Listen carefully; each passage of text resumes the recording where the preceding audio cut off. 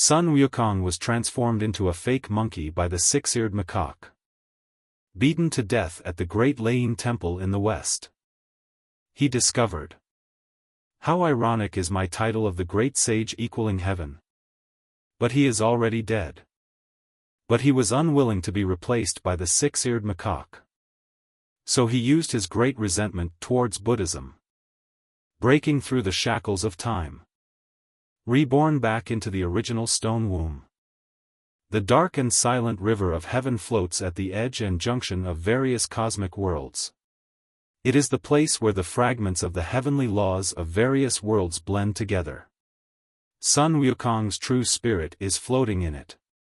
He has been floating like this for who knows how long.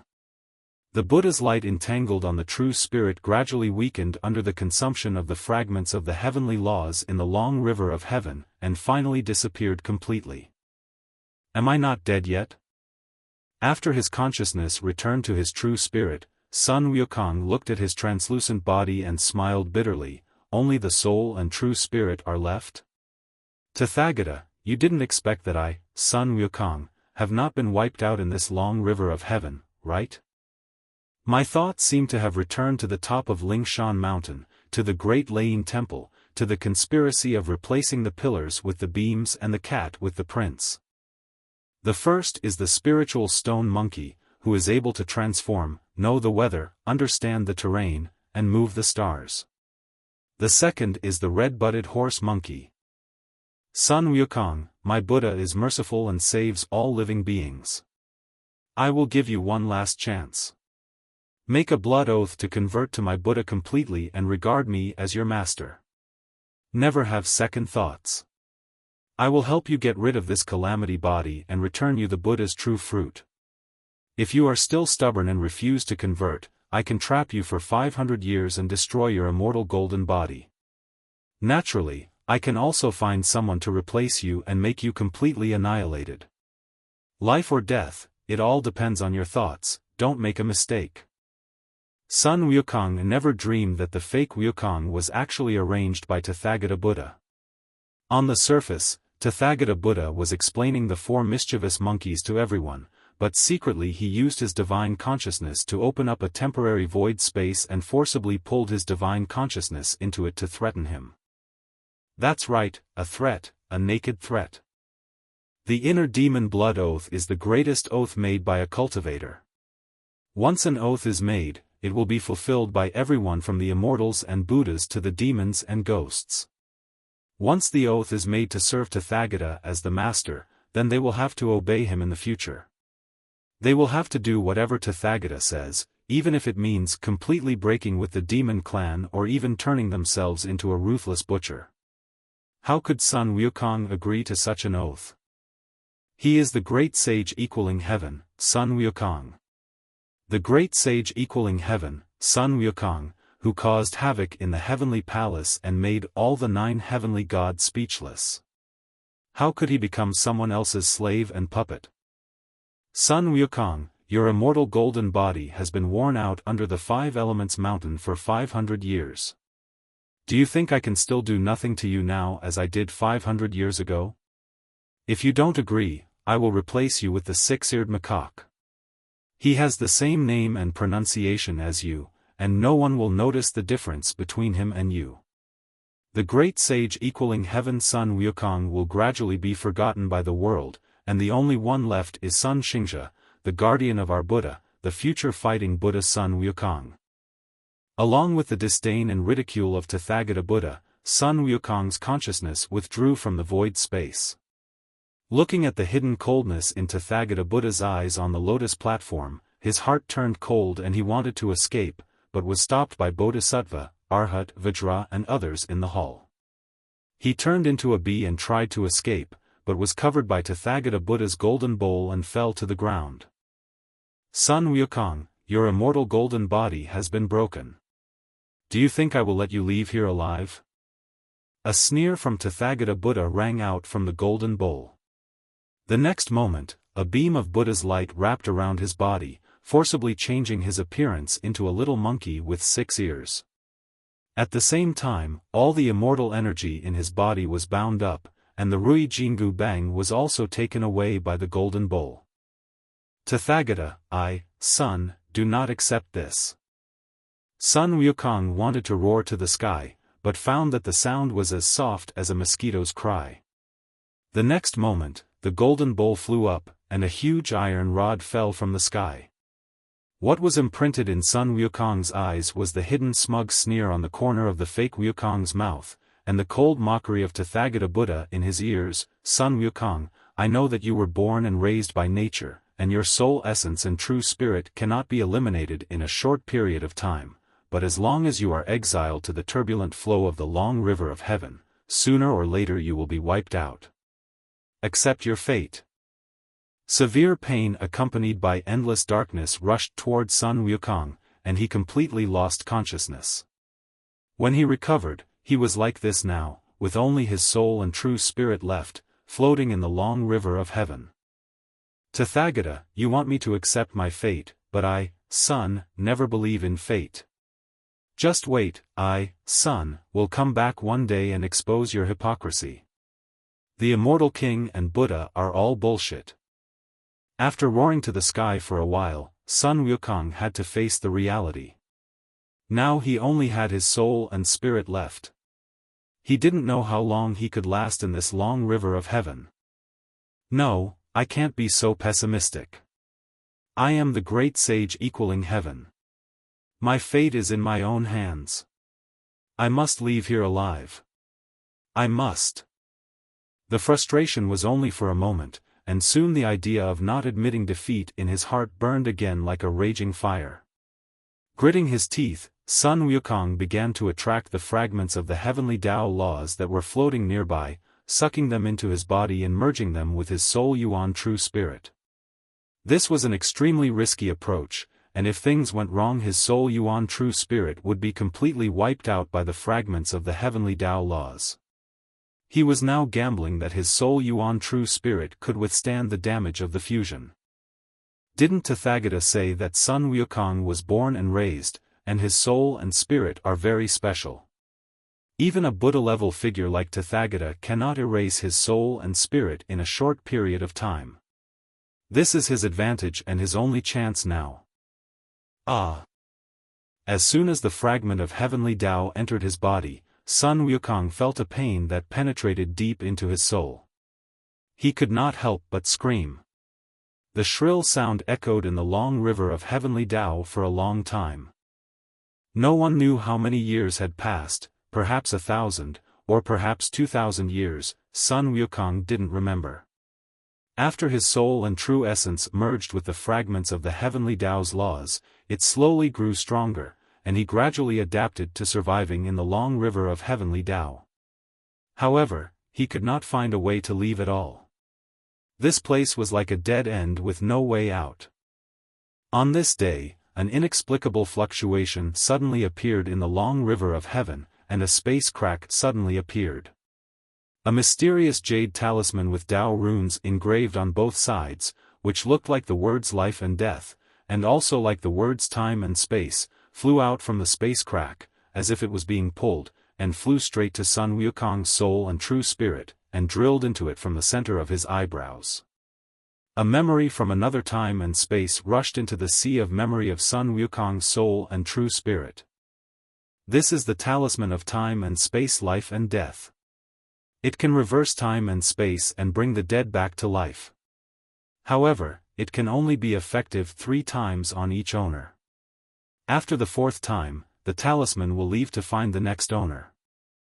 The previous owner of this talisman was named Lin Yi, a cultivator from a different time and space. That time and space had many myths and legends, including Journey to the West, conferred gods and even stories from ancient times. The myths and legends of Journey to the West were roughly the same as the experiences of Sun Wukong. As soon as the talisman entered the body, it immediately merged with Sun Wukong's soul and spirit. This was the treasure recognizing its master, and Sun Wukong became the new owner of the talisman of life and death of time and space. A brilliant divine light emerged from the Space-Time Life-Death Talisman, enveloping Sun Wukong's soul and spirit, forming a ball of light. The entire heavenly Tao river began to tremble, and a space-time crack appeared next to the ball of light. The next moment, the ball of light suddenly shrank and drilled into the space-time crack. The world of immortals on Earth, Dongsheng Shenzhou, Aolai Kingdom, and the top of Huagua Mountain. A space crack suddenly appeared next to a huge fairy stone, and a ball of light rushed out of it and sank into the fairy stone. Inside the stone womb, Sun Wukong opened his eyes, but the scene he saw shocked him. Wasn't this the stone womb where he was born? How did he return here again? Sun Wukong looked at himself. His meridians had basically taken shape, but his organs were not fully developed. The time and space life and death talisman was quietly floating in the Nagongwan between his eyebrows. Oh, right, this space-time life and death talisman can reverse time and space and bring the dead back to life. It looks like it brought me back to before I was born. Sun Wukong suddenly realized something, and then he was filled with joy. This was a chance for him to start all over again. Great, great. He had too many regrets from his previous life. Since the magic talisman gave him a chance to start over, he must make up for all the regrets from his previous life. Jade Emperor, Tathagata, just wait for me. For all the things in my past life, I will take them back from you bit by bit, tenfold. A roar filled with hatred and unruly anger burst out from Sun Wukong's mouth, echoed in the fairy stone, passed through the fairy stone and turned into a rumbling sound, echoing between the rocks on the peaks, lasting for a long time. After the roar, Sun Wukong gradually calmed down. To make up for the regrets of the previous life is not just talk, but also requires changing little by little, step by step. The fundamental purpose is to make himself stronger, strong enough, so that he will not be stepped on by others and will not be played around by others. In his previous life, Sun Wukong received the true teachings from Patriarch Bodhi, and his fighting power shook the heavens and the earth, but there were many people stronger than him. Not to mention Tathagata Buddha, the Bodhisattva Avalokitesvara alone was enough to suppress him so that he had no power to fight back. After being suppressed under the Five Elements Mountain for 500 years, his cultivation had not improved at all, and even the Vajra immortal body he had refined by eating golden elixirs was wiped out.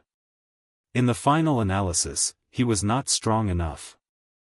Sun Wukong knew very well the fundamental reason for all this. It was because he was a demon, and demons were born lacking the most important heart meridian compared to humans. The cultivation methods of the ancient demon race had long been lost with the decline of the demon race's heaven. What are circulating now are the cultivation methods of the human race, which are designed according to the human meridians. When one's cultivation is not at a high level, the lack of this heart meridian has little impact. However, after entering the realm of Tai Sanxian, the defects brought about by the missing heart meridian become obvious. If one wants to make further progress, the time and energy spent will be several times that of humans. It can be said that without this crucial heart meridian, wanting to attain enlightenment and become a saint is basically wishful thinking. This missing heart meridian must be replenished, and now is the best opportunity to replenish the heart meridian. From ancient times to the present, only the goddess Nuwa and the emperors Di Jun and Dong Huang Tai from the ancient demon clan's heavenly court period had the bodies of celestial demons. Their internal meridians were no different from those of humans, so they were able to prove their truth and become saints. Later demon clan powers such as Demon Master Kunpeng and Kong Xian, although they were abnormally powerful, were ultimately unable to make further progress due to the lack of the crucial heart meridian. Because the meridians in the body are formed as soon as we are born, and it is basically a pipe dream to want to repair them later. The time and space life and death talisman brought Sun Wukong's soul and true essence back to the fairy stone before his birth, and merged with the soul and true spirit that was still in the gestation stage of this time and space, making him much stronger innately. Not to mention that he also had the memories of his previous life and the memories of different time and space brought by the talisman. Before he was born, he absorbed the essence of heaven and earth to complete the missing heart meridian. Then he could become a celestial demon with the body like the great goddess Nuwa, the Emperor Dijun, and the Emperor Tai, and he would no longer be restricted. He did it as soon as he thought of it.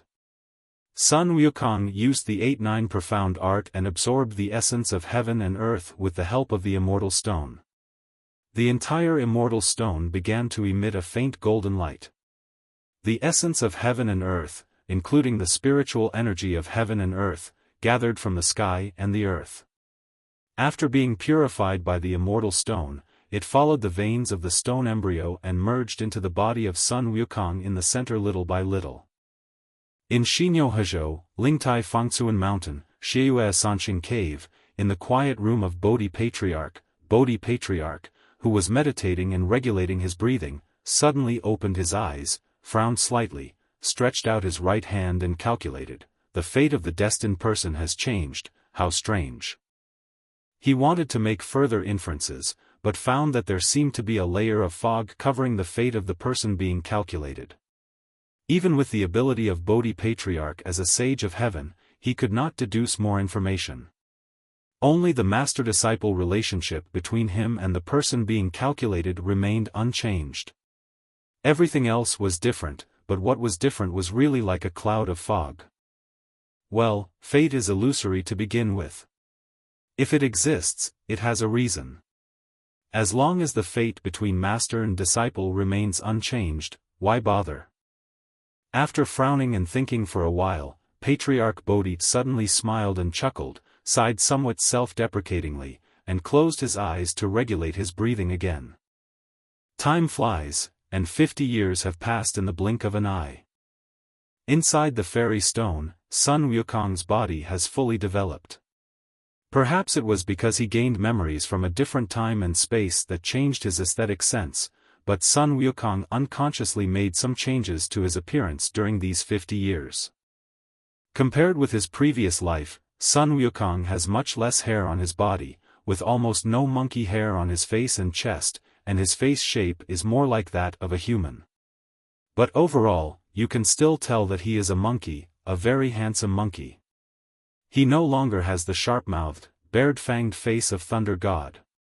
The title of the Monkey King is absolutely well-deserved. In addition to the changes in appearance, the most important thing is that the missing heart meridian has finally been completed. At the moment when his heart meridian was restored, Sun Wukong felt that the running of the 8-9 profound art in his body suddenly became smoother than ever before, and he also felt a sense of integration of the 72 transformations. In his previous life, every time he changed into human form, he could not get rid of his yellow hair, red buttocks, and tail. The most fundamental reason was that this was the secret of the human race's skills. The demon race, which lacked the key heart meridian, could not fully grasp its essence no matter how it practiced. But now it's different. Cracks began to appear in the patterns within the stone body of the immortal stone. The time of dormancy has passed, and it is time to welcome this world where immortals and Buddhas coexist and the strong survive. With a loud roar, the fairy stone shattered, and Sun Wukong leaped out of the stone womb, soaring dozens of feet into the air, tumbling twice before falling to the ground. Unlike his previous life when he could not control the energy in his body and his eyes emitted golden light that shot straight into the sky, this time, all of Sun Wukong's energy was firmly locked in his body without any leakage. Moreover, Sun Wukong had now reached the stage of refining the spirit and returning to the void, and was a human immortal. He only had to survive one of the 3 disasters and 9 difficulties, the Doomsday Thunder disaster, to be promoted to an earthly immortal. He was much stronger than his previous life. Except for the innate gods, other creatures who want to break through the limitations of life must absorb the essence of heaven and earth to transform themselves. This is the same in all worlds, but the realm divisions are different.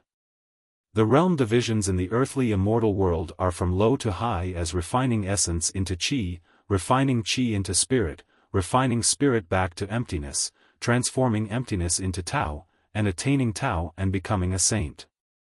The stage of refining essence into chi can be called the true person stage. The stage of refining chi into spirit is divided into two levels, ghost immortal and human immortal. The stage of refining spirit and returning to emptiness needs to go through three disasters, namely, the doomsday thunderstorm, the big day fire, and the black day wind disaster. The three disasters come once every 500 years. After surviving the doomsday thunderstorm, one is promoted to earth immortal. After surviving the big day fire, one is promoted to celestial immortal, and after surviving the black day wind disaster, one is promoted to Tai Sanxian and enters the stage of transforming into emptiness and merging with the Tao. The stage of transforming into emptiness and merging with the Tao is divided into three levels, Tai Sanxian, Tai Jingxian, and Daluo Jingxian. The process of merging with the Tao is the process of beheading the three corpses.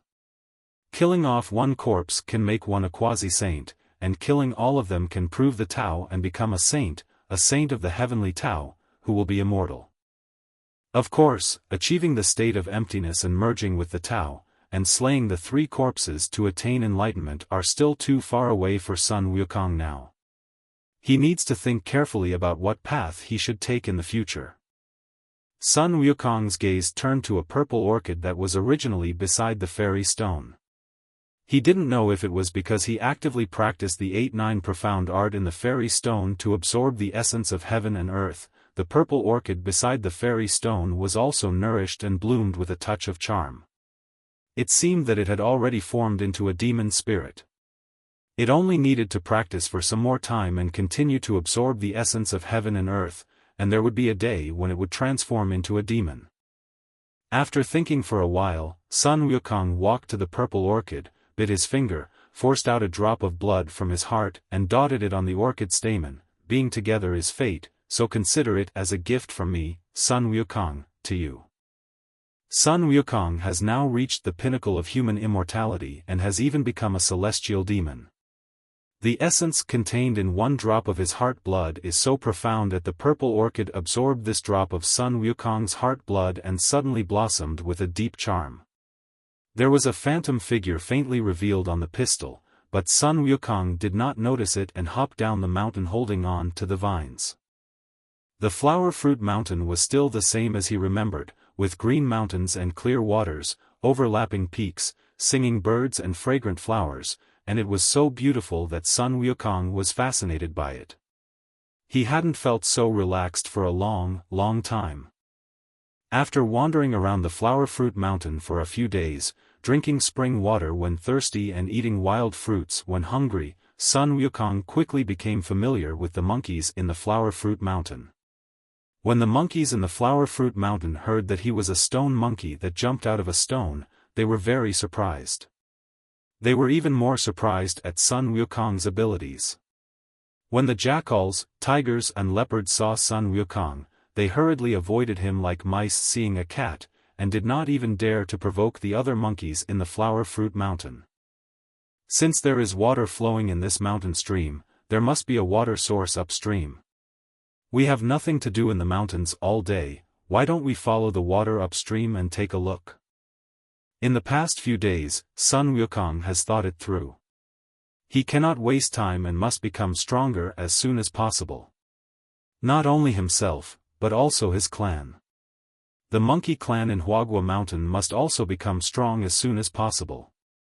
First of all, they need a place to settle down. The Water Curtain Cave is his foundation, the foundation of the entire Huagua Mountain monkey clan. The sooner it is discovered, the better. Then let's go and take a look. The monkeys didn't know that Sun Wukong was deliberately guiding them. They nodded one after another and then, under the leadership of Sun Wukong, followed the water flow upstream and found a waterfall. Sun Wukong knew that behind it was the Water Curtain Cave, but the monkeys didn't know. They played and frolicked in front of the waterfall and swam in the pool under the waterfall. Strange, there is no water flowing above this waterfall. The waterfall seems to have grown out of thin air on the cliff. Where is the source? After playing for a while, the oldest monkey in the group raised a question. Yes, where is the water source? The monkeys all scratched their heads and ears, showing their curiosity. It should be behind the waterfall. If anyone is able to get in safely and see where the source is, we will make him our king. How do you think? It was still the old monkey who spoke, and he glanced at Sun Wukong intentionally or unintentionally. The old monkey had long noticed the extraordinary ability that Sun Wukong had shown over the past few days, and he wanted to test Sun Wukong's real ability. In his previous life, Sun Wukong did not care about this, but he is no longer the ignorant stone monkey in his previous life. There is a gleam of wisdom in the eyes of this old monkey. He is a wise man among the monkeys. He sees his own extraordinariness and wants to see if he has the ability to lead the monkeys. For the monkey group to develop, it needs a strong enough leader. The distance from the high platform on the side of the pool to the waterfall is dozens of feet. Even with the help of long vines, it is impossible to jump so far. Monkeys with this ability are definitely not ordinary monkeys. The old monkey is very clear about this. This happened to be what Sun Wukong needed. After several monkeys who thought they were strong failed in succession, Sun Wukong stood out from the crowd and said, "I'll try." With an easy leap, Sun Wukong passed through the waterfall and jumped into the water curtain cave. There was an iron bridge extending into the cave. The water under the bridge was connected to the East China Sea. The water rushed in from the East China Sea, passed under the bridge, hit the stone hole, and went straight to the top of the cliff and hung upside down to form a waterfall, covering the entrance to the water curtain cave. The blessed land of Huagua Mountain, the heavenly world of Water Curtain Cave. Sun Wukong looked at the large characters on the stone tablet just above the cave on the other side of the iron bridge, deep in thought. In his previous life, when he discovered this Water Curtain Cave, he was overjoyed and thought it was a natural habitat given by God to the monkeys of Mount Huagua. He did not think too deeply about it. However, after experiencing 2 life and death catastrophes, especially inheriting Lin Yi's memories, when he looked at this water curtain cave again, he felt that it was extraordinary. This must be the residence of some powerful being. It is hidden so cleverly. Who knows, it might contain some shocking secrets. The long vine in the memory had not appeared yet. Perhaps because the discovery of the water curtain cave was a little earlier, the long vine had not yet grown. Sun Wukong had to pull a long vine from the top of the cliff above the waterfall and lead the monkeys into the water curtain cave. According to the agreement, the monkeys regarded Sun Wukong as their king and named him the Monkey King. They celebrated for 3 days and 3 nights. On the morning of the 4th day, Sun Wukong gathered all the monkeys together. Although we have obtained this blessed land, free from the bullying and restraint of birds and insects, as the old saying goes, if you don't think about the future, you will have immediate worries. This also applies to us monkeys. We have a limited lifespan. If we let time pass by, we will eventually die when we are old and weak. When the time comes, our souls will return to the underworld, and this blessed land will become someone else's residence. After Sun Wukong said this, the monkeys suddenly quieted down. The more they thought about it, the sadder they became. They all covered their faces and cried. Only the old monkey who had tried to test Sun Wukong before had a gleam of light in his cloudy eyes. He coughed lightly and stood up. "Your Majesty, you have foresight. I can't wait. Since your Majesty has already considered this, you must have a good plan. Why don't you tell us how to avoid the disasters of birth, aging, sickness and death?" Sun Wukong glanced at the old monkey, nodded slightly, and said loudly, "Everything in the world has a lifespan, but the length is different. If you want to increase your lifespan, you must absorb the essence of heaven and earth to temper yourself, constantly break through the boundaries of your own life, and reach a higher level of life. In this world, only immortals, Buddhas and saints can transcend the limits of lifespan and are not controlled by the king of hell. They can all live forever. What we need to do now is to practice hard, absorb the spiritual energy of heaven and earth to temper ourselves, and increase our lifespan until we can transcend the ordinary and become saints, break through the mortal world and ascend to immortality. Only in this way can we truly roam freely between heaven and earth. In fact, Sun Wukong knew very well that immortality did not mean immortality. Even if he did not encounter the killing of others, there were still 3 disasters and 9 difficulties waiting for him. However, for the monkey clan, these were too far away. They had to reach the realm of immortality first. No matter how much he said now, they would not be able to understand it if they did not reach that realm. After hearing what Sun Wukong said, the monkey's sorrow disappeared and they became cheerful again. The old monkey spoke again, but we don't know how to practice. It's too slow to absorb the essence of the sun and the moon by instinct. Do you have any good ideas, my king? That's exactly what I want to say. As you all know, I am a stone monkey born from heaven. When I was born, I was already at the peak of human immortality. I only need to accept the test of the doomsday thunderstorm to reach the realm of immortality. I have a set of spells that you can practice. Although they are not the most suitable, as long as you practice diligently, immortality is not just a dream. Now I ask you one question, do you want it? Sun Wukong's lips curled up into a meaningful smile. What he wanted to teach the monkeys was the 8-9 profound art that he practiced, but this technique required extremely high qualifications, and those who were not qualified would get half the result with twice the effort when practicing it, so he simplified it. Practicing it might not achieve the effect of the complete version of the 8-9 profound art, but it would be much easier to break through the mortal world and ascend to immortality. As for what realm they could reach, it depended on the luck of these monkeys. After passing the secret formula of the technique to the monkeys and asking them to start practicing slowly, Sun Wukong wandered around in the water curtain cave alone. The stone tables, stone benches, stone ladles and stone bowls in the water curtain cave were obviously left by their predecessors. This water curtain cave must have a previous owner, but no one knew who it was.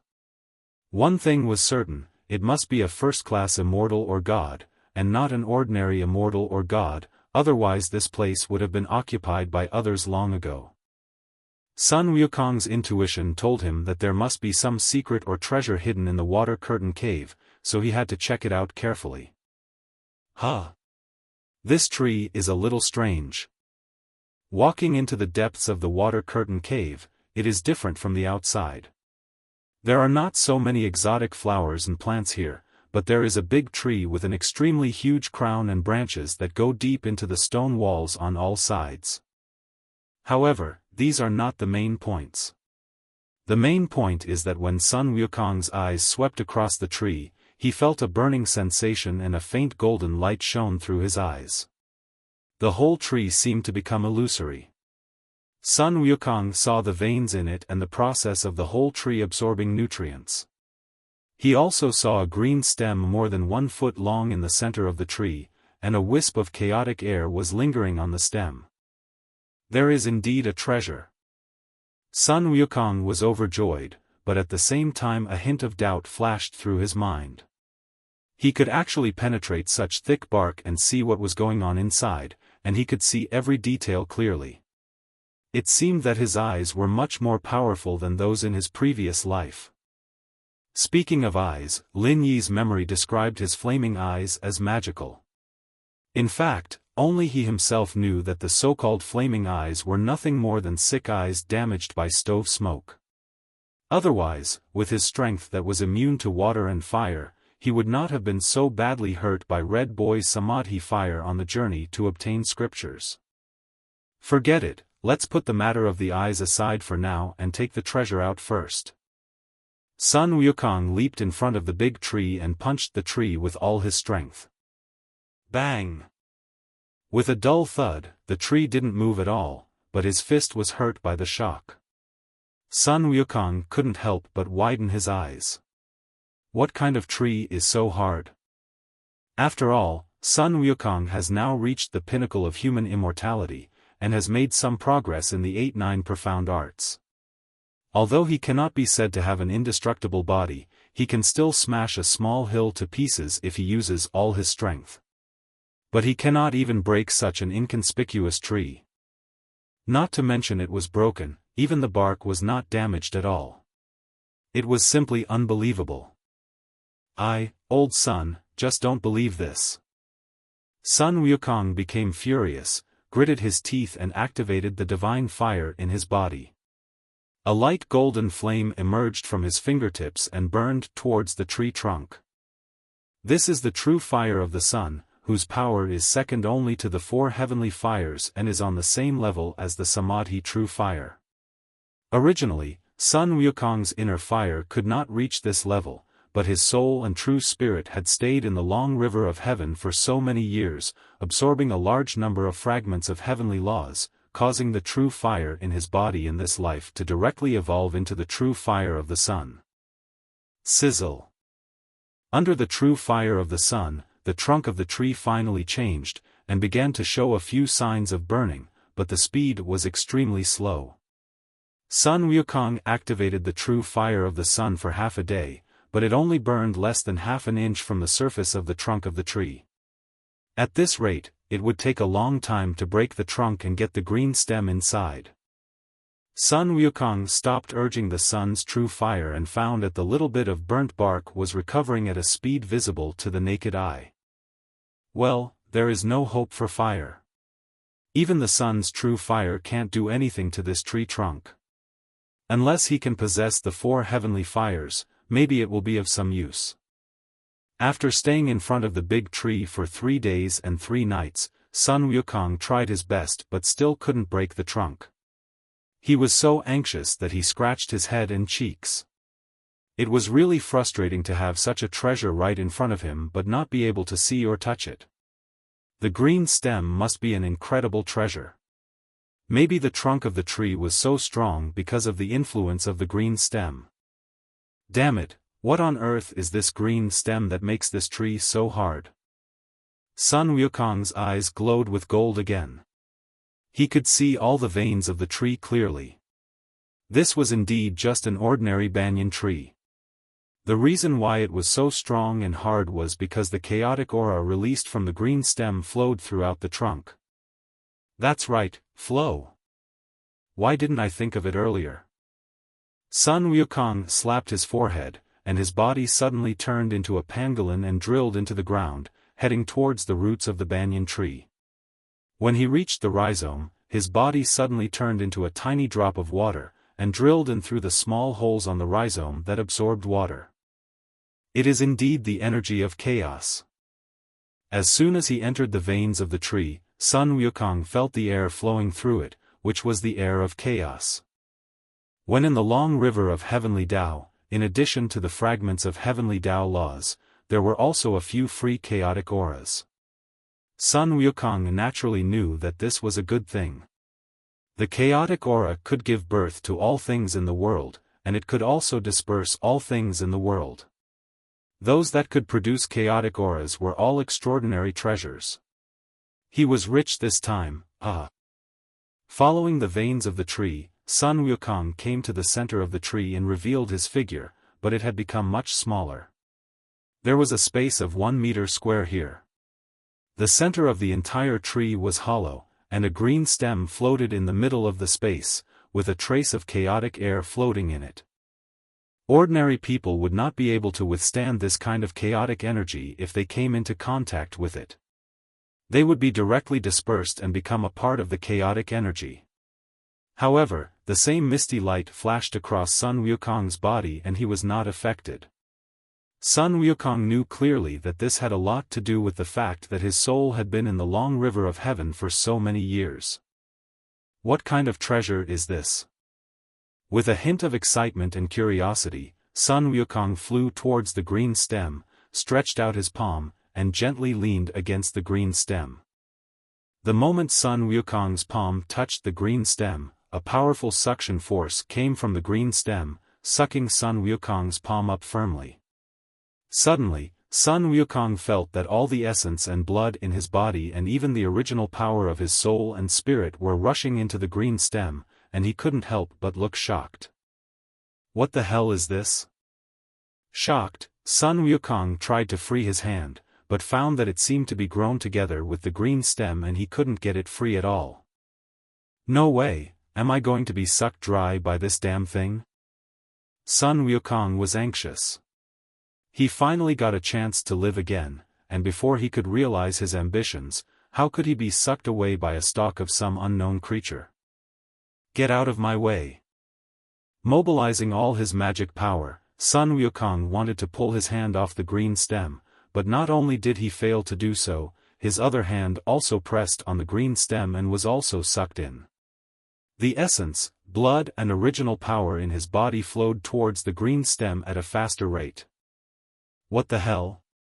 Why is it that the more I struggle, the tighter I suck? Sun Wukong put his feet on the green stem and tried to pull his hands out, but he couldn't pull them off. He wanted to put his feet down, but he found that his feet were also sucked in. It's over. Feeling the essence and original power in his body flowing towards the green stem at a terrifying speed, Sun Wukong was already in despair. It was such a miserable death. He died before he could accomplish his mission. It is a hero who always sheds tears. As his essence, blood and original power were lost, Sun Wukong began to feel dizzy. His originally plump body shriveled up at a speed visible to the naked eye. The mighty Monkey King became skin and bones. Fortunately, the green stem seemed to have absorbed enough essence, blood and original power, and the absorption speed gradually slowed down. However, Sun Wukong could no longer hold on and fainted with his eyes rolled back. The future Monkey King, the existence that made all gods and Buddhas tremble, was knocked unconscious by a green stem at this moment. However, after Sun Wukong fainted, the green stem completely stopped absorbing his essence, blood, and original power. It turned into a green light and drilled directly into his body from the palm of his right hand. Sun Wukong's originally shriveled body swelled up again like a balloon. The essence, blood, and original power that had been sucked away returned to his body, and it was completely restored to its original state, as if the essence, blood, and original power had never been sucked away. Half a day later, Sun Wukong woke up from his coma and opened his eyes in a daze. I'm not dead. Not good. Suddenly, Sun Wukong seemed to remember something and jumped up, hitting his head on the top of the space in the center of the tree. He staggered but seemed to feel nothing. He hurriedly checked the time and space life-and-death talisman in the mud palace pill between his eyebrows. He breathed a sigh of relief after seeing it. Fortunately, I didn't use up the chance to save my life. If I had wasted the chance to save my life with the magic talisman, it would have been such a loss. Hey, where is the stalk? When he looked up, Sun Wukong discovered that the green stem had disappeared. He looked at his whole body and found no signs that his essence, blood and original power had been sucked away. It was as if everything that had happened before was a complete illusion. No, it's definitely not an illusion. Where did the stalk go? Sun Wukong's eyes lit up with golden light. He scanned every corner of the tree, but did not find the whereabouts of the green stem. He felt even more puzzled. How could the green stem disappear like that? Wait, could it be that it has drilled into my body? Such a thought suddenly flashed through Sun Wukong's mind, and he quickly closed his eyes and looked inward. He was shocked when he saw that the green stem had really run into his body and was floating in his Dantian Chi Sea, quietly emitting traces of chaotic mist. If he hadn't looked inward, he would not have been able to discover it. Although the green stem entered Sun Wukong's body, he could not control it at all. Even his perception was extremely weak. If he had not looked inside, he would not have noticed that it had entered his body. He wanted to control the energy in his body to approach the green stem, but was blocked outside by the chaotic mist emanating from the green stem and could not touch it at all. Well, I have invited a big shot. Sun Wukong shook his head in self-mockery. He had put in so much effort and nearly lost his life. In the end, he didn't even know what kind of treasure the green stem was or what abilities it had. No matter how he looked at it, he felt at a disadvantage. Forget it. It was an accidental discovery. Maybe it will come in handy someday, so I'll just let it stay in the body. With a flash, he turned into a tiny water drop. Sun Wukong followed the veins of the tree and drilled out from the roots. He turned into a pangolin again and drilled out of the ground. He changed back to his original form and walked towards the lobby of the water curtain cave. Some of the monkeys were practicing, while others could not bear the loneliness of practicing and started playing in the water curtain cave and in the waterfall pool outside the door. Sun Wukong shook his head when he saw this. The master only led the monkeys to the door, but practicing still depended on oneself. He had already given the practice methods to the monkeys, but whether they could be patient enough to practice was not something he could control. After asking the playful monkeys to gather all the monkeys, Sun Wukong said, "My king, I have decided to go out and learn skills, seek out a famous teacher and become an immortal. When I learn a lot of profound skills, I will become immortal and become an immortal. Then I will come back to teach the children and live as long as the heavens together." The monkeys were overjoyed when they heard this, scratching their ears and clapping their hands in praise. Okay. Let's pick some fruits and food tomorrow and prepare a banquet to send the king off to search for immortals and learn about Taoism. The next morning, the monkeys picked various fruits from all over the flower fruit mountain and arranged them neatly in the water curtain cave together with fine wine. They honored Sun Wukong with a seat of honor and feasted for the whole day. On the morning of the third day, Sun Wukong rode the bamboo raft that the monkeys had made for him out to sea and headed straight for the depths of the sea. Sun Wukong has already made up his mind to go to Patriarch Bodhi to learn skills. He learned all his skills from Patriarch Bodhi in his previous life. Moreover, Sun Wukong has always had a feeling that Patriarch Bodhi is unfathomable, similar to the feeling he had when facing Buddha Tathagata. He can definitely learn a lot of skills from Patriarch Bodhi. All the defects of the previous life must be made up. Sun Wukong does not want to be slapped down like a fly by the Buddha again. Originally, Sun Wukong could have used his somersault cloud to go directly to Shinyo-Hajo, but he changed his mind and stopped. The realm of Tathagata Buddha is that of a heavenly saint, and Patriarch Bodhi is probably not much worse.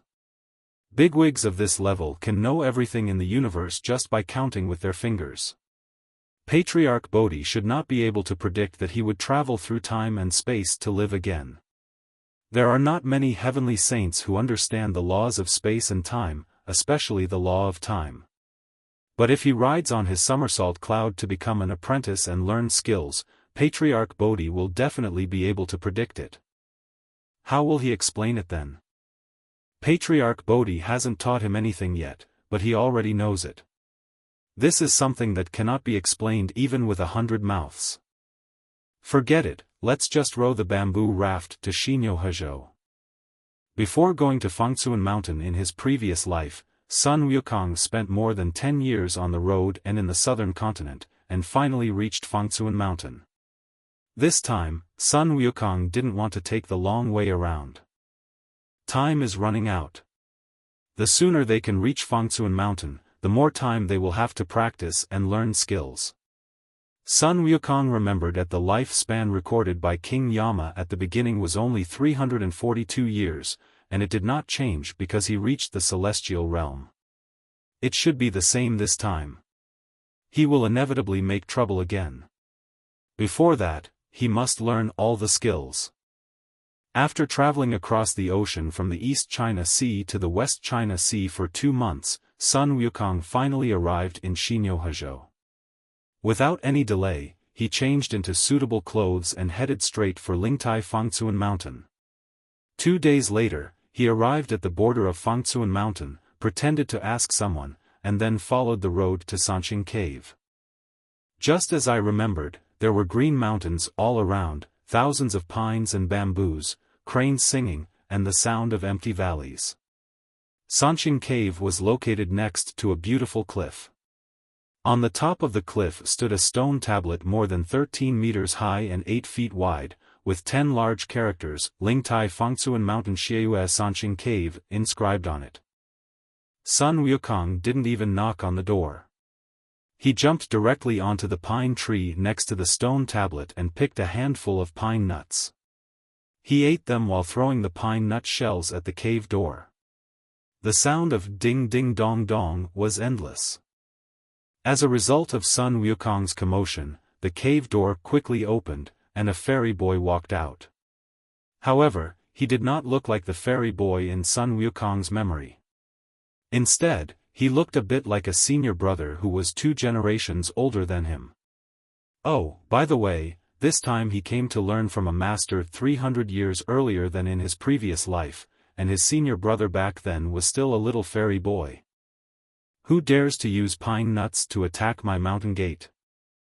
The fairy boy looked at the pine nut shells all over the ground, frowned slightly, and shouted in an annoyed voice.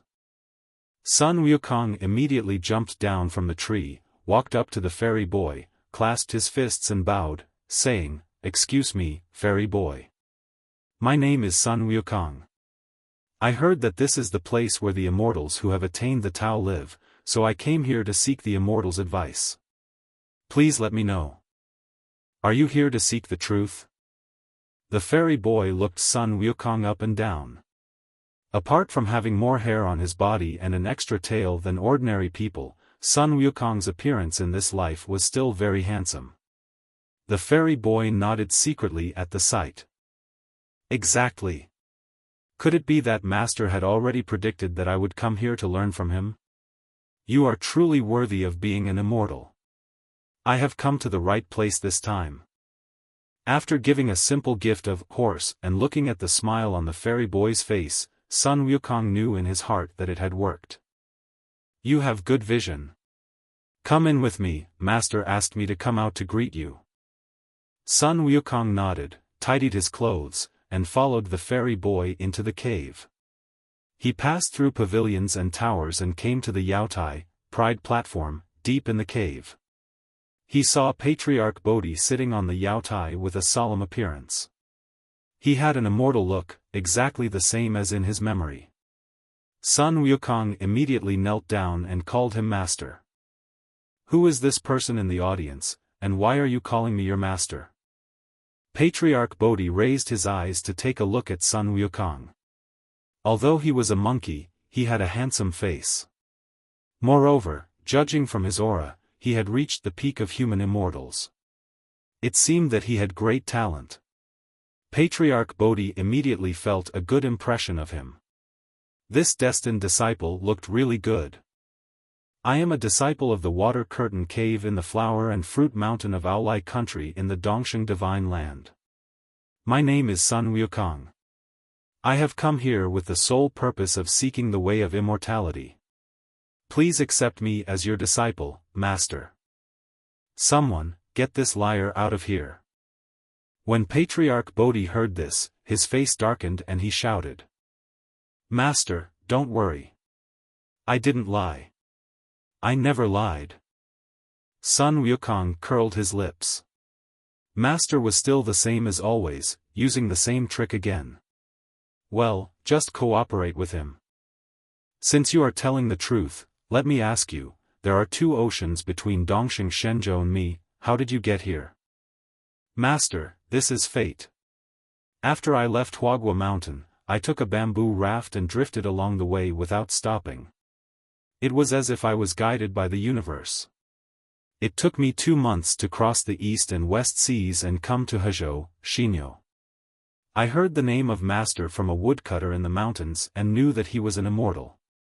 So I came here with piety, hoping that Master would accept me as a disciple so that I can hear the voice of heaven soon. It can be said that what Sun Wukong said was exactly what Patriarch Bodhi wanted. He had just secretly calculated with his fingers that this destined disciple had indeed come all the way across the ocean on a bamboo raft. Although his cultivation had reached the peak of human immortals, he did not use any magic. It seemed that he had a simple and honest mind. As for what Sun Wukong said about there being guidance in the dark, this is not difficult to understand. He is the destined disciple of Patriarch Bodhi. This is the so-called destiny. Well, since it is destiny, we should obey it. I will accept you as my disciple. Wukong, there are 12 generations in my sect, namely Guang, De, Ji, Hui, Zhen, Ru, Xing, Hai, Ying, Wu, Yuan, Ju. You should have been in the Ying generation, but since you already have a name, and it just happens to have the word Wu, I think it is destined by heaven, so I will not change it. I will use your name as my Dharma name, and call you Sun Wukong. What do you think? Thank you, Master, for giving me the Dharma name.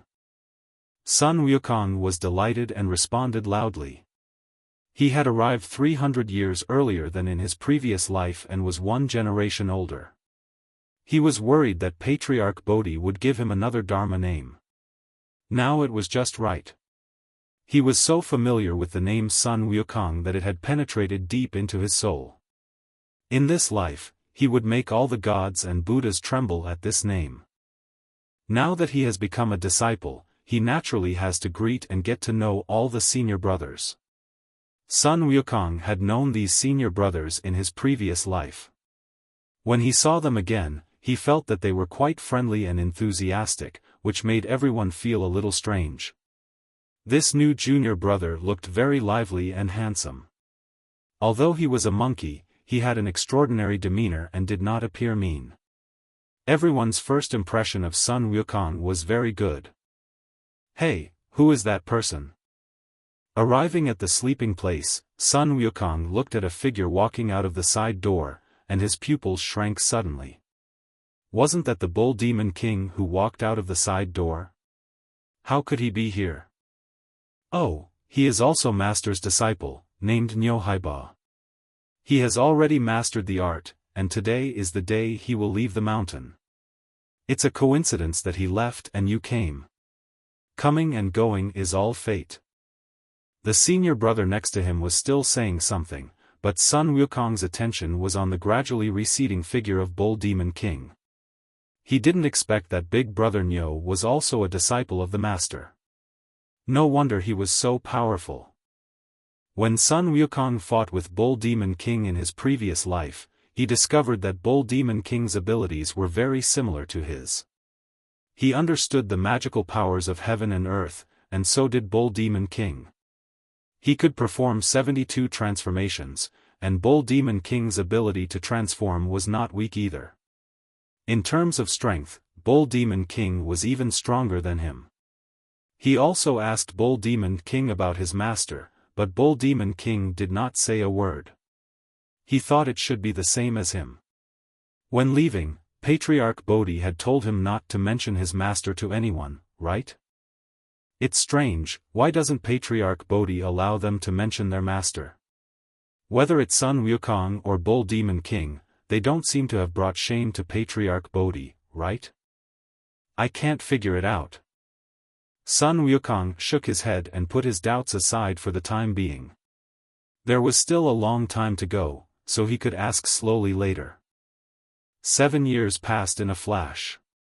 During these 7 years, Sun Wukong, apart from cleaning, tending flowers and trees, diving and carrying firewood with his fellow disciples, also read the scriptures in the library in the cave, which were all about formations, prohibitions, and introductions to all things in the universe. If these scriptures were in his previous life, Sun Wukong would definitely not have the patience or interest to slowly read and study them. But this life is different. There are thousands of ways to achieve enlightenment. Before finding the path that suits you best, it is always good to learn more so that you won't suffer losses in the future. One day 7 years later, Patriarch Bodhi finally asked Sun Wukong what skills he wanted to learn. Sun Wukong refused to learn anything, which made Patriarch Bodhi so angry that he scolded him and hit him on the head 3 times. He then walked into the middle door with his hands behind his back and closed the door. The fellow brothers were shocked and angry, but as they had a good relationship with Sun Wukong over the years, they just complained a few words and then dispersed. In the middle of the night, Sun Wukong quietly got up and entered Bodhi Patriarch's room through the half-open back door. He saw Bodhi Patriarch lying on his side on the bed, sleeping soundly. Sun Wukong did not urge him. He knelt down in front of the bed and waited quietly. After a while, Bodhi Patriarch stretched his legs, woke up, and began to chant to himself. Difficult. Difficult. Difficult. The Tao is the most mysterious. Don't take the golden elixir lightly. If you don't meet a wise man to pass on the secret, your words will be useless and your mouth will be tired and your head will be dry. Well, it still means this: time and space will change, but some things will remain in their original state. Sun Wukong secretly laughed in his heart, but he replied respectfully, "Master, I am here to listen to your teachings." "It's Wukong, why are you here in the middle of the night?" Patriarch Bodhi put on his robes and sat cross-legged as if he had just discovered Sun Wukong. "Master knocked on my head 3 times and closed the middle door. Didn't he want me to come in through the back door at 3 o'clock in the morning to teach me the secrets of the martial arts? Master, isn't this a good guess?" Sun Wukong chuckled. "You are quite clever. Well, we are destined to be master and disciple, so I will teach you the secret of immortality." What Patriarch Bodhi passed on to Sun Wukong was the 8-9 profound art. Sun Wukong had already mastered the 8-9 profound art to a small degree of success. However, he could not tell this to Patriarch Bodhi as it was difficult to explain. Some things should not be told to outsiders. One cannot eat hot soup in a hurry. This was something Sun Wukong knew very well. After enduring for a year, Sun Wukong finally released the suppression of his cultivation and began to break through from the peak of human immortal to earthly immortal. The heavenly Tao immediately sensed his breakthrough. Rumbling thunder sounded outside the 3 stars cave heaven. A large mass of dark thunderclouds gathered in the sky of the 3 stars cave heaven. The sound was extremely terrifying, but not a trace of lightning struck down, as if blocked by some invisible force. Sun Wukong knew clearly that it was the protective barrier of the 3 stars cave heaven that blocked his breath, but as long as he took a step forward, the doomsday thunder disaster would immediately come. Patriarch Bodhi called Sun Wukong to his side and said, "Wukong, how is your practice of Xian Gong going?" "I have reached the state of perfection. I will soon experience the doomsday thunderstorm, one of the 3 disasters and 9 tribulations." "Oh? You, a monkey, actually know about the 3 disasters and 9 tribulations?" Patriarch Bodhi looked at Sun Wukong with some surprise. He was just about to explain this knowledge to Sun Wukong. "Of course I know. Since we are cultivating extraordinary ways, we naturally cannot be muddle-headed. I have read a lot of ancient scriptures in the library in the past few years. Cultivators encounter 3 disasters every 500 years. If you can survive them, your cultivation will increase and your lifespan will be as long as the sky. If you can't survive them, you will die. This is the first disaster, the doomsday thunderstorm. After surviving it, you can be promoted to an earthly immortal." Sun Wukong chuckled. In fact, he didn't need to read this knowledge at all, as it had already been engraved in his memory. However, this explanation was reasonable to Patriarch Bodhi. "Good, you are smart and eager to learn. I was right about you. Since you know about the 3 disasters and 9 difficulties, you should know that it is not easy to avoid disasters. Can you learn how to avoid disasters from the scriptures?" "I was just about to ask Master." "Okay. I have 2 magical transformation methods here. After learning them, you can avoid the 3 disasters and 9 difficulties, and the karma will not occupy an inch of your body. I wonder which one you would like to learn." "Master, may I ask what 2 magical powers you have acquired?" "The 36 transformations of the Heavenly Gang and the 72 transformations of the Earthly Phi." "Master, can I learn everything at once?" Ouch! Before Sun Wukong could finish his words, he was hit hard on the head by Patriarch Bodhi. "You greedy monkey. It's a blessing to be able to learn one of the two magical powers of Tiangang and Disha. You actually want to learn both. Aren't you afraid that you will learn something weird? What's more, although you look like a human, you are not a human. You have one less meridian than humans. It's easy to learn but difficult to master." Sun Wukong knew that what Patriarch Bodhi was talking about was the heart meridian that the demon race lacked compared to humans. Whether it was the 36 transformations of the heavenly gang or the 72 transformations of the earthly evils, they were all methods of magical transformation prepared for the human race. It was not that the demon race could not learn them, but it was difficult for them to learn them to the extreme and grasp their true essence. Just like Patriarch Bodhi said, it is easy to learn but difficult to master. However, this was not a problem for Sun Wukong. The missing heart meridian in his body had already been restored, and he had mastered the essence of the 72 earthly transformations. What he really wanted to learn was the 36 heavenly transformations. "Master, you haven't even taught me yet, how do you know I can't learn it?" "The master leads the way, but the practice is up to the individual. Just teach me. If I can't learn it, it's my own incompetence, not the master's." Sun Wukong looked at Patriarch Bodhi with a flattering expression and hope. "Well, since you said so, I will teach you these two magical transformations. How much you can learn depends on your luck. Come closer and listen." Patriarch Bodhi sighed softly. Among his many disciples, Sun Wukong was the most talented and the most eccentric. Other disciples were respectful when they saw him, but Sun Wukong was the only one who dared to smile at him. This made Patriarch Bodhi feel the warmest. Looking at Sun Wukong's eager eyes, he softened his heart and agreed. However, he still gave him a warning after teaching him the magic. "Don't leave the cave before you learn it. Remember. Remember. Both the 36 transformations of Tiangang and the 72 transformations of Disha are methods of magical transformation. Only after learning them can one successfully and effectively avoid the harm of the three major disasters. Sun Wukong's Doomsday Thunder disaster is just outside the Three Stars Cave Heaven. Once he steps out of the Three Stars Cave Heaven, the Doomsday Thunder disaster will come immediately. The three major disasters test not only the strength of the physical body, but also the strength of the soul and true spirit.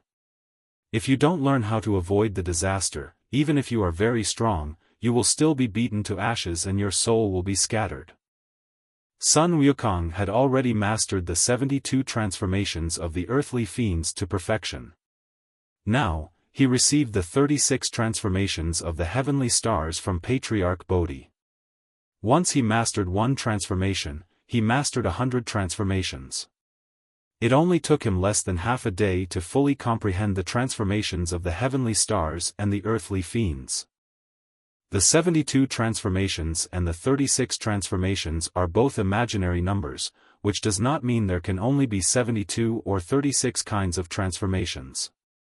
72 is the number of earthly evils, and 36 is the number of heavenly powers. The two methods of transformation just have different focuses. The 72 transformations of the earthly fiends are form-intensive and easy to learn but difficult to master. If one has not mastered the profound aspects, the things produced are often tangible but soulless. However, they are enough to confuse the enemy, but one cannot retain one's original abilities. It is like turning into a bee, and the body will become as fragile as a bee. If one is slapped in the face, one will be seriously injured if not killed. If one turns into a sharp blade, it will not be as sharp as a blade.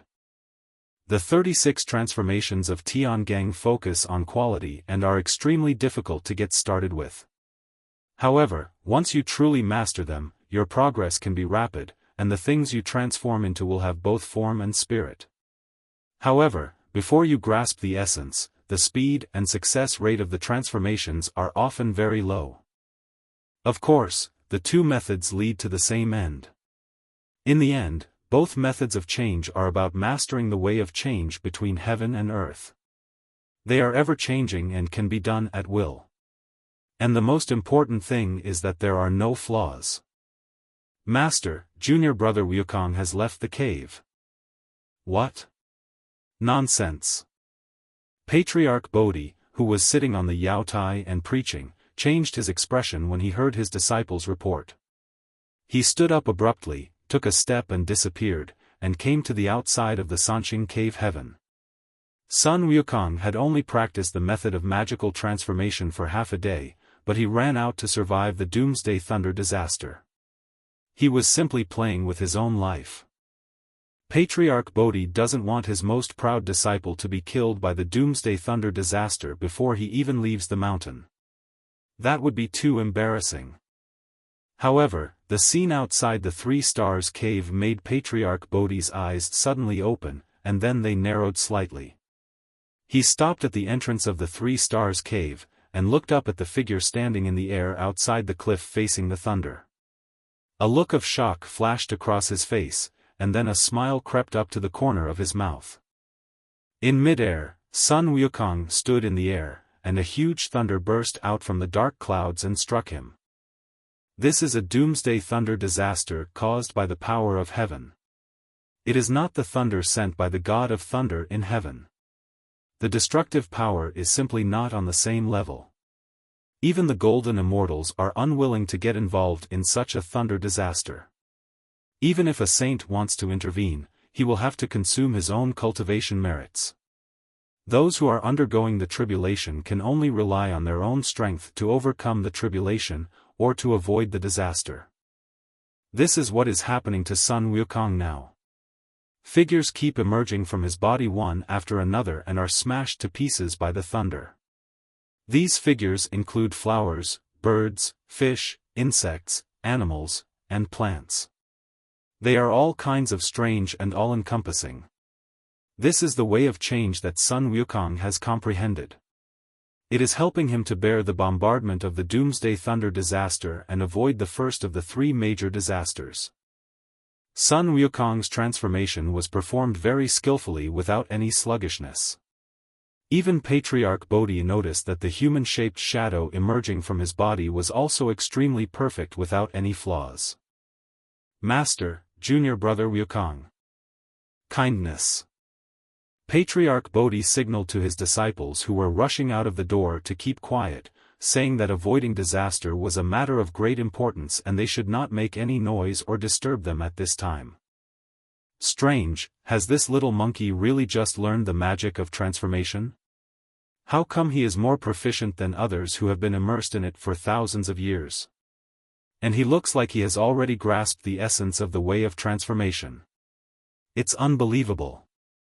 The layman sees the excitement while the expert sees the doorway. The disciples only thought that Sun Wukong was very powerful in performing the transformation magic, as he had avoided such a severe Doomsday Thunder disaster. However, Patriarch Bodhi saw the essence beneath the surface. Sun Wukong might be a genius, as he had learned the 36 heavenly transformations and the 72 Disha transformations in just half a day. However, to reach the current level of mastering the essence of the way of transformation, it takes more than just intelligence. Compared with humans, the demon race lacks the most important heart meridian, so the demon race will never be able to practice the human race's skills to the extreme. The 36 transformations of Tiangang and the 72 transformations of Disha are both the human race's top magical powers, but Sun Wukong was able to integrate these two magical powers and grasp the essence. This is absolutely abnormal. Unless, this little monkey is the legendary celestial demon. An unprecedented gleam of brilliance flashed across Patriarch Bodhi's eyes, and his long calm heart began to waver again. If Sun Wukong really was a celestial demon, then the opportunity he had been waiting for many years might really have come. Sun Wukong had no idea what Patriarch Bodhi was thinking. At this moment, all his energy was focused on dealing with the Doomsday Thunder disaster.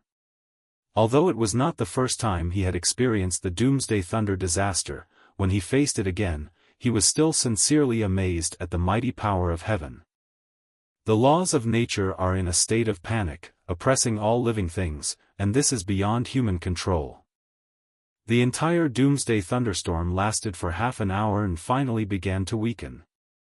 After a huge bolt of lightning struck from the sky, the dark clouds suddenly dissipated and the sky returned to its cloudless state in an instant. Sun Wukong just felt relaxed all over, and wisps of cloud gathered spontaneously under his feet. This was a sign of his promotion to the Earthly Immortal realm, but unlike other monsters, he seemed neutral and peaceful without the slightest demonic aura, which made Patriarch Bodhi nod secretly. Woo! A stream of turbid air was expelled from his chest, and Sun Wukong let out a long roar towards the sky. His voice pierced through rocks and split the clouds, and spread far away in all directions. 10 years after his birth, he had reached the Earthly Immortal realm, which was completely different from his previous life. At this time in his previous life, he was still the heartless Monkey King in the Flower Fruit Mountain. Swish! A figure suddenly flashed before his eyes, and Patriarch Bodhi came to the side of Sun Wukong and grabbed Sun Wukong's arm. The next moment, his eyes blurred, and he had entered the Sanqing Cave Heaven and came to the back mountain area deep in the cave heaven. Looking around, apart from Sun Wukong himself, there was only Patriarch Bodhi. His long roar was interrupted, and only half of his breath was released. Sun Wukong felt stuffy in his chest, and looked at Patriarch Bodhi with a resentful face. What the hell is this master doing? Can't you wait until he has finished venting his anger before saying anything? Someone is spying on us, we must not let them find out. Patriarch Bodhi saw Sun Wukong's confusion and depression, and began to explain. He then reached out and patted Sun Wukong on the back. A force penetrated into his body and patted out the turbid air that was stuck in Sun Wukong's chest. Come on, continue. The long howl sounded again, but Sun Wukong was speechless in his heart. Damn, there is such a thing. The howl was interrupted halfway and then continued. It felt like he had eaten half a fly. Also, Patriarch Bodhi said that someone was calculating and spying. Who could it be? Lingshan, in the Great Leine Temple. The Buddha, who was sitting on the lotus platform, suddenly paused while calculating with his fingers and frowned. Strange, there are new Earth Immortals in this Western land, why can't I figure it out? Just now, there was a fluctuation in the way of heaven, and a doomsday thunder disaster was coming in Hezhou, Xinyo. The Buddha Tathagata felt something in his heart, and after the doomsday thunder disaster subsided, he communicated with the way of heaven to make calculations, but the result was that he calculated nothing. It is extremely unusual that he could avoid the detection of the way of heaven. Samantabhadra, is the Zubara realm safe? After closing his eyes and meditating for a while, the Buddha opened his eyes, looked at Samantabhadra Bodhisattva sitting on his right hand, and asked. Zubara realm? Samantabhadra Bodhisattva's expression changed. Why did the Buddha suddenly think of asking this? He quickly closed his eyes and used his mind to communicate with the Zubara realm. Then he bowed to the Tathagata Buddha and said respectfully, Buddha, everything in the Zubara realm is normal. Is everything normal? A strange light flashed in Tathagata Buddha's eyes. It seemed that the person should still be trapped in Zubula realm and nothing had happened. Perhaps he was overthinking it. Pay close attention to the situation in Zubula realm. I will obey the law. Heaven is the place of divine secrets. Master Immortal, there is something unusual happening in the heavenly secret instrument, indicating that a new Earth Immortal has been added to Hezhou in Xinyo. The official in charge of looking after the Tianji instrument reported to the Ziji Immortal Venerable that the Tianji office was a special agency in the heavenly court, in charge of the trajectory of all things in the universe. All life paths would be manifested in the Tianji instrument of the Tianji office. It could be said to be the real eyes and ears of the heavenly court. The Ziji Immortal Venerable was a capable subordinate of the Beiji Ziwei Emperor, and was appointed as the chief officer of the Tianji office by the Jade Emperor. He is just a newly promoted Earthly Immortal. Why make a fuss? Record his information, and when a position in the Heavenly Court becomes vacant, recruit him to fill the vacancy. Ziji Xianzun did not even raise his head and continued to play with the beautiful jade in his hand. But, Master Immortal, the information of the newly promoted Earth Immortal is not displayed in the Heavenly Secret Instrument. Impossible. Ziji Xianzun reacted this time, frowning and raising his head. The fate of all things in the world will be revealed in the Tianji instrument. How could there be no information? Did you miss it? It is absolutely true, there is indeed no such person. The Tianji instrument only shows that a new Earthly Immortal has appeared in Xinyohezhou, but it does not show his name or where he is from. Before the official could finish his words, Immortal Master Ziji had already jumped up, and in a flash he rushed towards the palace where the Tianji instrument was. When he arrived in front of the Tianji instrument and took a closer look, it was exactly the same as what the official had said. It only showed that a doomsday thunder disaster had occurred in Xinyohezhou and a new Earth Immortal had been promoted, but everything else was blank. This matter is unusual. Report it to His Majesty immediately and ask for a holy judgment. In the Lingtai Fangcun Mountain, in the Xieyue Sanqing Cave, a full 100 years have passed since Sun Wukong was promoted to a terrestrial immortal. Ever since Sun Wukong caused the doomsday thunder disaster outside the Three Stars Cave, Patriarch Bodhi issued an order to close the mountain. The entire Three Stars Cave was closed for 100 years, and no one was allowed to go out during that time. The mountain gate of the Three Stars Cave was hidden by Patriarch Bodhi with his great magical powers, and the entire mountain disappeared. Masters from the Western Buddhist kingdom also came to the vicinity of Fangcun Mountain to investigate, but found nothing. During these 100 years, Sun Wukong has been practicing diligently with Patriarch Bodhi. This time, Patriarch Bodhi can be said to have taught him everything he knew. He designed a series of magical powers that are most suitable for Sun Wukong's body, without keeping anything to himself. Sun Wukong was also a little confused at first. Could it be that because Bodhi Patriarch saw that he had the body of a celestial demon, he had a heart of love for his talent? This reason was really far-fetched. Sun Wukong always felt that Bodhi Patriarch was hiding something from him, but since the master didn't say it, he, as a disciple, couldn't ask. He simply buried his doubts in his heart and devoted himself to cultivation. Master, I can use the somersault cloud and shrink the earth into an inch at the same time. With a somersault, he flew into the air on a cloud. In less than half an incense stick of time, Sun Wukong had brought an ice lotus from Qiandao Lake in Dongxing Shenzhou. He presented it to Patriarch Bodhi with a look of seeking credit on his face. The somersault cloud is the most powerful cloud flying technique, while shrinking the earth into an inch is a traveling technique used by those with great supernatural powers. Sun Wukong had never thought that these two different methods of traveling could be performed at the same time. While shrinking the earth into an inch on the somersault cloud, his body seemed to become a stream of light, traveling tens of thousands of miles in a flash, which was several times faster than the simple somersault cloud. It could be called the fastest speed in the world.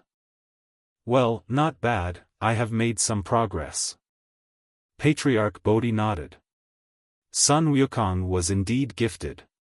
His celestial demon body did not give him much advantage in cultivation, but he was blessed with the comprehension and mastery of magical powers.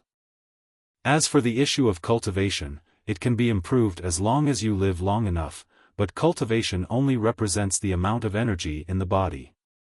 The ultimate strength depends on each person's magical powers, weapons and magic treasures, as well as the degree of comprehension of the great way of heaven and earth. The body of a celestial demon can be said to be the strongest fighting body.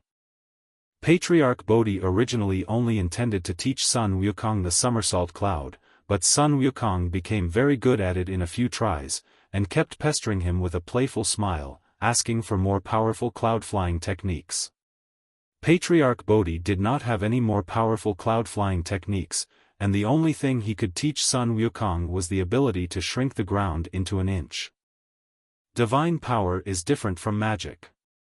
Magic only needs energy to activate, which is nothing more than a matter of proficiency, while divine power requires the comprehension of the corresponding laws. Shrinking the earth into an inch requires the comprehension of the laws of space. Originally, Bodhi Patriarch did not expect son Wukong to master it. Who would have thought that son Wukong only spent 50 years to learn it? This is a divine power that even many Daluo Jingxian cannot master. If this matter gets out, those Daluo Jingxian will be so ashamed that they will find a piece of tofu to hit themselves to death. Just good? Xiaocheng? Sun Wukong curled his lips. Patriarch Bodhi had said before that it might take him hundreds or even thousands of years to learn it. However, it only took him 50 years to learn it, and less than 20 years before he could use it together with the somersault cloud, which greatly increased his speed. How could this be considered good? Master, actually, smiling occasionally and praising others won't damage your dignity, really. You can try it and liberate your nature, just ignore what I said. When Sun Wukong saw that Patriarch Bodhi looked unhappy, he stopped talking immediately. I suddenly remembered something very important to do. Well, it's very important. Well, I will come back later to listen to Master's teachings. By the way, why didn't he realize in his previous life that Patriarch Bodhi had this kind of habit? This little monkey is so clever. Watching Sun Wukong's figure disappear from his sight, Patriarch Bodhi's tense expression suddenly softened, a doting smile appeared at the corner of his mouth, then disappeared, and he left the back mountain in a flash using the method of shrinking the ground into an inch.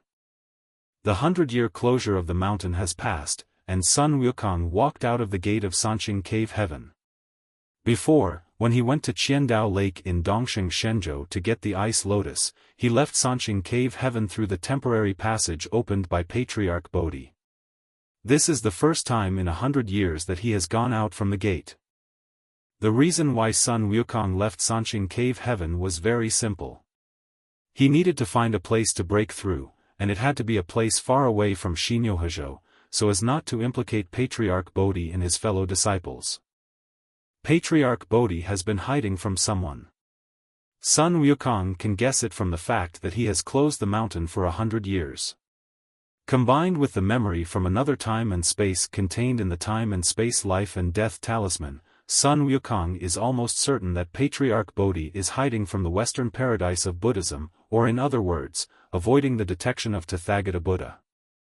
Patriarch Bodhi is the second leader of the Western religion during the conferred God period, and this has been confirmed by Sun Wukong through hints over the years and comparisons with memories from different times and spaces.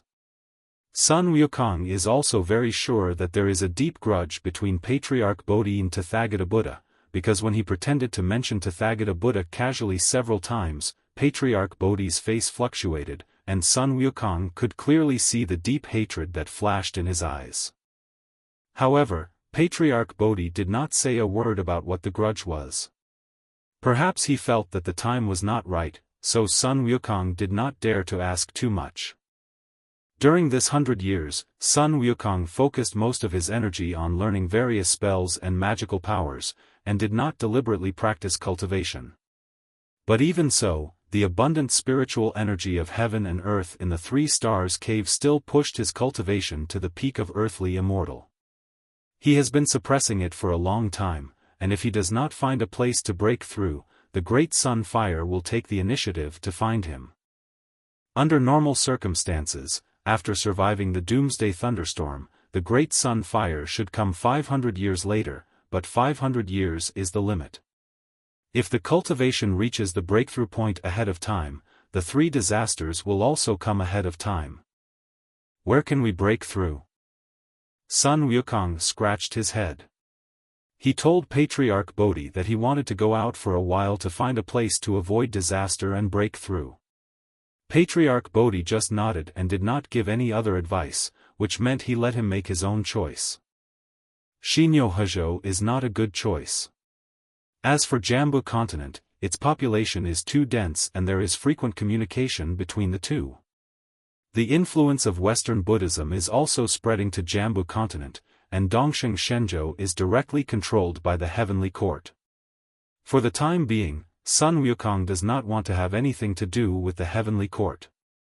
So there is only one option left, Utarakuru continent. Somersault Cloud. After muttering something silently in his heart, Sun Wukong somersaulted into the air. A group of auspicious clouds instantly gathered under his feet. He used his magical power to shrink the ground into an inch, and both he and the cloud flashed in the sky a few times, flying towards Utarakuru. Utarakuru is the only place among the 4 continents that cannot be reached by the Heavenly Court and Buddhist forces, and it is also the place where barbarians live. The barbarians are descended from the ancient witch clan. They are the offspring of the intermarriage between the witch clan and the human and demon clans after their decline. Their bodies are as strong as those of the demon clan, and they are born with the ability to communicate with the energy of the elements of heaven and earth. However, their meridians are blocked, and they cannot draw energy into their bodies for cultivation. They can only use their sea of spirits to communicate with the elements of heaven and earth and release spells.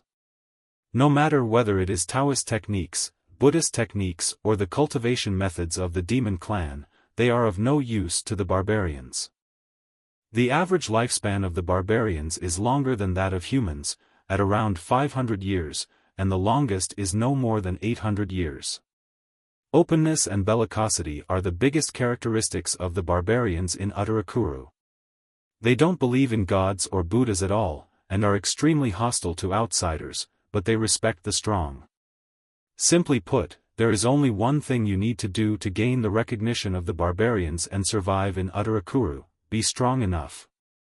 Sun Wukong had seen these in the ancient books introducing all things in the universe in the library of Sanqing Cave Heaven, but this was the first time he had actually come to Utarakuru, whether in his previous life or this life.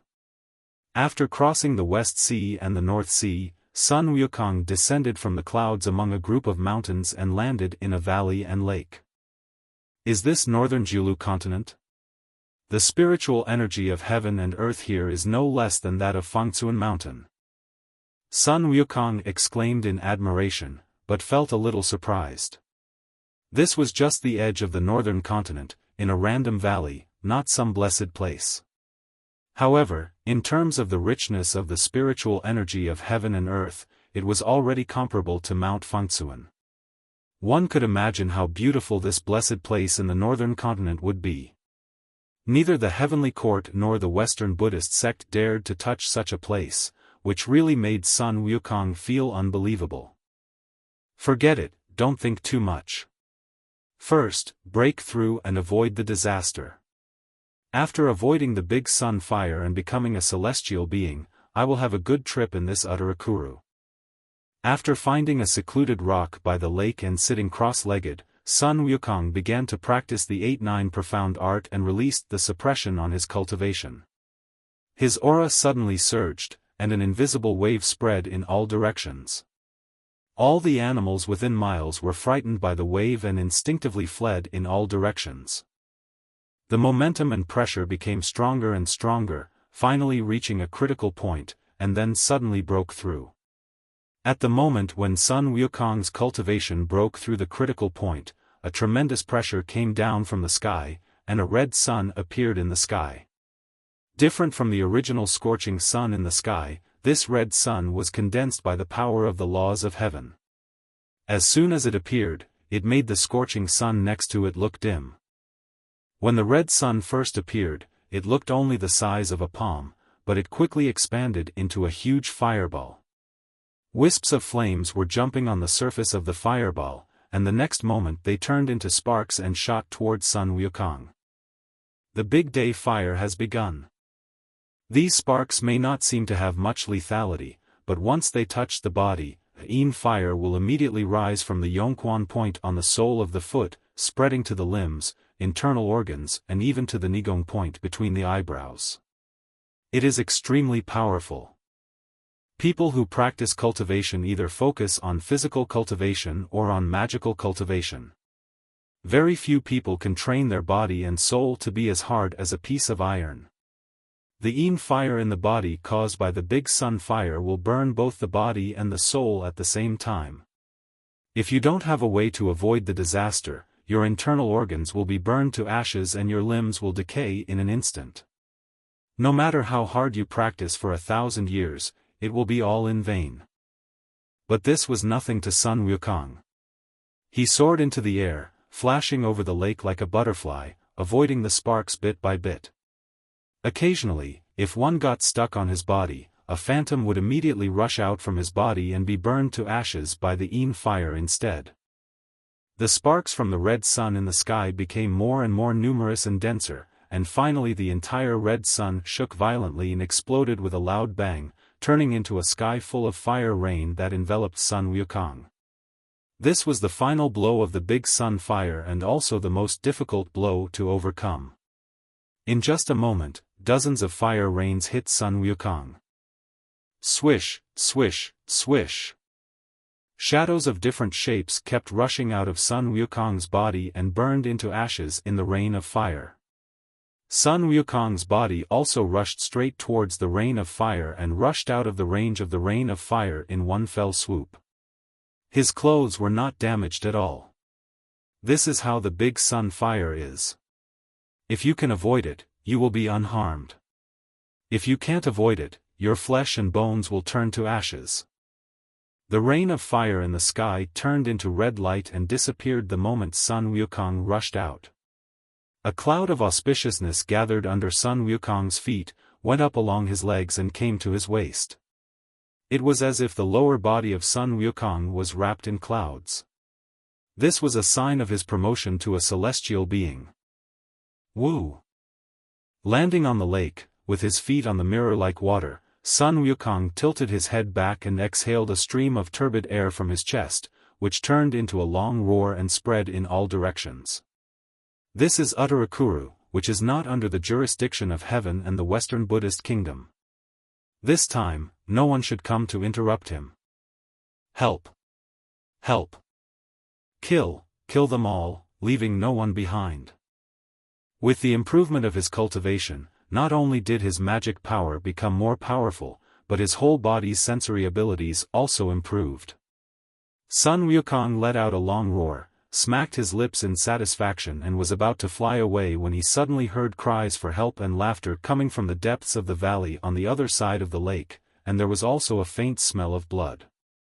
With a slight frown on his brows, Sun Wukong moved and flew towards the direction where the sound came from. He twisted his body and turned into a small bee. He landed on a branch and looked towards the killing field more than 10 meters away. This is a small village.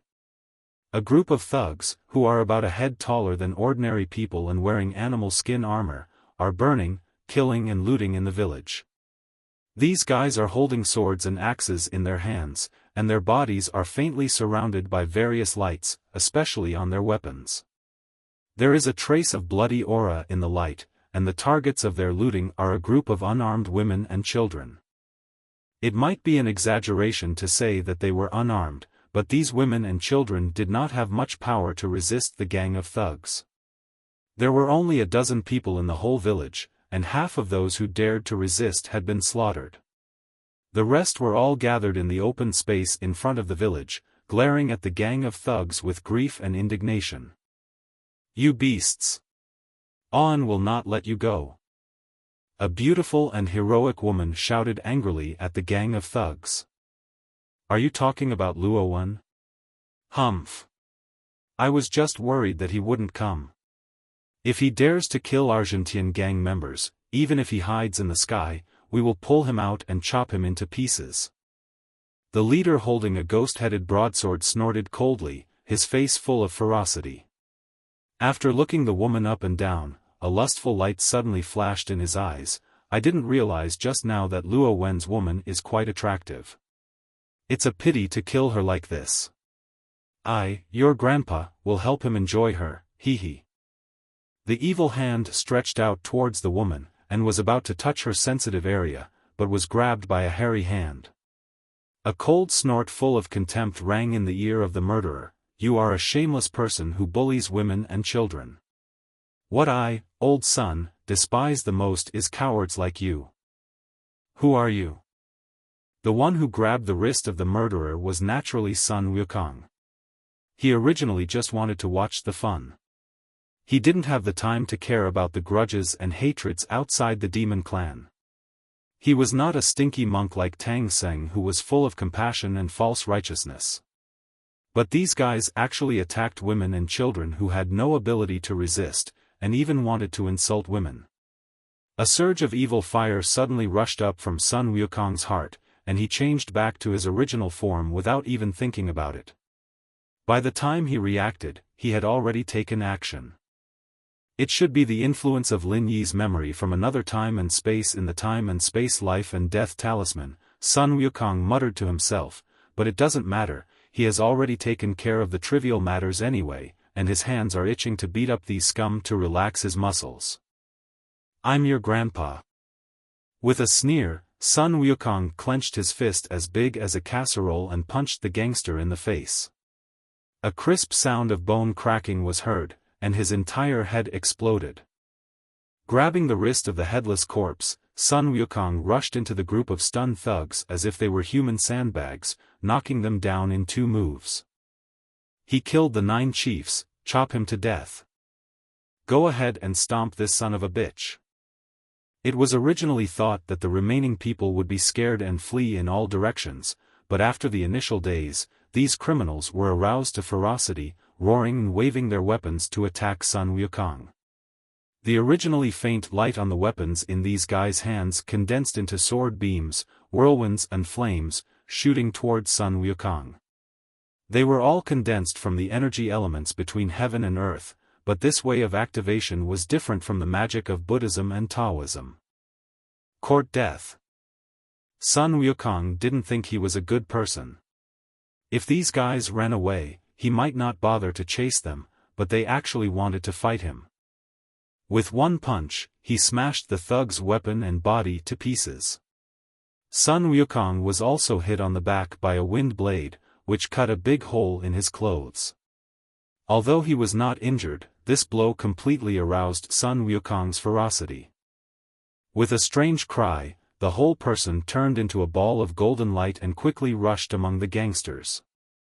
Only the sound of bones breaking and bang-bang of collisions could be heard one after another. After a few breaths, the golden light dissipated, revealing the figure of Sun Wukong, but the gangsters all stopped moving, and the next moment they exploded into bloody flesh and blood all over the sky. Bah! How disgusting!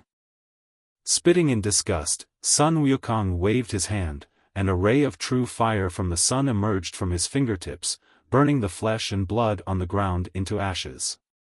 Then he nodded with satisfaction, turned his head to look at the villagers, women and children beside him, and frowned slightly. In the melee just now, many of the attacks launched by the gangsters missed the target, which affected these villagers, causing many deaths and injuries. Only a few people were left alive. Taking a step forward, Sun Wukong wanted to say something to comfort them, but he didn't know what to say. He was so engrossed in the fight just now that he didn't pay attention to the safety of these people, resulting in many of them being injured by mistake. He felt a little ashamed. Evil villain, come and get your life. Suddenly, a loud shout exploded from the distant sky, and the next moment a gust of wind rushed behind him and attacked the back of Sun Wukong, making him feel as if his body was about to break. Sun Wukong was shocked and quickly rolled sideways and turned into a stream of water to avoid the attack. He condensed his body again several feet away and looked at the attacker. He saw that the attacker was dressed in a plain blue shirt and held a strange long sword in his hand. The tip of the sword was only half, like the needle of a syringe. The strange long sword should be the one that stabbed Sun Wukong's back just now. The man's face was filled with anger, and his expression was quite ferocious because of his anger. He swept his eyes over the dead, injured and surviving villagers, and his eyes became more violent. He shook the long sword in his hand and drew out thousands of sword energies, stabbing at Sun Wukong's head and face. Dare to hurt my relatives and friends, I will shave you. I didn't kill these people. Sun Wukong hurriedly opened his mouth to defend himself, but the man didn't seem to listen to his explanation at all, and used every move to kill people. Sun Wukong was also annoyed. Fuck, do you really think I'm afraid of you? His figure suddenly dispersed into yellow sand all over the sky, passed through the overwhelming sword energy, came behind the man in green, and condensed his figure. Sun Wukong punched the man's back hard, knocking him out like an arrow and knocking down a large number of the already dilapidated houses in the village. After mastering the 36 transformations of Tiangang and the 72 transformations of Disha and comprehending the way of transformation, Sun Wukong's fighting style became much more flexible than in his previous life. Before, his transformation technique was at most used to confuse the enemy or escape, but now he can use it in battle. His body shape will change spontaneously as soon as he thinks about it, and he can do whatever he wants, making it impossible to guard against him. The man in green did not expect that Sun Wukong could avoid his attack in this way, and he suffered a loss as soon as they started fighting. You evil villain! I really underestimated you. The man in green floated up from the ruins, his face full of coldness and gloom, staring at Sun Wukong with lightning eyes. But even if you are the emperor, if you dare to kill my relatives and friends, you will never leave here alive today. A powerful aura rose from the green-shirted man. 3 brilliant flowers bloomed above his head. Auspicious aura emanated from his entire body. A huge shadow faintly appeared behind him. 3 flowers gather at the top of the head, 5 chi converge to the origin. Damn, this guy is a Daluo Jinxian. Isn't this Utarakuru the territory of the barbarians? How come a master of the demon race, or even a golden immortal, appears here? A golden light flashed in Sun Wukong's eyes, and he displayed his innate pupil technique. Patriarch Bodhi said that his eyes contained the power of heaven, which could see through all illusions and gain a glimpse of the enemy's moves.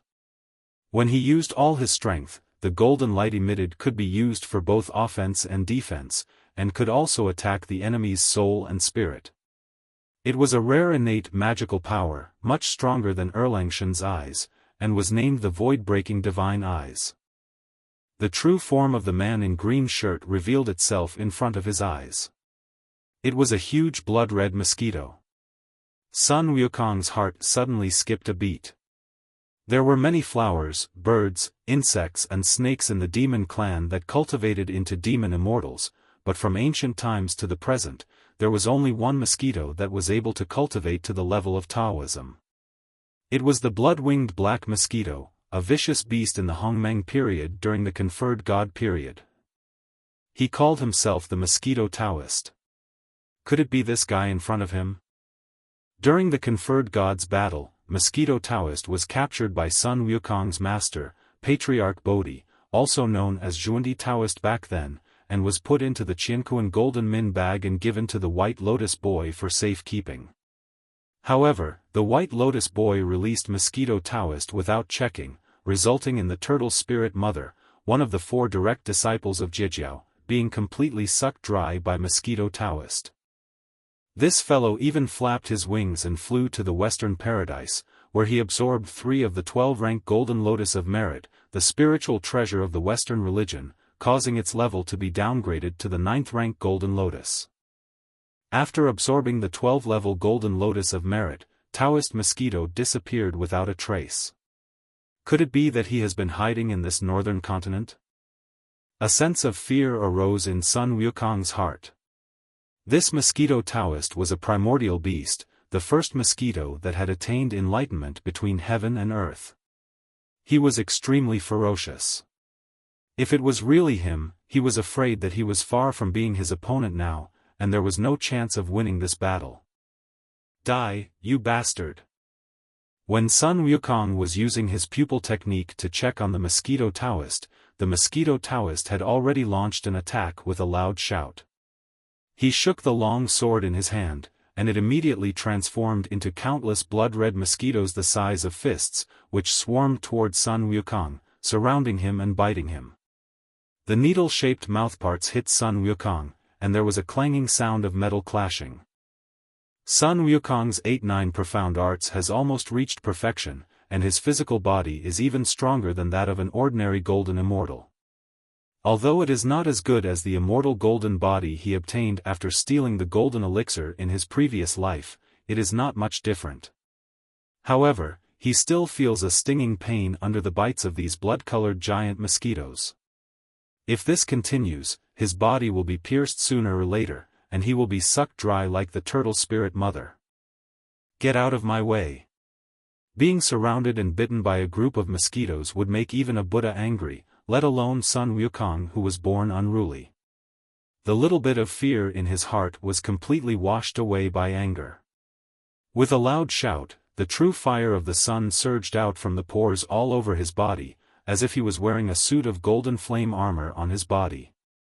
The next moment, the flames suddenly exploded in all directions with surging force, and the shock wave mixed with the true fire of the sun swept through, turning all the bloody mosquitoes into powder.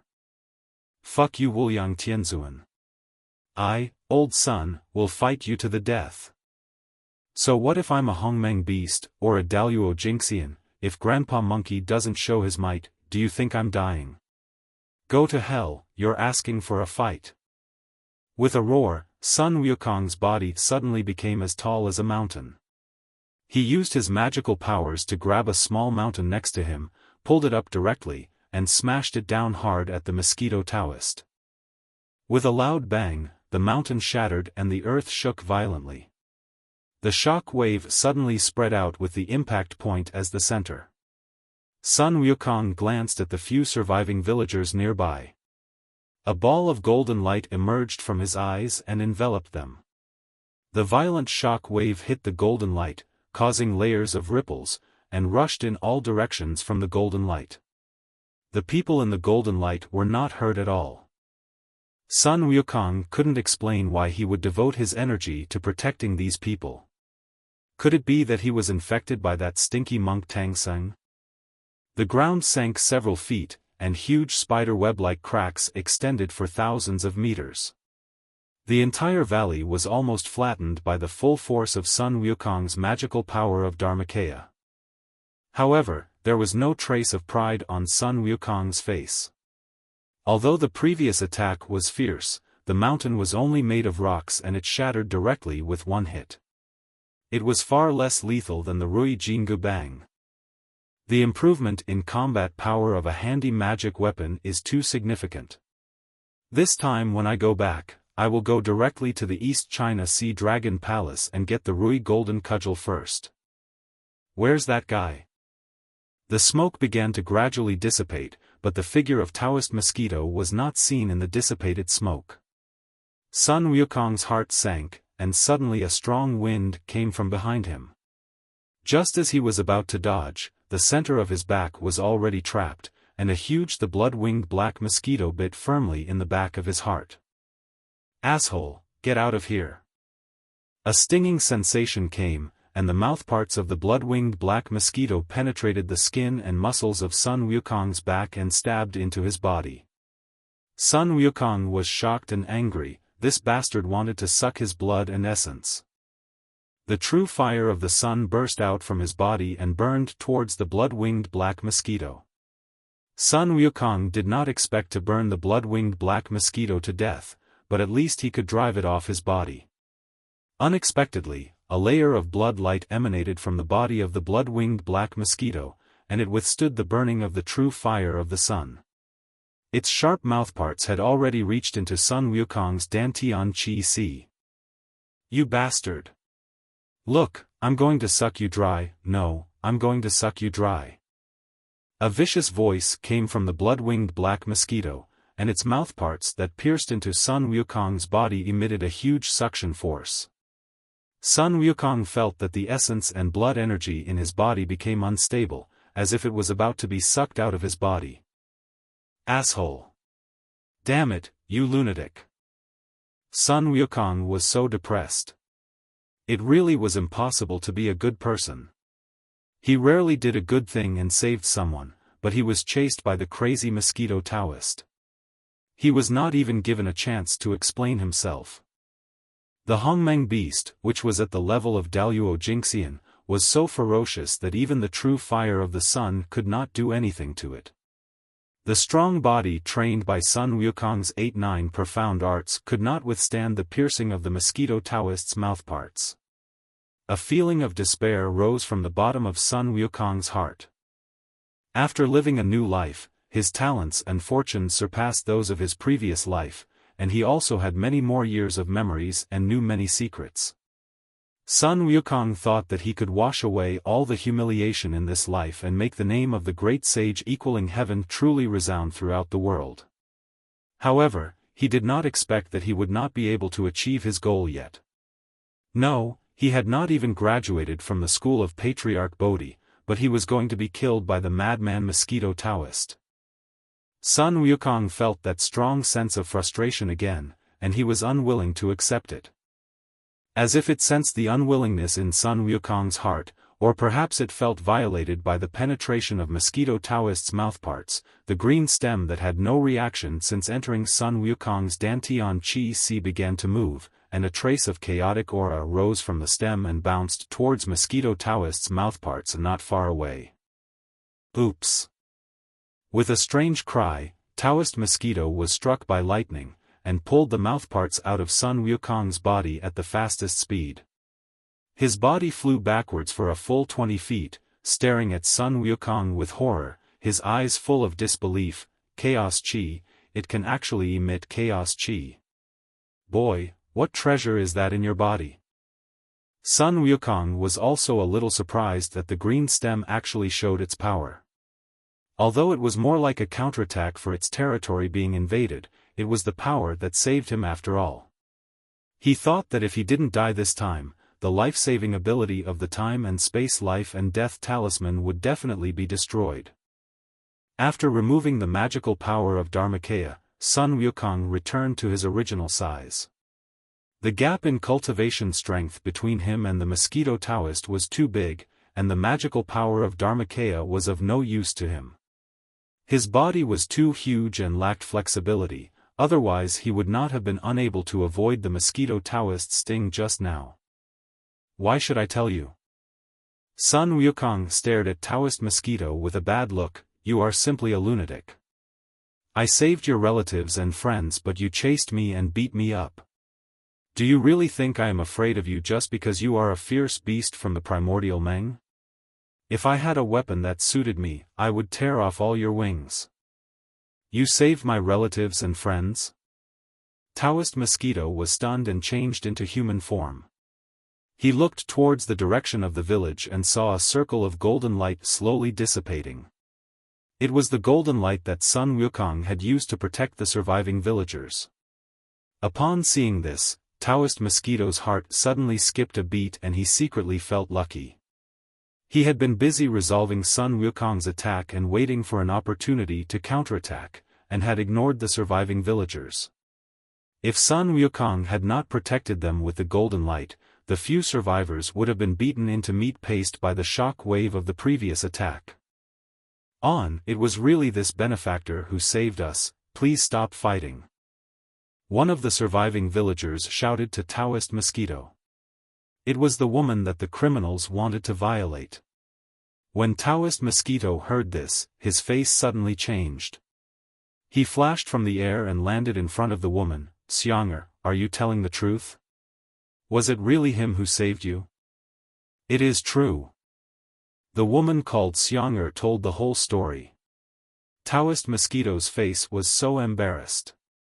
After all this time, he almost killed his benefactor as an enemy. Now that the truth was revealed, Taoist mosquito wished he could find a crack in the ground to crawl into. It was so damn embarrassing. This fellow Taoist. Who the hell is your fellow Taoist? Sun Wukong was so angry that he was almost sucked to death by this stinky mosquito. How could he have a good expression? He rolled his eyes at the mosquito Taoist and turned his head away. Yes, brother, it was me, Luo Wan, who was too impulsive and misunderstood you. I apologize to you. I hope you will forgive me and don't bear grudges against me." As expected of a primordial beast and an old demon who had lived for countless years, Taoist Mosquito's expression changed in an instant. He immediately put on a full smile and apologized to Sun Wukong repeatedly. His attitude was so sincere, without any airs of a Daluo Jinxian at all, which made Sun Wukong suspicious. What was this guy up to? Are you apologizing and asking for my forgiveness? Sun Wukong had a grim face. If he was not strong enough, if he did not have the green stem in his body that could restrain the mosquito Taoist, he would have been sucked away like the turtle spirit mother until only a layer of skin was left. How could he have the chance to stand here and listen to the mosquito Taoist's apology? To put it in a sentence from the memory of another time and space, if apologies are useful, why do we need the police? To be honest, if Sun Wukong didn't know that he couldn't defeat mosquito Taoist priest, he really wanted to beat this guy up to vent his anger. Yes, I am apologizing sincerely. This is all a misunderstanding. I didn't know it was you who saved my beloved wife and the others. I thought you were the murderer who burned and killed everyone. I am really sorry. I hope you can forgive me if I have offended you. By the way, I also want to thank you for your help. May I know your name? Look, I have been talking for a long time and I still don't know your name. Taoist Mosquito's face was full of apologies. Seeing what had happened, he didn't know where to put his old face. He humbly called a junior brother. This was the first time since Taoist Mosquito made his debut. My name is Sun Wukong, the great sage equaling heaven. Sun Wukong. The great sage equaling heaven? Ha! That's quite an impressive title. But to be honest, brother, although you are quite powerful, your cultivation. Taoist Mosquito didn't say anything else. Sun Wukong knew in his heart that with his current level of cultivation as a celestial being, calling himself the great sage equaling heaven did give people a sense of arrogance that overestimated his own capabilities. But, so what? I was born only 100 years ago. In a few hundred years, my name, the great sage equaling heaven, will definitely spread throughout the 3 realms and 6 paths. Sun Wukong's eyes were filled with an amazing light of confidence, which made Taoist Mosquito's eyes light up. What Sun Wukong said made Taoist Mosquito even more surprised. Brother Wukong, you have only been born for more than 100 years, and you have already reached the realm of celestial beings. You are a genius. I am a little older than you, do you mind calling me that? Sun Wukong twitched the corners of his mouth. He neither agreed nor objected, which was considered as his tacit consent. He was a generous and magnanimous person. If he had not been almost killed by Mosquito Taoist just now, he would never have behaved like this. Being misunderstood and hunted and almost losing his life, no one could really be so open-minded as to forget the grudges with a smile. That was not magnanimity, that was stupidity. Okay, there's no need to apologize, thank you or flatter me. I saved him on a whim, not because I want to hear your thanks. If you can answer one of my questions, we can write off our past grudges. Brother Wukong, you tell me everything I know, Luo Wan. Okay, I just want to ask, you just said that the treasure in my body can release chaotic energy, what level of treasure is it? As soon as Sun Wukong asked this question, Taoist Mosquito's expression suddenly became a little strange. After looking Sun Wukong up and down for a few times, he smiled cunningly. Brother Wukong, you don't even know what the treasure you have is, right? Sun Wukong's face turned red and he gave 2 dry laughs, but he couldn't refute. He originally wanted to ask about the green stems, so he couldn't just pretend to be rich, right? As soon as Taoist Mosquito saw Sun Wukong's face, he knew that his words had hit a sore spot. He smiled secretly and said, I didn't take a close look at your treasure just now, so I can't tell what it is, but anything that can release the energy of chaos is definitely not an ordinary item. How about this? After we bury the bodies of the villagers, we can find a quiet place to talk slowly. Sun Wukong nodded, and together with Taoist Mosquito, he collected the bodies of the villagers. Then, under the guidance of Taoist Mosquito, he, his wife A Xiong and the 4 surviving villagers entered the depths of the valley. There is a peach forest here. Sun Wukong can tell at a glance that there is a formation here to protect it, which has withstood the shock wave that almost destroyed the entire valley. It seems that this should be the secret base of the Mosquito Taoist. It seems that A Xiong is not here for the first time, but why didn't A Xiong take the villagers to hide here when those murderers entered the village to slaughter? Is it because it was too sudden and there was no time? Those people suddenly rushed into the village, and we didn't have time to evacuate. Walking deep into the peach forest and sitting down in a pavilion by the water, Sun Wukong couldn't help but ask. A Xiong sighed, a hint of sadness flashed in her eyes, but the answer was the same as what Sun Wukong thought. After a conversation, Sun Wukong finally figured out the whole story. Luo Wen is indeed the Mosquito Taoist. He is a blood-winged black mosquito, a ferocious beast from Hongmeng who attained enlightenment. During the Battle of Conferred Gods, he absorbed the 3rd-grade essence of the Turtle Spirit Mother and the 12th-grade Golden Lotus of Merit and then escaped to the Dark Sea of Blood in the Yellow Springs of Hell, which is the place where the Mosquito Taoist was born. Before Taoist Mosquito, the ancestor of the Styx had already been born in the Netherworld Blood Sea, but Taoist Mosquito did not know it. After returning to the Netherworld Blood Sea, Taoist Mosquito went into seclusion directly. The 3rd-grade essence of the Turtle Spirit Holy Mother and the 12th-grade Golden Lotus of Merit allowed him to reach the early stage of Quasi-Saint by killing a corpse in the Netherworld Blood Sea in less than 1,000 years. He broke out of the seclusion with high spirits and wanted to unify Hell and the Yellow Springs, but he ran into the ancestor of the Styx. The ancestor of the Styx was born from the boundless sea of blood before Taoist Mosquito. He beheaded the good corpses and merged with the boundless sea of blood.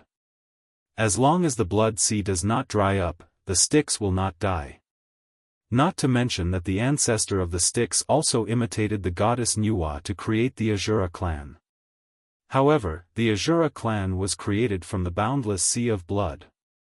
They are naturally dirty.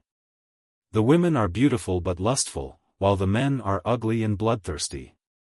They are not recognized by the way of heaven, and thus they did not get too many merits. They only raised the ancestor of the Styx's cultivation to the late stage of quasi-saint, but did not prove his way to become a saint. Even so, the cultivation strength of the Styx Patriarch was far superior to that of the Mosquito Taoist. As the saying goes, there cannot be 2 tigers in one mountain, and the 2 of them started fighting after a few words. They fought in the boundless sea of blood. The Mosquito Taoist was defeated and was knocked back from the early stage of quasi-saint by the Styx Patriarch from the realm of Daluo Golden Immortal. He fled from hell in a hurry, but was afraid of being targeted by Buddhism, which was formerly the Western religion, so he had to flee to Uttarakuru to live in seclusion. This northern continent is the territory of the barbarians. The power of Buddhism cannot enter. This is where I met A Xiong. Having a true love to accompany you for life is enough. Taoist Mosquito held A Xiong's hand, his eyes full of tenderness, which made Sun Wukong suddenly feel envious. When would he be able to find the love of his life like Taoist Mosquito and no longer be alone? What am I thinking about? Heroes are short-tempered, and young men are long-lasting in love. My goal is revenge, and I can't be distracted. Stop, don't let your thoughts run wild. Shaking his head to get rid of this thought, Sun Wukong inquired about the situation of those thugs who attacked the village. Although Taoist Mosquito was beaten back to the realm of Daluo Jinxian by the Patriarch of the Styx, his strength was still terrifyingly strong. The abilities of those thugs seemed ordinary to Sun Wukong, but they actually dared to provoke Taoist Mosquito. Are they crazy? Those are from the barbarian Jintian gang. A cold light flashed in Taoist Mosquito's eyes. Barbarians are warlike by nature. They don't obey the heaven and earth and are not afraid of ghosts and gods. Most of them are extremely xenophobic. This is also the reason why the Heaven Court and Buddhism have never been able to extend their influence here. I had some conflicts with the Zhentian gang before and destroyed 2 of their branches. I just wanted to teach them a lesson and make them retreat. I didn't expect these damn bastards to sneak attack me when I was away. Damn it! Are there any powerful people in the Zhentian gang? There is one. Their leader, Do Zhentian, is pretty strong. He is probably as strong as a Tai Sanxian. Then Brother Luo, why don't you just destroy this Zhentian gang? Taoist Mosquito has the cultivation level of a Daluo Golden Immortal, and he is also a Hongmeng ferocious beast. He is very powerful. It should not be difficult for him to destroy a gang whose strongest member is only a Tai Sanxian, right? I would like to, but Xiang won't let me. Taoist Mosquito sighed and glanced at Ah Xiang. A trace of regret and hatred flashed across Ah Xiang's face. If she had known that the people from the Zhentian gang would come to attack the village, she would never have stopped Taoist Mosquito. Then what are you waiting for? Born between heaven and earth, you should be happy to take revenge. Now that they have come to attack you, if you don't fight back and kill them, are you still a man? Sun Wukong snorted coldly, a cold light flashed in his eyes. If I don't take revenge today, my thoughts will not be clear in the future, and my heart will not be stable. It will be impossible for me to reach a higher level. Brother Goku is right. Taoist Mosquito straightened his face and looked up at Sun Wukong. Brother, are you interested in going with me? Certainly. Sun Wukong laughed evilly, worrying about where to vent his anger. But before that, Brother Luo, can you give me some pointers? What exactly is this treasure in my body? Why can't I control it? Well. Taoist Mosquito scratched his head in embarrassment. Brother Wukong, I'll tell you the truth, I really didn't see clearly what the treasure in your body looks like, but one thing is certain, it is definitely an innate spiritual treasure, otherwise it would be impossible to release the chaotic energy. After a pause, Taoist Mosquito continued, of course, there is no real way. Just let me take a closer look. The prerequisite is that you have to trust me, Brother Wukong. I need to use this sword to pierce your body to observe. The sword that Taoist Mosquito was talking about was his blood-red sword. The tip of the sword was like a pinhole. In fact, it was made from the mouthparts of his blood-winged black mosquito. It was considered a part of his body. As long as it pierced into Sun Wukong's body, it would naturally be able to detect the condition of the green stem in Sun Wukong's Dantian Qi Si. The key question is, can this Taoist mosquito be trusted? Sun Wukong frowned slightly. He and Taoist Mosquito had just met and did not know each other well. It would be a very risky behavior to let the other party pierce the tip of the sword into the Dantian Qi Si in his body. If Taoist Mosquito had ill intentions or was greedy, he would not be able to resist at all. I, old Sun, trust you.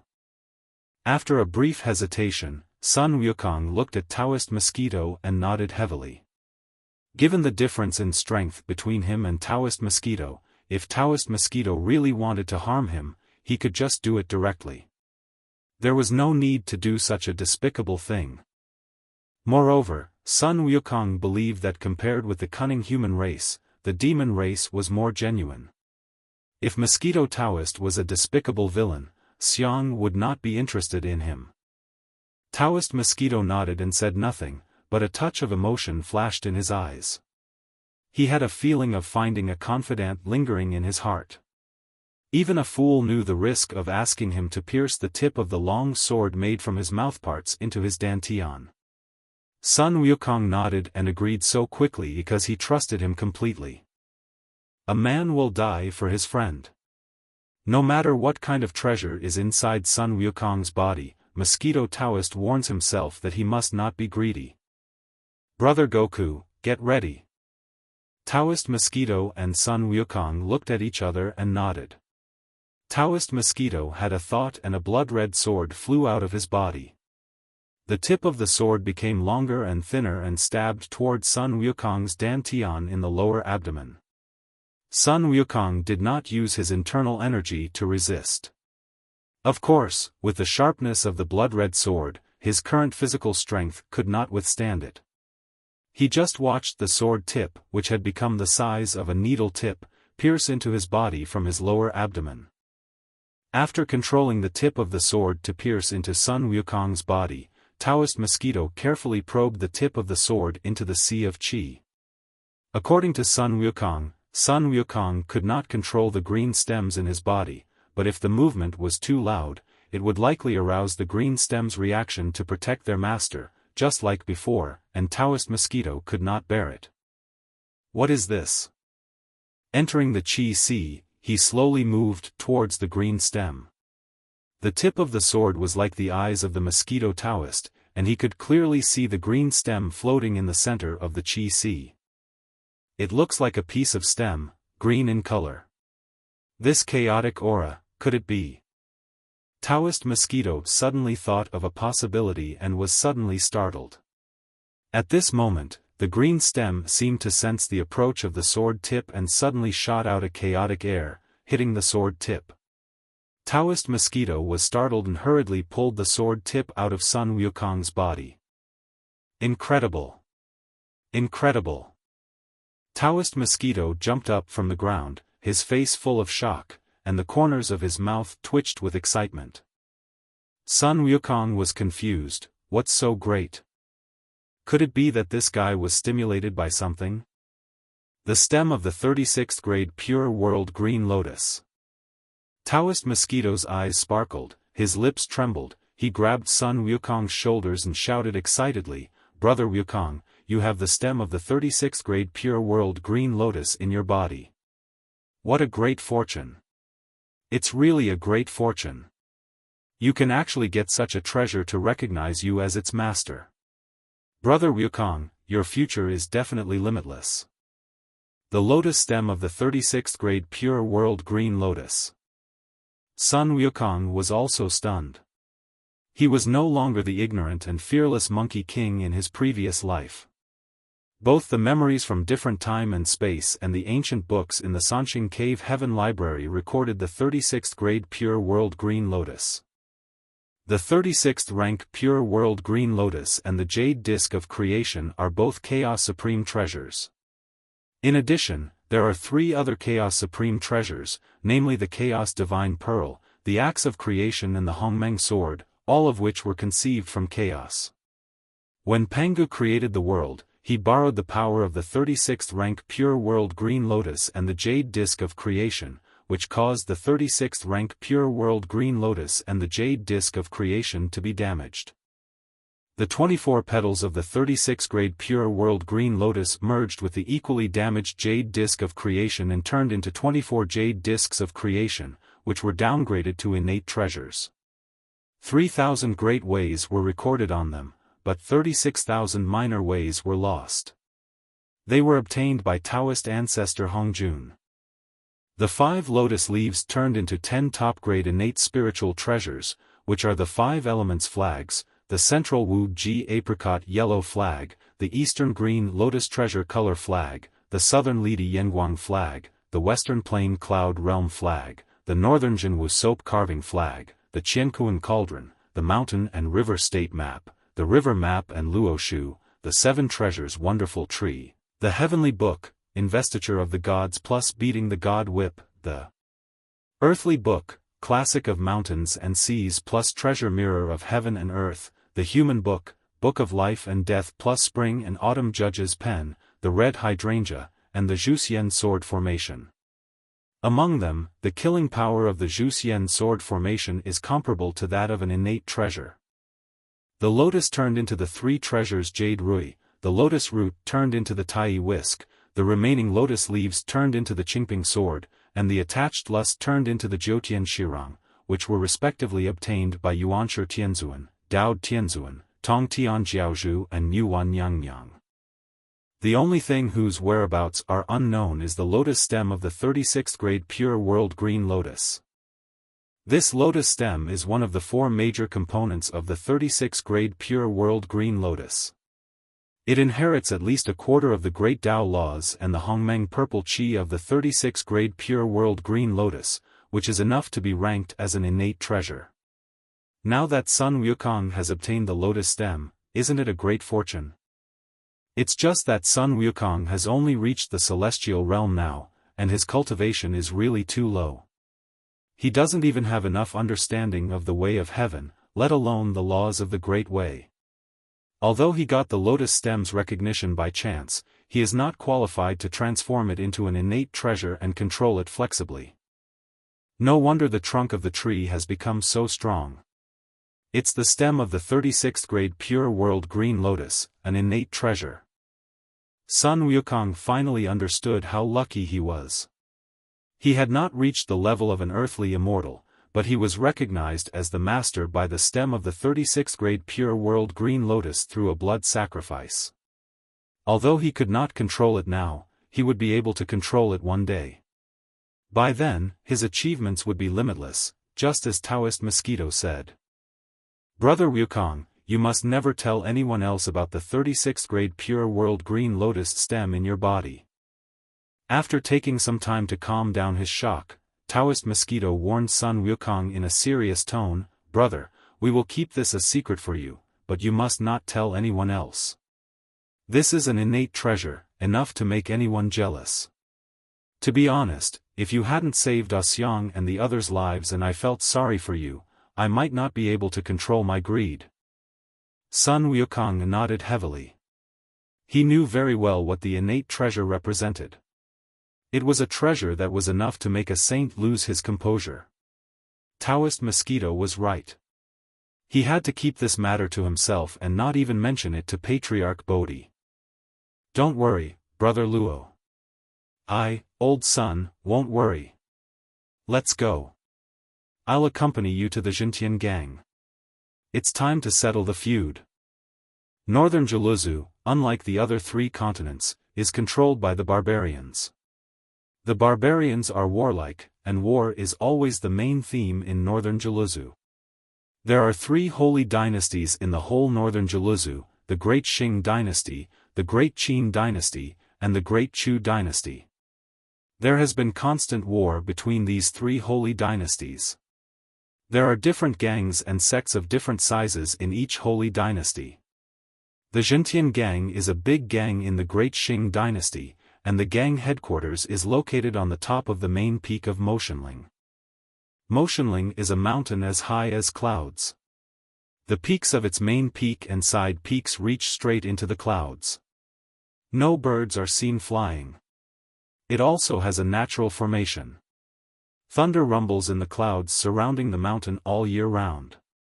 Anyone who wants to fly directly from the clouds to the top of the main peak of Motionling will be bombarded by thunder. At this moment, Sun Wukong and Mosquito Taoist were flying towards Motionling on clouds. "Brother Wukong, your flying technique is peaceful and auspicious, it must have been taught by a master. I wonder who your master is?" A 6-winged shadow appeared on the back of Taoist Mosquito, bringing up a group of evil cloud to cover it, with a hint of viciousness. However, Sun Wukong's somersault cloud did not have a trace of evil aura. It looked extremely neutral and peaceful, and auspicious. Taoist Mosquito could tell at a glance that it was extraordinary. This kind of cloud flying technique could definitely not be learned by Sun Wukong on his own. It seemed that this Wukong brother had a famous teacher to guide him.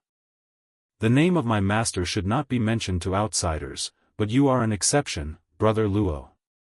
I will make an exception and tell you. Please don't spread it to others." Sun Wukong hesitated a little when he heard this. Although Patriarch Bodhi had not warned him not to spread his name, so many of his disciples had been warned when they left the mountain, which showed that he did not want anyone to know of his existence. Sun Wukong had always suspected that Patriarch Bodhi was the Taoist Juanti from the Battle of the Gods, and that there was a conflict between him and the current Western Buddhist kingdom, but no one had been sure. After thinking about it, Sun Wukong decided to give it a try. Taoist Mosquito was captured by Taoist Juanti in the past.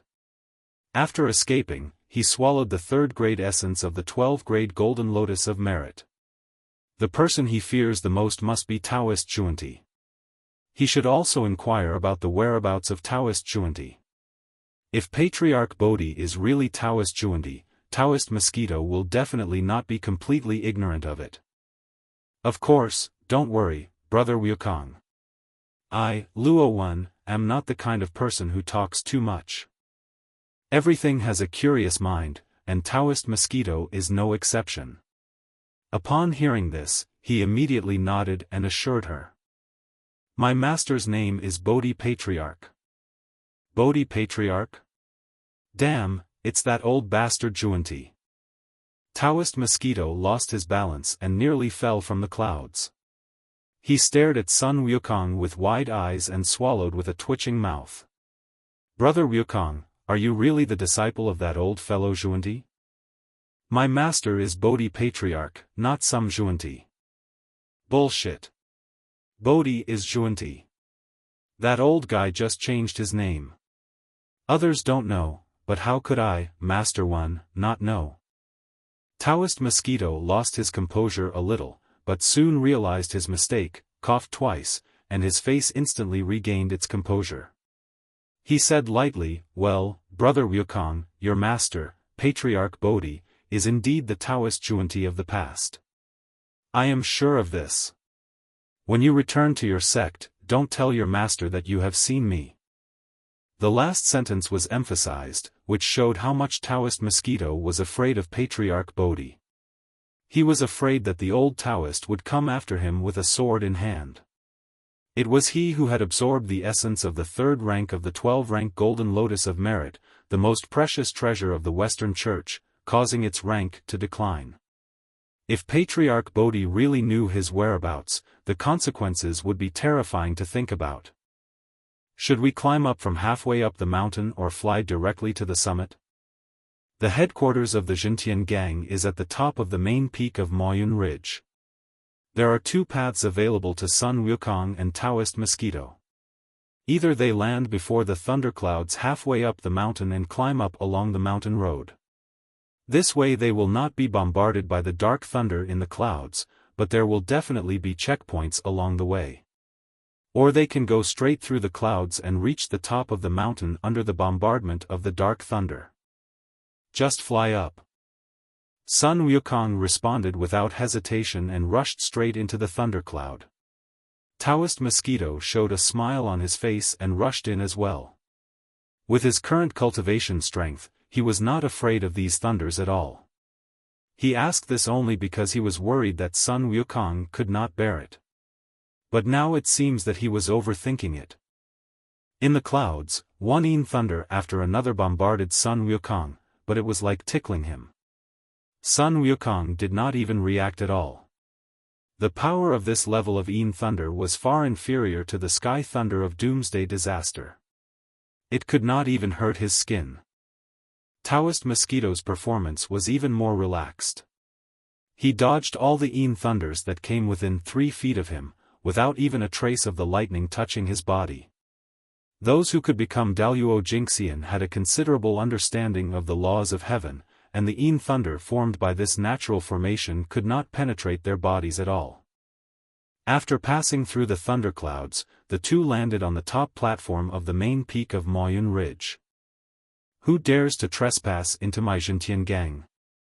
When the patrolling members of the Jintian Gang saw Sun Wukong and his companion falling from the thunderclouds, they were shocked and shouted loudly. What answered them were a pair of huge fists and a sharp blood-red sword. Without saying a word, Sun Wukong and Taoist Mosquito launched the attack as if they had agreed beforehand, without showing any mercy. Fists and swords flashed by, and the patrolling members of the Jintian Gang had turned into bloody flesh and blood all over the ground. Their blood and essence were directly sucked away by Taoist Mosquito's bloody sword, leaving only residues that shattered into nothingness when the wind blew. A strange light flashed in Sun Wukong's eyes. The blood-red sword refined by Mosquito Taoist's mouth weapon was not simple. It could absorb the essence and blood of the people killed at any time. This was equivalent to having an endless supply of consumption and replenishment. During the battle, he could basically always be in full condition. If someone wanted to kill Mosquito Taoist, he would probably be the one to be killed in the end. After killing the patrolling members of the Jintian gang with one blow, Sun Wukong and Taoist Mosquito looked at each other and walked towards the gate of the Jintian gang. Sun Wukong now really missed the days when he had the Rui Jingu Bang in his hand. If he had the Rui Jingu Bang, he would definitely make it bigger and smash the Jintian gang tower in front of him with one blow. Kill them if they dare to come to the Jintian gang to commit crimes. Sun Wukong punched the door into pieces. The members of the Jintian gang rushed out from the high tower and the courtyard buildings on all sides, roaring and killing the two men. Different kinds of light lingered on the weapons in their hands, turning into various spells and bombarding Sun Wukong and Mosquito Taoist. So many spells mixed together, and there seemed to be a fusion and strengthening effect on each other. 3 rays of light emanated from the Mosquito Taoist's body, blocking all the spells outside his body. 3 flowers gathered at the top of his head. Those were the 3 flowers formed after the fusion of the whole body's essence and the laws of the Tao. Ordinary spells could not shake them at all. Sun Wukong does not have the level of cultivation like Mosquito Taoist. He is only at the celestial realm, and is still a long way from condensing the 3 flowers on the top of his head and the 5 energies in his chest. However, he also has his advantages. With a swing of his body, he turned into a wisp of cloud and smoke, passing through various attacks. In the middle, he changed into many forms such as flowing water, flames, shields, etc. In any case, he suppressed all kinds of spells that were thrown at him. Brother Wukong, you have great skills. Taoist Mosquito could not help but let out an exclamation of admiration. All cultivators know the art of transformation to some extent, but to be able to perform it as naturally and without a trace as Sun Wukong is truly rare.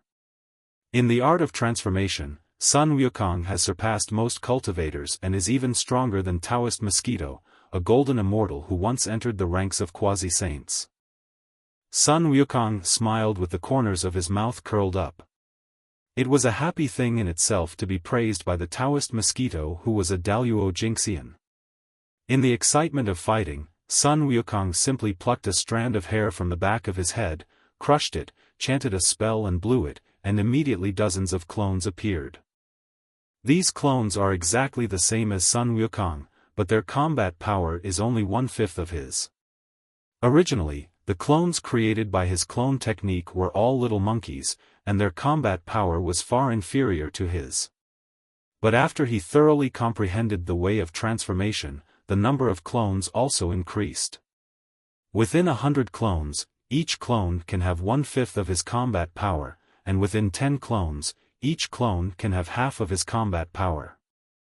With the addition of these clones, the members of the Jintian gang were quickly defeated and retreated step by step. Even if they only had 1/5 of the fighting power of Sun Wukong, these clones were no match for ordinary members. Mosquito Taoist didn't even have a chance to show his ability. He could only stand aside with Sun Wukong and watch the clones tear the entire Jintian gang into pieces. With a loud bang, the tall tower in the courtyard of the Jintian gang collapsed directly, crushing more than half of the gang headquarters. Where did this bastard come from? How dare you come to my Jintian gang and make trouble? Suddenly, a loud shout was heard from the gang headquarters, and a figure broke through the roof and soared into the air, flying towards the collapsed tower. Before the person landed, large amounts of golden light had already poured down to the ground like a dense rainstorm. Sun Wukong could see at a glance that these golden lights were all golden daggers, completely condensed from the energy of the gold element, and were extremely sharp. Although Sun Wukong's clones had 1/5 of his combat power, their physical strength was far inferior and they could not withstand such dense dagger stabs. Sun Wukong thought about it, and all his clones used their transformation skills to dodge. Although some of them were unable to dodge and were pierced and dissipated, half of his clones still remained. Go and take care of the other members of the Gentian gang. Remember, don't let any of them escape. Sun Wukong has already seen that these members of the Gentian gang are all extremely vicious and cruel. There is not a single good man or woman among them. The barbarians' bellicosity and cruelty are fully displayed in them. No wonder they can do such inhumane things as massacring an entire village. Naturally, he will not show mercy to such guys. Cut the grass and root out all the evil. Who are you? Why are you going against my Gentian gang? You are so brave. The person who came was the leader of the Gentian gang, Do Gentian, who was at the level of Tai Sanxian. He originally thought that this sword rain attack could kill all of Sun Wukong's clones, but he did not expect that Sun Wukong's strength was beyond his expectations. Half of his clones actually dodged, and instead many members of the Gentian gang were shot to death. Do Gentian's face was a little gloomy, and he stared at Sun Wukong and shouted. Are you mentally retarded? Sun Wukong glanced at Do Gentian and said, Since I dare to come here, of course I am brave. Do I need you to remind me? You. What do you mean by I? I'm your grandpa's son. This time I'm here to take revenge on you and destroy your Gentian gang. Stop talking nonsense and use your skills quickly. After you're done, I'll be busy going back to the mountain gate. Do Gentian just glared and uttered a word when Sun Wukong interrupted him, and he was so angry that his face turned green. Okay. You don't know how to live or die. If I don't chop you into 17 or 18 pieces today, I won't be named Do. What does your surname, Do, have to do with me, son? I'm going to get beaten. Sun Wukong sneered, and before he finished his words, he rushed in front of Do Gentian like lightning, with the sun's true fire swirling around his right fist, and punched Do Gentian's chest hard. Court death. Do Gentian was furious and swung the sword in his hand to chop at Sun Wukong's fist. When the sword and fist collided, there was a loud bang of metal clashing. Do Gentian was pushed back a step by a huge force. He was shocked. Sun Wukong had such great strength and such a hard fist. Hey, come again. As soon as they started fighting, Sun Wukong tested Do Gentian's strength. This guy's close combat ability was very average. Although his cultivation was one level higher than his, it would be fine as long as he couldn't let him take advantage of his cultivation. With an evil smile on his lips, Sun Wukong stomped his toes on the ground, continued to move forward, and punched him again. Ding ding dong. The sound of metal clashing continued to ring out. In just a few breaths, the two men had collided more than a dozen times. Do Gentian was more and more shocked. The strength of Sun Wukong's body was beyond his expectations. In terms of cultivation, he was one level higher than Sun Wukong. However, after the fight, he was the one who was forced to retreat step by step. How embarrassing. You can't fight this monkey in close combat. Do Gentian's long sword shook violently, and a turbulent wave came out from it, turning into a stream of water and sweeping over Sun Wukong's body. Sun Wukong was shocked, and the true fire of the sun instantly spread throughout his body, ready to resist the impact of the water force. As a result, the water flow only pushed his body out, without much destructive power. Oh no, this bastard is trying to get a distance and fight. Waking up instantly, Sun Wukong mobilized his immortal power and shook off the water flow that was entangled with him. He wanted to rush forward, but he saw Do Gentian waving his long sword and creating whirlwinds that swept towards him from all directions. These whirlwinds contained sharp wind blades, which hit Sun Wukong with a harsh sound like a file rubbing against steel, blocking his body and making him unable to move at all. Brother Goku, let me help you. When Taoist Mosquito saw that the situation was not right, He immediately shouted loudly and was about to join the battle, but was stopped by Sun Wukong. "No need, I can handle it. Brother Luo, just stand aside and watch how I teach this bastard a lesson. He is just a Tai immortal. He has encountered opponents with higher cultivation than him in his previous life. When Sun Wukong was born in this life, he had already made a vow in his heart that unless it was an existence that he could not resist at all and had to endure temporarily, he would never bow to anyone again. You are a Tai immortal who can only use the elemental power between heaven and earth to launch attacks. Just wait and see how I, Sun, will deal with you." With a flash of his body, a figure walked out of Sun Wukong's body. This was also a clone, but it was not a clone of the clone technique, but a clone of the clone magical power. Except that he could not use the clone magical power again, everything else, including combat power and physical strength, was exactly the same as Sun Wukong. When the magic spells and techniques rise to the stage of supernatural powers, it has reached a completely new level. However, this supernatural power is not so easy to master. If Sun Wukong had not absorbed and integrated so many fragments of the laws of heaven in the long river of heaven, and completed the missing heart meridians, it would have been impossible for him to comprehend the supernatural power of clones just after reaching the realm of celestial being. As soon as the clone appeared, the two combined their strength and one strike dispersed all the whirlwinds. Sun Wukong and his clone rushed out from the left and right, shooting towards Dojintian, who was floating in the air like sharp arrows. What? How is that possible? Dojintian was shocked and hurriedly used his magic to condense a rain of ice knives that shot towards Sun Wukong and his clone. Shield! Sun Wukong let out a light shout, and his clone swung his body and turned into a shield attached to his left hand. All the ice knives that were shot at him were blocked by the shield. Without any pause, he rushed straight to Dojintian and punched him hard in the face in front of his astonished eyes. The sun's true fire erupted, instantly setting Dojintian on fire. Ah! Dojintian screamed miserably and was knocked backwards, shooting straight into the thunderclouds like a huge fireball. It's not over yet. Sun Wukong snorted coldly, and the shield in his left hand turned back into a clone. He chased to the front of Dojintian at a faster speed, turned 360 degrees and kicked Dojintian hard on the back, kicking him back directly. The sun fire burning on his body became more intense. Ah! Damn monkey! I'm going to fight you. Dojintian endured the severe pain in his chest and back and tried to put out the sun's true fire. However, the sun's true fire was not so easy to put out. He could only barely resist the burning of the true fire despite his best efforts. Dojintian was in despair, and a rage to die together arose.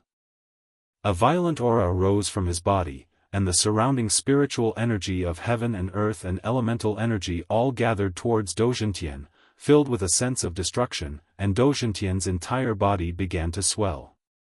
Want to self-destruct? Sun Wukong's pupils shrank slightly, and then his eyes became colder and colder. I won't let you succeed. Break it for me. With a move of their bodies, Sun Wukong and his clone pounced on him at the same time, stretched out their fingers and pointed at Dojintian's chest and back, and the force rushed towards Dojintian's body. Dojintian's body defense was basically zero at this moment, and Sun Wukong and his clone directly opened a bloody hole on his chest and back. The blood hole was not big, only the size of a fingertip, but it was like a hole in an inflated balloon, deflated. The spiritual energy of heaven and earth and the elemental power that Dojintian had originally gathered now all dissipated, and his swollen body returned to its original shape like a deflated ball. His eyes were full of fear. The true fire of the sun drilled into his body through the blood hole created by Sun Wukong and burned his internal organs. He now had no ability to fight back. You're so arrogant. Bang! Before Dojintian could scream, Sun Wukong slapped him on the face, sending him flying in the air. You're just pretending to be awesome. Bang! The clone caught up and slapped Dojintian back with a round palm. Let you shake the sky. Bang! Let you go crazy. Bang! Curses accompanied by muffled sounds continued to ring out in the air.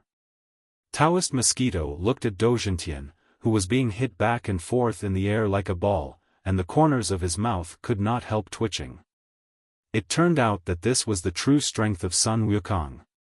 It seemed that Sun Wukong still held back when fighting with him, otherwise, if he used his magical power of clone, even if he could not defeat him, he would not be subdued by him so easily.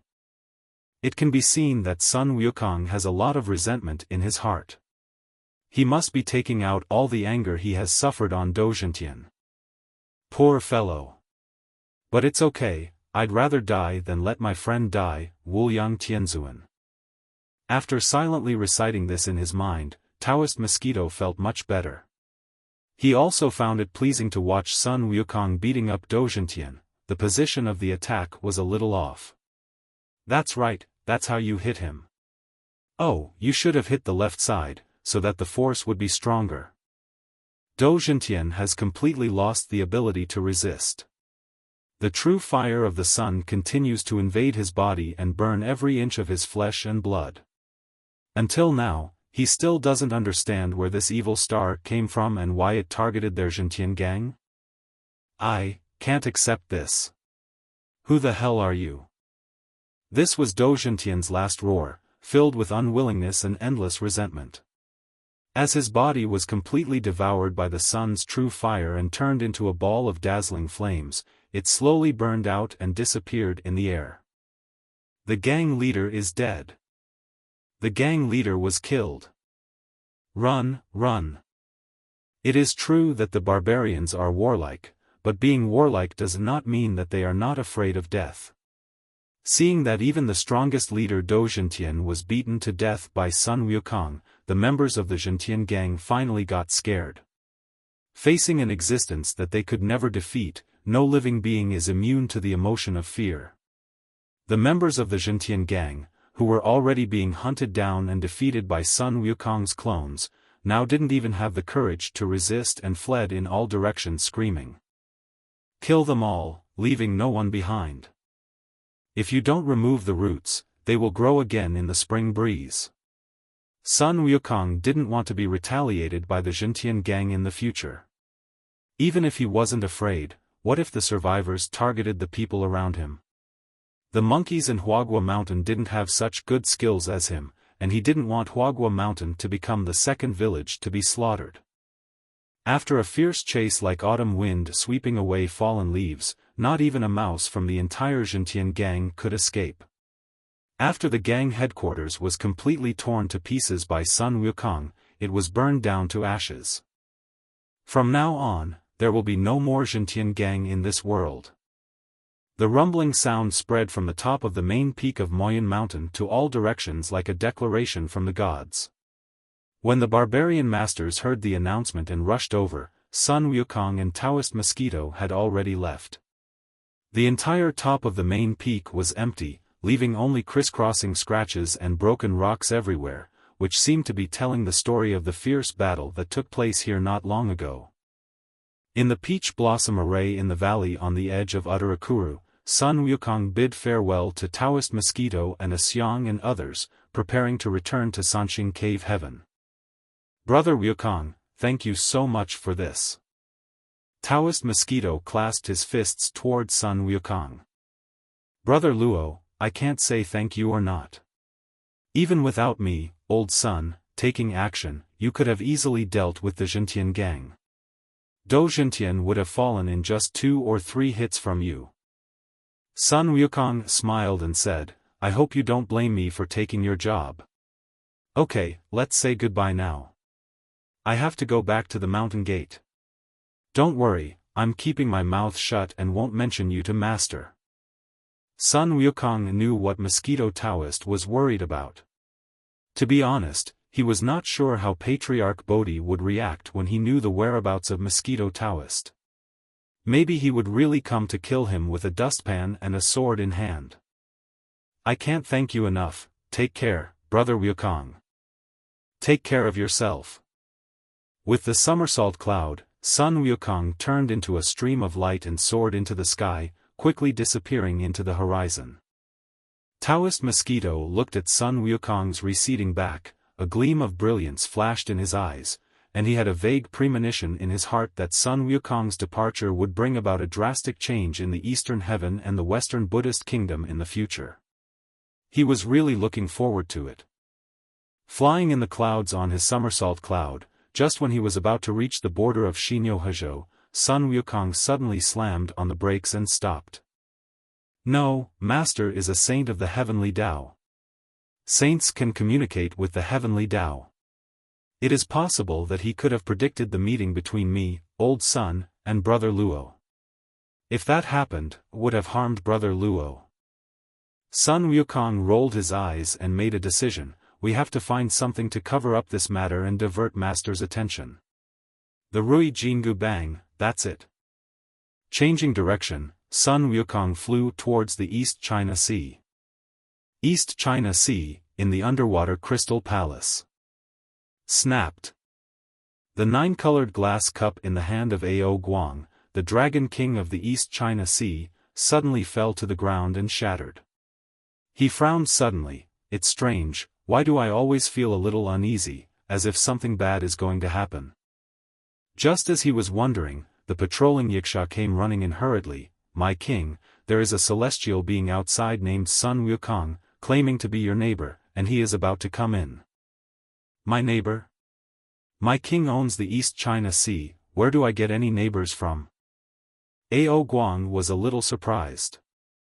He rolled his eyes and told his dragon sons and grandsons, shrimp soldiers and crab generals to prepare their armor and go out with him to greet him.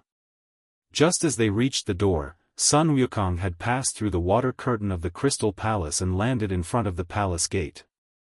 He grinned at Ao Guang and said, Old Dragon King, long time no see. Do you still remember me, old Sun? This immortal looks a little unfamiliar. Where did he come from? Ao Guang was stunned for a moment. Who is this person? Why does he look so familiar to me?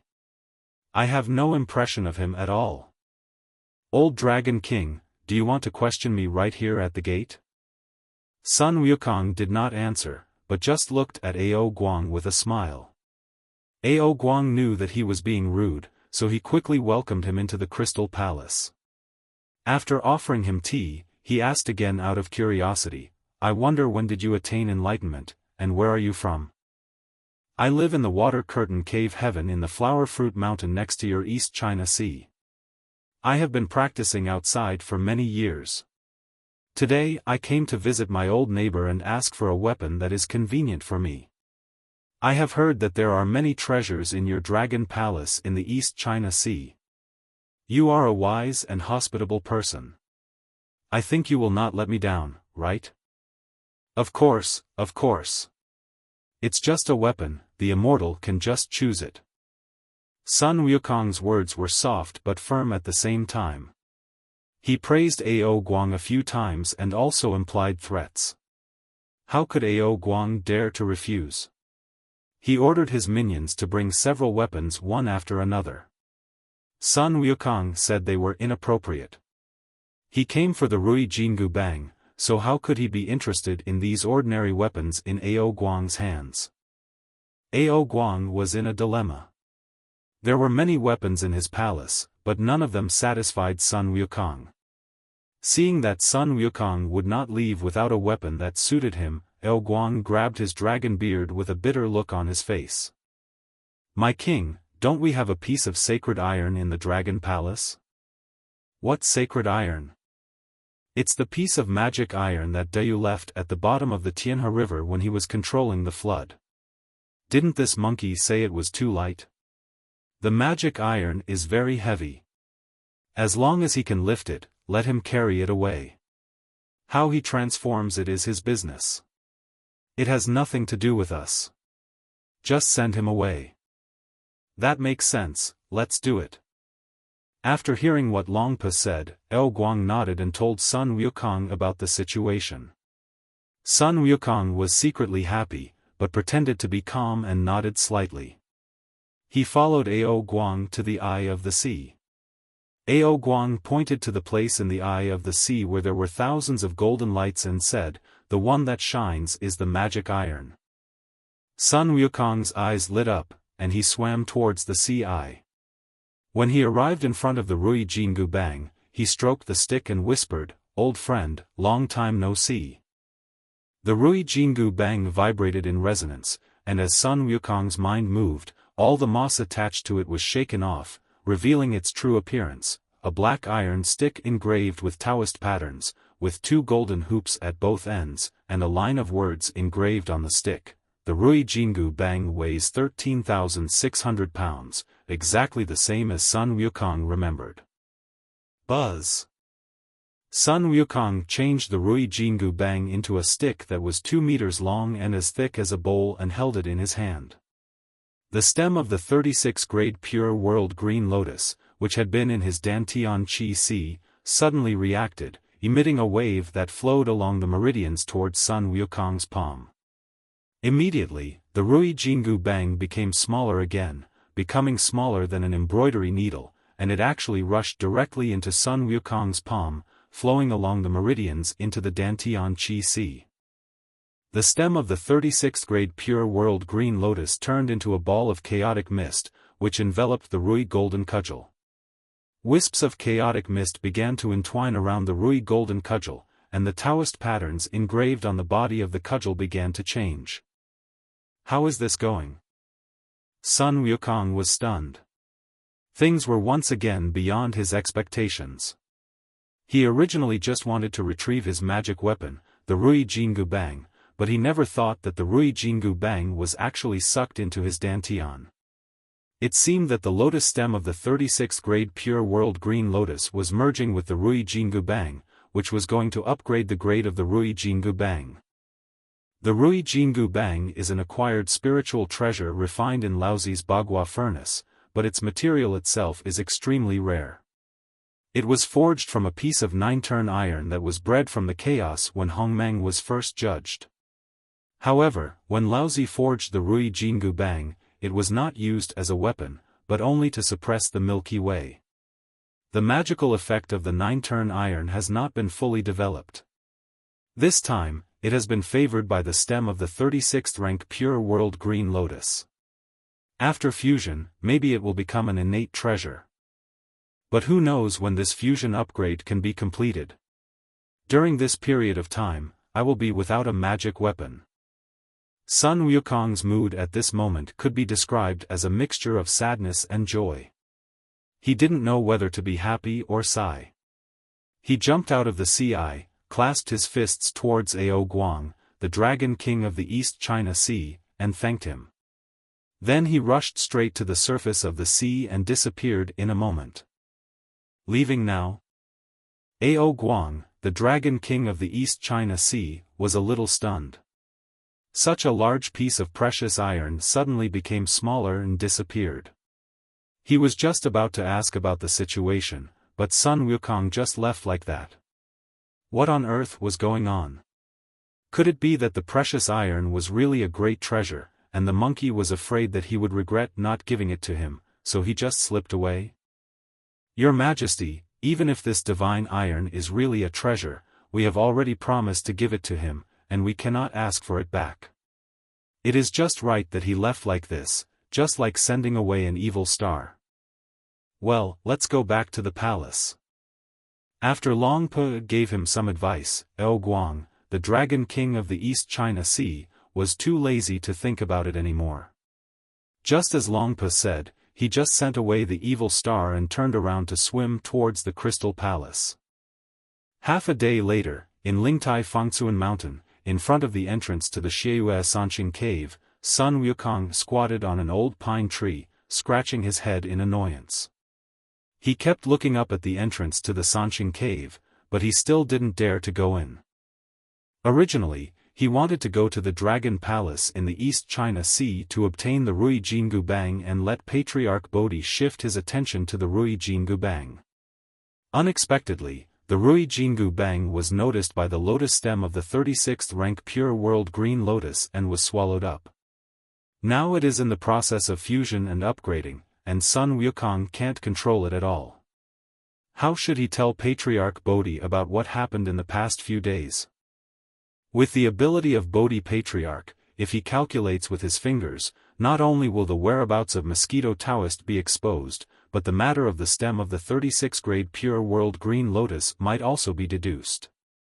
Just thinking about what the situation will be like then gave Sun Wukong a headache. Never mind.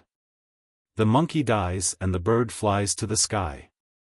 It will take 10,000 years for the master to live. Maybe the master won't even try to figure it out.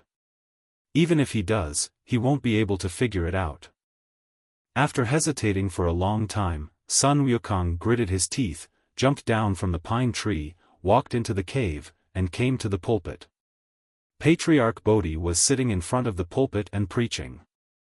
Sun Wukong was not confident and did not dare to interrupt Patriarch Bodhi's preaching. He sat down on a cushion at the end with his hands and feet timidly, lowered his head and did not dare to look at Patriarch Bodhi. After a while, Patriarch Bodhi finished his sermon and turned his gaze to Sun Wukong. A gleam of light flashed in his eyes and he called out, "Wukong, you're back. Master, I have passed through the great sun fire and reached the celestial immortal realm." Sun Wukong quickly stood up and bowed respectfully to Patriarch Bodhi, but his palms were sweating. "Nice." Patriarch Bodhi nodded, but his eyes were a little strange, which made Sun Wukong's scalp numb. After a pause, Patriarch Bodhi stood up and turned to walk towards the back hall, but a voice transmission floated into Sun Wukong's ears, "Wukong, follow me to the back mountain." Crap. Sun Wukong's heart skipped a beat and he thought to himself that this was not good. His master must have figured out something. Was he asking him to confess the truth? With a nervous heart, Sun Wukong stood up obediently, left the podium with a bitter face, and went towards the back mountain. The other disciples were already accustomed to this and soon dispersed. Sun Wukong came to the pool under the big waterfall in the back mountain. Bodhi Patriarch was standing facing the waterfall with his back to him. When he heard the footsteps, he did not turn around, but gently said, "You are here? Tell me, what have you been doing these days?" Sun Wukong's heart skipped a beat. As expected, Patriarch Bodhi had figured it out. However, he still struggled for a while. "I didn't do anything. I just found a place to avoid disaster and survive the calamity."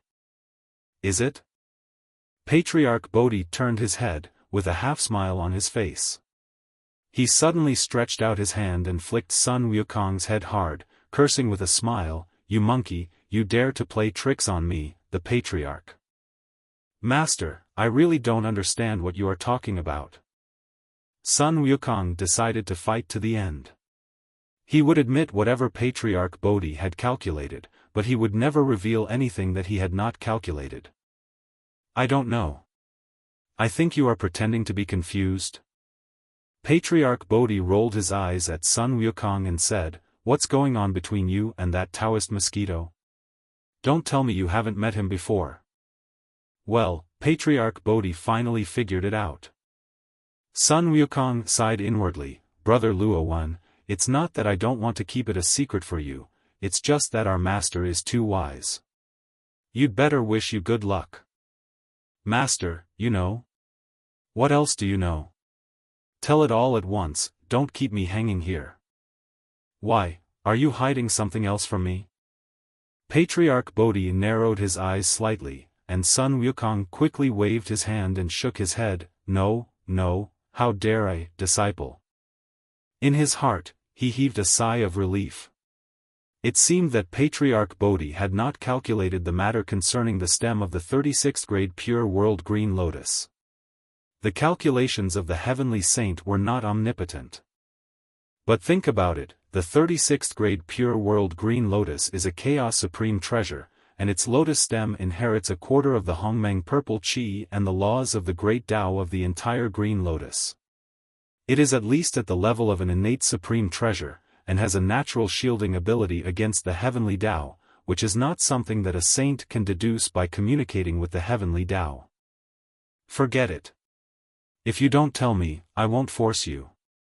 Now tell me what happened between you and that old mosquito. How did you get involved with him? That guy is not a good person.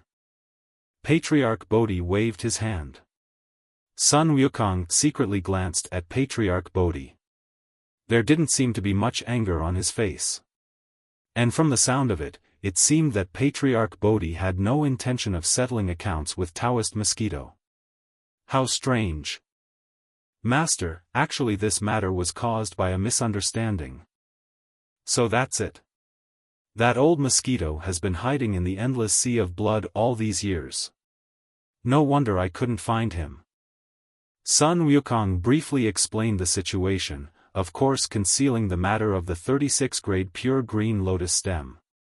He was not stupid enough to tell Bodhi Patriarch about the things that he had not calculated.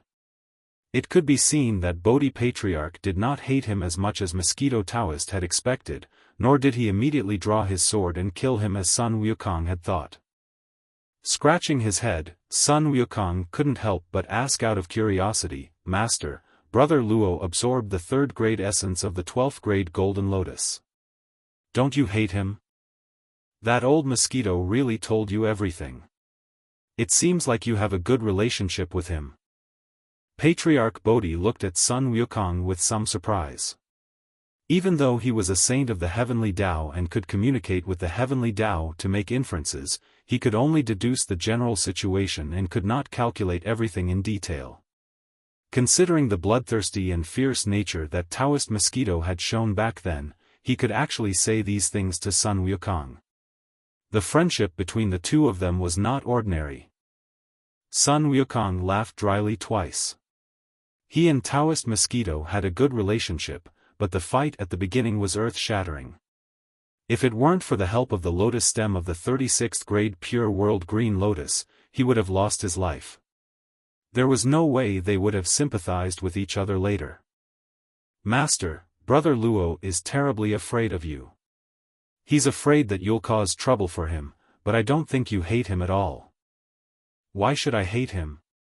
Just because he swallowed the 3rd-grade essence of the 12th-grade merit golden lotus? Patriarch Bodhi laughed, that is his fate. He deserves to get the 3rd-grade essence. Do I look like a petty person? Moreover, I should thank him for absorbing the 3rd-grade essence. Otherwise. Patriarch Bodhi paused at this point, but Sun Wukong heard some hidden meaning and asked, otherwise what? Nothing. Patriarch Bodhi was obviously hiding something and didn't want to talk about it, so Sun Wukong could only curl his lips helplessly.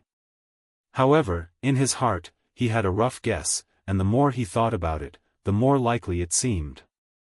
Apart from the records in the ancient books in the Sanqing Dong Tian library, Sun Wukong's understanding of this world all comes from Lin Yi's memories from a different time and space. His inference that Patriarch Bodhi was the Taoist Juanti of that year was based on this. Judging from what Patriarch Bodhi said just now, this inference was not wrong. More importantly, Patriarch Bodhi actually said that he wanted to thank Taoist Mosquito for swallowing the 3rd essence of the 12-merit golden lotus. Now the Western Buddhist kingdom is the Hinayana Buddhism established by Tathagata Buddha. Of course, today's Western Buddhist kingdom calls itself Orthodox Mahayana Buddhism, and all other Buddhism, including the previous true Mahayana Buddhism, are called Hinayana Buddhism. Considering this, Sun Wukong guessed that Tathagata Buddha must have used some means to usurp the Buddhism established by Taoist Juanti and Taoist Jiaying, and Taoist Juanti fled to the Lingtai Fangcun Mountain and developed the Xieyue Sanqing cave. Patriarch Bodhi didn't want to say more, so Sun Wukong could only stop there. However, he secretly made a decision in his heart that he would get to the bottom of this matter sooner or later. Time flies, and 100 years have passed in a flash. Since he entered the realm of celestial beings, Sun Wukong has intentionally suppressed the speed of his cultivation. The body of a celestial demon is indeed unique, and there will be no hindrance in practicing human skills. However, improving cultivation too quickly is not a good thing. In his previous life, Sun Wukong relied on his natural talent and intelligence, and it only took him more than 10 years to enter the realm of Earthly Immortal and survived the 3 disasters one after another. Although he seemed to be a genius, his foundation was actually not solid, which led to his extremely slow progress in cultivation and even regression. Before learning powerful enough skills, Sun Wukong did not want to enter the Tai Sanxian realm too early like in his previous life, lest he be forcibly driven out by Patriarch Bodhi. Even though Patriarch Bodhi treated him much better in this life than in his previous life, who could guarantee such a thing? Crazy Monkey Fist. True Fire Sky-Breaking Palm. In the back mountain of Sanqing Cave Heaven, Sun Wukong and his clone collided violently with each other. He had not been idle during these 100 years. Without a suitable magic weapon, he tried his best to improve his unarmed combat ability. He sorted out the fragments of laws absorbed and integrated in the long river of heaven bit by bit, and created various spells and moves. This sounds simple, but the power of the laws of heaven can only be comprehended after entering the realm of Daluo Jingxian. It can be said that there has never been anyone like Sun Wukong who comprehended the power of the laws of heaven while still in the realm of celestial immortals from ancient times to the present. After creating new spells and moves, Sun Wukong would use his magical power of clones to create clones to fight against himself in order to test the power of the spells and moves. If they didn't work, he would simply discard them and try to correct any flaws and shortcomings. Everything was done for the purpose of actual combat. In this regard, Sun Wukong can be said to be blessed with natural advantages. This kid Wukong is really unpredictable in everything he does. Patriarch Bodhi floated outside the top of the waterfall cliff, and the water splashing behind him automatically bypassed him and fell under the waterfall. Not a drop of water touched him. Looking at the two figures moving, jumping and colliding in the valley, he could not help but exclaim softly. Monkeys are naughty by nature, and Sun Wukong is no exception. However, over the years, he has been trying very hard to restrain his playfulness, and has spent almost all his time on comprehending the laws of nature and improving his own combat effectiveness. Patriarch Bodhi has seen all of this. To be honest, having accepted so many disciples over the years, and apart from their talents, he has never seen anyone more hardworking and diligent than Sun Wukong. Wukong, come here. Quietly waiting for Sun Wukong to finish practicing fighting with his clone, Bodhi Patriarch waved to Sun Wukong and called him to his side. Wukong, how many years have you been practicing under me? 221 years. Sun Wukong replied, frowning as he suddenly felt something strange. Master, why did you suddenly think of asking this? Are you trying to make me leave? You are indeed a very smart monkey. Yes, it is time for you to leave. Patriarch Bodhi nodded and waved his hand to stop Sun Wukong from asking questions. He continued, I can see that you are deliberately suppressing your progress in cultivation. You want to lay a solid foundation in the celestial realm. This is a good idea, but everything is excessive. You have almost reached the limit of the celestial realm. If you want to have further understanding and improvement, you need to survive the last of the 3 disasters, the Black Sun Wind disaster. Only in this way can you be recognized by the heavenly Tao and be exposed to more profound laws of the heavenly Tao. But Master, I still want to listen to your teachings more. Wukong, Master knows what you are thinking about. For people like us who practice Taoism, the rise and fall of fate is normal. There is no need to act like a child. Patriarch Bodhi laughed. Over the years, you have memorized almost all the ancient books and secret texts in the library. Although you are not yet able to understand them due to your low level of cultivation, one day you will be able to master them. I have nothing more to teach you. Master, do you know that I am secretly memorizing the contents of ancient books? As soon as Sun Wukong said this, he knew he had asked a very stupid question. With Patriarch Bodhi's ability, there was no way he could hide his little tricks from him. It's just that Patriarch Bodhi turned a blind eye and didn't expose him. Scratching his head, Sun Wukong secretly observed the expression of Bodhi Patriarch. Seeing that the other party did not mean to blame him, he boldly continued, "Master, there is a Taoist secret book in the library. I only remember less than 1/5 of the content. I can't remember the rest. I seem to remember it at the time, but I forgot it later." "Do you know what happened? Did you really memorize 1/5 of the Taoist secret book?" A hint of surprise flashed in Bodhi Patriarch's eyes. His eyes, which were originally slightly closed, suddenly opened, emitting a compelling light and staring at Sun Wukong closely. "Seriously? What's the problem?" Sun Wukong blinked, wondering why Patriarch Bodhi reacted so strongly. Patriarch Bodhi didn't say anything. He stared at Sun Wukong for a long time, then suddenly smiled and said, "Good. Good. Good. I really didn't make a mistake about you. Wukong, your understanding is rare in the history of the world. Come with me." A cloud rose up under his feet, and Patriarch Bodhi flew towards the library. Sun Wukong followed hurriedly. His intuition told him that Patriarch Bodhi must want to give him something good, and this good opportunity must not be missed. Following Patriarch Bodhi to the library, Patriarch Bodhi stopped in the top floor where the Taoist secret books were placed. He looked up at the only ancient book floating in the top floor. This was the Taoist secret books that Sun Wukong mentioned. In the entire Sanqing cave, there are very few people who can step into the highest level of the library. Sun Wukong is the only exception. Patriarch Bodhi does not restrict him from reading any books. Apart from practicing his combat skills with his clones, he basically spends all his time in the library.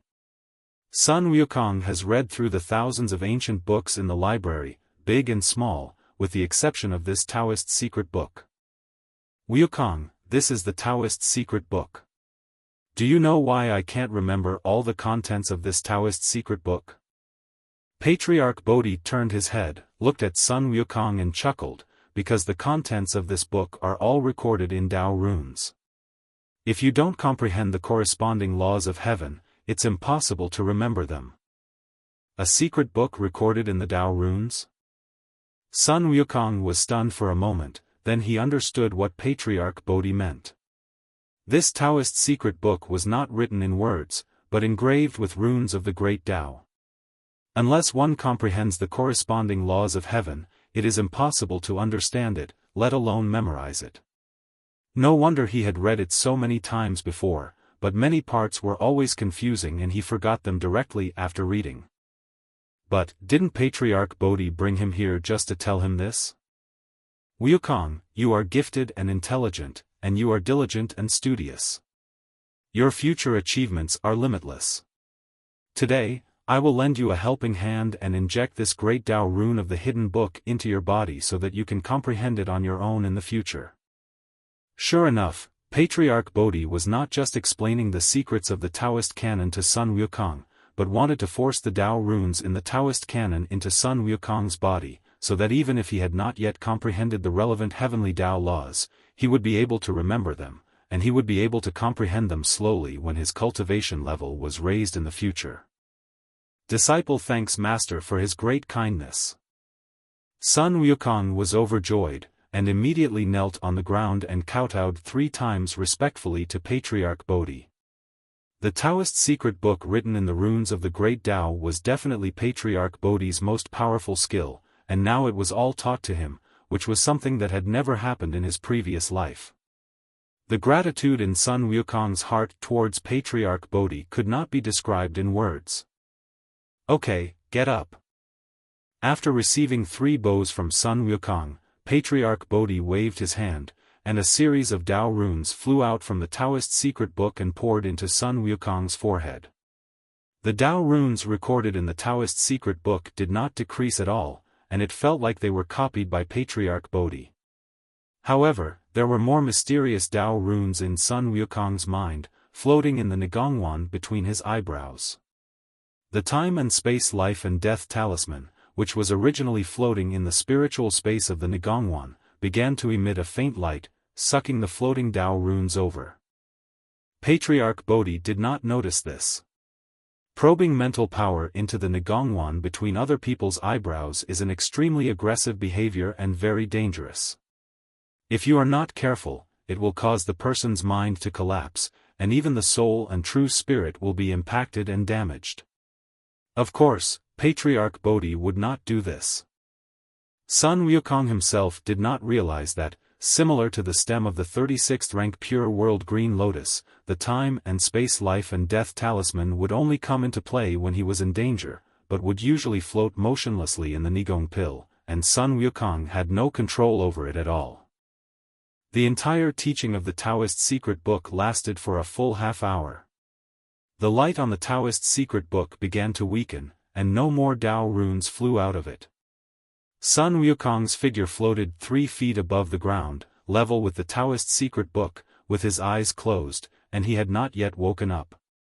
Patriarch Bodhi knew that Sun Wukong was still adapting to the Dao runes in the spiritual space of Nigongwan, so he did not interrupt him and turned around and walked out of the library. After 3 full days, Sun Wukong finally woke up from his mysterious state, opened his eyes, a bright golden light flashed in his eyes, and the corners of his mouth curled up into a smile. All the Dao runes that Bodhi Patriarch had injected into his Nigongwan spiritual space were absorbed by the Time and Space Life-Death Talisman. The Time and Space Life-Death Talisman seemed to have begun to transform, and Sun Wukong felt that the relationship between him and it was no longer as illusory as before, but he really had a feeling of blood connection. Those Dao runes absorbed by the Time and Space Life-Death Talisman did not disappear. Sun Wukong could check them in the Time and Space Life-Death runes with just a thought, and it did not affect his future comprehension and cultivation. Patriarch Bodhi was not in the library. After taking a deep breath, Sun Wukong flashed out of the attic and saw Patriarch Bodhi standing outside the library. "It looks like you've adapted faster than I thought."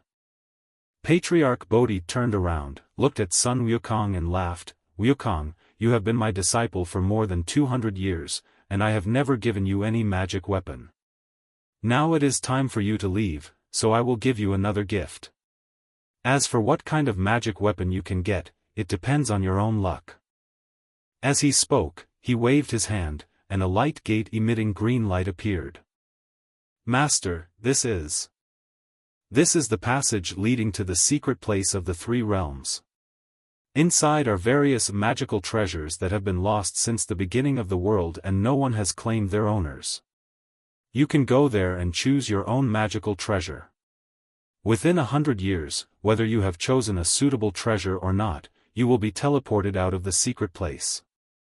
Patriarch Bodhi paused, then looked at Sun Wukong with a kind look in his eyes, and sighed. "Wukong, after this separation, you and I may never meet again. No matter how famous you become, or how much trouble you cause, it has nothing to do with my Fangcun Mountain. You must not mention your relationship with me to others. Do you remember this?" "Master." As expected, Patriarch Bodhi still forbade him to tell anyone who his master was. Sun Wukong felt a pain in his heart and his eyes suddenly turned red. He knelt heavily on the ground and kowtowed 3 times to Patriarch Bodhi. Then he stood up, turned around and walked into the light gate. "Wukong, don't blame Master. It's not that Master is cruel, this is all for your own good. If you can really reach my level one day, we may never see each other again." A long sigh came from the mouth of Bodhi Patriarch, echoing for a long time in the back mountain of Sanqing Cave Heaven. The 3 realms, the desolate borderland, the secret place mentioned by Patriarch Bodhi. A light circle channel suddenly appeared in mid-air, and Sun Wukong fell out of it. That's right, he fell. The gravity in the secret place of the 3 realms was 10 times greater than that in the 3 realms. As soon as Sun Wukong emerged from the passage, he felt as if his whole body suddenly became heavier. His feet were empty and he fell headfirst from mid-air. Fuck. What the hell is this place? Why is the gravity so strong? Climbing out of the huge pit covered in dust, Sun Wukong grimaced. The gravity was magnified tenfold, and the pain was also magnified. He was hit hard by the fall just now. Fortunately, there was no one else here, otherwise he, the great sage equaling heaven, Sun Wukong, would have fallen headfirst from mid-air to the ground, leaving a human-shaped pit. If such a thing were to spread, how would he be able to roam the three realms in the future? He would have lost all his face, right? Looking up, I saw that everything around me was gray. There was no sun, moon, or stars in the sky. There was endless grassland on all sides. Each blade of grass was more than 3 feet long, almost reaching the top of my thighs, extending from the front to the end as far as I could see. Is this the secret place? Didn't Master say there are many treasures here since the beginning of the world? How come I, old son, can't see any of them? In this haunted place called the Secret Treasure Land, besides the extremely strong gravity, all perception abilities were also restricted. Sun Wukong explored around but didn't find any treasures here. Could it be that Patriarch Bodhi was playing a joke on him? No, it shouldn't be.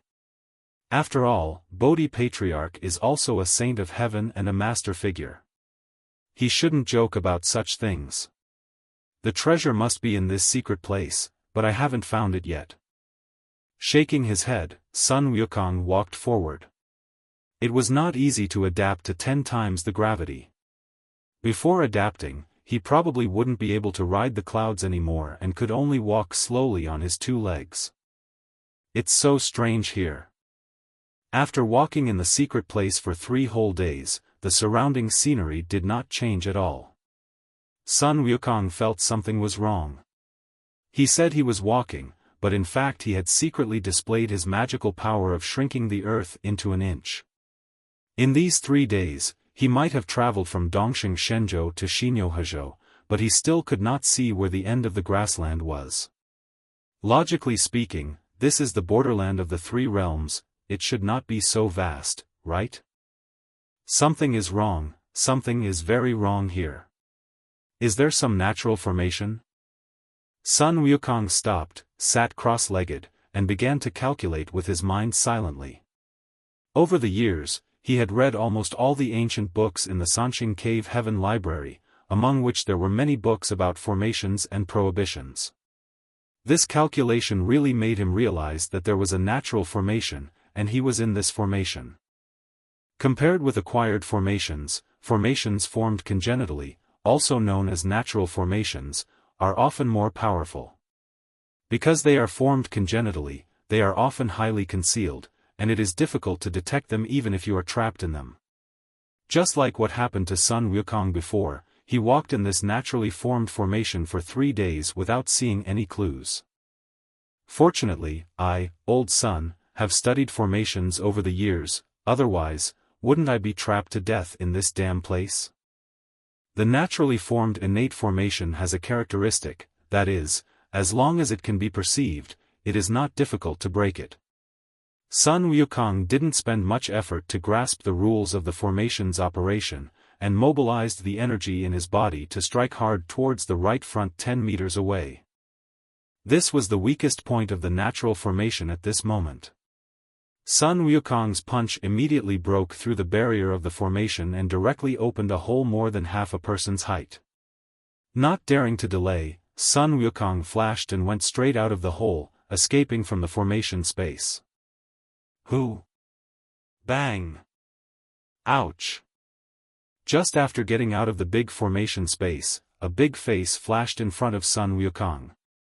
Sun Wukong instinctively kicked it directly. With a cry of pain, a man in a purple gown was kicked away by Sun Wukong and fell heavily on the ground several feet away.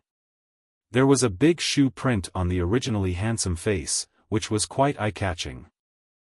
Who are you and why are you trying to scare me, old son? The kick hit the target right away. Without any hesitation, Sun Wukong rushed forward and pressed his hand on the man's scapula. As long as the man did anything improper, he would immediately pierce his scapula. Who scared you? You're the one who started beating people up as soon as you showed up, and you're the first to complain. The man looked depressed and a little angry. Take your hand away, or I will be rude.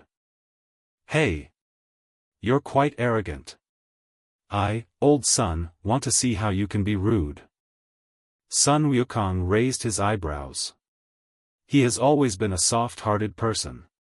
It would have been fine if this man had just spoken nicely, but he actually threatened him. Wasn't this a provocation? Snort. The man snorted coldly, and suddenly a sharp sword energy emanated from his body, and he fiercely stabbed towards Sun Wukong's finger. Huh! Sun Wukong was startled and instinctively launched an attack. His vital energy turned into true sun fire that rushed out from his fingertips and rushed towards the sword energy. Boom! There was a loud bang, and Sun Wukong felt pain on his fingertips. He couldn't help but take 2 steps back, looking at the man in surprise. Sword Immortal? The man's cultivation level was at the Tai Sanxian realm, but the sword energy he emitted had extremely strong destructive power. Sun Wukong had also seen sword immortals in heaven in his previous life, but none of them had such destructive power as his sword energy. You're not injured? The man was also a little surprised. His sword energy had always been invincible, but he didn't expect that he could be on equal terms with Sun Wukong. That trace of the sun's true fire rushed into his body like a thorn in his tarsal bone.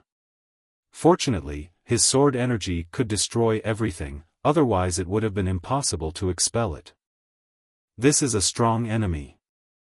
The two of them made such a judgment in their hearts almost at the same time. The eyes of Sun Wukong and the man looked at each other with a serious look. The next moment, Sun Wukong took the initiative to attack, and his fists were surrounded by the surging Great Sun True Fire, and he attacked the man like a madman. Crazy Monkey Fist.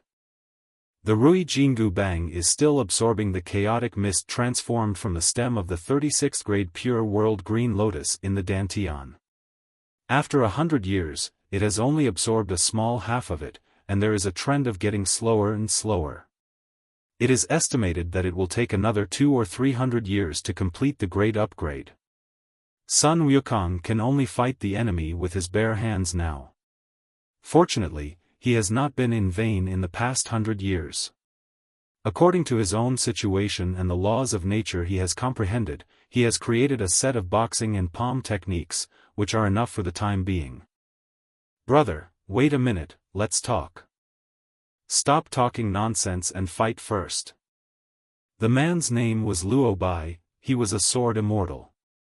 Apart from the sword, his 2 favorite things in his life were wine and poetry.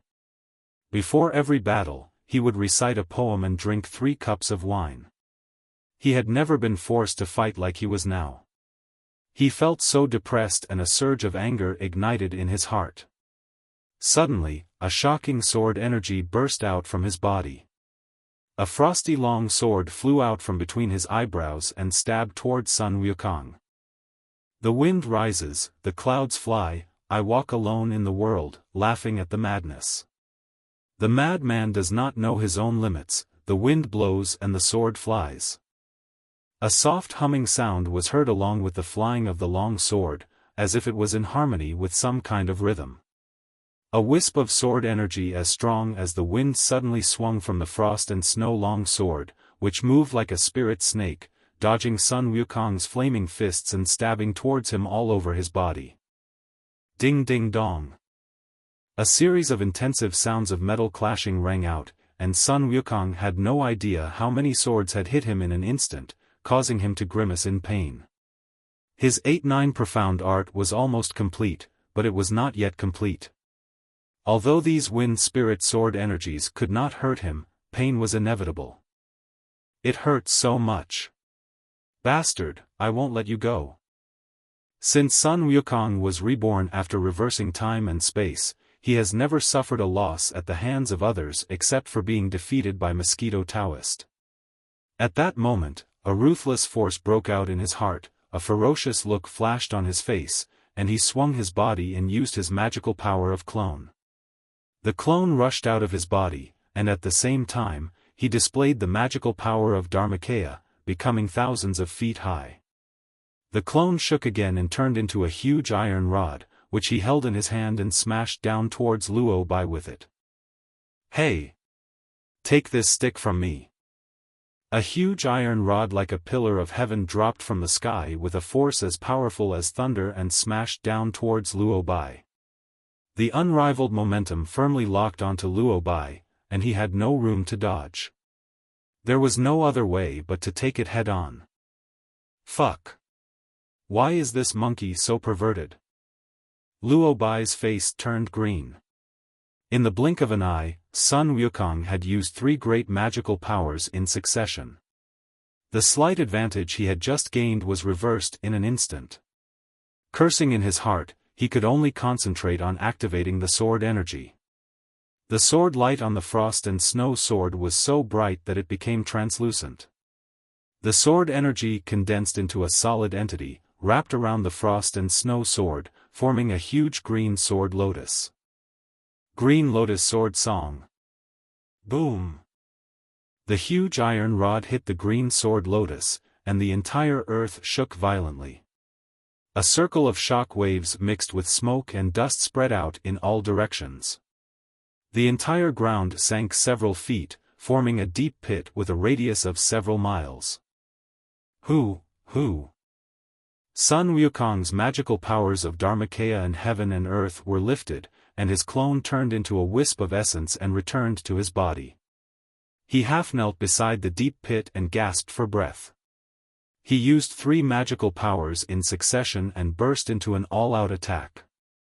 He was extremely exhausted, and with the huge gravity of this secret place, it was already very good that he did not lie directly on the ground. How's that guy? Is he dead? After gasping for a while, Sun Wukong looked into the deep pit. At this moment, the pit was still filled with smoke and dust, but it did not bother Sun Wukong. A golden light flashed in his eyes, and his void-breaking divine eye was activated. He instantly penetrated the heavy smoke and saw the situation at the bottom of the deep pit. The scene that came into his eyes made Sun Wukong's pupils shrink suddenly. A huge green sword lotus wrapped Luo Bai inside it. The green sword lotus had been almost destroyed and was covered with cracks, but Luo Bai, who was inside it, only had blood oozing from the corners of his mouth and did not seem to have suffered any serious injuries. This guy is so powerful, he actually took the blow from me just now. Sun Wukong's eyes lit up, and the fighting spirit rose in his chest again. A surging aura rose from his body, and he leaped into the pit. His whole body was filled with true fire from the sun. He rushed towards the green sword lotus and punched it hard. Crack! Crash! Under this punch, the green sword lotus, which was already full of cracks, broke directly, and shattered into strands of sword energy like glass and disappeared. Sun Wukong's fist continued to hit Luo Bai, but when it was about to hit Luo Bai's face, he retracted his fist with a strange cry and dodged it. Fuck, you bastard are so insidious, you actually used such a shady trick. Sun Wukong glared at Luo Bai and looked at the frost sword sticking out from his waist. If he had not stopped, the bastard's sword would have stabbed towards his lower body. Although it might not hurt him, Sun Wukong did not want to take such a risk. It's so shameless for a sword master to use such a despicable trick to tease the crotch. What do you mean by insidious? I didn't ask you to bump into it yourself. Luo Bai rolled his eyes and wiped the blood from the corner of his mouth. Although he had blocked Sun Wukong's shocking attack just now, he was still shaken badly. Some of the meridians in his body were broken. He would not have the strength to fight again in a short time. He had to use such a despicable method as the Liaoyin sword as a last resort, otherwise he would lose his life. So what did he care about whether it was shameless or not? Hey, you're right. If I don't beat you till your face is covered with peach blossoms today, you won't know why flowers are so red. Sun Wukong glared, and a flash of anger flashed across his face, ready to explode. Luo Bai hurriedly waved his hands and admitted defeat. Stop, stop, stop. No more fighting. My dear brother, there is no hatred or grudge between us.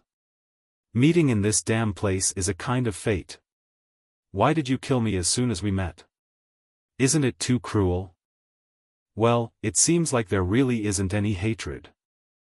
Sun Wukong scratched his head. This fight was indeed inexplicable. To be honest, he was just excited about the prey. Okay, let's stop for now. Tell me, who are you and why are you in this secret place of the three realms?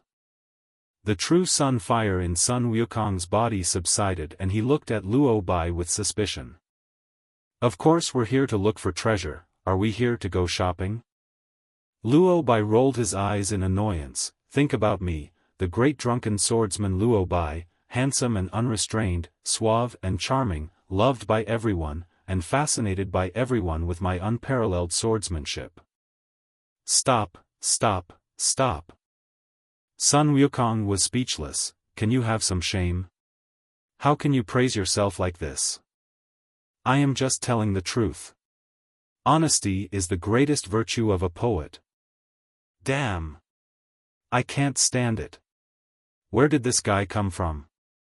He is so narcissistic. Stop it, old Sun. Get to the point. Sun Wukong roared, and Luo Bai curled his lips. It's rude to interrupt a poet expressing his feelings. I am Luo Bai, and I call myself the Green Lotus Sword Immortal. I am good at reciting poems and drinking. I came to this wasteland to search for treasures. I wanted to find a sword that matches my status. In the end, I didn't find the sword, but I was trapped in this damn place for 500 years. Seeing Sun Wukong's unfriendly look, Luo Bai quickly changed his words, put on a serious face and answered honestly. 500 years? You said you were trapped here for 500 years? Sun Wukong's heart skipped a beat. Didn't Patriarch Bodhi say that after 100 years, everyone would be teleported out regardless of whether they obtained the treasure or not? How come Luo Bai had been trapped for 500 years?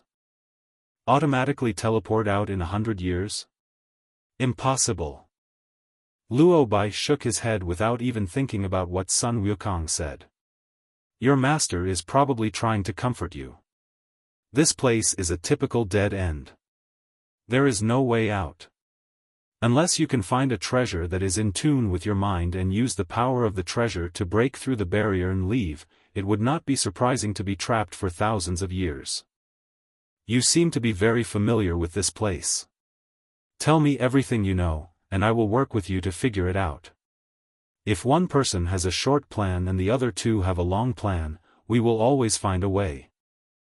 Luo Bai was indeed very familiar with the secret treasures of the three realms, because he had been trapped here for 500 years.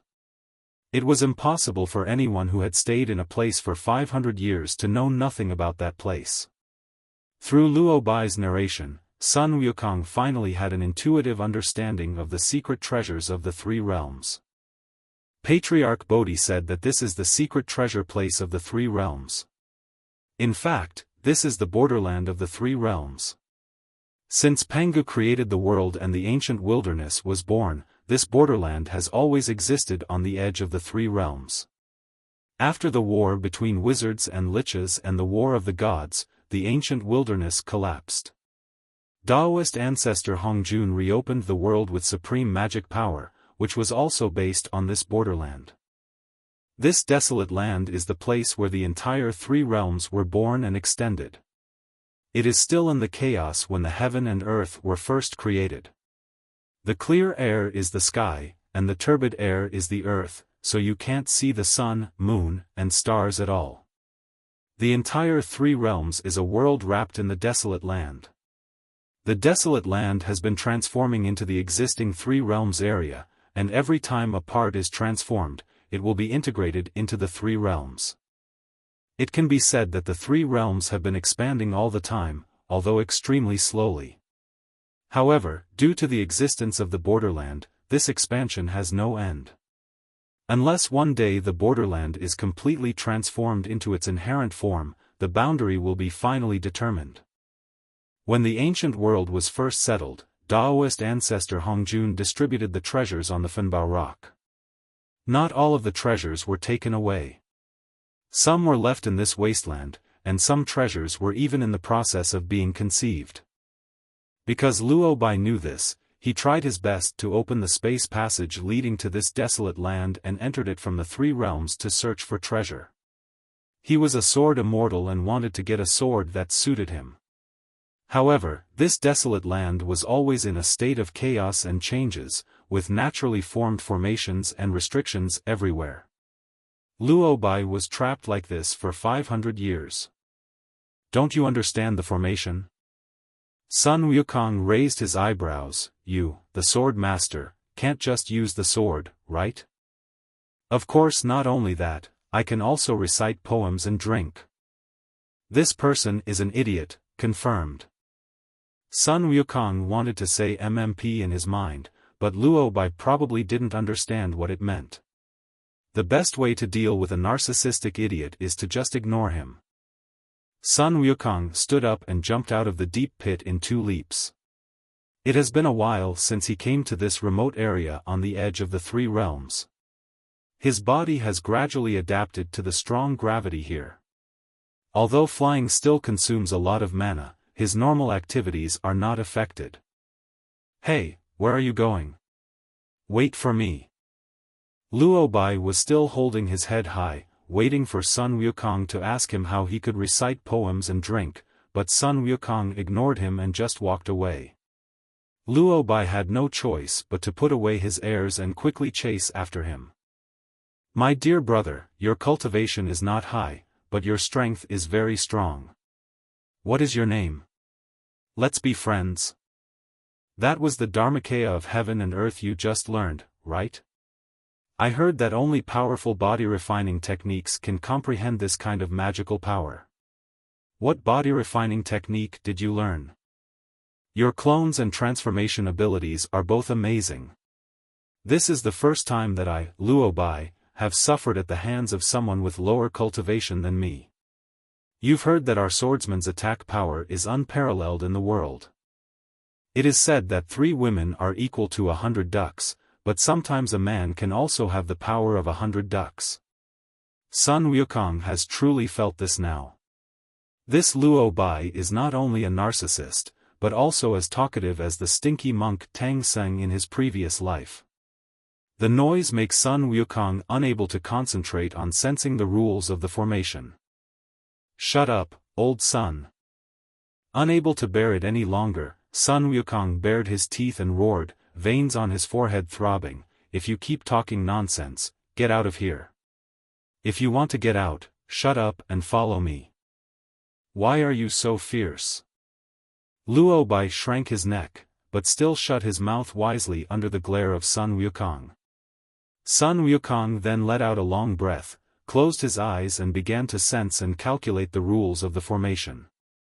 There are many formations and restrictions in this desolate land, and there are no specific rules. Sometimes you don't even know you have walked into one. Sun Wukong can only walk a few steps and then stop to sense and calculate.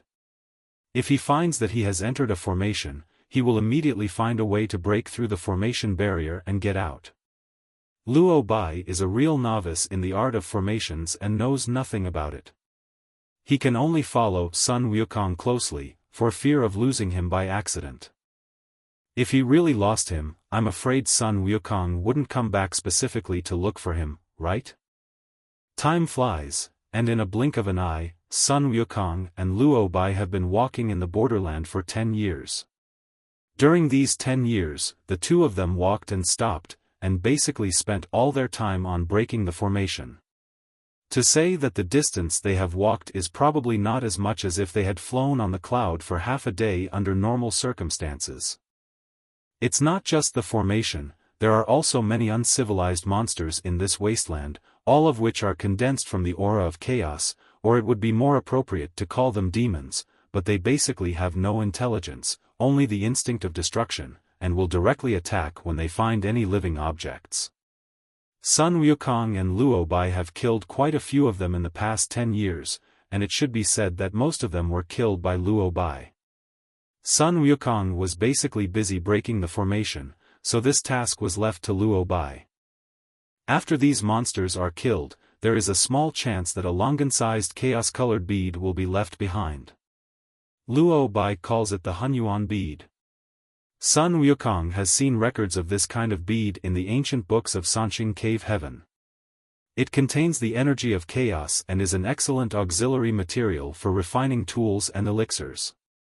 In the ancient times, Qigong practitioners used this Hunyuan bead to create magic weapons and refine elixirs, but later the ancient times were destroyed and the Hunyuan bead became almost invisible, so most of the refining methods and elixir recipes were lost. Now in the entire 3 realms, it is estimated that only this wasteland can obtain the Hunyuan pearl. However, if you don't have some skills, even if you really get in, you will be trapped like Luo Bai, wandering around in one place. It is no different from relying on luck to encounter a demon. What good luck! I got another Hunyuan pearl. Wow! With one sword he chopped a demon into pieces. Looking at the Hunyuan pearl left on the ground, Luo Bai's face lit up with joy. He took it in his hand and wanted to put it away. One for each person. This one belongs to me, old Sunday. Sun Wukong said lightly from the side.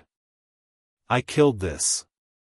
Luo Bai's face turned bitter and he opened his hands reluctantly, watching the Hunyuan pearl fly out of his hand and fall into the hands of Sun Wukong. It was me, old Sun, who broke the formation. Sun Wukong rolled his eyes and said, how about you break the formation and I will kill the demon? No, I'll take care of this little matter of slaying the demon spirit. You should just focus on breaking the formation, Wukong. Luo Bai immediately backed down and gave a dry laugh. If he was asked to break the formation, he would be trapped for another 500 years. He should just focus on killing the monsters. Sun Wukong curled his lips, continued to break the formation, and walked forward. Sun Wukong did not just walk around randomly. During the past 10 years, he had been constantly changing directions, moving towards the direction where he was most likely to find treasure. All treasures have spirituality and will release their own unique aura. These auras are concealed by the restrictions of the formation and cannot be detected by ordinary people. However, this does not pose a problem for Sun Wukong. Every time he breaks a formation restriction, he will further sense the aura fluctuations coming from the place where the treasures gather. Treasures choose to live in spiritual places, and the places they live are mostly places where spiritual energy gathers. This desolate land is in a state of chaos, and the spiritual energy is more abundant. The truly spiritual treasures will naturally gather in the place where the spiritual energy is most abundant. As for the treasures that do not gather here, they are either not spiritual enough or are arrogant and difficult to tame, and they are not within the consideration of Sun Wukong. Another 10 years passed, and Sun Wukong and Luo Bai came to a special place where 9 mountains stood in between, forming a circular valley. The terrain was completely different from other places. The borderland was at the beginning of chaos, with clear air as the sky and turbid air as the earth. There was no difference in the terrain everywhere. This kind of terrain with peaks and valleys was the first time in all these years.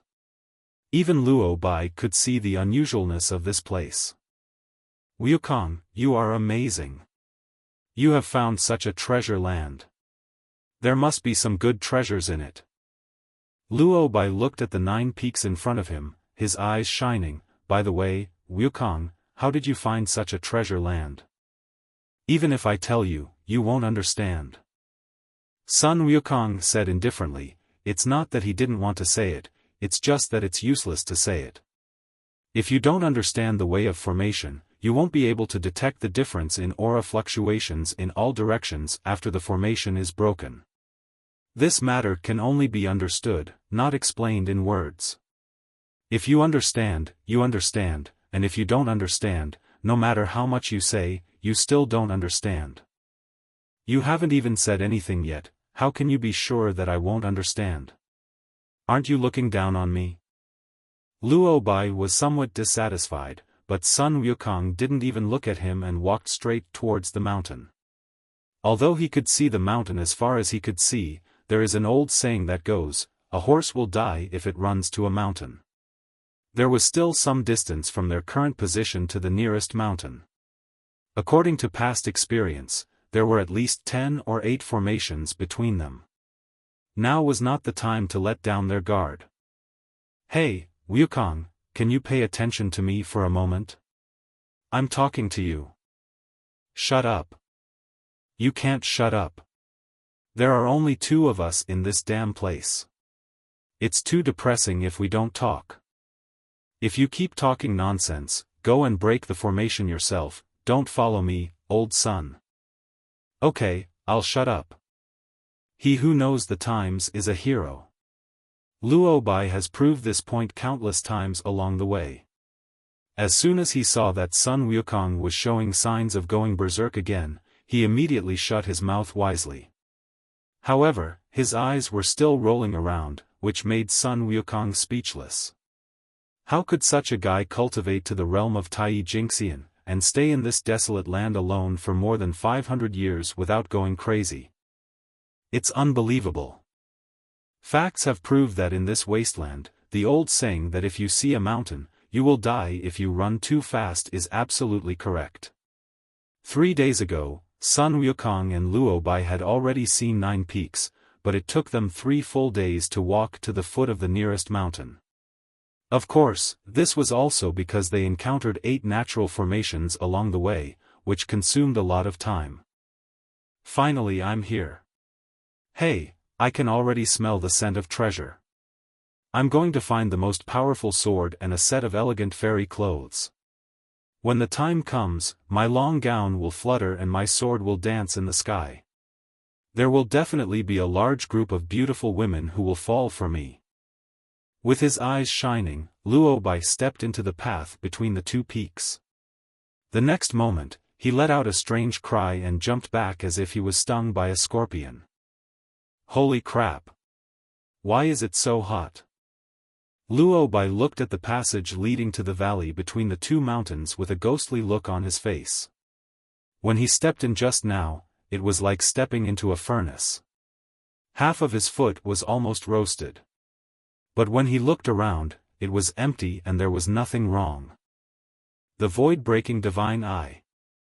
Sun Wukong activated his divine eye of breaking void, and a golden light flashed in his eyes. The road into the valley suddenly looked different in his eyes. Balls of flames filled the road. These flames appeared fiery red under the divine eye of breaking void. Sun Wukong could sense the fiery power in them, which was definitely better than his true sun fire. In addition to the flames, there are also balls of blue ice flames also floating in the road. These ice flames are filled with an icy force that is completely different from the red flames.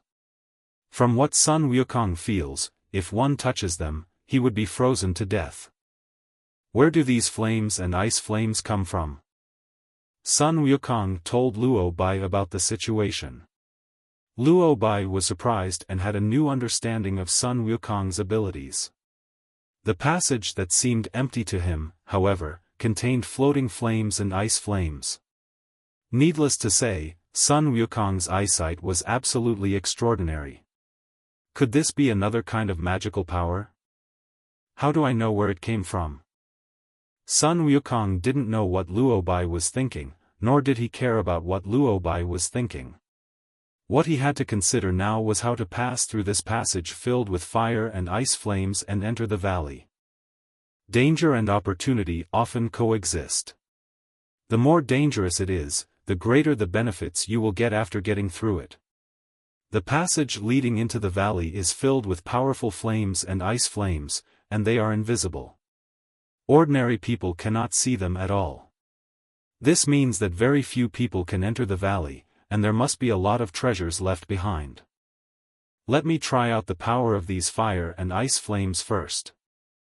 Stepping into the passage, Sun Wukong stretched out a palm, which was wrapped in the true fire of the sun, and stretched it towards a ball of fire.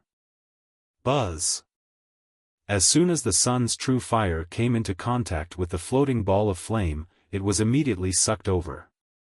Sun Wukong was shocked and hurriedly stopped releasing the sun's true fire.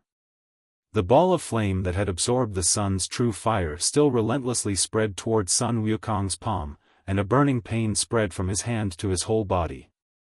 Not good, retreat. Without time to think, Sun Wukong hurriedly stepped back and jumped out of the passage. The flame that had spread to his arm suddenly went out, as if it had never appeared. However, the obvious burn marks on his arm clearly reminded Sun Wukong that the feeling just now was not just an illusion. What a terrible fire! Sun Wukong's 8-9 profound arts has almost reached perfection, and he has long been immune to water and fire, not to mention that he also possesses the true fire of the sun in this life.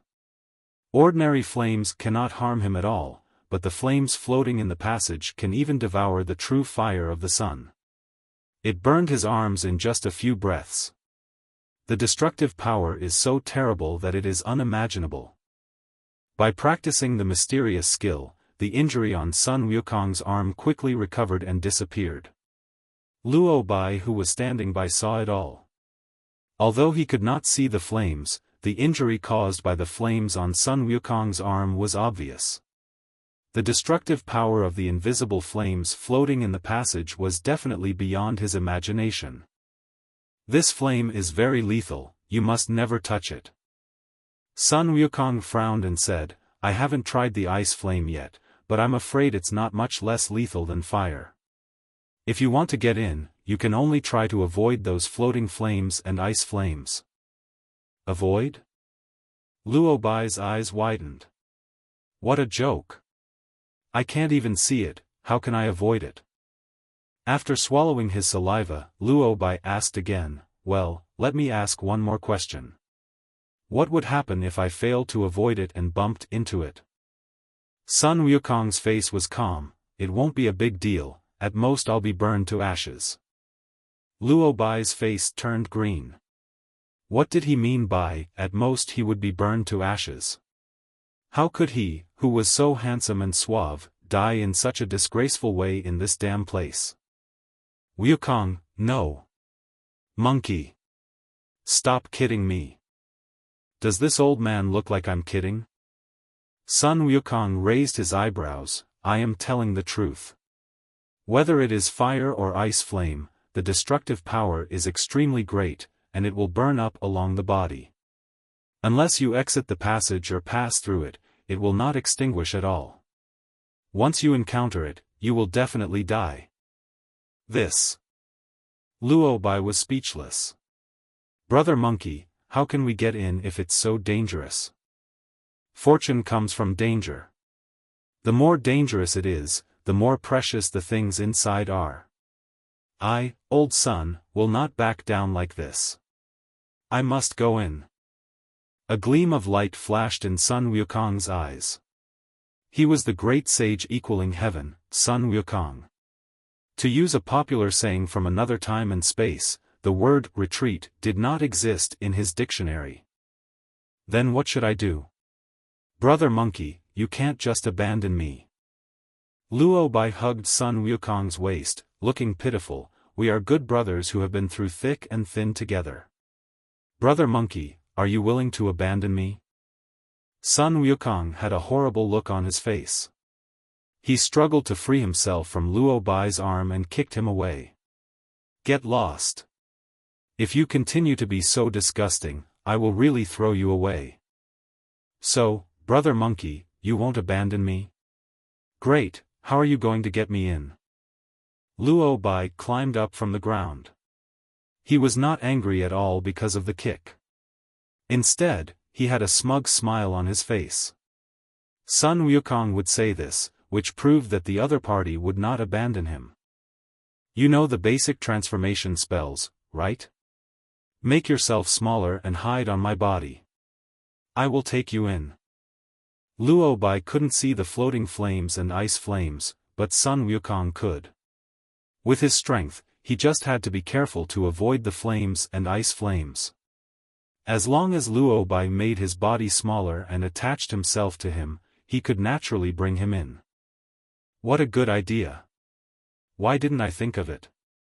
You are so smart, brother monkey. Luo Bai's eyes lit up, and without saying a word, he shrank his body to the size of an ant and jumped directly into Sun Wukong's collar. Sun Wukong did not delay any longer and rushed into the passage. The flames and ice flames floating in the passage had no fixed shape. Some were big, some were small, and they moved left and right, up and down, with no regularity at all. Sun Wukong had to rely on his divine eyes to discover the movement of the flames and avoid them in advance. Otherwise, if someone else came in, he would probably become a huge fireball or ice ball after walking a few steps. Luo Bai, hiding in the collar of Sun Wukong, only felt that Sun Wukong moved left and right, quickly forward and backward. He also knew that Sun Wukong was avoiding those floating balls of fire and ice flames, but he could not see anything. His heart was tightly clenched. The unknown is often the most terrifying, especially this kind of invisible and imperceptible thing. Now all Luo Bai's hopes are placed on Sun Wukong. If Sun Wukong is hit by fire or ice flame, he will be in trouble too. Damn it, why are these flames and ice flames getting more and more dense? The deeper they went into the passage, the denser the floating balls of fire and ice became. There were many places that were simply too small for one person to pass through, so Sun Wukong himself had to shrink his body. Luo Bai, I'm going to shrink my body right now, follow me and don't fall behind. After giving the instructions, Sun Wukong's body flashed and became the size of an ant. He soared into the air and flew forward.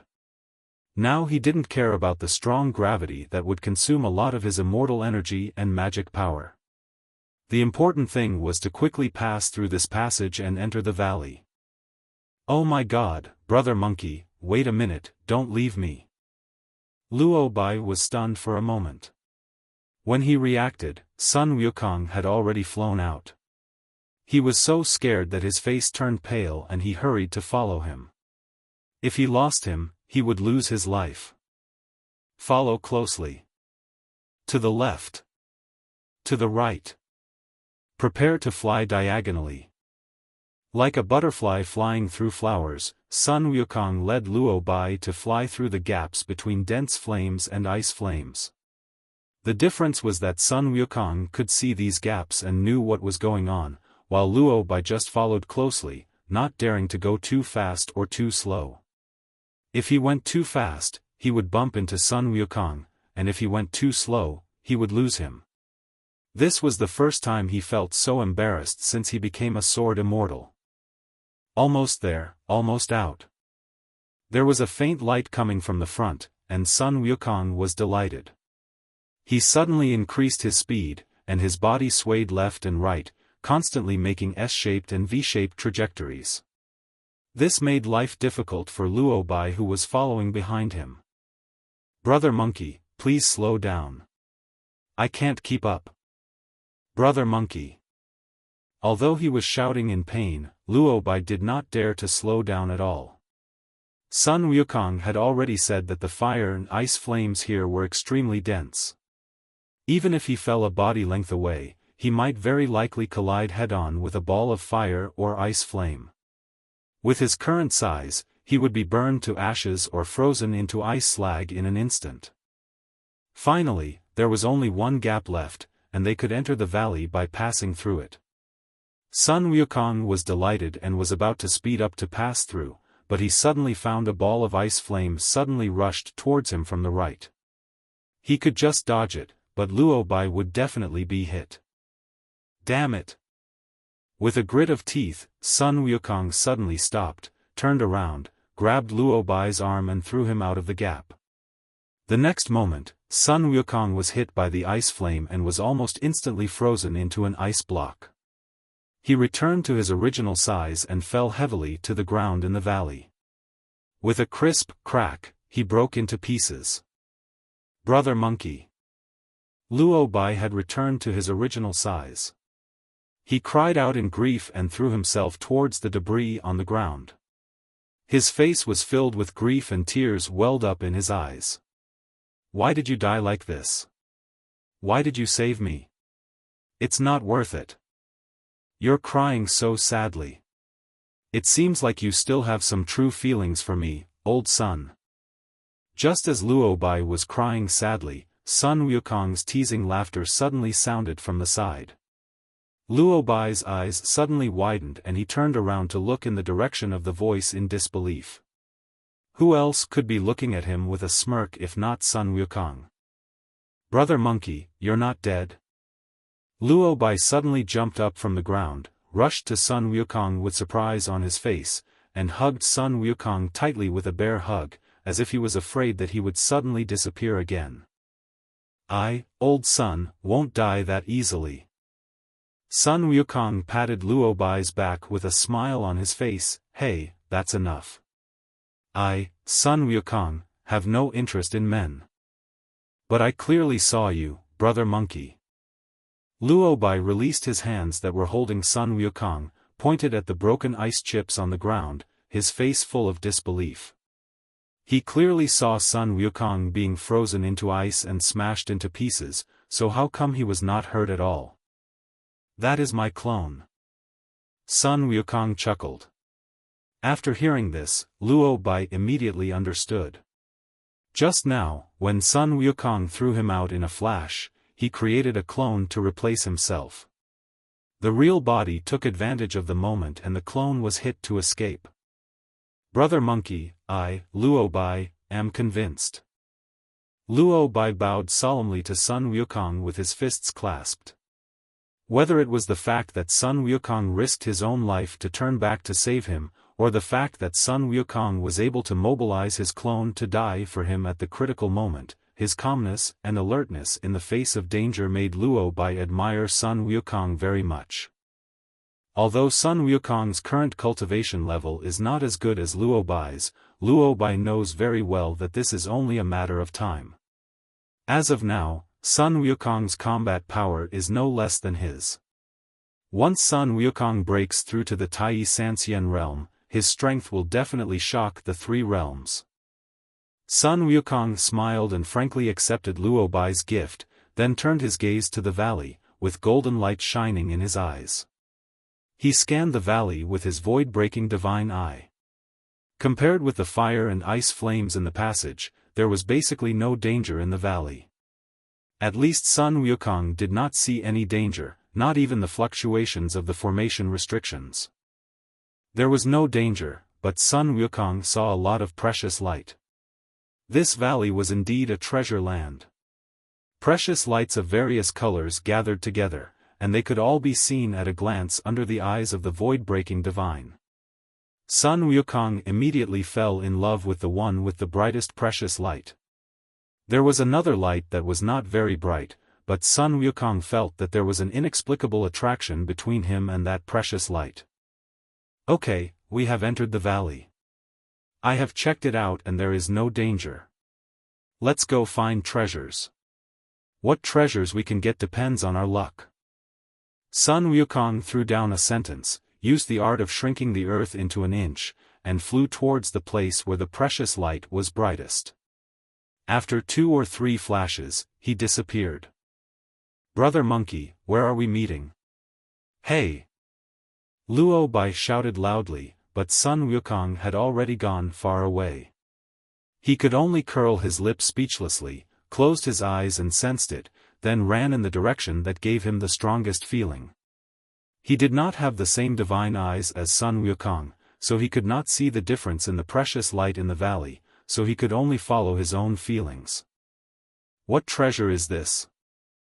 Without the restrictions of the formation, the pure gravity had basically no effect on Sun Wukong's movements, and he soon came to the place where the precious light was the brightest. This was a depression in the valley. A bead lay quietly in the middle of the depression.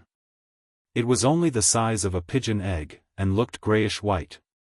There was nothing special about it, and there was nothing special about it to the naked eye. However, Sun Wukong's divine eyes could clearly see the dazzling precious light contained in it, which almost overshadowed all the treasures in the valley. This must be a good treasure.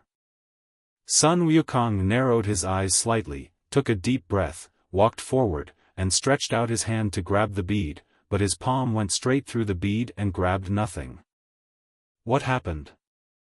Sun Wukong was stunned and tried twice more in disbelief, but got the same result. All of them passed through the bead, as if it was just a three-dimensional image and not a real object.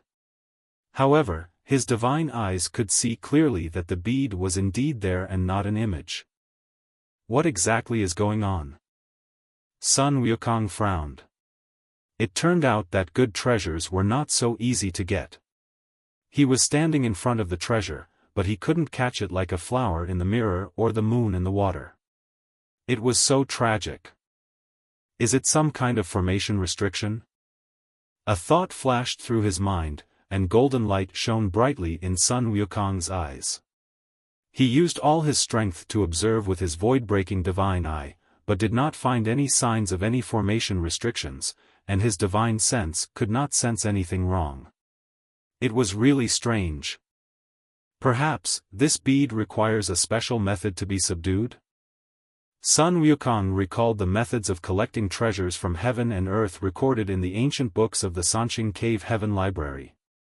Some methods involved using magic power to forcibly subdue them, some involved collecting them directly, and some involved refining them with blood and sweat. However, none of them were suitable for the current situation. After much thought, perhaps there was only one method that would work. Use the soul essence to sacrifice. The soul essence true spirit refining is more dangerous than the heart and blood refining. Once it fails, not only will the treasure be difficult to subdue, but even the soul essence true spirit will be severely damaged. In the best case, the cultivation level will be greatly reduced, and in the worst case, the sea of soul will be ruptured, and the whole person will become an idiot or even lose his soul. Even if the sacrifice is successful, if the treasure is destroyed, the owner will be implicated, and the soul essence and true spirit will also be damaged, and the owner will die. Therefore, under normal circumstances, no one would be stupid enough to use the soul essence and true spirit to sacrifice the treasure. If the treasure is not of a high enough level, once it is destroyed, wouldn't the owner be implicated? Should I use the soul essence true spirit to try to subdue it? Sun Wukong was in a dilemma. Although his divine eyes showed that the bead was a rare treasure and the hidden light far surpassed other treasures in the valley, he had no idea what kind of treasure it was. What if it was something that only had light but was actually useless? Do you really want to take the risk and try to use the soul essence true spirit to perform the ritual? After circling around the grey bead several times, Sun Wukong tried various different methods, but still couldn't touch the bead. The bead seemed to be in another space, but if he looked carefully with his divine sense, he could see it. It seems that apart from refining the soul's true essence, there is no other way to subdue this orb. Let's fight. The monkey dies and the bird flies up to the sky. I will live forever. Sun Wukong gritted his teeth and made up his mind that if he wanted to get the treasure, he had to take risks. He also survived a life and death experience in the Water Curtain Cave, and only then did the stem of the 36th grade Pure World Green Lotus recognize its master. However, the 36th grade Pure World Green Lotus was only refined with the essence of his heart and blood, which was inferior to the refinement of the soul's true essence. Therefore, he has not been able to control it so far. I don't know when the Rui Jingu Bang will be able to completely integrate with the lotus stem of the 36th rank Pure World Green Lotus and wake up completely. The days without a handy magic weapon are really hard to bear. Sighing, Sun Wukong sat down cross-legged. It was extremely dangerous to use the true essence of his soul to refine and subdue the treasure. He could not afford to be careless at all. He needed to slowly infiltrate and refine it bit by bit. The time it would take was unpredictable. Patriarch Bodhi said that he would be teleported out once the 100-year deadline was up. He didn't know whether it was true or not. If it was true, more than 20 years had passed and there was really not much time to waste. Hey! With a light shout, golden light bloomed between Sun Wukong's eyebrows. Strands of golden thread spread out from between his eyebrows and spread towards the spirit bead on the ground in front of him, starting the sacrifice of his soul and true spirit.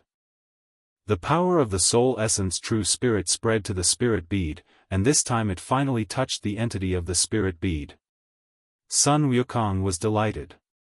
It seemed that the way of refining the soul essence true spirit was finally right. This spirit bead really needed to be refined by the soul essence true spirit in order to be subdued. Restraining the excitement in his heart, Sun Wukong gathered his mind and used all his strength to urge his soul essence true spirit to wrap around the spirit pearl. The soul essence true spirit refining is different from other methods of taming the treasure, as the connection between the soul essence true spirit and the treasure cannot be interrupted in the middle of the process, otherwise the released soul essence true spirit power cannot be taken back, resulting in immediate serious injury. Just as Sun Wukong was urging his soul to refine the spirit pearl, at the other end of the valley, Luo Bai also found the treasure he wanted, a magic sword that best matched his aura. The sword was suspended in the air 3 feet above the ground. The sword body was green and red in color, with streaks of purple lightning and green fire wrapped around it. 2 light chains, one black and one white, extended from the sky and the ground, firmly locking the 2 ends of the sword. All the power and brilliance of the sword were also locked by these 2 light chains. Without saying a word, Luo Bai summoned the frost sword and slashed at the white light chain extending from the sky. He came to this wasteland to find his own sword. Now the sword was right in front of him, but it was imprisoned. Of course, he would break the imprisonment at all costs and take it for himself. Boom! The frost sword and the white light chain collided with each other, making a deafening roar. The white light chain suddenly broke, and a powerful destructive force bounced back along the frost sword from the place of the roar. Luo Bai was struck by lightning, and was thrown out like a kite with a broken string. He fell heavily to the ground, and a cloud of blood mist spurted out of his mouth. He rolled his eyes and fainted. On the other side of the valley, Sun Wukong, who was urging his soul essence to refine the spirit pearl, felt a stir in his heart. He also sensed the fluctuations coming from Luo Bai. Such a strong vibration and the conflict of power must be extraordinary. However, he could not be distracted at all now and could only continue to concentrate his mind and activate his soul essence. Xiao Bai, I am too busy to help you now. We can only rely on ourselves. Hope for the best. Luo Bai was unconscious for 3 years before he woke up. He followed the same pattern and cut off the black light chain extending from the ground. The same violent impact came again, but this time he was prepared and activated the sword armor in advance.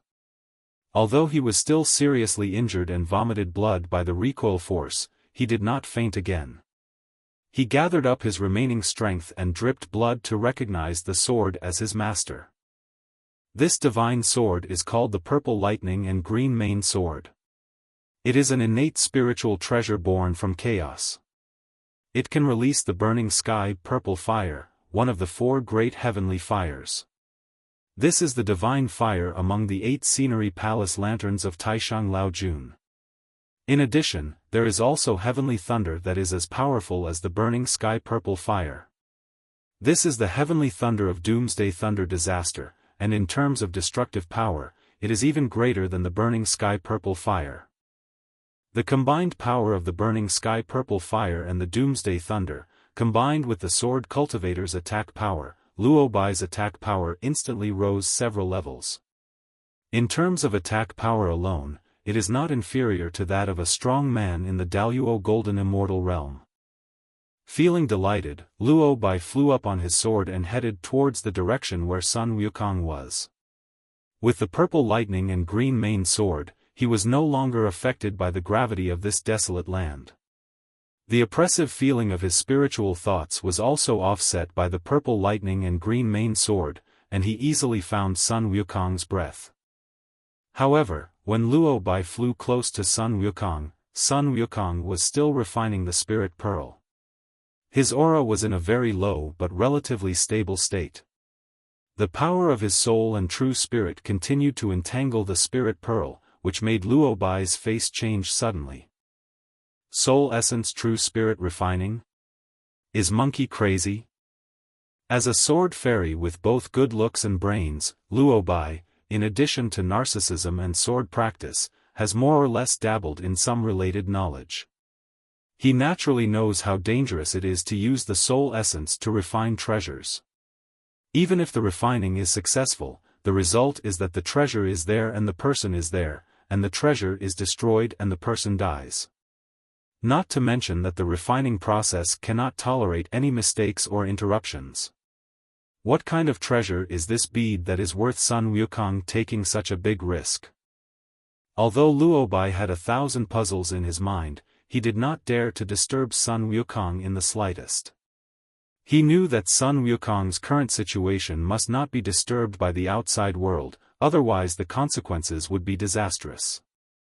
At that moment, Luo Bai sat down cross-legged on the side, and after using his internal energy to recover from his injuries, he stood aside to protect Sun Wukong. This was in a valley, and it stood to reason that no one should come in by chance, but nothing was absolute, so it was better to be cautious. In a flash, 60 years had passed, and Sun Wukong's refining of the spirit pearl had finally come to an end. The originally grayish-white spirit pearl began to emit a dazzling 9-color luster, and clusters of precious aura emanated from it, which amazed Luo Bai who was standing by. Brother Monkey really has a keen eye for pearls. Just by looking at the precious light, he knows that this pearl is extraordinary. I'm afraid it is more precious than my purple lightning green blade. No wonder he is willing to use his soul essence to refine it. Although he admired her, Luo Bai also knew how much risk and pain Sun Wukong had endured in order to refine the spiritual pearl. Because of the massive output of soul energy, Sun Wukong's face had already turned pale, with beads of sweat the size of beans streaming down his forehead, almost without stopping. The ground around him was already soaked with sweat. Luo Bai believed that if it were him, he would never be able to endure this level of consumption. Finally, the precious light on the spirit bead reached its strongest point, and a circle of light waves suddenly burst out and spread out in all directions, instantly sweeping across the entire valley, and then suddenly shrank back and was gathered into the spirit bead. Sun Wukong let out a long sigh and opened his eyes. His complexion had completely returned to normal. The spirit pearl had finally been successfully refined. All the soul and spiritual power that had been sent out before had been returned, and even significantly strengthened. Sun Wukong felt that he was on the verge of a breakthrough. As long as he left this wasteland, he would immediately attract the Black Sun Wind disaster among the 3 disasters, and it would no longer be possible to suppress it. But it's better this way. It has been suppressed for nearly 200 years. The foundation is solid, and Sun Wukong does not intend to suppress it any longer. It's time to break through to the level of Tai Sanxian. Swish! The spirit pearl turned into a stream of light and drilled into the center of Sun Wukong's eyebrows, entering the spiritual space in the Nigong Pill, which is the Sea of Soul. Sun Wukong discovered that as long as the treasure was related to his soul and true spirit, it would be nurtured in the Sea of Soul in the Nigong Pill, while the treasure refined by the origin of his heart and blood would be located in the Sea of Qi in his Dantian. The efforts of more than 60 years have not been in vain. The spirit pearl was completely subdued by Sun Wukong.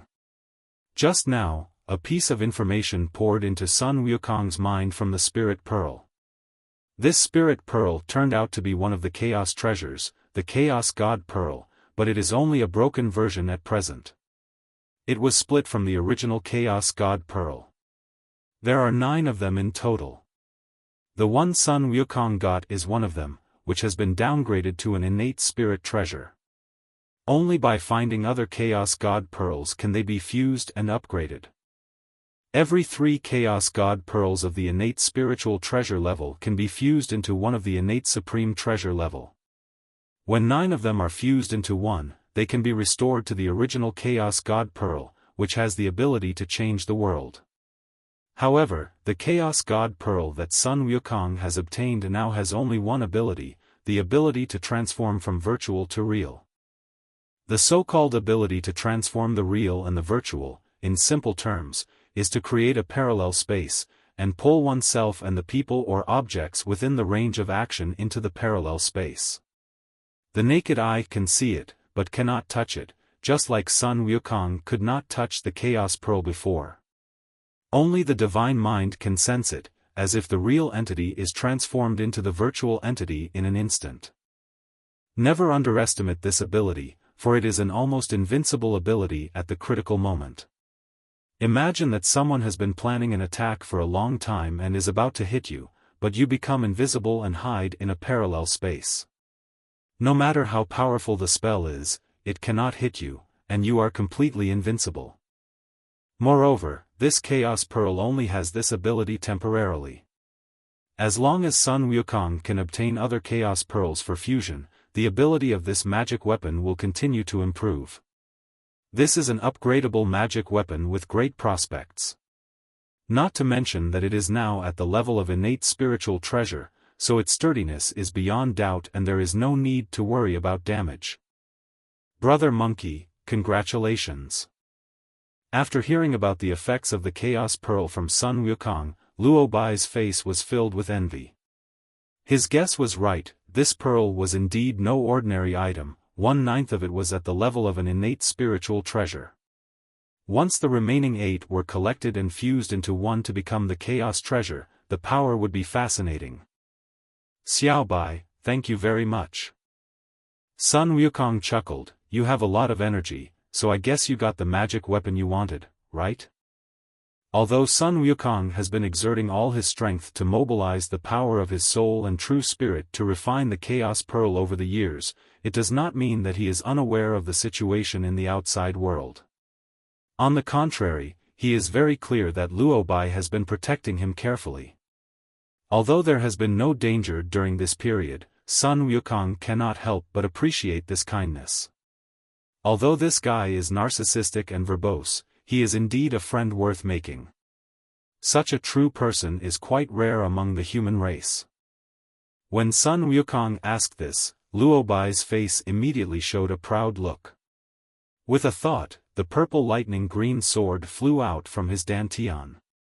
With a crisp sword sound, it landed on the palm beside him. Luo Bai stretched out his hand and grasped it. This sword is called Purple Lightning Green Sword. It is an innate spiritual treasure that can release the burning sky purple fire and doomsday thunder. Nice sword. With just one sentence, Sun Wukong's eyes immediately lit up. Not to mention the grade of the Purple Lightning Green Sword, the fact that it could release the sky-burning purple fire and doomsday thunder alone was beyond the reach of other magic swords. Luo Bai, this guy, was really lucky. Of course, I am the Azure Lotus Sword Immortal Luo Bai, a romantic, unrestrained, and uninhibited person. Naturally, my character is also first-rate. Such a divine sword is a perfect match for me. Stop, stop, stop. I told you you were fat and you're already panting. Sun Wukong was speechless. Luo Bai was a guy who could not be praised. If he was praised, he would go to heaven.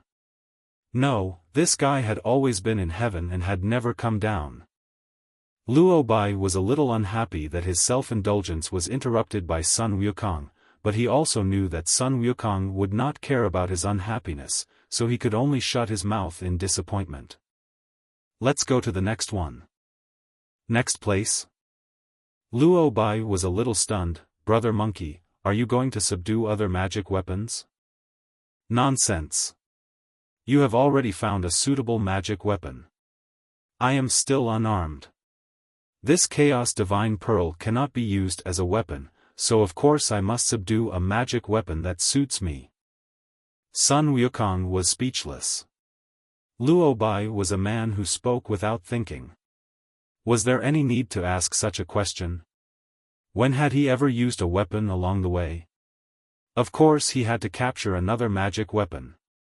Who would complain about having too many treasures? Not to mention that it was not a question of how much or how little, but whether or not there was one. Of course, it is not entirely correct to say that it really does not exist. The Rui Jingu Bang is still in the Dantian Qi Sea. It is just not known when it will be able to complete the fusion and upgrade with the 36th grade Pure World Green Lotus Stem. Before that, Sun Wukong can't always be unarmed. The 8-9 Profound Art is an invincible close combat technique for the physical body, and a handy magic weapon is indispensable.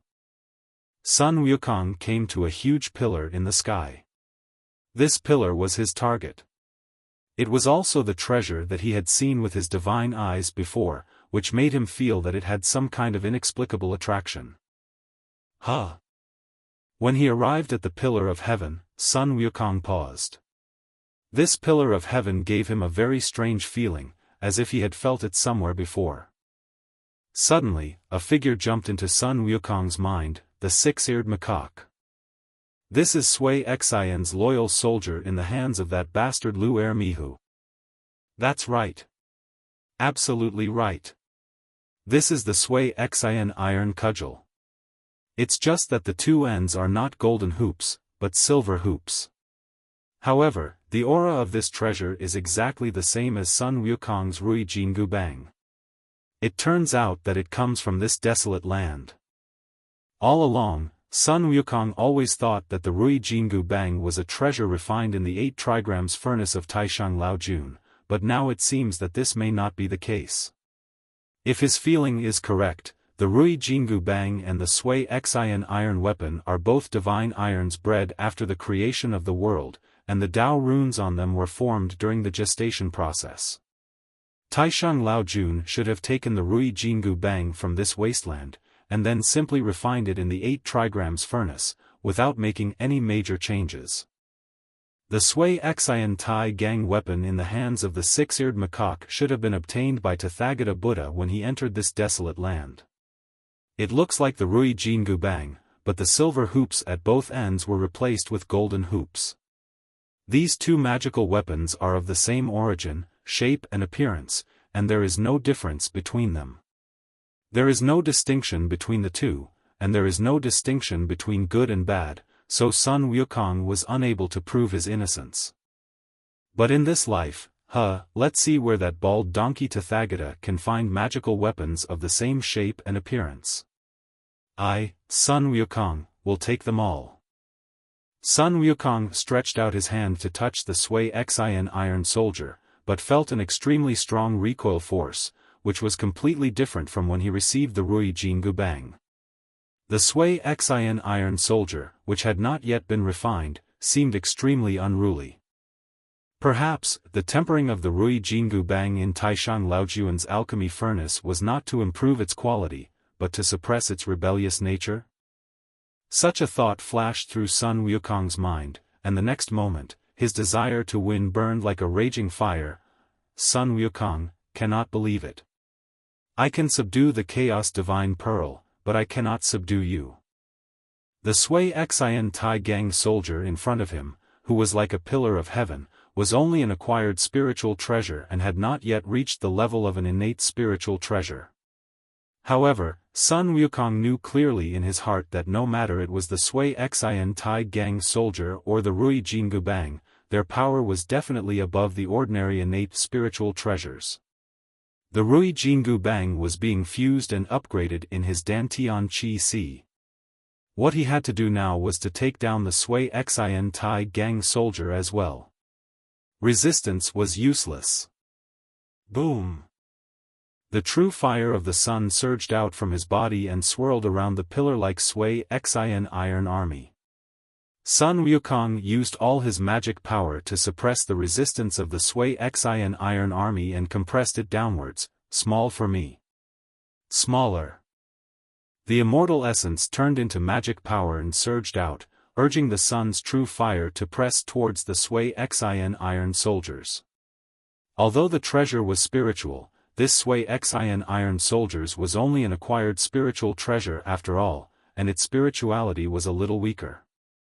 Under the full pressure of Sun Wukong, it finally responded, and began to shrink slowly with a rumbling vibration. It was forcibly compressed by Sun Wukong to the thickness of a bowl and about 10 feet long. It was wrapped in the sun's true fire and floated in front of Sun Wukong. "Refine it for me, old sun." With a loud shout, a blood arrow spurted out from Sun Wukong's hand and shot towards the Sui-Xian Iron Gang soldier, merging into the sun's true fire that wrapped around the Sui-Xian Iron Gang soldier. He wanted to use his blood and sweat to refine it and completely subdue this magic weapon, while also trying to retain its spirituality as much as possible. He couldn't do what Taishang Laojun and Tathagata Buddha did and directly destroyed the possibility of the magic weapon's promotion. Seeing that Sun Wukong had once again entered the process of refining and subduing the magic weapon, Luo Bai curled his lips and consciously continued to act as a guardian. Although this painstaking refining was not as dangerous as the refining of the soul and true spirit, it could not be disturbed either. Otherwise, there was a possibility of wasting all the previous efforts and even backlash and injury. However, this time, the time Sun Wukong spent was much less than the time he spent to subdue the Chaos Pearl. It only took 10 years for Sun Wukong to subdue the Sui-Xian Iron soldiers. Except for the silver hoops at both ends, there is really no difference between the Sui-Xian Iron soldiers and the Rui Jingu Bang. Of course, it was the Rui Jingu Bang before the upgrade. It goes without saying that after the Rui Jingu Bang and the lotus stem of the 36th rank Pure World Green Lotus are fused, there will definitely be changes. At least the level will be promoted to the level of innate treasure. Sun Wukong can't say for sure about the rest. The name Sui-Xian Tai Gang Bing is too ugly. We can't call you that. Let's just call you by your shape. I'll call you Ru Yi Ku Bang. It will be a perfect pair with Ru Yi Jingu Bang. How do you think? Sun Wukong waved his bowl-sized and 2-meter-long iron weapon in his hand and thought, since the treasure has fallen into his hands in this life, the old man Tathagata will not have the chance to name it, and of course he cannot use the original name. It is natural for him, Sun Wukong, to name his magic weapon. Buzz. The silver iron cudgel shook for a while, as if it was very satisfied with the name given by Sun Wukong. Sun Wukong also smiled with satisfaction, and with a thought, he turned the freshly made Rui silver cudgel into the size of an embroidery needle and stuffed it into his ear. Of course, he could also put it into the Dantian Chi Si in his body, but now the Rui golden cudgel in the Dantian Chi Si is being fused and upgraded. Before the upgrade is successful, it is better not to let the two cudgels meet to avoid trouble. Boom! Just as he put away the Rui silver cudgel, a muffled thunder suddenly flashed in the valley. The thunder came quite strangely, as if it was pressing down from the sky. Along with the sound of the thunder god, a flash of lightning suddenly appeared on Sun Wukong's body, and he felt a sense of incompatibility and rejection with the surrounding space. Could this be? Sun Wukong was stunned, remembering the pat on his back when Patriarch Bodhi opened the door to the secret treasure place in the borderland. At that time, he felt as if something was transmitted to him through Patriarch Bodhi's palm, but he did not think much about it. Now it seems that it was the lightning. The electric light became brighter and brighter, completely emerging from Sun Wukong's body and opening up a space channel beside him. Sun Wukong understood everything now. No wonder Patriarch Bodhi said that within 100 years, regardless of whether he obtained the magic weapon or not, he would be teleported out of the borderland. Was he referring to the lightning power left in his body? There are still a few years left before the 100-year deadline. Perhaps because he has obtained the magic weapons, the power of lightning has been activated in advance to open the space channel. If he doesn't leave now, he will probably be trapped in this wasteland for hundreds of years like Luo Bai. Brother Monkey, is this the way to leave? Luo Bai's voice was trembling a little. Before he met Sun Wukong, he had been trapped in this damn place called Borderland for more than 500 years. His cultivation level was not high enough, so he couldn't open a passage to leave. He had no way to pass through the barrier between Borderland and the Three Realms. Now he has obtained the magic sword he had always dreamed of, and the passage to leave has appeared again. Happiness comes too damn suddenly. Yes, this is the exit, let's go. Sun Wukong nodded and took the lead in stepping into the passage. There were still many treasures in the valley, but he had already obtained the Chaos God Pearl and the Rui Silver Cudgel. He had all the magic weapons and weapons. As a monkey, he should not be too greedy. Too much is as bad as too little. Brother Monkey, wait for me. Luo Bai was still sighing when Sun Wukong had already walked into the transmission channel. He did not dare to delay and hurriedly trotted in. Who knew how long this space channel could last? If it disappeared, he would regret it to death. Just a few breaths after Sun Wukong and Luo Bai left, the space channel formed by the electric light began to appear and disappear soon. Suddenly, two clouds, one red and one black, flew over from the valley and almost simultaneously entered the space channel. The next moment, the space channel flashed violently twice and dissipated. The Three Realms, the 9 heavens of heaven, and the water pavilion of Yaoqi. Crackle. A flash of lightning suddenly appeared, and then a space passage shining with green light appeared. Sun Wukong and Luo Bai came out of the passage one after another. What kind of place is this? Such a strong fairy spirit?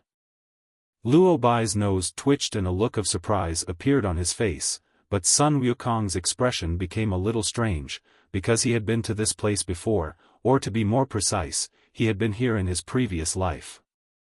This is Yaoqi. How come the exit of this space passage is located here? Master, are you kidding me, old son? Xiao Bai, this is Yaoqi Waterside Pavilion. I, old son, have something important to do. We will say goodbye here. If you are free in the future, you are welcome to visit the Water Curtain Cave in the Flower Fruit Mountain of Dongxing Shenzhou. After saying this, Sun Wukong suddenly transformed into a little bee and disappeared after buzzing twice. Where are you going, monkey? Hey! Damn, you're leaving now, aren't you? Luo Bai was confused. Sun Wukong had already disappeared. He could only sigh speechlessly, turned around and walked in a random direction. In the corridor of Yaoqi, the little bee transformed by Sun Wukong was flying quickly with a buzzing sound. When he was in the borderland, he had already reached the critical point of breakthrough, but because the laws of nature in the borderland were still in the evolution stage, there was no response to the Black Sun Wind disaster. But it was different when he returned to the Three Realms. The strong sense of oppression before the natural disaster was in his heart. The Black Sun Wind disaster could come at any time, and he had to find a safe place to avoid the disaster. But the worst thing is that the exit of the space channel is in the Yaoqi of the Heavenly Palace. If he were to hide from disaster here, the entire Heavenly Palace would be alarmed. Sun Wukong did not want to appear in the sight of the immortals and gods in the Heavenly Palace so early, especially in such a high-profile manner. Flying too fast and worried about the coming of the Black Sun storm, Sun Wukong seemed a little absent-minded. After turning a corner, a man suddenly ran towards him. By the time Sun Wukong reacted, it was too late to dodge and he ran headfirst into the man's arms. You scoundrel! I'll kill you! As soon as he was thrown back to his original form, a shamed and angry shout reached Sun Wukong's ears, and the next moment, a sword shining with cold light came down on his head. Base! Sun Wukong tilted his head, raised his hand, and clamped the sword with 2 fingers. This sword was just an ordinary immortal sword, not even up to the level of acquired spiritual treasure. In Sun Wukong's view, it was no different from scrap copper and iron, and it couldn't even hurt his skin. However, the key to the problem was not the level of the sword, but the hostess who held the sword. The one holding the sword was a fairy, wrapped in a light pink gown with a purple gauze dress on the outside. The folds of her skirt were like the light of snow and moonlight flowing on the ground. Her 3,000 black hair was tied up with a hairband, and her exquisite face seemed a little flushed because of shame and anger. Sun Wukong was slightly stunned, and then he realized what the thing he had just bumped into was, and he couldn't help but feel a little embarrassed on his face. "Fairy, please listen to my explanation. What happened just now was just a misunderstanding. Don't try to quibble, you lecher. Look at the sword." Sun Wukong wanted to explain, but the purple-clothed fairy had already determined that he was a lecher who was deliberately taking advantage of him. She interrupted him with a delicate cry, drew out her sword and slashed at him again. This time, the sword was glowing, and it was obvious that it was infused with fairy energy. "I, old son, have something important to attend to. I will apologize to the fairy another day. It is wrong to say anything to an angry woman." In his past and present lives, what Sun Wukong feared most was dealing with women. He threw down a few words, turned around, turned into a gust of wind and ran away. "Asshole, stop right there." The purple-clothed fairy was almost mad with rage. She threw away the fruit plate in her hand, flew up with her sword in hand, and chased after Sun Wukong. "Damn it!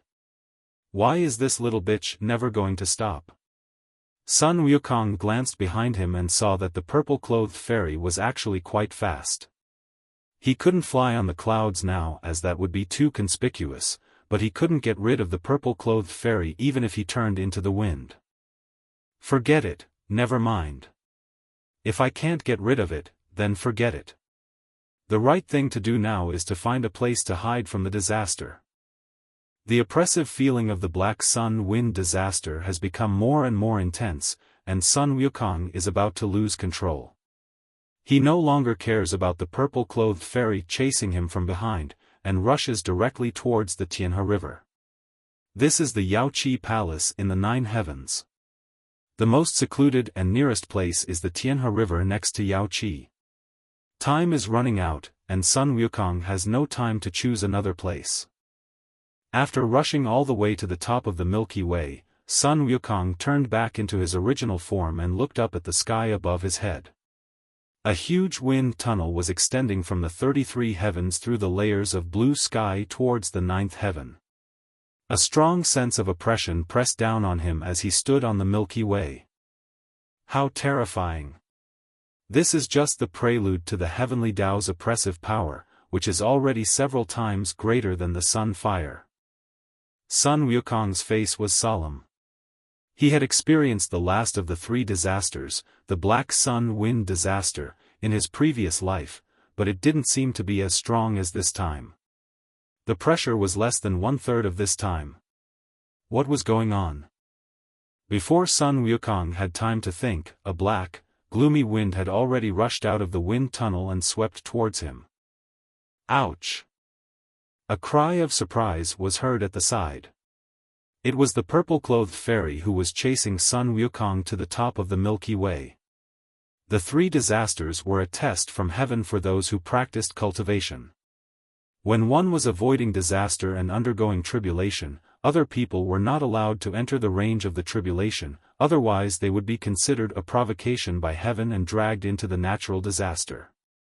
The purple-clothed fairy was so angry that she was busy chasing Sun Wukong and did not notice the wind tunnel that appeared above the sky at all. By the time she discovered it, it was too late. The dark wind that rushed out of the wind tunnel was divided into 2 groups. The largest one still rushed towards Sun Wukong, while the other one whistled towards the purple-clothed fairy. Sun Wukong had already seen the cultivation level of the purple-clothed fairy. She had just reached the celestial fairy realm and it was impossible for her to withstand the Black Sun Wind disaster. Stupid woman. Sun Wukong cursed under his breath, and just as he was about to use his transformation skills to avoid the disaster, he stopped abruptly, swung his body and flew towards the woman in purple, hugged her in his arms, and his whole body was shining with golden light, forming a protective shield to block the cold wind outside. Boom! The two dark winds reunited into one and slammed into the shield. Most of them were blocked by the shield, but some of them still passed through the shield and hit Sun Wukong's back. Sun Wukong groaned immediately and his face turned pale. The 8-9 profound art in his body started to operate, and his immortal energy was used to do its best to dissolve the dark wind that rushed into his body. With Sun Wukong's strength, he could hardly withstand the cold wind of the Black Sun disaster, let alone the Purple Fairy. If he was really hit, his body would probably turn into ashes in an instant. Why are you? The purple-robed fairy looked at Sun Wukong's pale face in a daze.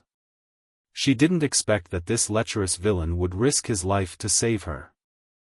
Stop talking nonsense and get out of here. Sun Wukong gritted his teeth and growled, then exerted force with his hands to throw the purple-clothed fairy directly away. The Black Sun Wind disaster was not just this one gust of dark wind, the next ones would be even more intense.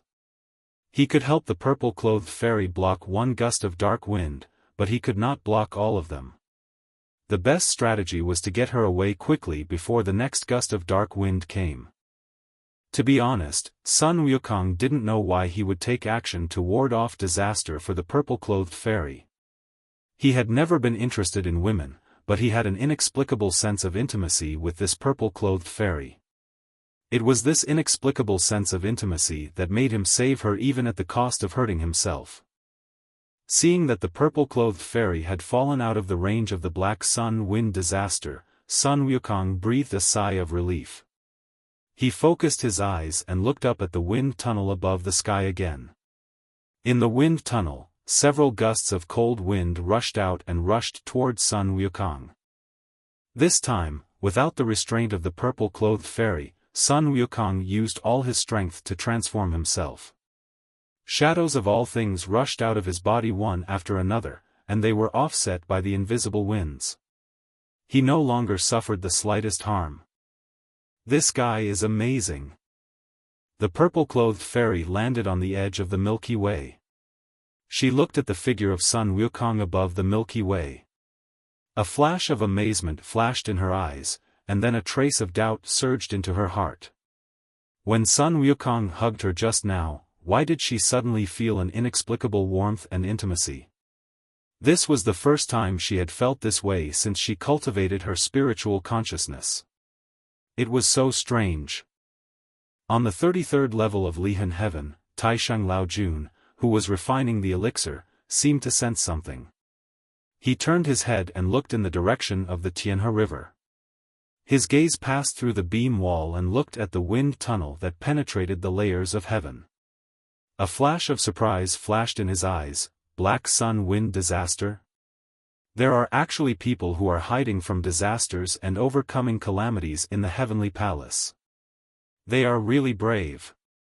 After counting with his fingers, Taisheng Laojun showed a trace of doubt and surprise on his face. Sun Wukong, the stone monkey born from heaven, has an unknown master, unknown skills, and even a vague experience. It's strange. The ability of a saint can calculate all things in the universe, but Taisheng Laojun cannot calculate the situation of Sun Wukong. It is like being shrouded in fog. This is the first time such a situation has occurred.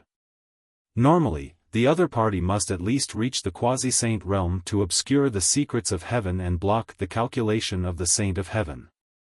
This is absolutely unusual. Sun Wukong? Interesting little monkey. With his commotion, I'm afraid many people will get restless, right?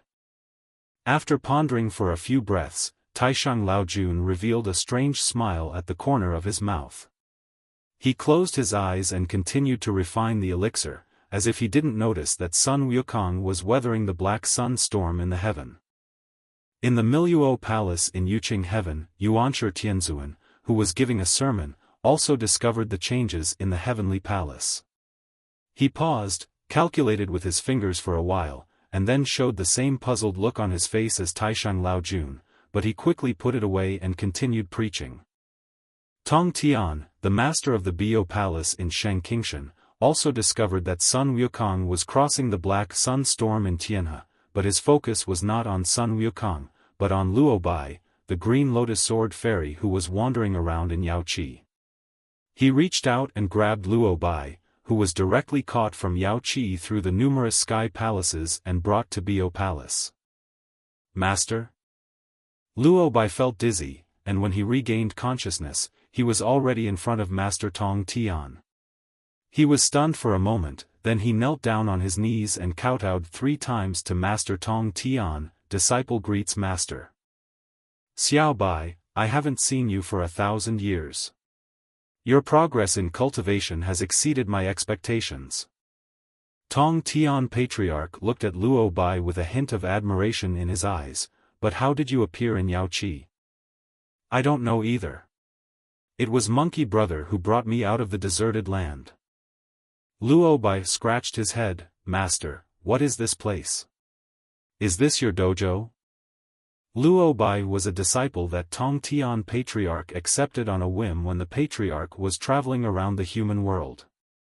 After teaching him a set of Tong Tian's sword techniques, he flew away.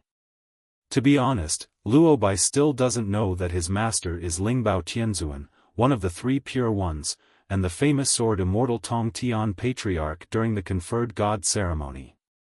He also doesn't know that this is in the Yuqing Tianbiyu Palace above the 33 heavens. Brother Monkey? Tong Tian Patriarch frowned slightly, and with a wave of his hand, a water mirror appeared. The person revealed in the water mirror was none other than Sun Wukong, who had survived the black sun storm on the Tianhe River. Is that him? Yes, that's right. His name is Sun Wukong, the great sage equaling heaven Sun Wukong. It was he who helped me obtain the purple lightning green sword from the borderland and brought me out. He is my good brother, Monkey Brother. Luo Bai nodded repeatedly, but he didn't notice that Master Tongtian's expression had changed unusually. Several sharp rays of light flashed in his eyes. Great sage equaling heaven? This little monkey is really arrogant. So you have been to the borderland and got a magic treasure? Not bad, not bad, you are worthy of being my disciple. Being able to bring you out of the borderland, it seems that this little monkey's ability is much more powerful than I thought. Who is actually going through the tribulation in the heavenly palace? Not only Taishang Laojun and the other 2, but other people in the heavenly palace also sensed the abnormal fluctuations coming from the Milky Way one after another. They all widened their eyes in surprise, with looks of horror on their faces. How dare you survive the black sun storm in heaven? You are simply courting death. As everyone knows, the spiritual energy of heaven and earth in heaven is far superior to that of the mortal world and the underworld. It is called the immortal spirit. The higher you go, the denser the immortal spirit is, and the more conducive it is to cultivation. But at the same time, if a natural disaster occurs, the power will be several times that of the mortal world. So whenever the immortals in heaven break through, they will leave heaven and go down to the mortal world. No one has ever avoided disasters and survived calamities directly in heaven. Come here, quickly go to Tianhe to investigate and see who is so bold as to survive the calamity in the heavenly palace. The Jade Emperor issued an order, and a group of heavenly soldiers and generals hurried towards the Milky Way. Some immortals and gods in heaven also rushed to the Milky Way out of their curiosity. Above the Milky Way, Sun Wukong's figure had been completely wrapped in the black wind, and his appearance could not be seen at all. When the immortal soldiers and generals came to the edge of the Milky Way, they only saw the huge wind mass in the middle of the river. They knew very well how powerful the black sun wind disaster was. What's more, the Black Sun Wind disaster that Sun Wukong was crossing was an enhanced version of it. No one dared to get close to it, as they would lose their lives if they were infected by it. Who on earth is trying to escape disaster in the Sky River? How brave of him! No matter who he is, he must be a master. He is brave and skilled. Otherwise, how could he dare to survive in the Heavenly Palace? Is he trying to save his life? Maybe he is really a fool who doesn't care about his life. Just wait and see. There is a high probability that he will die in this Black Sun storm. I don't think so. How about we make a bet? Let's bet. Tell me, what's the bet? A group of immortal gods and heavenly soldiers and generals started talking one after another, and even directly made a bet with Sun Wukong. However, these Sun Wukong didn't care. The power of Black Sun Wind disaster had reached its peak, and the next blow would be absolutely powerful. It is far greater than the sum of all the previous dark winds. As long as it survives this blow, the Black Sun Wind disaster will be successfully avoided. As soon as the Black Sun Wind disaster is over, the Black Wind will dissipate, and then Sun Wukong's figure will be exposed to everyone, and that will be terrible. Until now, heaven should not be aware of the existence of Sun Wukong. Sun Wukong has no plans to enter the sight of the gods and gods in heaven so early. It will take a few more years to wait for him to make more preparations.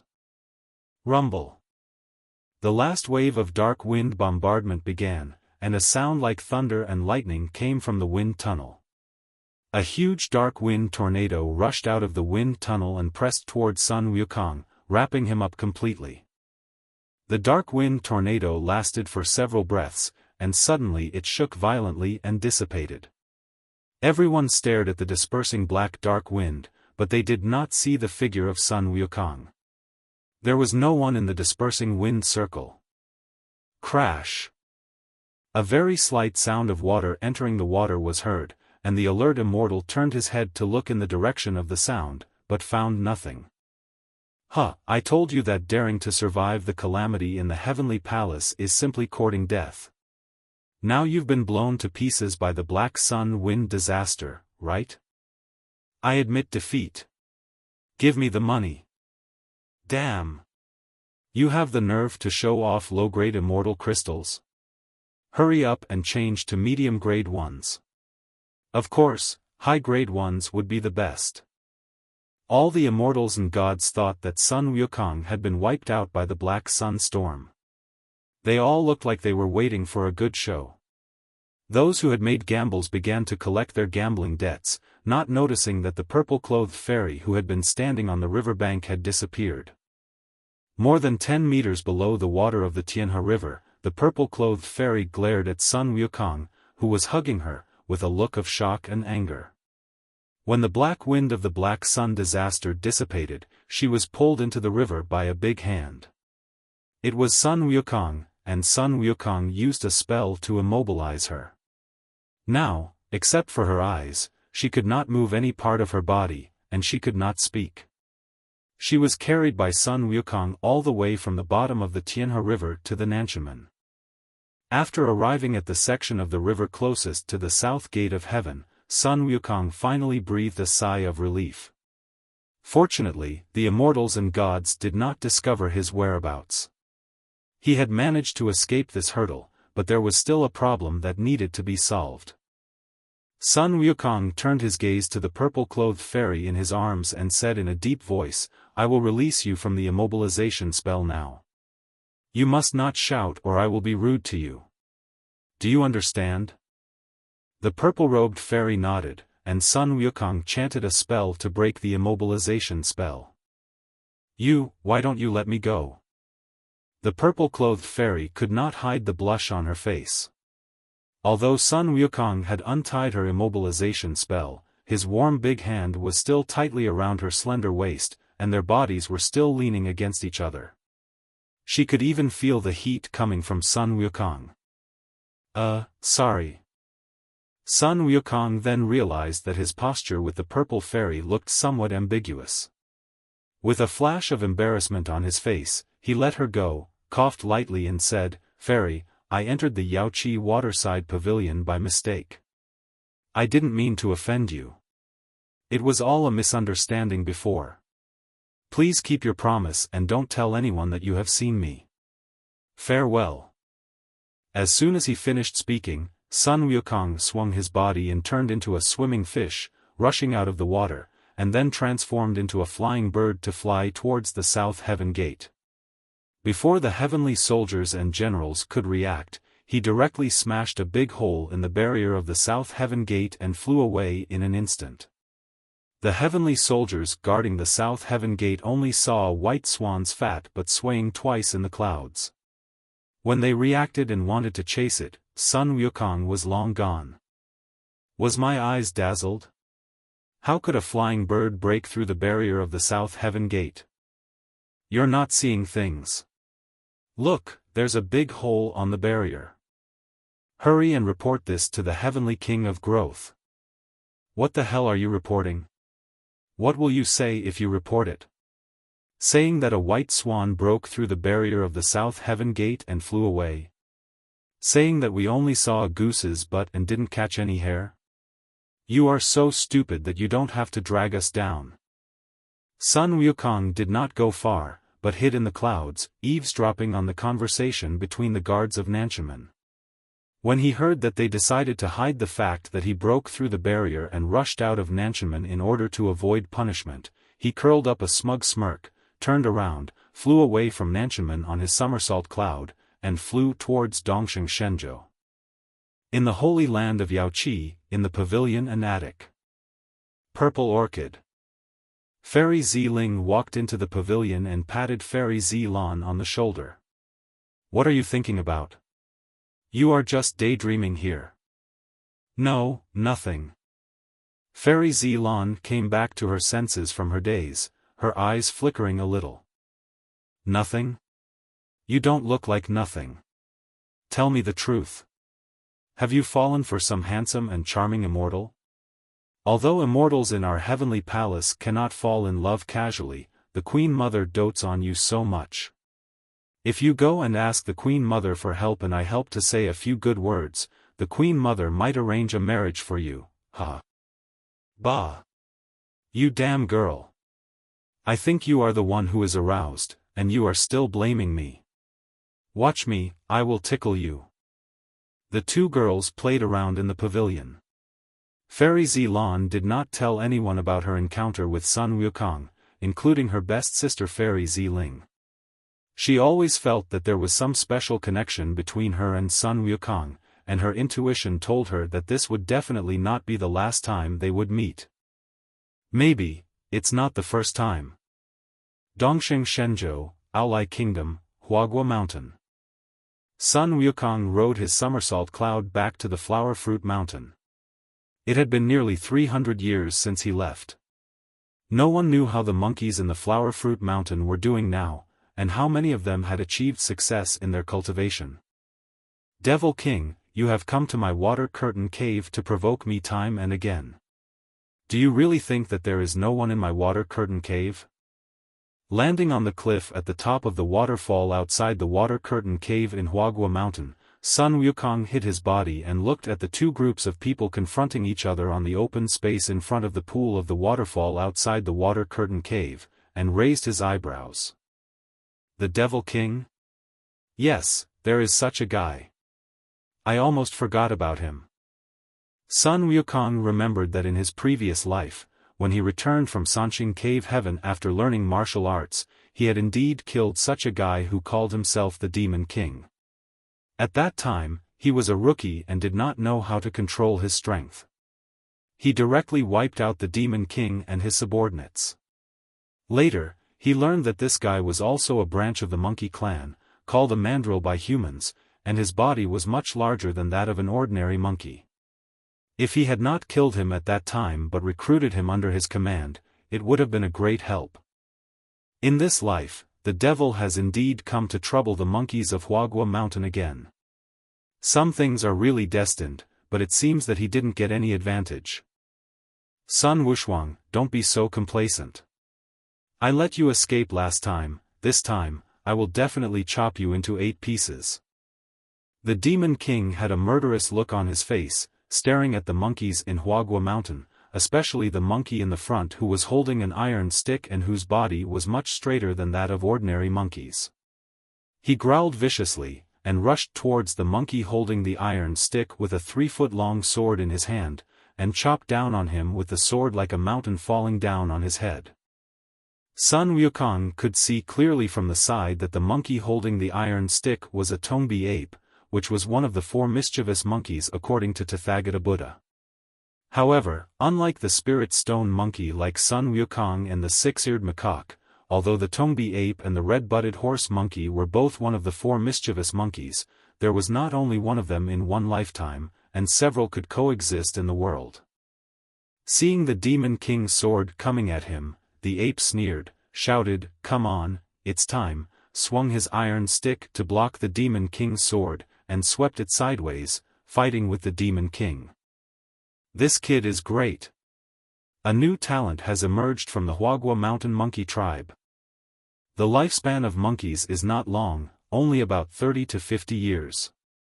It is true that one can extend their lifespan by breaking the limits of life through cultivation, but it also depends on to what extent they can cultivate. When Sun Wukong left the Flower Fruit Mountain, he did pass on a simplified version of the 8-9 profound art to the other monkeys. However, monkeys are playful by nature, and without the pressure of strong enemies and the supervision of the king like Sun Wukong, most of the monkeys in the Flower Fruit Mountain only practiced for 3 days and rested for 2 days. Basically, few of them made any progress in their cultivation. 300 years have passed, and most of the monkeys who followed Sun Wukong have died. However, the simplified version of the practice of the 8-9 profound art has been passed down. However, many parts are incomplete, which makes it very difficult for later monkeys to practice. Now the one with the highest level of cultivation is the long-armed ape Sun Wushuang, who is fighting fiercely with the King of Chaos. He has just survived one of the 3 disasters, the Doomsday Thunder disaster, and was promoted to the Earthly Immortal realm. There was no pattern to Sun Wushuang's attack. He just relied on his flexible body and the iron stick to attack the Demon King's vital points. The Demon King's cultivation was higher than Sun Wushuang, but he also had no pattern. He only knew how to use brute force and slashed around with a big knife. He didn't know how to use his magic power to cast spells to assist. Sun Wukong watched for a while and completely lost interest.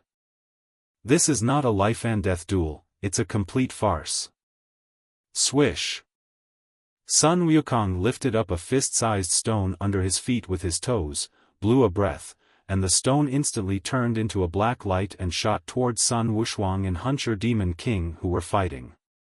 With a crisp sound, it hit the ground between the two, creating a shock wave that pushed the two apart. Who is attacking this Demon King in secret? Are you tired of living? The Demon King frowned and roared with a ferocious look on his face. Sun Wushuang's pupils suddenly shrank. The energy brought by a stone was enough to force them back. The person who made the move was definitely a master. A sneak attack? Which eye of yours saw me, old Sun, doing a sneak attack? Sun Wukong lifted his invisibility spell, revealed his figure on the top of the cliff, and walked down in the air step by step. This move alone was enough to show how extraordinary he was. Unfortunately, the Demon King was a fool. He could not see through Sun Wukong's cultivation level and his body was much smaller than his own. He naturally looked down on him. He waved the big knife in his hand and pointed it at Sun Wukong, shouting, "Where did you come from, you hairy monkey? Mind your own business, or I will chop you into 8 pieces with one knife and you will die without knowing how you died." Cut into 8 pieces with one sword? Sun Wukong showed a look of contempt on his face. You don't know how to count, do you? Come on, chop this wood into 8 pieces with one knife and show me. As he spoke, he grabbed a piece of broken wood in the distance and threw it in front of the devil. Chop it. 8 pieces. I'll count for you. You bastard. The Demon King was so angry and embarrassed that he just said it casually, but Sun Wukong seized the opportunity and mocked him. He roared and swung his sword at Sun Wukong. When Sun Wukong had no intention of dodging at all. The sword of the Demon King was just an ordinary iron weapon, not even a magic weapon. How could it possibly hurt him? Just as the big knife was about to hit Sun Wukong's head, an iron rod stretched out from the side and blocked the blade. It was the long-armed ape Sun Wushuang. My dear brother, this is my Huagua Mountain's business, you don't have to get involved. After Sun Wushuang nodded and thanked Sun Wukong, he turned the iron stick in his hand and started fighting with the Demon King again. The matter of Huagua Mountain has nothing to do with me?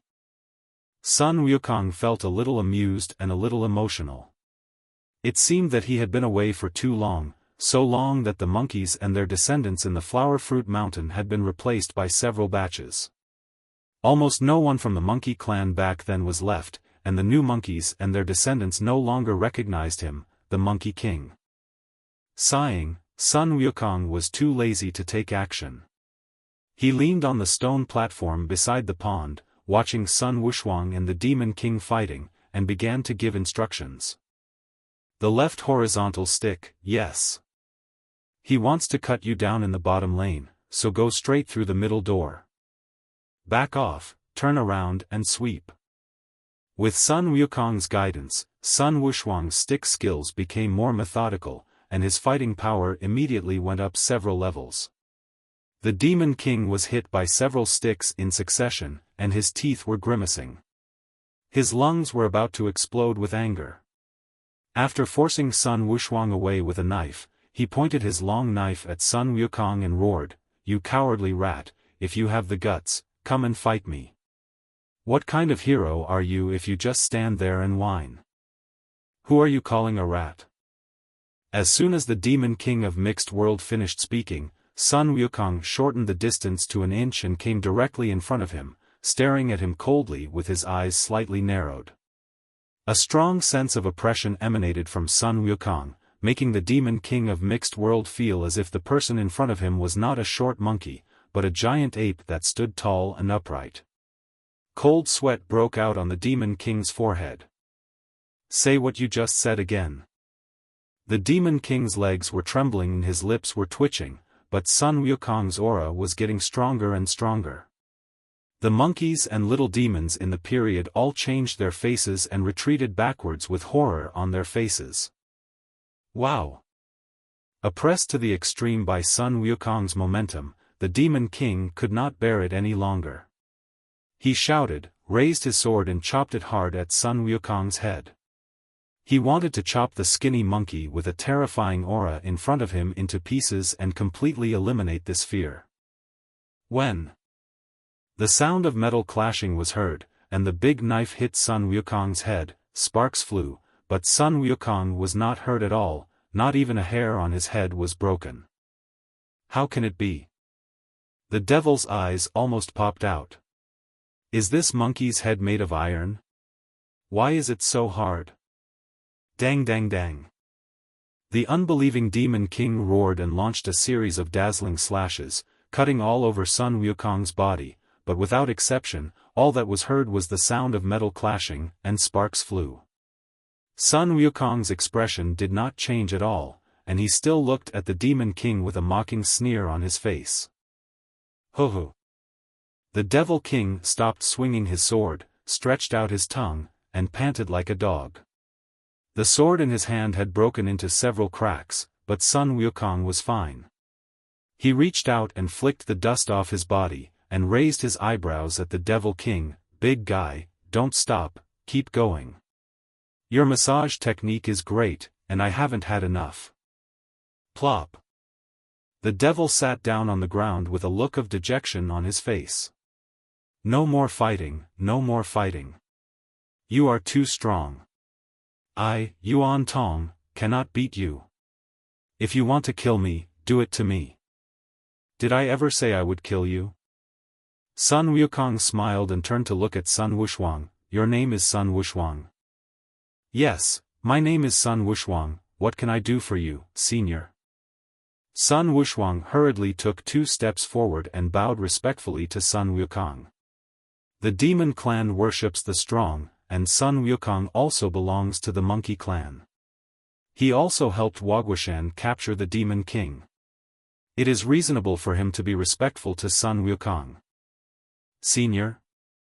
That's a very unique title. Sun Wukong shook his head. It seems that I have been away for too long.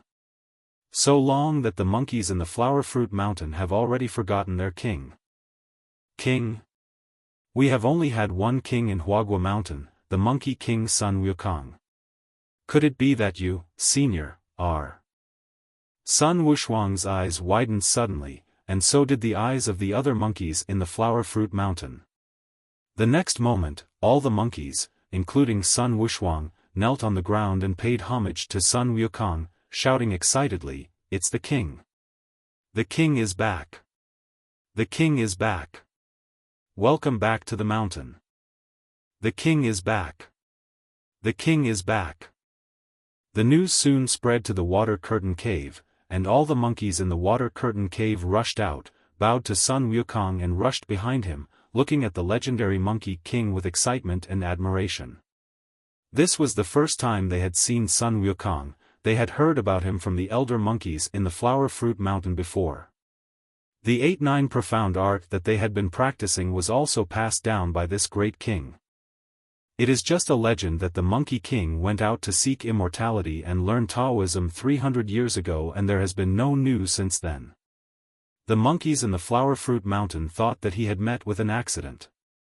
Unexpectedly, Sun Wukong suddenly came back today and easily subdued the Demon King who had been entangled with the monkeys in the Flower Fruit Mountain for a long time. This is really a great event. Are you their king? The Monkey King Sun Wukong who went out to learn Taoism? The devil Yuan Tong was also confused and secretly groaned in his heart. He was originally a baboon spirit living in a dirty cave in Canyuan Mountain.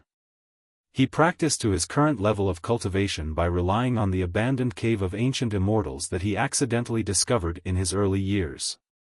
He originally wanted to seize the Water Curtain Cave in Huagua Mountain to expand his power, but he didn't expect to kick against a rock. The monkey tribe of Huagua Mountain did mention that they had a monkey king, but this monkey king had been away studying Taoism for 300 years and no news had been sent back, so Yuan Tong did not take it seriously. But he did not expect that Sun Wukong would come back at this critical juncture, and his strength was abnormal.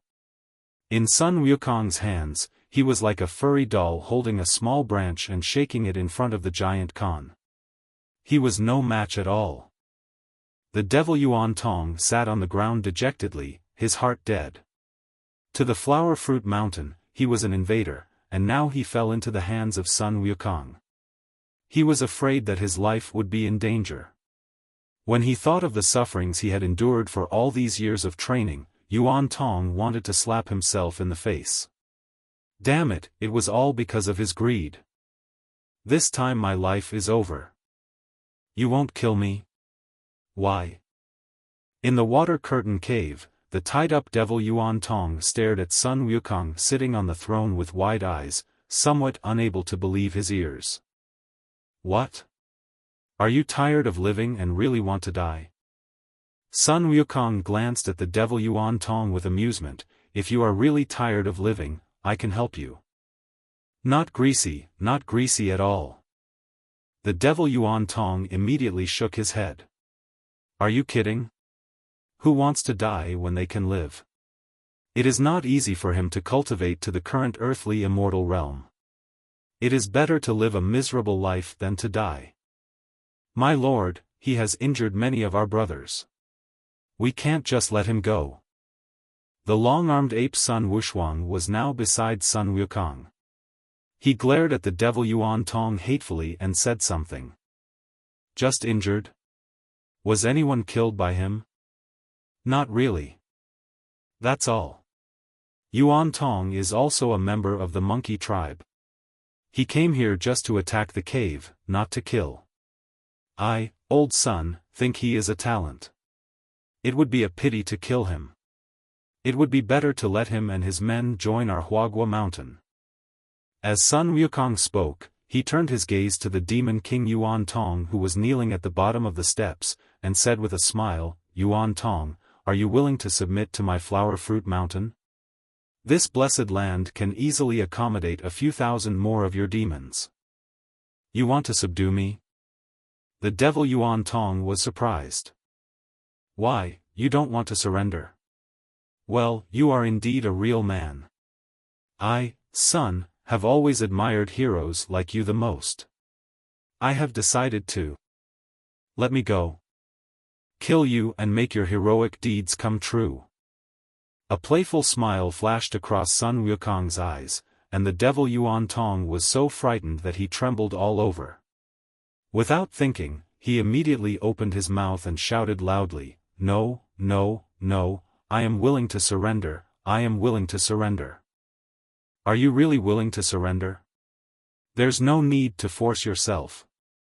Not forced at all. You really don't force it? I really don't force it. I, Yuan Tong, am lucky to have the king leading me. Good. A man who knows the current situation is a hero. You are very smart. I, old son, like smart people. Get up. We are a family from now on. There is no need to be so formal. Sun Wukong laughed and snapped his fingers, breaking the ropes on the demon king Yuan Tong. "Ah Tong, all the monkeys in my Huagua Mountain have the surname Sun. How about you change your surname to Sun and call yourself Sun Tong?" "Thank you, your majesty, for the last name." The devil Yuan Tong, "No, now it's Sun Tong." Sun Tong agreed immediately without saying a word. He named Yuan Tong randomly, because he was originally from the ape family, but because of his special body shape, he was called Mandrill by humans. Sun Wukong was so powerful, so joining the Flower Fruit Mountain was not a bad thing. Maybe he would be much stronger than working hard on his own. He just changed his name to show his loyalty. Compared with his life and future, these were nothing. Come on, let's have a feast. At the command of Sun Wukong, a banquet was held in the Water Curtain Cave for 3 days and 3 nights of celebration. All the monkeys and goblins were drunk. Sun Wukong quietly grabbed Sun Wushuang and Sun Tong and brought them to a big tree deep in the Water Curtain Cave. This was the place where he obtained the stem of the 36th grade Pure World Green Lotus that year, and it was also the deepest part of the Water Curtain Cave in the entire Flower Fruit Mountain. He cast a spell at the 2 men to sober them up. Under their surprised gazes, Sun Wukong explained the purpose of bringing them here alone. Sun Wushuang and Sun Tong's eyes lit up and they nodded repeatedly. "Don't worry, my king. Leave this matter to us. We guarantee that it will be done properly. Your Majesty, it's right that you leave this matter to us. We will definitely come up with a set of reliable rules and will never let you down." What Sun Wukong talked about with Sun Wushuang and Sun Tong was actually about the future development of Huagua Mountain. Simply put, Sun Wukong wanted to formulate a set of appropriate rules for the monkeys and other monsters in Huagua Mountain to follow, which first of all involved the teaching of the secrets of martial arts and the issue of rewards and punishments. 300 years ago, before he went out to seek the truth, Sun Wukong had already taught the simplified version of the 8-9 profound art to the monkeys in the Flower Fruit Mountain. He originally thought that there would be at least a few strong men at the level of Earth Immortals and a large number of Ghost Immortals and Human Immortals, but when he came back this time, he was greatly disappointed. Without the supervision of Sun Wukong and the restrictions of rules, these monkeys did not cherish the skills they had obtained and wasted most of their time. As a result, one after another they died of old age and returned to the underworld. Even the simplified version of the 8-9 profound art had errors and omissions, making each generation worse than the previous one. Otherwise, Sun Wushuang, the only powerful earthly immortal, would not be beaten to his doorstep by the devil Sun Tong. Sun Wukong remembered that his lifespan recorded in the Book of Life and Death was 342 years. Now 308 years have passed since he was born. There are still 34 years before the soul-collecting messenger from the underworld will come to collect his soul. By then, it will be difficult for Sun Wukong to avoid being noticed by the heavenly court. During these 34 years, Sun Wukong must expand the power of the Flower Fruit Mountain as much as possible, absorb as many demons from all sides, and enhance their overall strength so that they will have the capital to compete with the heavenly court in the future. In order to improve one's strength, it is inevitable to teach the secrets of martial arts. However, the same secrets cannot be taught to everyone. In that case, everyone will be treated the same, and there will be no motivation to work hard without any comparison. The result will certainly be the same as in the past 300 years, not much better. So the key now is to formulate a set of practical management rules to classify the monsters in Huagua Mountain into different levels, clearly list the conditions required to reach each level and the treatment they can enjoy, reward those who have made contributions and punish those who have made mistakes, and the teaching of the secrets of martial arts should also be divided according to the levels. In this way, the low-level monsters will feel pressure, and only with pressure will there be motivation, and they will know how to work hard to practice and make contributions to be rewarded. Sun Wukong is not good at this. Even if he has obtained the memories of different time and space, he can only propose a general direction at most. He needs someone to help him improve it. Sun Wushuang and Sun Tong are good candidates. Sun Wukong saw it very clearly. Before he came back, Sun Wushuang was the leader of the monkey clan in Huagua Mountain, not to mention the devil Sun Tong. He had hundreds of little demons of all kinds under him, and his management ability was naturally not bad. Sun Wukong was responsible for setting the general direction and framework, and the details were left to Sun Wushuang and Sun Tong. Moreover, the two were very interested in what Sun Wukong said, so it seemed that Sun Wukong didn't have to worry about it anymore. What Sun Wukong needs to consider now are other issues. For example, the issue of weapons. Sun Wukong already has the Rui Silver Cudgel, and the Rui Golden Cudgel in his Dantian is still in the process of fusion and upgrading. In addition to the Chaos Divine Pearl, he already has all the weapons and magic treasures. What he has to consider is the weapons and magic treasures of the monsters in Huagua Mountain. Sun Wushuang's Iron Rod and Sun Tong's Broadsword are both ordinary items. They may be considered magical weapons in the mortal world, but if they are really used against the heavenly soldiers and generals in heaven, they may only be enough to tickle them. At least they must reach the level of treasures.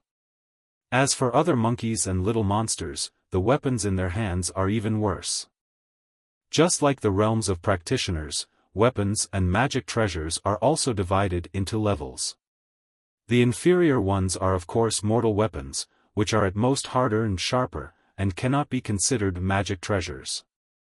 Above mortal weapons, from low to high, they are magic weapons, treasure weapons, spiritual weapons, immortal weapons, acquired spiritual treasures, acquired supreme treasures, innate spiritual treasures, innate supreme treasures, chaos spiritual treasures, chaos supreme treasures, primordial spiritual treasures, and primordial supreme treasures.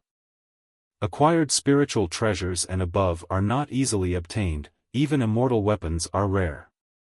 With so many heavenly soldiers and generals in heaven, not every one of them has an immortal weapon. Most of them still use treasure weapons and spiritual weapons, and even magic weapons. What Sun Wukong is considering is to make sure that all the monsters in the Flower Fruit Mountain have at least one magic weapon or weapon of the magic weapon level. Of course, the more the better. Let's go to Owlai country first. After flashing out of the water curtain cave, Sun Wukong used his somersault cloud to fly eastward. 200 miles east of the Flower Fruit Mountain was the capital of the Owlai Kingdom. There was an armory in the capital, which contained many weapons. In his previous life, Sun Wukong had taken all of them away, regardless of whether they were good or bad. However, he did not plan to do that this time. No matter how many ordinary weapons there were, they would be of little use. He would just pick out those that were above the level of magical weapons. Sun Wukong turned the armory of Aolai Kingdom upside down, but only found 10 magic weapons, 6 treasure weapons and 1 spiritual weapon. It can be said that it is just a drop in the bucket. Now there are more than 40,000 monsters in the Flower Fruit Mountain together with the big monsters and small monsters brought by the Demon King Sun Tong. These 17 magic weapons are not enough to share. It looks like we still have to go to the Dragon Palace in the East China Sea. Sun Wukong shook his head. He had never held much hope for the arsenal of Aolai Kingdom in the first place. Now it was even more direct. All hope was shattered. If he wanted the magic weapon, he would have to go to his old neighbor, Eo Guang, the Dragon King of the East China Sea. But before going to the Dragon Palace in the East China Sea, Sun Wukong wanted to borrow something from Aolai country. Huagua Mountain, Water Curtain Cave. My king, you are back. The king is back. When the monkeys saw Sun Wukong descending from the sky on a cloud, they shouted excitedly. After 3 days of feasting, all the monsters in Huagua Mountain were drunk. When they woke up, Sun Wukong was nowhere to be found. Sun Wushang and Sun Tong said that Sun Wukong had gone out to find weapons for them, and they were very excited to see Sun Wukong returning on a cloud. My lord, have you found the weapon? Sun Wushang and Sun Tong came forward with the monsters. There are indeed many weapons and armors in the Aolai Kingdom, but they are basically ordinary items. I searched everywhere and only found these 17 magic weapons. I will give them to you too for safekeeping. I will distribute them after I get other weapons from the Dragon Palace in the East China Sea. Before that, you two should do one thing first. Wushang, why would the king want to cooperate with mortal monks when he is fine? He even asked us to exchange these waste stones for spiritual grains. How strange.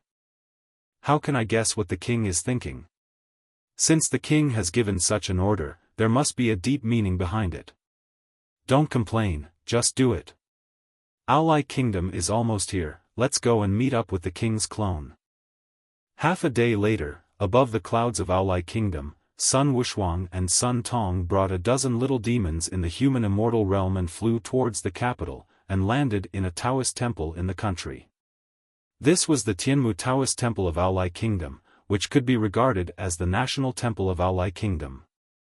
The cultivation level of the Taoists in the temple was not high, and the highest was not even at the human immortal realm. But unlike other Taoist temples, the Tianmu Taoist Temple had a large spiritual field for growing various spiritual grains. Linggu, as the name suggests, is grain that contains spiritual energy. Different from the grains in the mortal world, Linggu basically does not cause impurities to the body after being eaten. The body can directly absorb the spiritual energy contained in it, which is very helpful for cultivation. Sun Wukong saw this point, so he left a clone to negotiate with the master of Tianmu Taoist Temple. Of course, he showed his strength a little and promised the master some benefits, and the master happily agreed. Sun Wushang and Sun Tong brought people to move the spiritual valley and discuss the specific handover matters. In addition, they also asked about how to formulate the management regulations for the Waguashan monster clan. In this regard, the human race has an incomparable advantage over the demon race. After all, the 3 realms are now ruled by the human race, and all the dynasties in the world were established by the human race. They are good at these aspects. Your Majesty. When they arrived at the edge of the spiritual field on the back mountain of Tianmu Taoist Temple, a demon cloud descended. Sun Wushang and Sun Tong, with a group of little demons, bowed to Sun Wukong, who was drinking tea and chatting with the temple master in the pavilion next to the spiritual field. This was the clone left by Sun Wukong's clone magic power, and it was exactly the same as Sun Wukong, with basically no difference. This is the biggest advantage of magic power over secret techniques. The clone created by the clone magic power can exist independently of the original body for a long time. This alone made Sun Wushuang and others admire him very much. Here they are. Sun Wukong raised his hand and asked Sun Tong and the others to stand up. He smiled at the temple master, Taoist Tianmu, and said, "Master, these are the followers of my Flower Fruit Mountain Demon cult. They will be responsible for the handover of the Spirit Valley from now on. I will also ask them to bring the elixirs you need regularly." I understand. Thank you very much, Your Majesty." Taoist Tianmu couldn't stop smiling. The only thing his Tianmu Taoist temple could rely on were these spiritual fields. Apart from these, he had nothing else to offer. Sun Wukong was willing to teach him magic and provide him with elixirs for cultivation in exchange for spiritual grains. In his opinion, this was simply a pie in the sky. Demons and the like always start burning, killing and looting. This is the first time that Taoist Tianmu has encountered someone as polite and reasonable as Sun Wukong. Looking at Sun Wukong's subordinates, all of whom have higher cultivation than him, Taoist Tianmu dares not have any rash thoughts. "Okay, I'll leave the things here to you. I'm leaving now." Before he finished speaking, Sun Wukong's figure had turned into a puff of green smoke and disappeared. Sun Wushuang and the others all knew that this was because his ability to clone himself had been lifted. Taoist Tianmu didn't understand the reason behind this, and his eyes suddenly widened, the corners of his mouth twitched, and he was even more in awe of Sun Wukong. In the East China Sea, Sun Wukong was swimming towards the Dragon Palace in the East China Sea. A trace of essence flew across time and space and was injected into his body. The matter of Lingu has been settled. Well, the next step is to have a good chat with the old Dragon King. I came in a hurry last time and left in a hurry, and I didn't even ask him for a drink. With a smile on his lips, Sun Wukong swung his body and swam towards the Dragon Palace in the East China Sea at an accelerated speed. In the Dragon Palace of the East China Sea, Ao Guang, the Dragon King of the East China Sea, was feasting with Ao Qin, the Dragon King of the South China Sea, Ao Shun, the Dragon King of the North China Sea, and Ao Run, the Dragon King of the West China Sea. Suddenly, they heard the shrimp soldiers and crab generals report that the Monkey King Sun Wukong, who had taken the Dinghai Shenzhen last time, had come again. Ao Guang, the Dragon King of the East China Sea, was so frightened that he immediately shuddered and the luminous cup in his hand fell to the ground and shattered, but he seemed to be unaware of it and kept muttering, "It's a disaster. It's a disaster. It's a disaster again.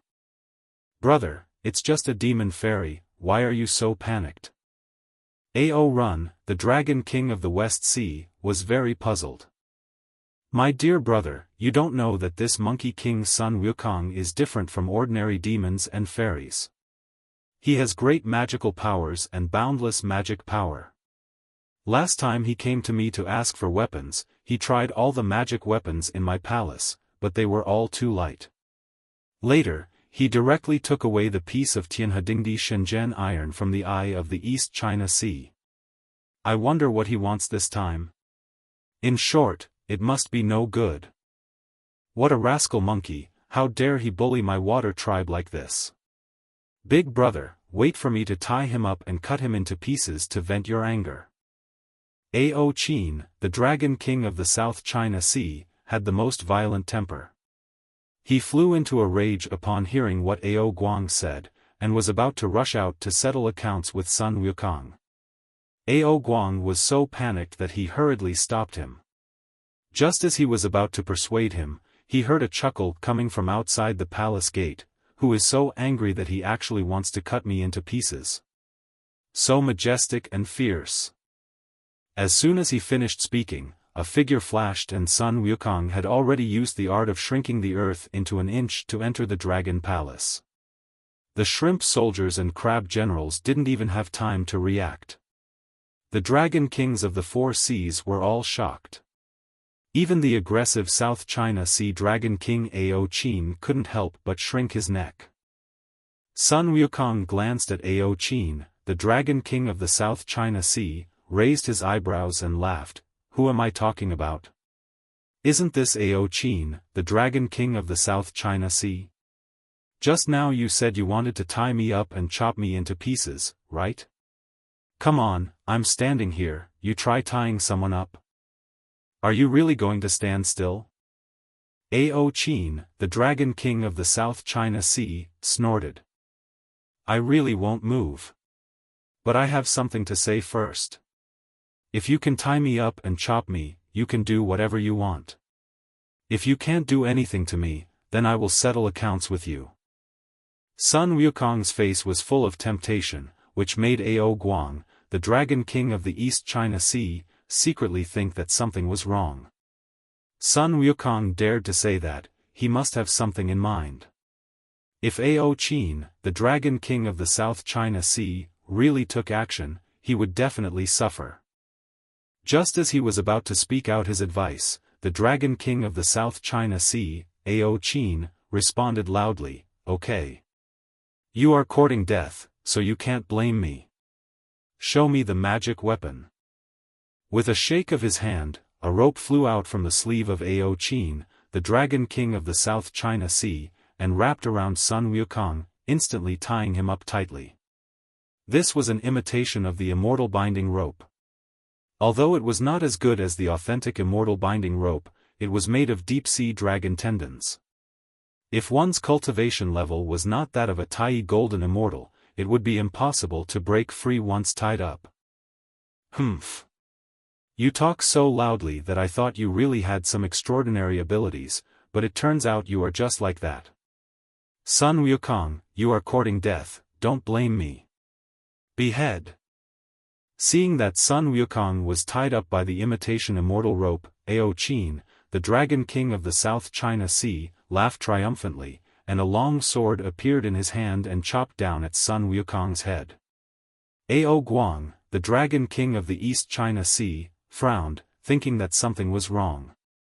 How could Sun Wukong be tied up so easily by Ao Qin, the Dragon King of the South China Sea? When the sound of metal clashing was heard, sparks flew, and the long sword of Ao Qin, the Dragon King of the South China Sea, hit Sun Wukong's head heavily, but he was unharmed. The recoil force almost made Ao Qin, the Dragon King of the South China Sea, drop the sword in his hand. This is impossible.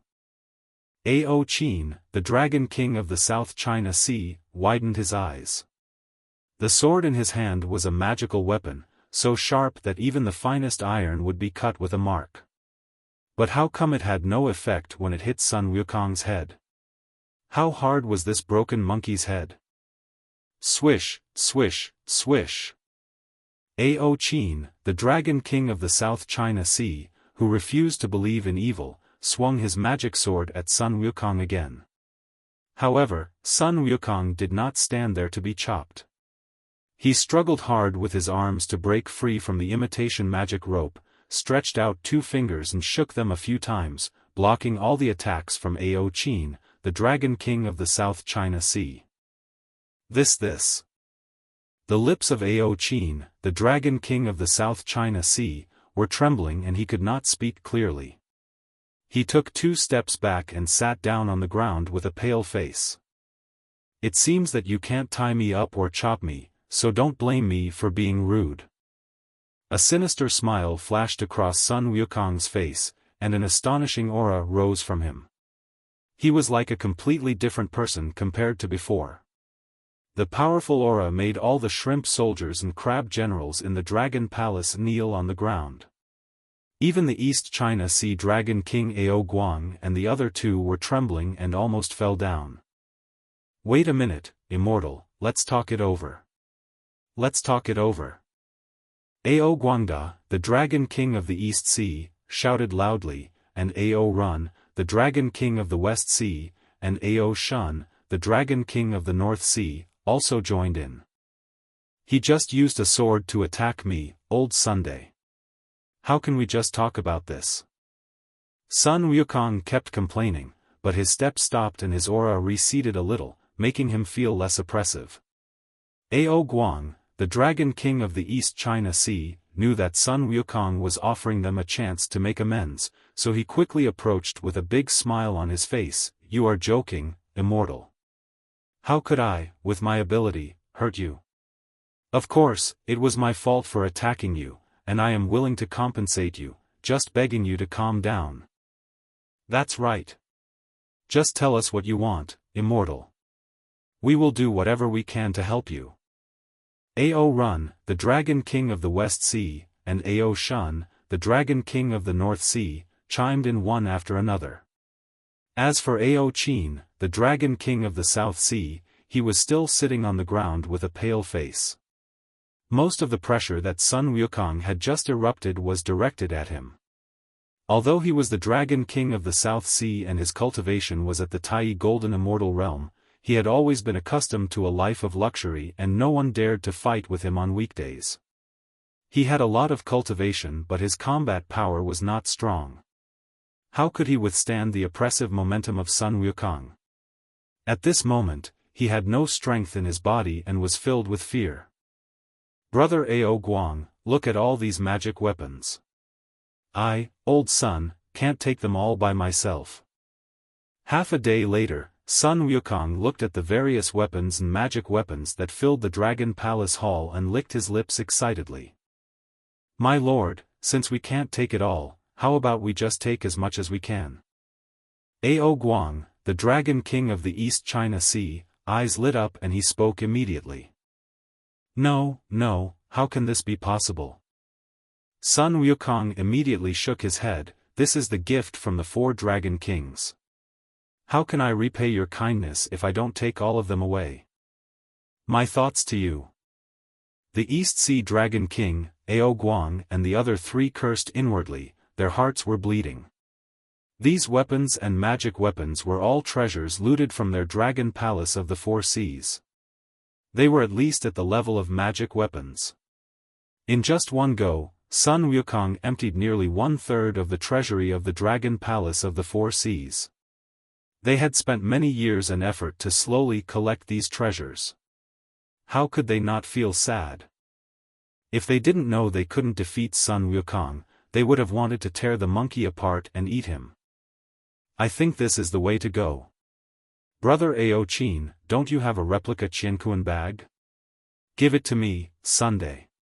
This way, I can put as many things as I want." "How do you know I have a Qianquan bag?" "Hee, the hermit has his own ingenious plan.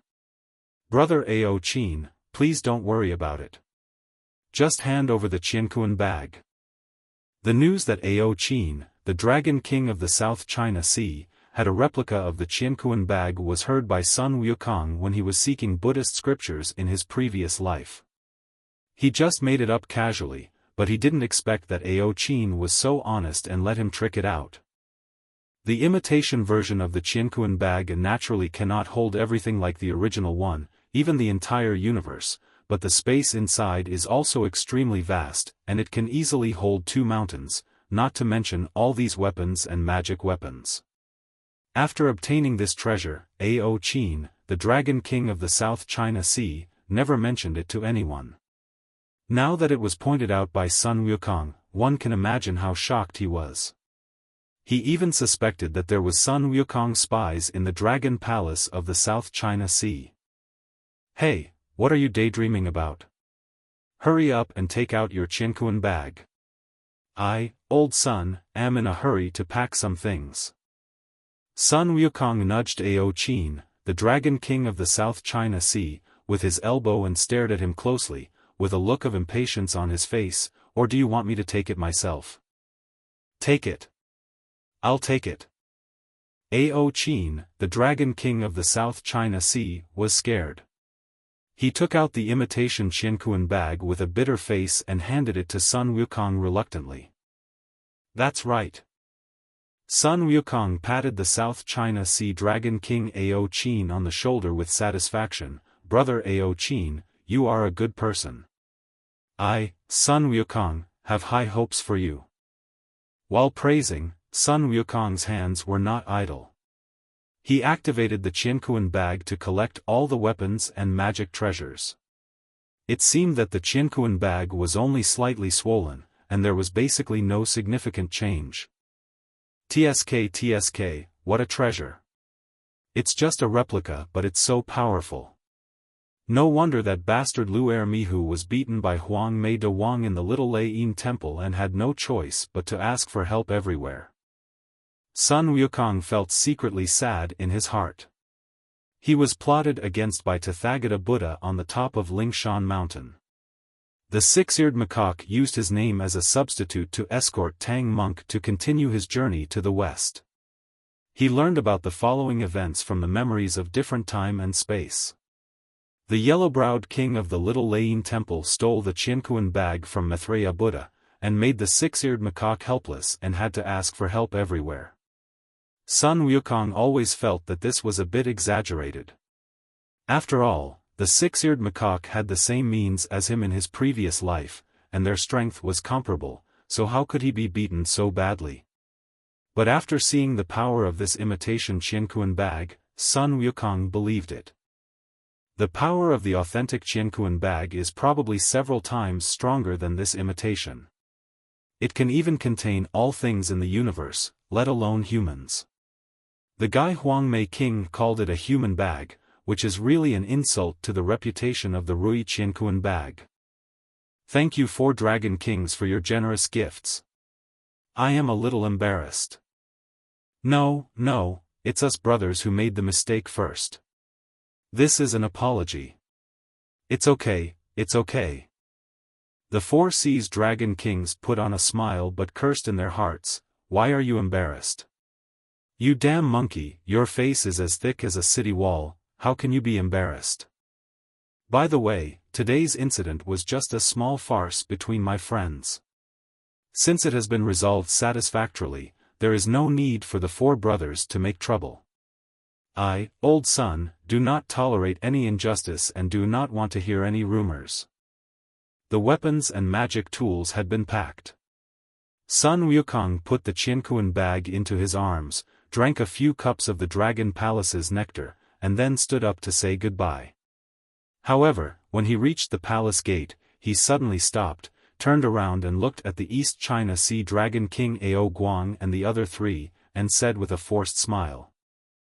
Don't worry, my king. There won't be any rumors. Don't worry. Ao Guang and the other 3 understood immediately and hurriedly made their assurances. Sun Wukong then nodded in satisfaction and flashed out of the barrier of the Dragon Palace in the East China Sea and swam towards the surface of the sea. Brother, are we really going to just keep silent about this? Yes, big brother, report it to the Heavenly Court and ask His Majesty the Jade Emperor to make a judgment. I just don't believe that a small demon fairy can really turn the world upside down. Seeing Sun Wukong disappear, the smiles on the faces of South China Sea Dragon King Ao Qin and the other 2 immediately vanished without a trace, and they all roared at East China Sea Dragon King Ao Guang in anger. Originally, they were invited to the banquet by Ao Guang, but ended up being blackmailed by Sun Wukong. They were so painful. The South China Sea Dragon King Ao Qin was the worst off. Even his Qianquan bag was snatched away. It's not just the pain in his flesh, it's the pain in his heart, liver, spleen, lungs and kidneys as well. Report to the Heavenly Court? Have you forgotten what the monkey said when he left? That was a threat. Ao Guang, the Dragon King of the East China Sea, looked at his 3 brothers with a gloomy face and said in a cold voice, he can tell you that you have the Qianquan bag right away, which shows that he knows a lot about our 4 seas. If we really go to the Heavenly Court to file a complaint, I'm afraid that monkey will come to our door before the Heavenly Court sends troops to attack us. After a pause, Ao Guang smiled bitterly, my 3 brothers, do any of you think you can stop that monkey? This. Ao Qin and the other 2 looked at each other in bewilderment, all speechless.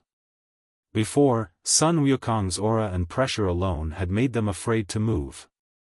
If a real fight came, they would probably not be able to match his opponent. How could they stop him? But, are we just going to let it go like this? I really can't swallow this. Ao Qin, the Dragon King of the South China Sea, had a cold and ferocious look on his face, and growled unwillingly. The other treasures were fine, but the Rui Qianquan bag was his dearest one. Even though it was a replica, it was also at the level of an acquired spiritual treasure. How could anyone be willing to accept that it was snatched away by Sun Wukong? Second brother, please be patient for a while, this matter will not be let go just like that. A gleam of light flashed in Ao Guang's eyes. That monkey is very powerful, but he acts so ostentatiously. He will definitely offend other forces. When he has more enemies, we will find an opportunity to report them to the Heavenly Court. We don't have to worry about the Jade Emperor not sending troops. By then, with so many powerful enemies around, he won't have time to focus on us. Ao Qin and the other two nodded when they heard what was said. The anger on their faces subsided a little. They were pulled by Ao Guang and turned around to walk back to the Crystal Palace. However, they didn't notice that there was a sea fish peeking out from the crevice of the rock not far away and eavesdropping on their conversation. When it saw them returning to the Crystal Palace, the sea fish swung its tail and swam outside. After leaving for several miles, it suddenly changed back to its original form. It was none other than Sun Wukong. For idiots, standing at the gate chatting, don't you know that walls have ears? A hint of disdain flashed across Sun Wukong's lips, and he whispered something, but he was completely relieved in his heart. He was just worried that the 4 Dragon Kings would go to the Heavenly Palace to complain, so he threatened before leaving, and he also made a sudden comeback and turned into a swimming fish to eavesdrop on the side. Now it seems that the previous domineering performance has indeed intimidated the 4 old Dragon Kings, and there should be no problem in the short term. After swimming out of the sea, Sun Wukong used his somersault cloud to fly towards the Flower Fruit Mountain. From afar, he saw a convoy heading towards the Flower Fruit Mountain. Looking closely, he saw that the vehicles were full of spiritual grains. The people escorting them were none other than Sun Wushuang, Sun Tong and others, and there was also a human man accompanying them. There was a flash of surprise in his eyes, but Sun Wukong did not descend from the cloud, but continued to fly into the Flower Fruit Mountain, and descended from the cloud in front of the Water Curtain Cave. He walked into the Water Curtain Cave under the welcome of a group of little demons. Not long after, the convoy escorted by Sun Wushuang and others also arrived, and bags of spiritual grains were moved into the Water Curtain Cave. My lord, it has been done. This is the batch of spiritual grains. Seeing Sun Wukong sitting on the throne, Sun Wushuang and Sun Tong hurried forward to pay their respects and report. Sun Wukong nodded, praised the two of them a few words, and turned his gaze to the young human man who was surrounded by a group of little demons. This man had cultivated to the level of a ghost fairy, and he was not afraid at all when facing himself and the demons in the entire cave, with a faint smile on his face all the time. Sun Wukong's intuition told him that this young man was no simple man. Your Majesty, this is the person recommended by Taoist Tianmu to help us establish management rules. Sun Tong leaned close to Sun Wukong's ear and whispered. Someone recommended by Tianmu? A gleam of light flashed in Sun Wukong's eyes, and he waved his hand. The little demon understood and quickly set up a banquet with various preserved fruits and fine wines, and invited the young man to sit at the table. The young man's name was Ling Xian, and he was a wandering Taoist priest. He had stayed at Tianmu Taoist Temple a few days ago. Heard that his subordinates had some skills, and after finding out that the monster tribe in Mount Huagua wanted to formulate a set of reward and punishment management rules, he volunteered to ask Taoist priest Tianmu for help. Taoist priest Tianmu then did him a favor and recommended him to Sun Wushuang and Sun Tong, and followed him to Mount Huagua. After Sun Wukong listened to Sun Wushuang and Sun Tong's brief introduction, a golden light flashed in his eyes. He quietly opened his void-breaking divine eyes and carefully looked at Ling Xian for a few times. Suddenly, his heart moved and his eyes narrowed slightly. You are a half-demon with mixed blood of human and demon? As soon as Sun Wukong's words came out, Ling Xian's face suddenly changed. A shocking murderous intent flashed in his eyes, and he quickly concealed it, but it did not escape Sun Wukong's eyes. You are indeed a half-demon. Sun Wukong smiled. Ling Xian looked like a human, but under the eyes of the void-breaking god, there was a very obscure demonic aura flowing in his body. That was the demonic aura that only a half-demon body possessed. It was somewhat similar to Sun Wukong's celestial demon body, but seemed a bit more complicated. It can be said that the half-demon body is the closest to the celestial demon body, combining the meridians of humans and the powerful physique of demons. However, the meridian strength and physique strength are somewhat weaker than the celestial demon body. Even so, it is stronger than the ordinary demons, but at the same time, it is also feared by the ordinary demons, or even rejected. Judging from Ling Xian's appearance, he must have been rejected because of his half-demon identity, right? Otherwise, he would not have been able to roam the world in the appearance of a human, and he would not have unconsciously revealed his murderous intent when his identity was exposed by Sun Wukong. How did you know that? Ling Xian's face was somewhat gloomy and uncertain. He had already concealed the only trace of half-demon aura on his body. No one had ever discovered his identity in all these years of traveling around. How could Sun Wukong see through it at a glance?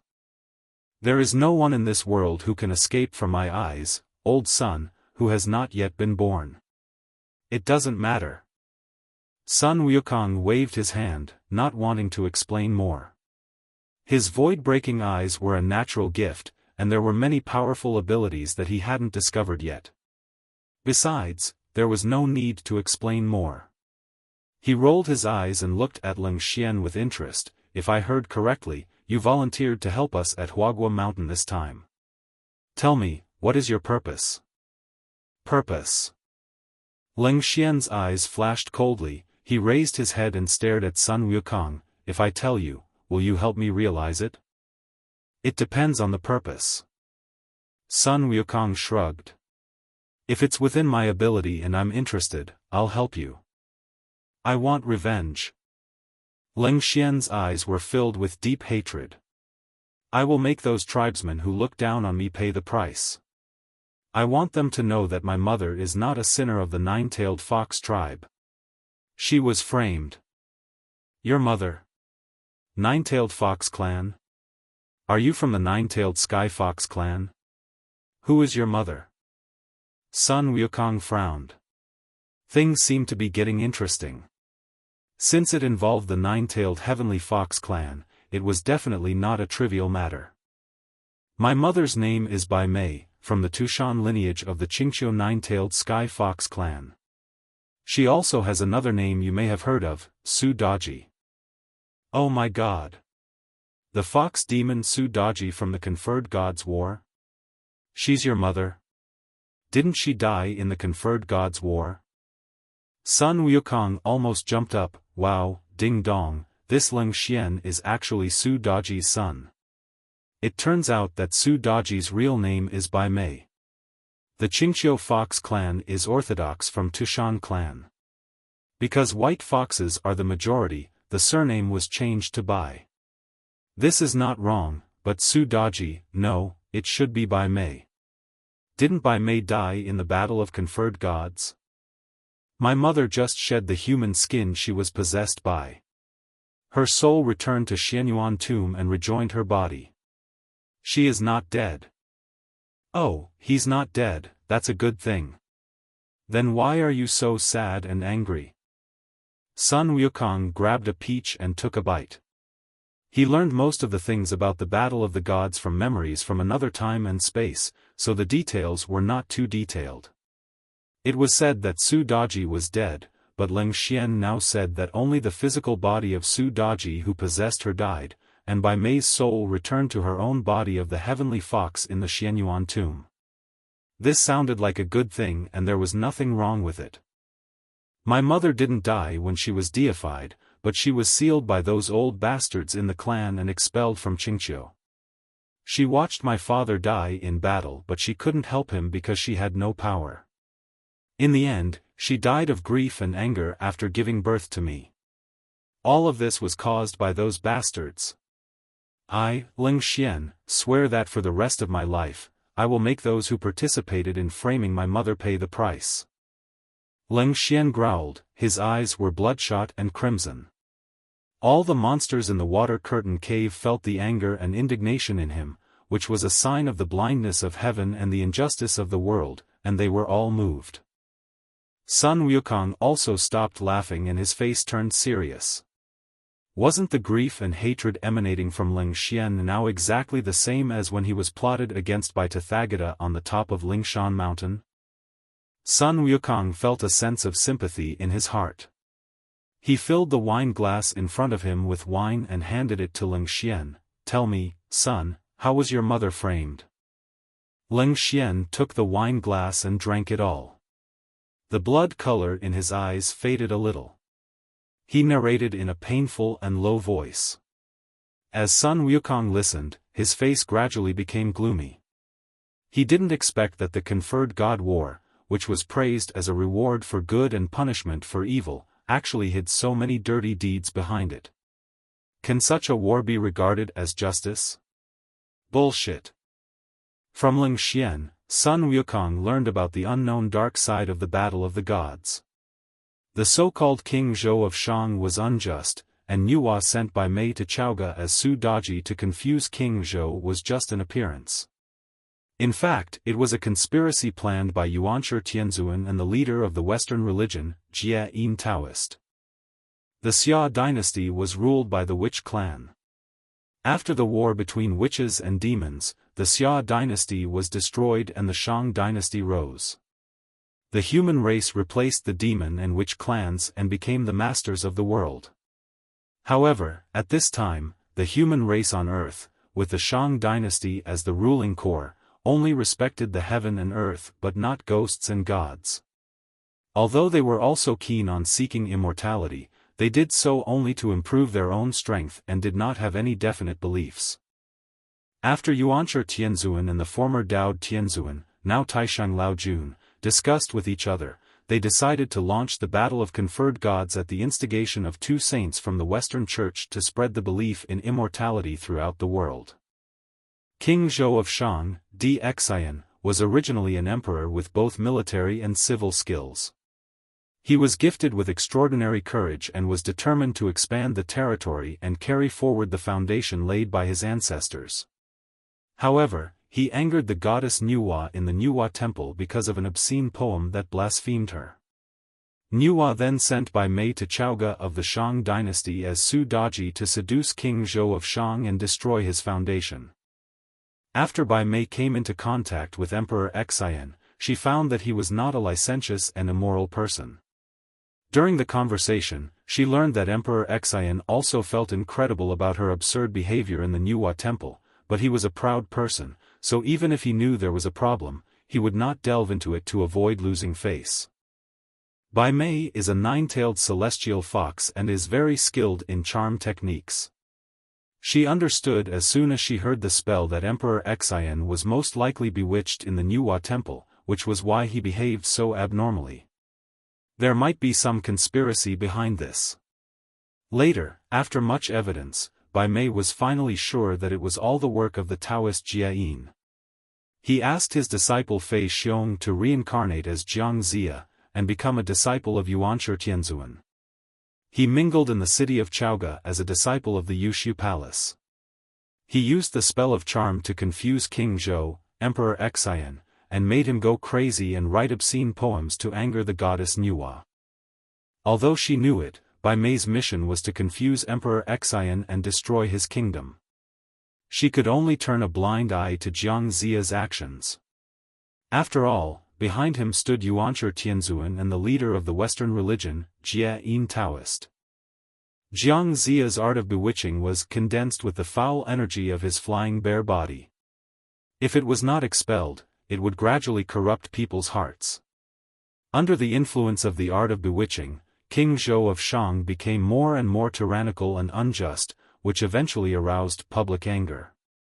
The great Zhou took advantage of the situation and launched the Battle of Conferred Gods with the support of the two leaders of Dao Tianzuan, Yuanshi Tianzuan and the Western religion. Yuanshi Tianzuan took advantage of the Battle of Investiture of the Gods to kill many immortals from the Jijiao sect under the guidance of Tong Tianjiaozhu. From then on, the Jijiao sect declined, while the Changjiao sect flourished. The two leaders of the Western sect also took the opportunity to lure many people into the Western sect.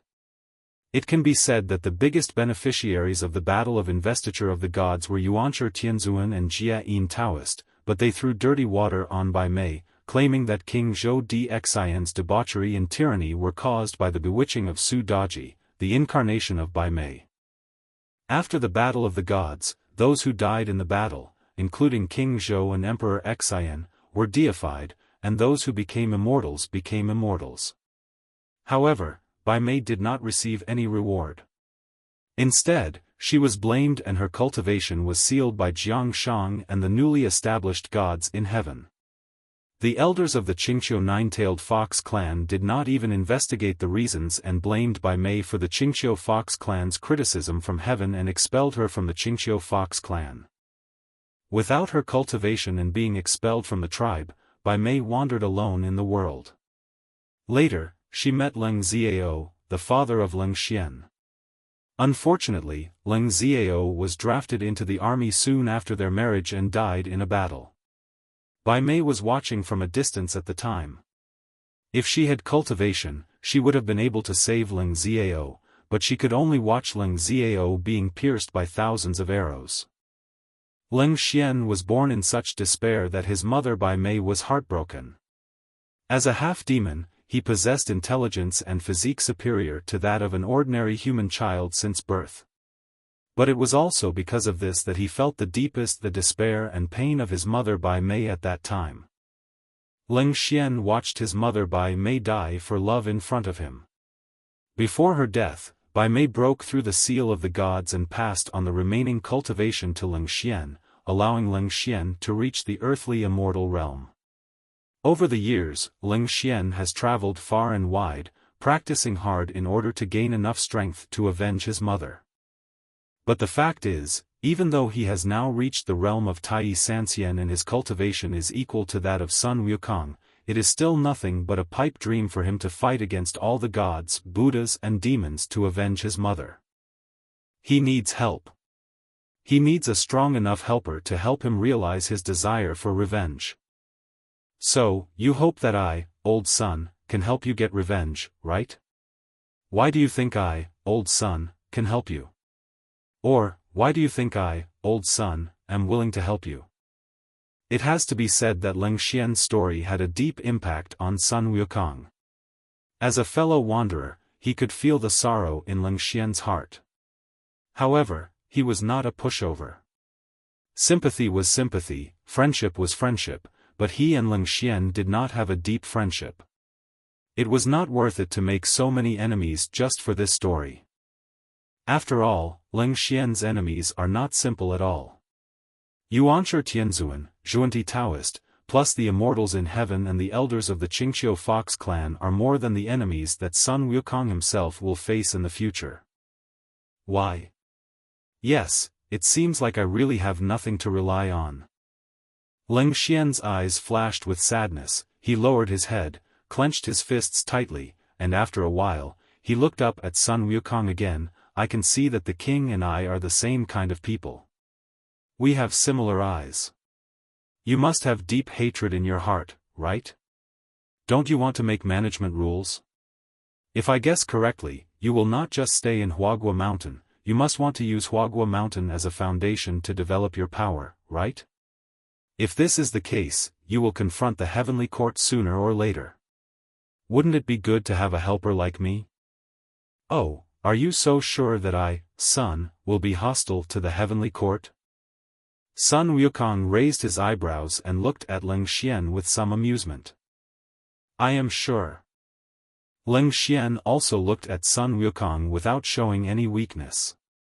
If you don't have the ambition to achieve something great, there is no need to formulate such strict management regulations. I guess you want to revive the demon cult and restore the ancient glory of the demon race, right? If so, then the hostility between you and the heavenly court is inevitable.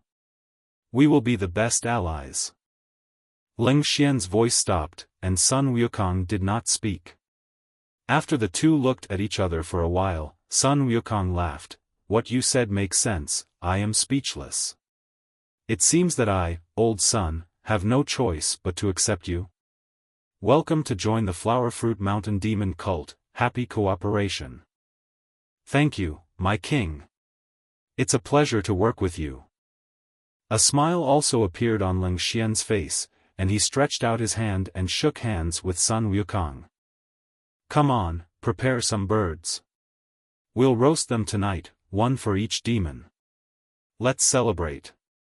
Why birds? Just asking for good luck, and we'll have chicken tonight.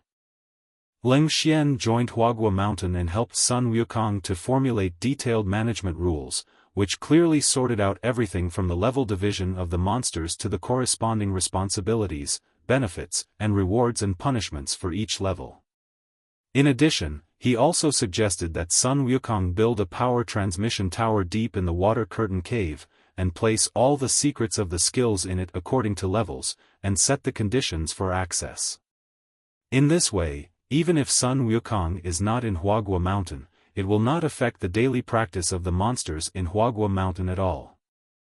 According to Sun Wukong's proposal, the entire Huaguashan demon cult is divided into 11 levels, from low to high, namely demon soldiers, second lieutenants, first lieutenants, captains, majors, lieutenant colonels, colonels, major generals, lieutenant generals, and generals. Each level has corresponding cultivation and strength requirements. The specific requirements will be discussed and decided by Ling Xian, Sun Wushuang and Sun Tong. With the rules, the mental outlook of the entire Flower Fruit Mountain Demon clan suddenly changed. In the past, everyone ate, lived and traveled together. Except for the great king Sun Wukong, the status gap between other demons was not that big. But now it is different. They are divided into levels according to their cultivation and strength, and the benefits corresponding to each level are different. Seeing that their companions who used to be no different from themselves are now above them, eating better, wearing better clothes, and having better cultivation resources than themselves, the demons at the lower level feel unbalanced. Normally, there is not much difference between us. Why is he doing better than me now? What he can do, I can do as well as long as I work hard. With the desire to compare, motivation also came along. The entire Flower Fruit Mountain Demon clan fell into a frenzy of cultivation.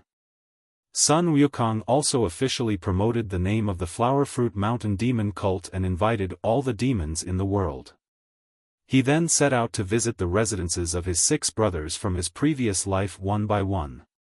The first one he visited was the Bull Demon King Nyohaiba.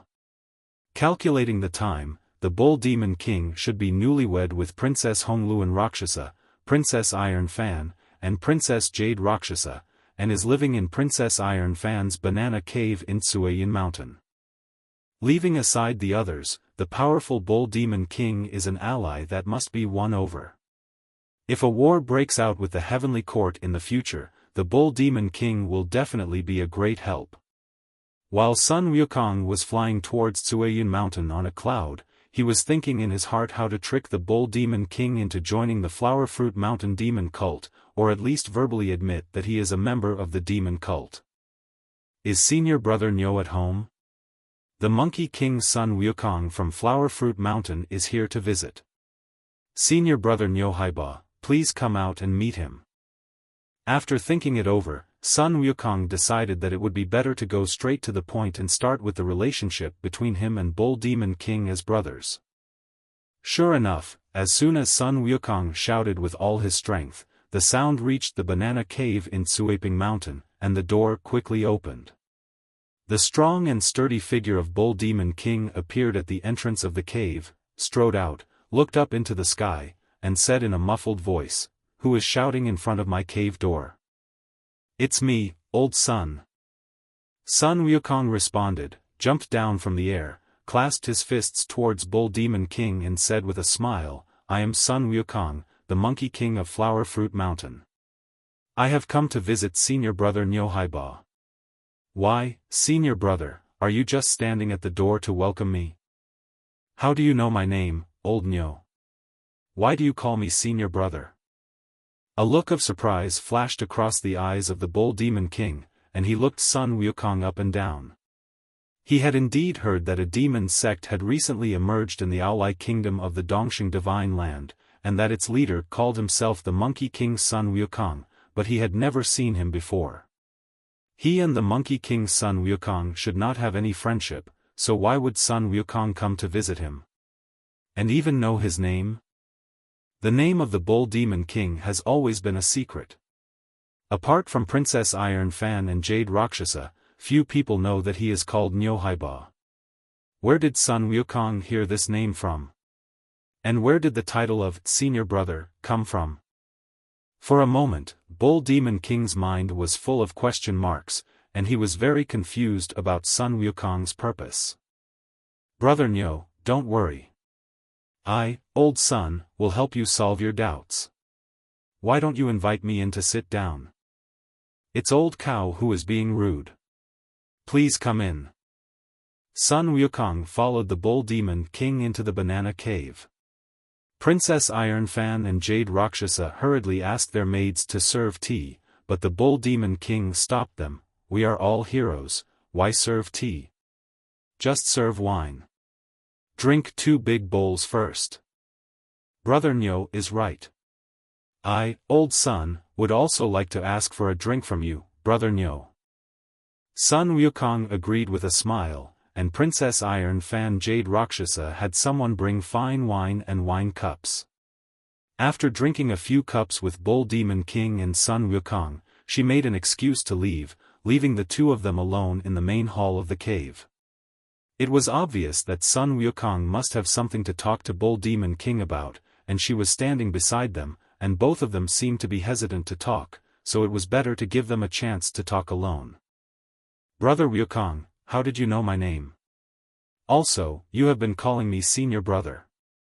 How did that come about? Princess Iron Fan and Jade Rakshasa were right beside them just now, so Bull Demon King was reluctant to ask them. But now he really couldn't suppress the doubts in his mind. Brother Nyo, we both come from Lingtai Fangcun Mountain and Xieyue Sanqing Cave. I saw you from afar when you left the mountain gate, so of course I have to call you brother. Sun Wukong did not hide it. Although Bodhi Patriarch warned them not to mention their master to others, he did not say that brothers could not reveal their identities to each other. Facts have proved that Sun Wukong made the right move. As soon as he said this, Bull Demon King's face changed immediately. He lowered his voice and asked with surprise and a little nervousness, Brother Wukong, are you also a disciple of Bodhi Patriarch? That's right.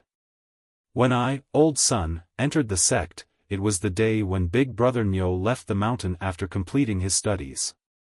So we didn't get to meet each other in person. However, I, old Sun, have heard about your heroic deeds from other brothers, and I admire you very much. Flattery never wears out, and as soon as Sun Wukong complimented him, the Bull Demon King's face immediately smiled like a flower, his eyes narrowed, and he waved his big hand in a humble manner. No, Brother Wukong, you really flatter me, you flatter me. Although he was happy, the Bull Demon King still reminded Sun Wukong, Brother Wukong, from now on, it is better for us to call each other brothers. Don't mention senior brother or junior brother anymore. The master has specifically instructed us not to mention the inheritance of the master to others. We must not disobey this. Okay, I won't have to worry about this. Sun Wukong rolled his eyes, but, putting aside the identities of brothers, how should we address each other? I mean, how should we rank the seniors? I heard that you, Brother Nyo, have 5 good friends. Why don't you call them over to get to know each other and discuss things? Among the 7 great sages in his previous life, Sun Wukong ranked 7th, not because he had the worst ability. In fact, everyone's ability was about the same, and they had never fought each other, so they were divided according to age. In this life, Sun Wukong did not want to be at the bottom anymore. His goal was to revitalize the demon clan and restore the ancient glory of the demon clan. For that, he could not call others the big brother. The ranking could not be based on age, but on ability. He deserved the position of the boss. The Bull Demon King had no idea of what was in Sun Wukong's mind, and he thought it made sense, so he sent a signal to the 5 Demon Kings, namely the Jiao Demon King, the Peng Demon King, the Lion Demon King, the Monkey King and the Ape King.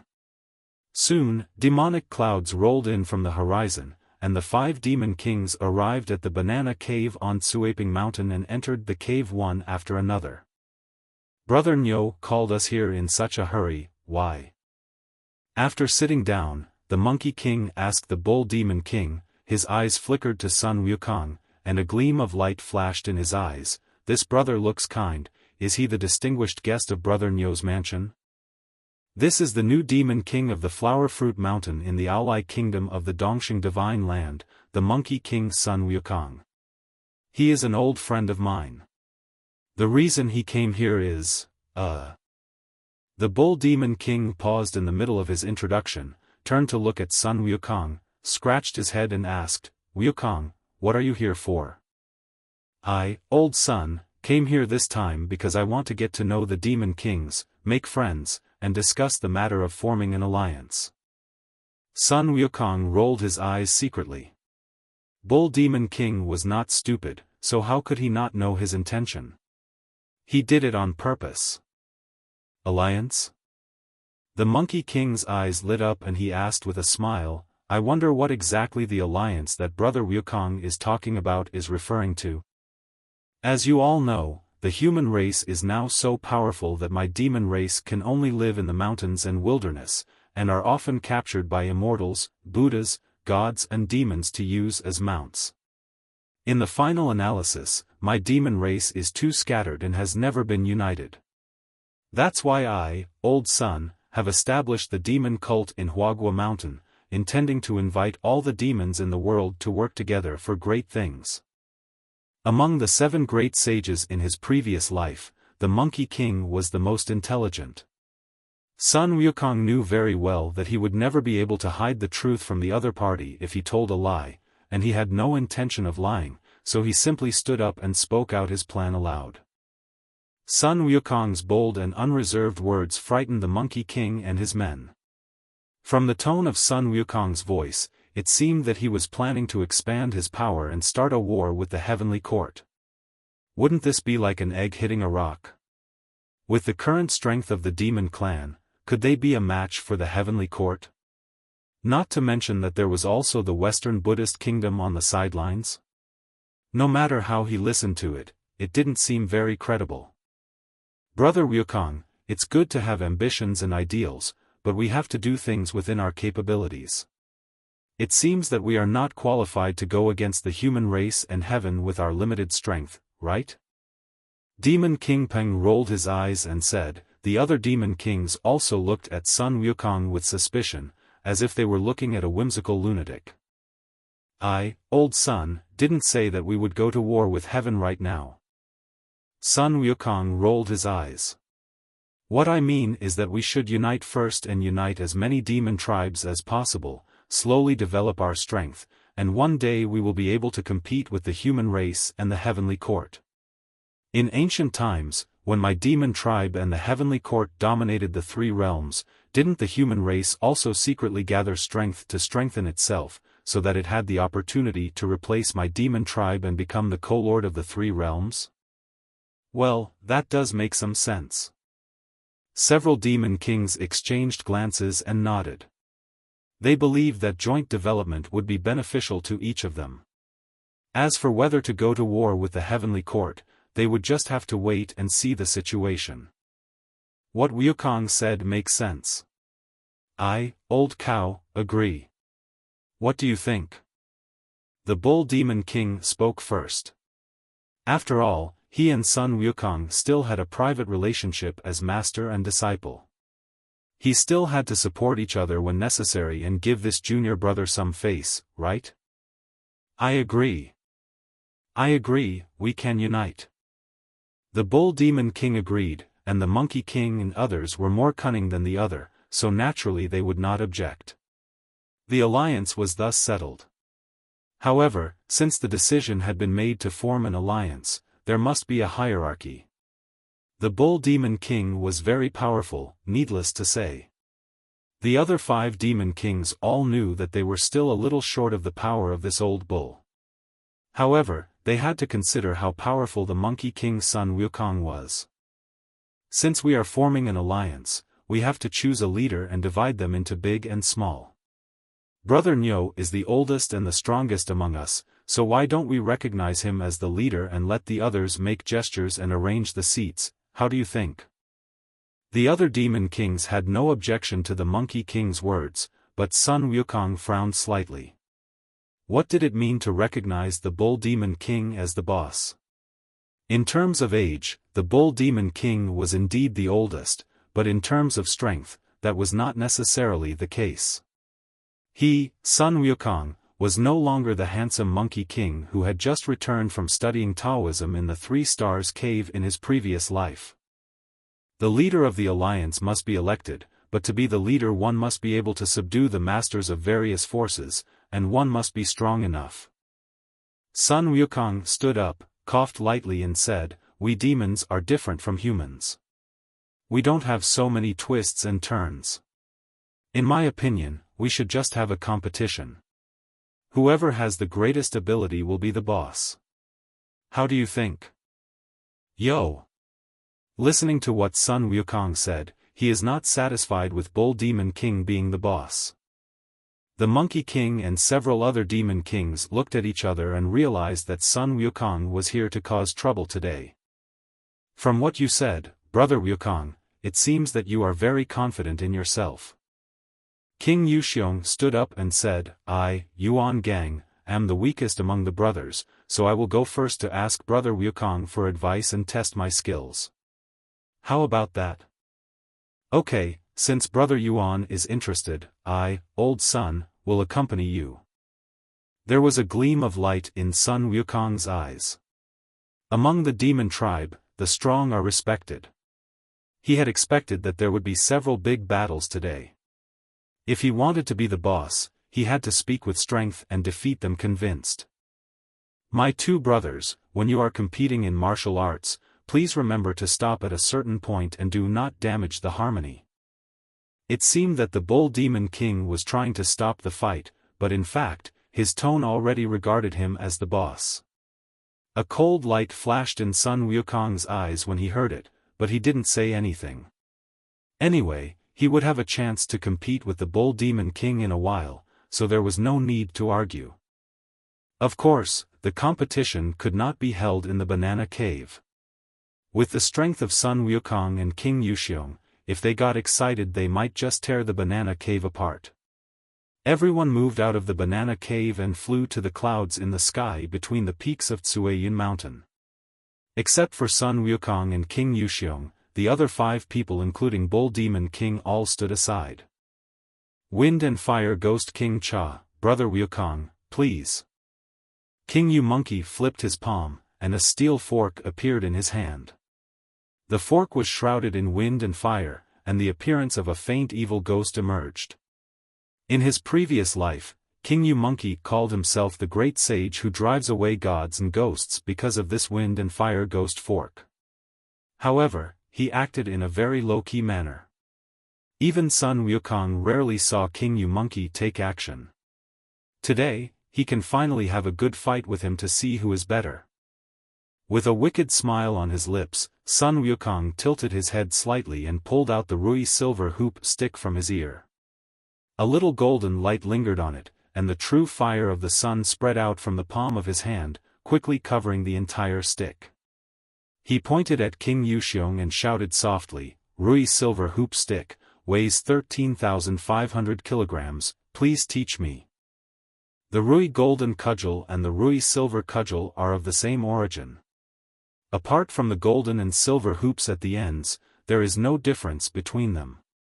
Even the weight and power are the same. Of course, King Yuxiong did not know this, but when he heard that the Rui silver cudgel weighed 13,500 kilograms, his eyes changed and his expression became much more solemn. Being able to wield such a heavy weapon, Sun Wukong must be extremely powerful, or at least have supernatural powers, which should not be underestimated. Of course, it doesn't mean that the heavier the weapon, the better. It also depends on the spirituality. King Yuxiong doesn't think that his Wind and Fire Ghost King Fork will lose to Sun Wukong's Rui Silver Cudgel. Ah! With a loud shout, King Yu Monkey launched the attack first. The Wind and Fire Ghost Fork in his hand swung up a sky full of fork shadows and stabbed toward Sun Wukong fiercely. Good job! Sun Wukong let out a long roar and kicked the lower end of the Rui silver hoop stick with his right foot. The stick went straight up and with a crisp clang, it blocked the Wind and Fire Ghost King Fork of King Yu Monkey. All of a sudden, all the fork shadows in the sky disappeared. With his divine eyes, Sun Wukong could see clearly which fork shadows were real and which were fake. Huh! King Yu Monkey finally let out a surprised cry. He didn't expect that his move could be broken so easily by Sun Wukong. In addition to being surprised, he also felt a sense of ruthlessness. With the help of the magic power in his body, the wind and fire energy and the ghostly Yin energy on the Wind and Fire Ghost Fork followed the Rui Silver Cudgel and pounced towards Sun Wukong. Humph! The sun is really hot, burn me up. Sun Wukong snorted coldly and activated his magic power. The sun's true fire lingering on the stick suddenly grew stronger and fiercely wrapped up the attacking Wind and Fire Ghost energy. This sun's true fire was an innate fire, extremely hard and extremely young, which was exactly the nemesis of the Wind and Fire Ghost energy. The originally aggressive Wind and Fire Ghost energy was instantly burned to ashes, and instead was barbecued by the sun's true fire along the Wind and Fire Ghost King towards the Yu Monkey King. Oops! King Yu Monkey let out a strange cry, quickly pulled back, and summoned his magic power to frantically put out the spreading sun fire. He felt the sky darken, and when he looked up, the huge Rui Silver Cudgel was smashing down on his head like a mountain. Hey! Take this stick from me! In a fight, it is very important to take the initiative. If a problem can be solved with one blow, never hit it with a second blow. This is Sun Wukong's fighting principle.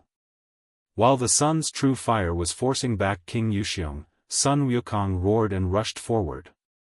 One end of the Rui Silver Cudgel in his hand became longer and bigger, and he smashed it up hard with it. The Rui Silver Cudgel weighs 13,500 kilograms, which is only its normal weight. With the power infused by Sun Wukong, the weight has increased several times.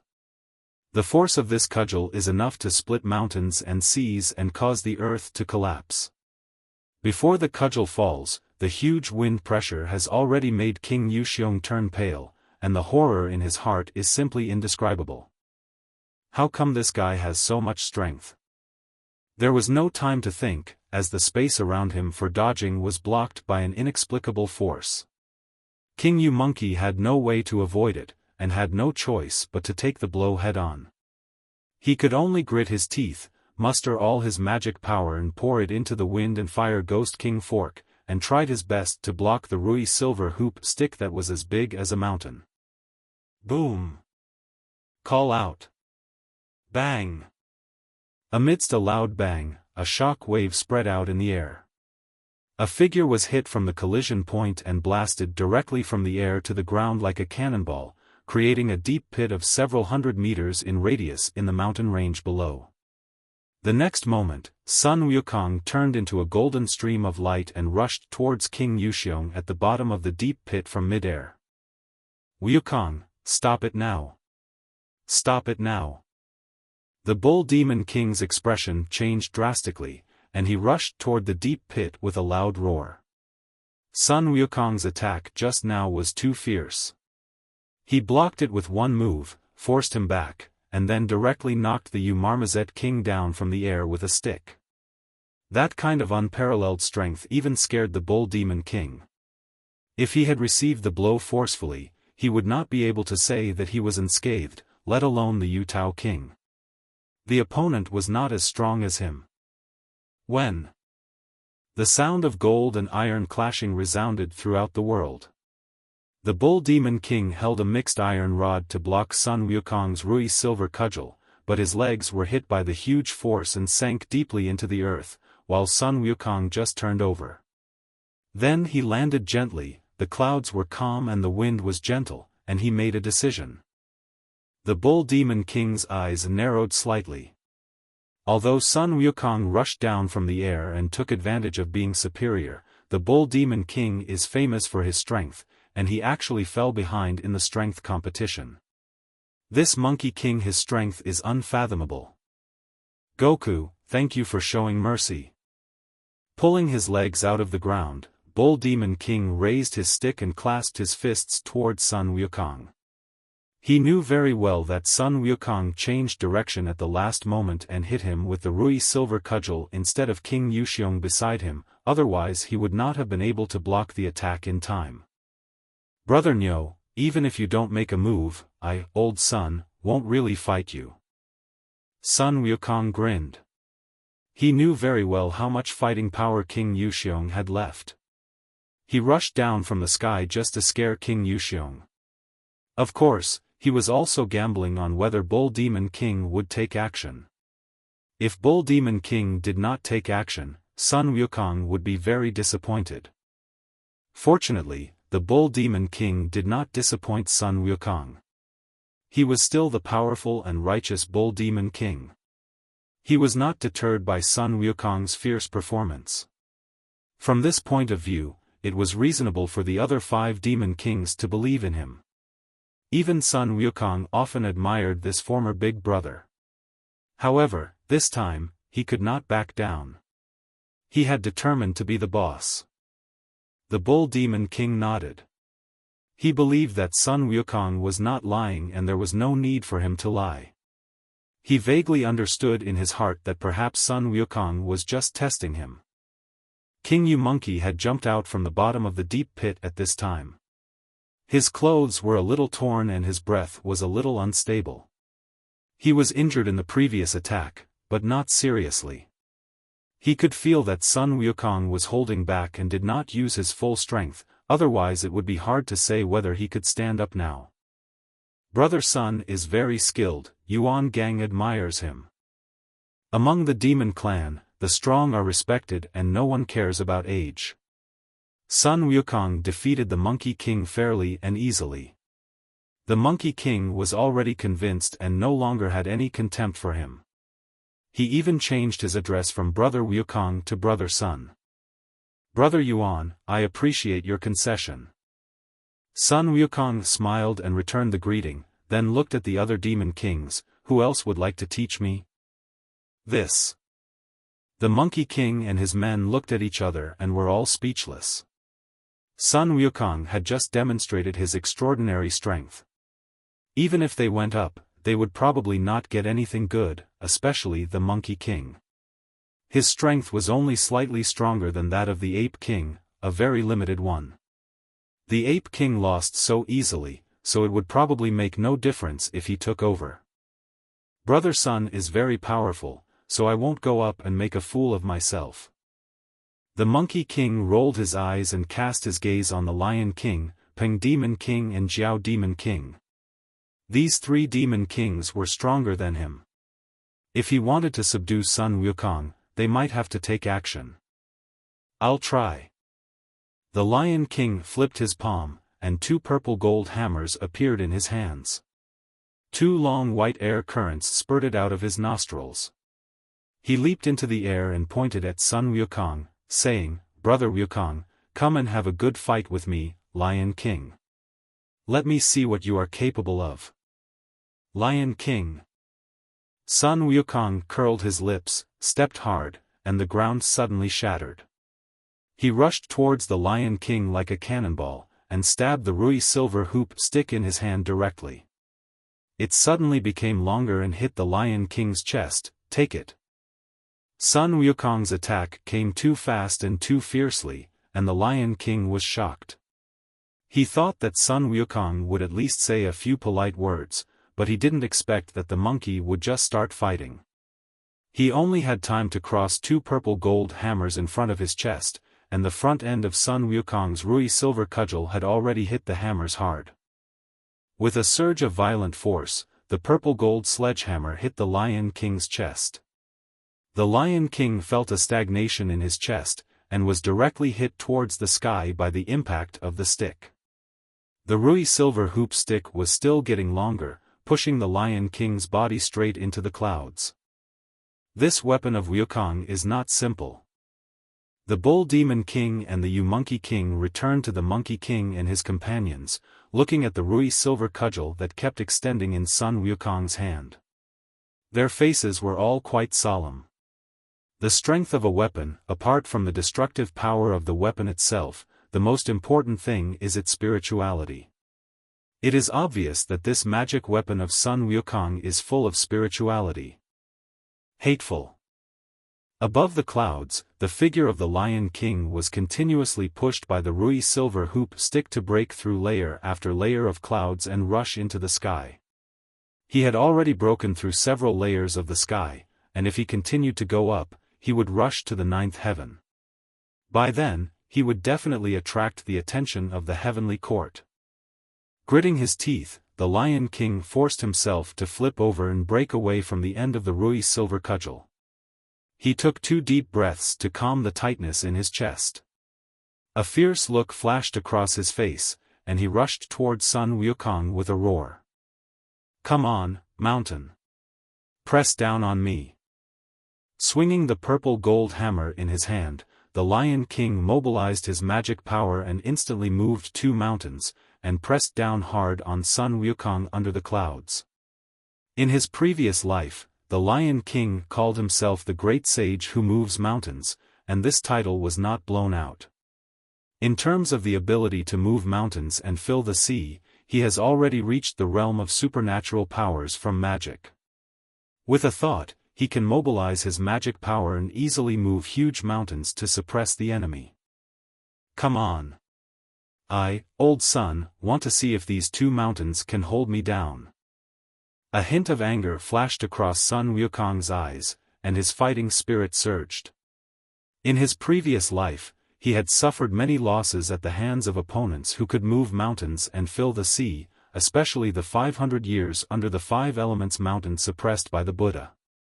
It was a lifelong shame, but in this life, he wanted to see who could suppress him. Break it for me, old Sun. With both hands tightly grasping the Rui silver hoop stick, the true fire of the sun and the power of the 8-9 profound arts surged out, and the entire stick was shining with a dazzling golden red light. Sun Wukong let out a roar that shook the heavens and the earth, and swung the Rui silver hoop stick towards the 2 mountains fiercely. In an instant, 72 stick shadows appeared, all of which were physical, and hit the bottom of the 2 mountains almost at the same time. 72 heaven-breaking sticks. This is Sun Wukong's unique stick technique, created by combining all the insights from past and present lives. Its destructive power is the strongest among all his current skills, but this is only the first move. There are 5 more moves to come, namely, 36 heaven-breaking sticks, 18 heaven-breaking sticks, 9 heaven-breaking sticks, 3 heaven-breaking sticks, and 1 heaven-breaking stick. Their power increases several times or even dozens of times, but it becomes more and more difficult. Sun Wukong can only perform the first move, 72 heaven-breaking sticks, and the second move, 36 heaven-breaking sticks. The next 4 moves are just speculations and he does not have the ability to use them for the time being. Boom boom boom boom. A loud explosion resounded throughout the heavens and earth, and violent shock waves spread out in all directions. All the clouds within a radius of dozens of miles were blown away. 2 huge mountains were smashed to pieces by the explosion, turning into rubble all over the sky and shooting in all directions. Sun Wukong's figure rushed out from the two broken mountains and flew towards the Lion King, who was rushing down from the sky. Come again. 72 heaven-breaking sticks. The 72 stick shadows reappeared and blasted towards the Lion King's body. The Lion King's face turned green. Even two huge mountains were smashed to pieces by Sun Wukong's move. How could he block it? His body was not as strong as two mountains. These 72 stick shadows were all real entities, not illusions. Even if he tried his best, how many of them could he block? This is terrible. Brother Sun, please show mercy. Shirtua admits defeat. Buzz. The Lion King was scared. It was better to admit defeat than to die. If he was hit by this move, he would be seriously injured if not killed. As his voice sounded, the 72 stick shadows disappeared in an instant.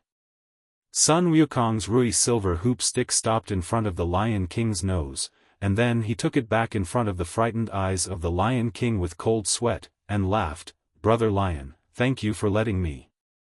Brother Sun, you are too polite. I am not as skilled as you. I have nothing to say. I am convinced." The Lion King smiled bitterly and shook his head. His most proud power of moving mountains was broken by Sun Wukong. The monkey's attack power was so strong that it was terrifying. The Lion King now understood that Sun Wukong was a man of great skill and courage, and he came well prepared. No wonder he dared to ask the Bull Demon King to invite the 5 Demon Kings to discuss the alliance, and even wanted to compete for the position of the leader of the alliance.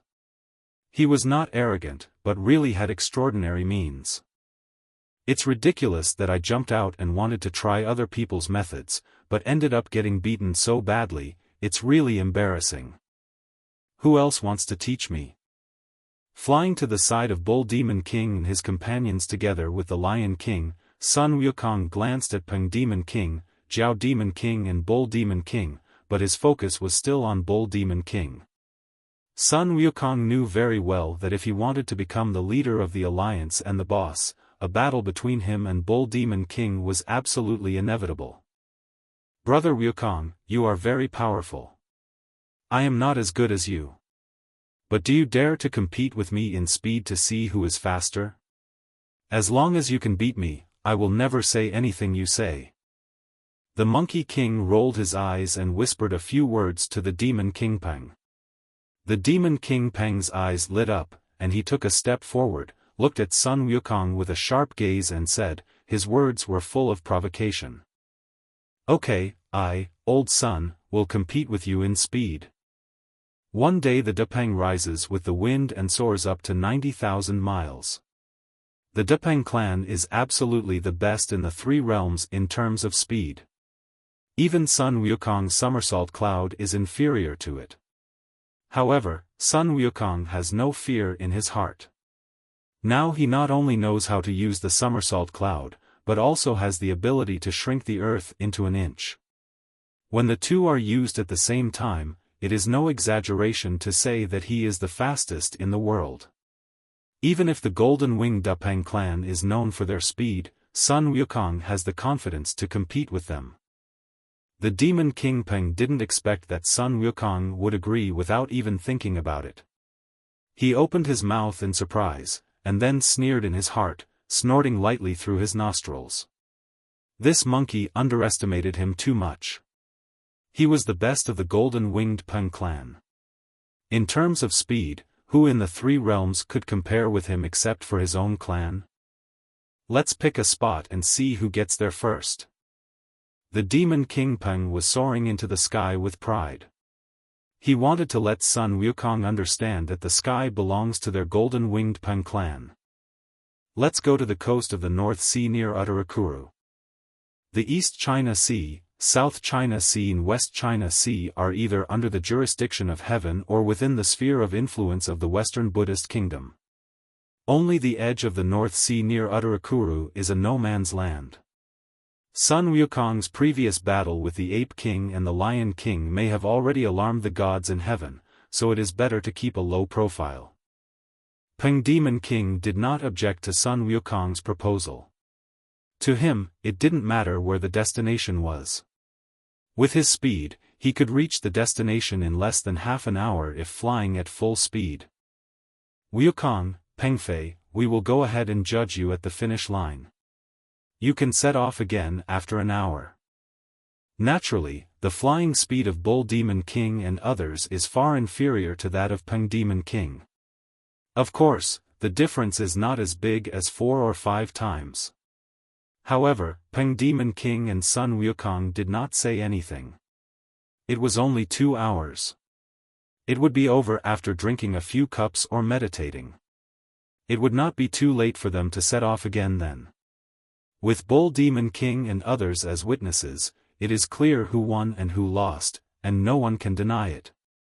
2 hours later. Almost there, Goku, you go first, I'll catch up with you soon. Demon King Peng said with a proud look on his face, and suddenly stretched out 2 golden wings from behind him. He shook them twice, and sand and rocks flew all around him, and he slowly floated into the air. Are you sure you want me to go first? I won't stop and wait for you. Sun Wukong curled his lips. This Demon King Peng really underestimated others. Did he really think he was sure to win? I'm sure, Goku, you don't have to stop. I'll be able to catch up with you soon anyway. Demon King Peng had no idea what was in Sun Wukong's mind, and still spoke with arrogance and even some contempt. Sun Wukong nodded and said nothing more. He decided to show his true colors with his own actions. Let's see if this guy can still laugh later. Somersault Cloud. With a somersault he jumped into the air, and clouds of gas instantly gathered under his feet to form a golden auspicious cloud. Sun Wukong's figure suddenly disappeared into the distance, and in the blink of an eye he was nowhere to be seen. That's really fast. No wonder you dared to accept my challenge.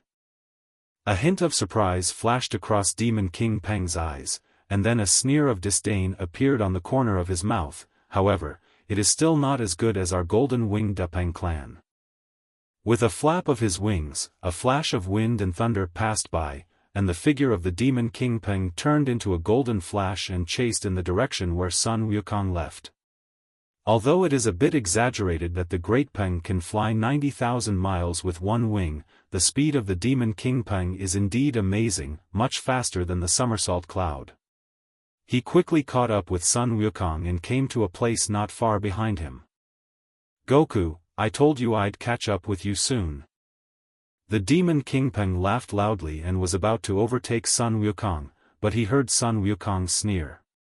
His figure and the golden auspicious clouds under his feet suddenly became blurred. The next moment, his speed suddenly increased, and he instantly reached the horizon within sight. Fuck! How is that possible? The smug look on Peng Demon King's face froze instantly, and his eyes almost popped out.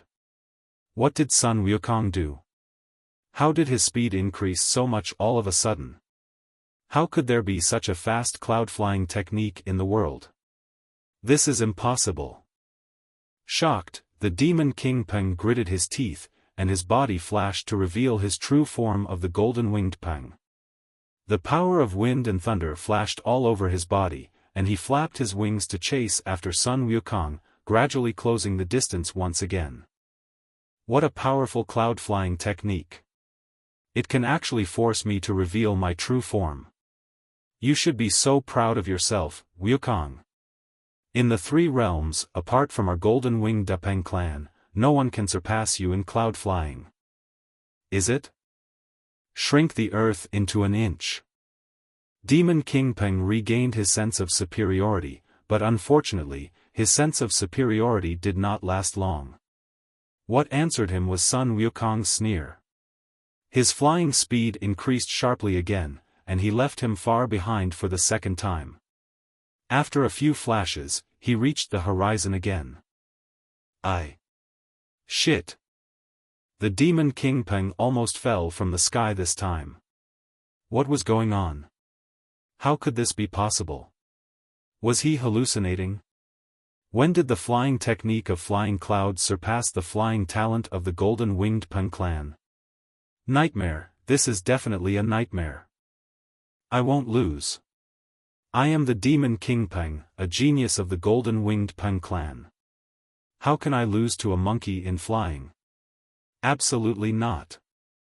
Demon King Peng was furious and directly mobilized the blood and essence in his body, increasing his flying speed a bit. However, this time he was still unable to catch up with Sun Wukong. No matter how he accelerated, Sun Wukong was always just a little bit faster than him. Despair spread little by little from the bottom of Demon King Peng's heart. The distance that originally took half an hour was covered in just a quarter of an hour due to the all-out competition between Sun Wukong and Peng Demon King. Sun Wukong arrived first and somersaulted from the air toward the coast. Bull Demon King and the other 5 Demon Kings were sitting on the coast waiting for them. It's Goku. How come he got here first? Seeing Sun Wukong falling from the clouds, Bull Demon King's face changed, and he stood up in shock. The next moment, Peng Demon King, with a gray face, turned into a golden light and shot over from the horizon. He also revealed his human form on the coast, but his face was quite ugly. He was crushed by Sun Wukong in terms of flying speed, which he was most confident in. His mood could be said to be terrible. Moreover, when he thought of his previous disdain and sense of superiority toward Sun Wukong, the Demon King Peng felt his face burning and he wished he could find a crack in the ground to crawl into. Brother Pengfei, in this speed contest, it seems that I, old Sun, have a slight advantage, right? Sun Wukong doesn't care what King Peng is thinking. Winning is winning, and King Peng must acknowledge this. Brother Sun is so powerful, Pengfei is convinced. Apart from admiration, the Demon King Peng really didn't know what to say. His flying speed was the highest in the 3 realms because he relied on the innate flying ability of the Golden Winged Peng clan, but what could Sun Wukong rely on? As monkeys, the Yuxiong King and the Macaque King were far inferior to Sun Wukong in flying on the clouds. He was able to practice the ability to fly on the clouds to a level that even he could not match. This Sun Wukong was simply an alien, a pervert. It was useless to be jealous of such a pervert, and he could only admire him. Who else?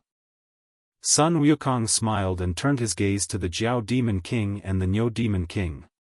Now among the 6 Demon Kings, only these 2 had not expressed their opinions.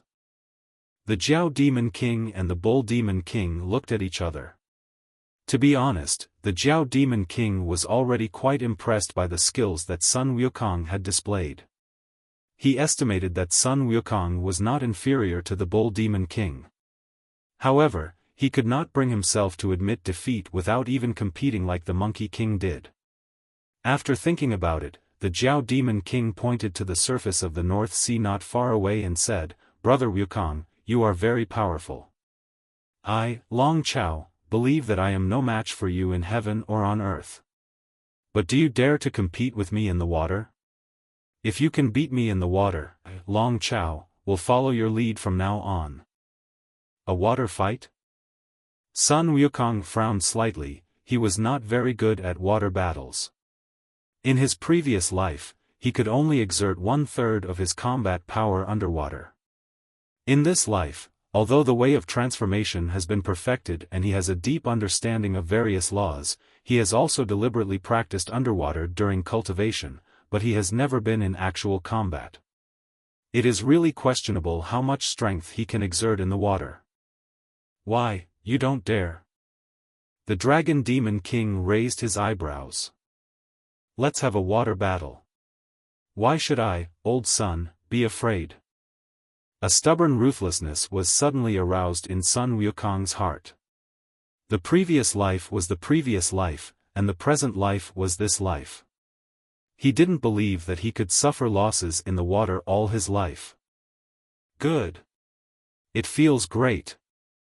The Dragon Demon King laughed loudly, swung his body and rode the waves above the North Sea, and stopped 10 miles away from the shore, with his legs firmly standing on the waves. A dragon's tail appeared behind him, and all the waves rushing towards him spontaneously flowed around the dragon's tail, turning into a stream of water that supported his body. "Brother Goku, please." A light green spear appeared in the hand of the Dragon Demon King. There were dragon patterns on the spear body and a green dragon was carved on the tip of the spear. The sharp edge of the spear came out from the dragon's mouth.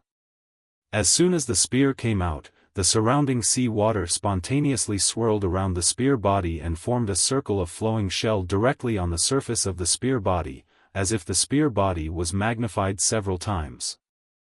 The ultimate acquired spiritual treasure. A golden light flashed in Sun Wukong's eyes, and his eyes of breaking through the void opened. He glanced at the green spear and his pupils narrowed slightly. So far, among the weapons of the 6 Demon Kings, the Bull Demon King's mixed iron stick is the highest level. Like the Rui silver hoop stick, it is a top-grade acquired spiritual treasure.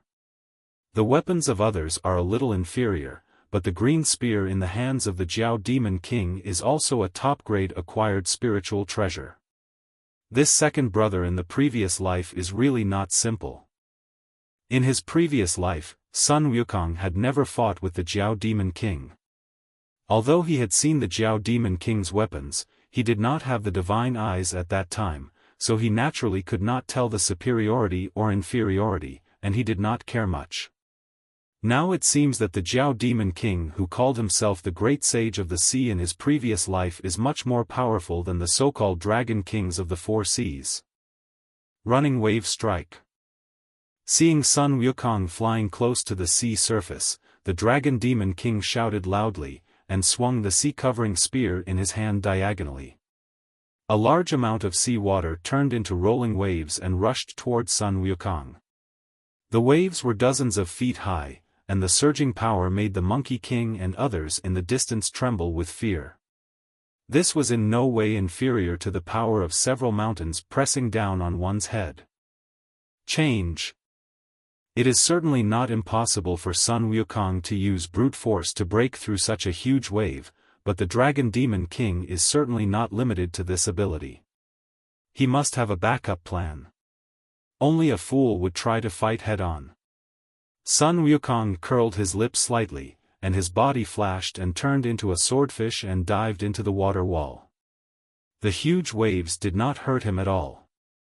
After a few swings of his tail, he passed through the waves and approached the Dragon Demon King. "Hey! Take this stick from me." His figure flashed and turned back into his original form. Sun Wukong pulled out the Rui silver cudgel from his ear, enlarged it, and smashed it hard on the head towards the Dragon Demon King. There was a flash of surprise in the eyes of the Dragon Demon King. Sun Wukong's transformation technique was performed as smoothly as flowing water. He broke through his waves and got close to him so easily. Facing this fierce blow, the Dragon Demon King did not take it head-on. The dragon tail behind him moved and the whole person sank directly under the sea. Sun Wukong's stick missed and hit the sea surface heavily. Immediately, the sea water was pressed to both sides by the powerful force, and huge waves hundreds of feet high rose into the sky. Hiding under the water. The stick hit nothing and Sun Wukong frowned slightly. It seemed that the Dragon King was intending to fight with him underwater. Humph. So what if I go underwater? Who am I afraid of? With a flash of golden light in his eyes, Sun Wukong extended his Rui silver cudgel underwater and rushed straight down. The 100-foot-high waves behind him began to slowly calm down, but soon, even bigger waves erupted from underwater, and the entire sea surface exploded. Huge waves of hundreds of feet and nearly 1,000 feet high kept rising up, surging in all directions, directly crossing the coastline, crossing the high cliffs on the shore, and rushing towards the interior of Utarakuru. Dozens of feet under the sea water, Sun Wukong and the Dragon Demon King have exchanged more than a dozen moves. Sun Wukong is still not quite used to fighting in the water, and always feels a little restrained. However, Compared with his previous life, it is much better. It's just that it is really difficult to exert his full strength underwater. After all, daily practice is just practice, and will never expose as many problems as in actual combat. Compared to Sun Wukong's dissatisfaction with himself, the Dragon Demon King was full of horror. This was in the deep sea, but the fighting power displayed by Sun Wukong was not weak at all. No, it was not something that could be described by the word "not weak" at all. Instead, it was as powerful as on the ground. The Demon King Jiao is a dragon, and the Dragon Clan is the king of the sea. The strength he can exert in the sea is far greater than that on the shore. Even the Bull Demon King does not dare to fight him in the sea. However, Sun Wukong can fight with him without being at a disadvantage. This is completely beyond the Demon King Jiao's understanding of the Monkey Clan. When did the Monkey Clan become able to walk on the water as if it were flat ground? Even the martial Tianping of the Heavenly Court is far inferior to Sun Wukong's current performance in the water, right? Fighting in the deep sea has a huge impact on the entire North Sea, especially a battle of that level between Sun Wukong and Jiao Demon King. The shock waves of the battle extend in all directions along the sea water, and the entire North Sea shakes. In the Dragon Palace of the North Sea. Quick! Go and see what's going on.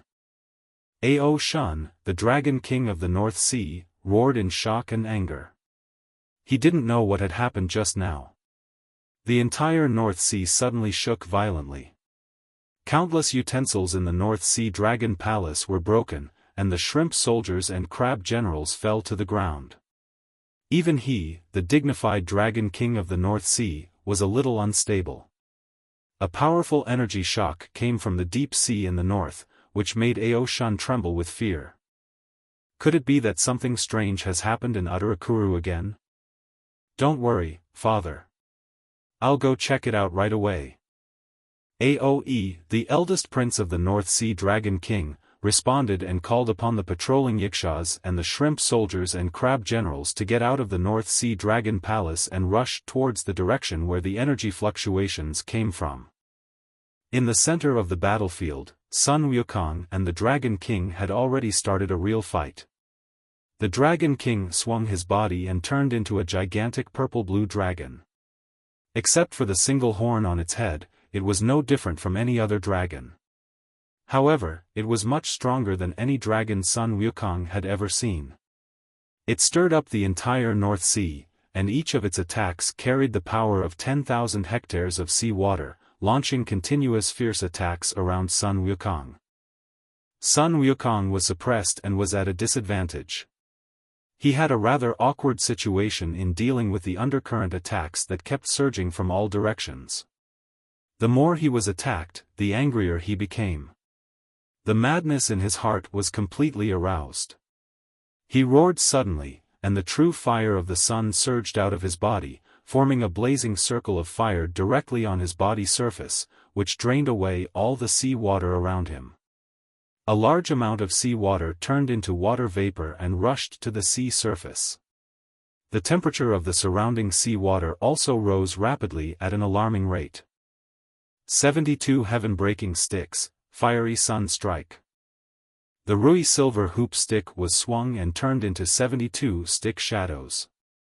The difference from before was that the stick bodies were all surrounded by blazing sun fire, illuminating the entire seabed. It seemed as if countless small suns had fallen into the sea, and the sea water within dozens of miles was boiling. Boom! 72 flaming stick shadows blasted towards the huge dragon body of the Jiao Demon King. This was the first time that Sun Wukong used the sky-breaking stick technique and the sun's true fire together. He had only imagined such a scene in his mind before, but he didn't expect that he could actually use it successfully under his brutal nature. The entire sea area was blocked by the force of the sticks. The Dragon Demon King felt his body stagnate, and his swimming became extremely slow. He could not avoid the bombardment of the 72 stick shadows at all. He was also a ruthless man, so he simply didn't avoid it if he couldn't avoid it. He mobilized all the demon energy in his body and activated his magic power, condensing countless ice arrows and purple lightning of water mines on his body surface, and slammed into the 72 stick shadows fiercely. Boom boom boom boom. A series of roaring sounds were heard deep under the North Sea. All the sea water was splashed by the force of the impact.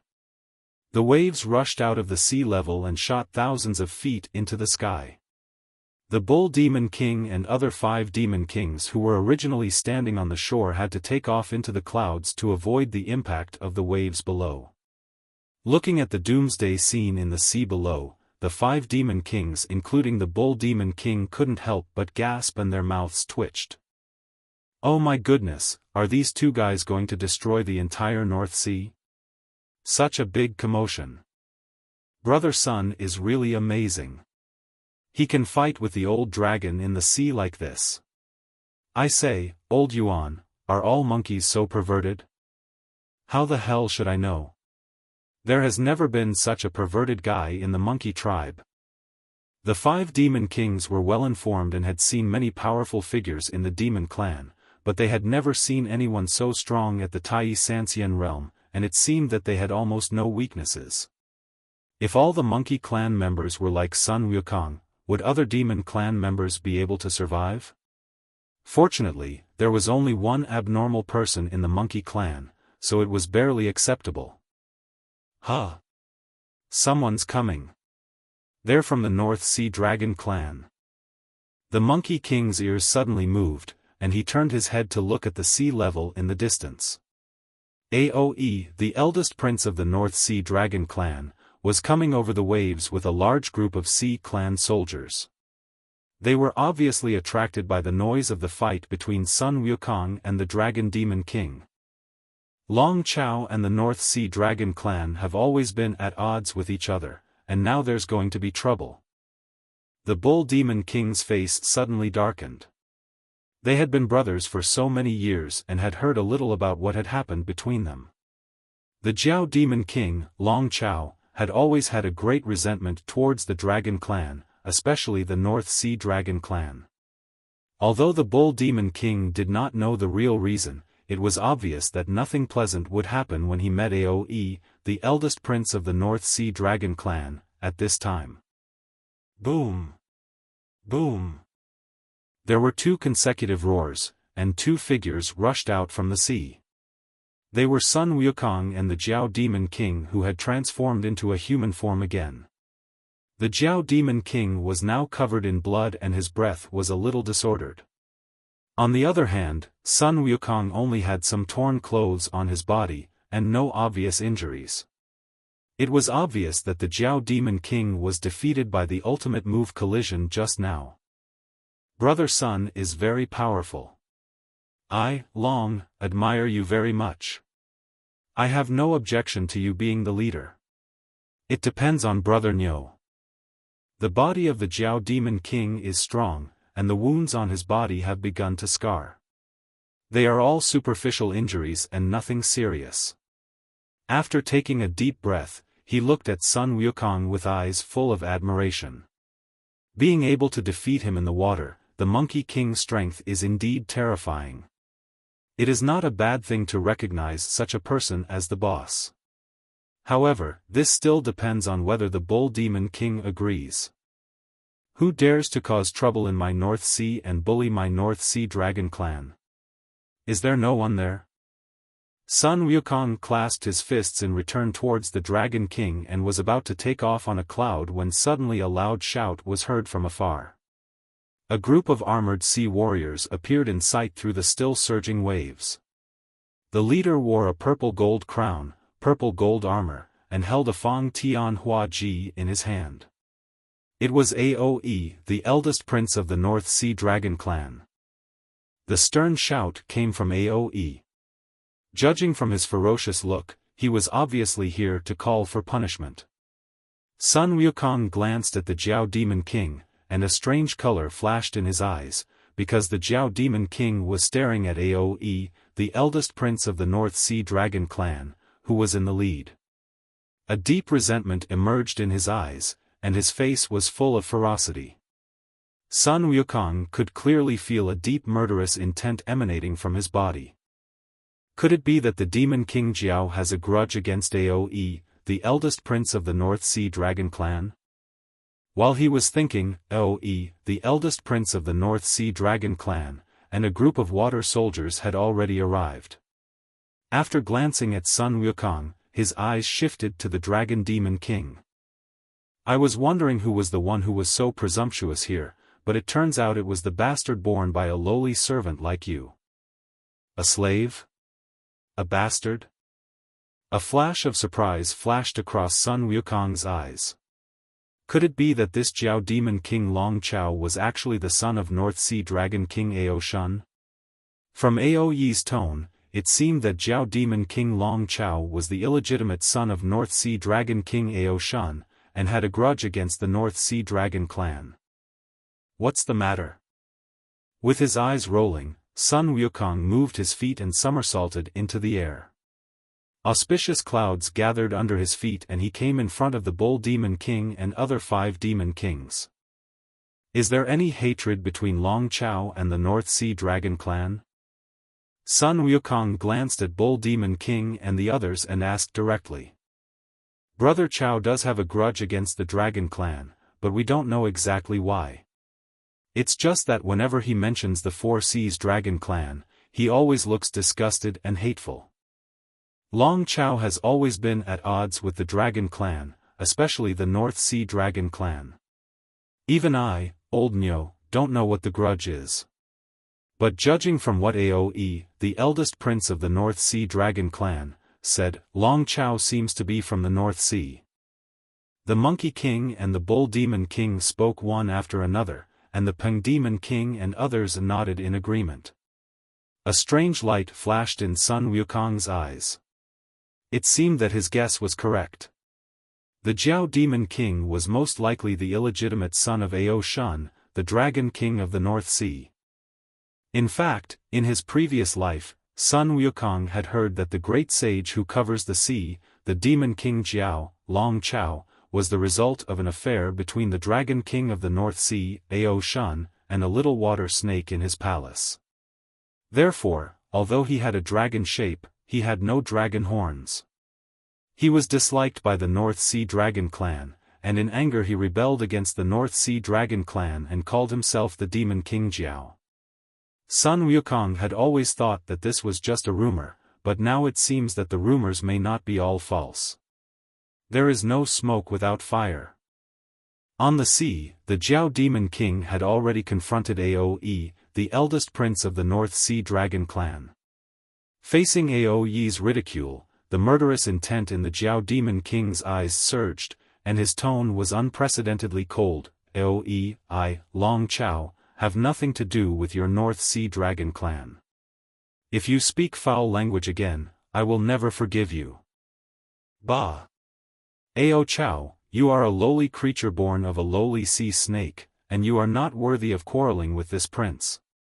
You have disturbed my North Sea territory, so if you know what's best for you, tie yourself up and follow me to my father to apologize, otherwise don't blame me for being ruthless. Aoe, the eldest prince of the North Sea Dragon clan, had a look of disdain on his face. The Demon King Jiao was just the bastard born from the affair between the North Sea Dragon King Ao Shun and a low-class sea snake monster. How could he be compared with him? He never even took the Demon King Jiao seriously. My name is Long Chao, not Ao Chao. I have nothing to do with your Dragon clan's Ao family. Look at the gun. The words of Aoe, the eldest prince of the North Sea Dragon clan, completely angered the Dragon Demon King Long Chao. With a roar, the Dragon Demon King shook the sea-covering spear in his hand, and rushed towards Aoe with purple lightning and icy light, and stabbed him directly with the spear. How dare you? You dare to fight with me? It seems you won't cry until you see the coffin. Today, I will let you know that a bastard will always be a bastard. Aoe was somewhat surprised that the Dragon Demon King actually dared to attack him. His arrogance turned into anger. He shouted loudly, picked up the Fang Tian Hua Ji and rushed towards the Fu Hai spear, and started fighting with the Dragon Demon King on the sea. As soon as they started fighting, Oe, the eldest prince of the North Sea Dragon clan, was suppressed by the Jiao Demon King Long Chao. He was at a disadvantage and was shocked in his heart. How is it possible? You are just the bastard of a lowly slave, how can you be better than this prince?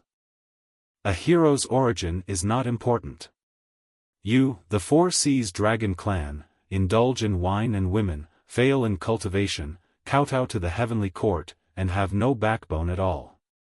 How can you compare with me? There was a cold light flashing in the eyes of the Dragon Demon King Long Chao, but his men became even more ferocious.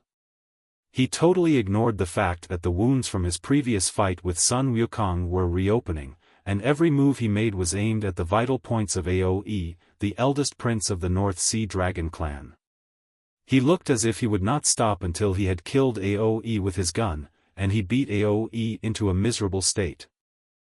The Demon King Jiao left the North Sea Dragon clan when he was young. He has traveled all over the country to practice over the years and has experienced countless life and death battles. How could a dragon prince like Aoe, who grew up in a greenhouse, be his opponent? Even though both of them have the cultivation level of Tai Immortals, there is a huge gap in their combat power. If he had not been injured in the previous battle with Sun Wukong and consumed a lot of his magic power, Aoe would have been killed by his gun long ago. In a cultivation system like the Three Realms, before reaching the level of Daluo Jingxian, the influence of cultivation on combat effectiveness is not that great, at most there is a difference in the amount and refinement of mana in the body. It mainly depends on whether personal martial arts and spells are exquisite, and whether the magic weapon is strong enough. However, once the three flowers gathering at the top of the head and the five chis converging to the origin to reach the level of Daluo Jingxian, the difference will be huge, because at this time what is being competed is not the accumulation of mana, but the comprehension of the laws of nature. There are quite a few people in the Dragon clan who have reached the level of Tai Sanxian. The several princes of the Four Seas Dragon clan are basically at this level. The Four Seas Dragon Kings are all at the level of Tai Jingxian in terms of cultivation, but their combat power is disappointing. Of course, the Four Seas Dragon Kings generally do not fight with others. Everything is done by their sons and subordinates. The combat power of Aoe, the eldest prince of the North Sea Dragon clan, is acceptable among those of the same level, but he is not good enough when he meets the Jiao Demon King, and is beaten back step by step. You bastards, all you do is just stand there and watch? Why don't you come up and help me kill him for me? After being hit by 2 bullets, the sea gun left 2 long bloody wounds on his body. Aoe, the eldest prince of the North Sea Dragon clan, didn't care about his face in pain. He retreated awkwardly and yelled at the water soldiers who were raiding the battle nearby. The soldiers of the North Sea Dragon clan responded in unison and rushed towards the Dragon Demon King, shouting and killing. You are so shameless to use your numbers to bully the few. No, I can't stand it anymore. Sun Wukong frowned and rushed to the surface of the sea. With a circle of his Rui silver hoop, he directly trapped the soldiers of the North Sea aquatic family into the battle circle. Long Chao, you fight yours, I will leave these guys to me, Sun Wukong. I will never let them bother you. As he said that, he swept the Rui silver hoop stick across, and a large number of shrimp soldiers and crab generals flew out with screams. Anyone who was hit was turned into meat paste, and those who were only scratched had broken bones and tendons. Only 2 Earth Immortal level sea patrolling Yakshas suffered minor injuries, and the other water monster soldiers were no match for the Rui silver hoop stick. Thank you. The Dragon Demon King thanked Sun Wukong gratefully, and a blue-purple light burst out from the sea-covering spear in his hand, with icy purple lightning lingering on it. He stabbed Aoe, the eldest prince of the North Sea Dragon clan, straight in the chest with the spear. Mysterious ice shield, block it for me. Aoye's face turned green. He wanted to block the shot from the Jiao Demon King, but the Fang Tianhua Ji in his hand was knocked away by the powerful force. He hurriedly took out a small white round shield from his arms and threw it out, which turned into a black ice shield to block in front of him. Bang! With a crisp sound, the tip of the sea-covering spear hit the center of the black ice shield and was blocked.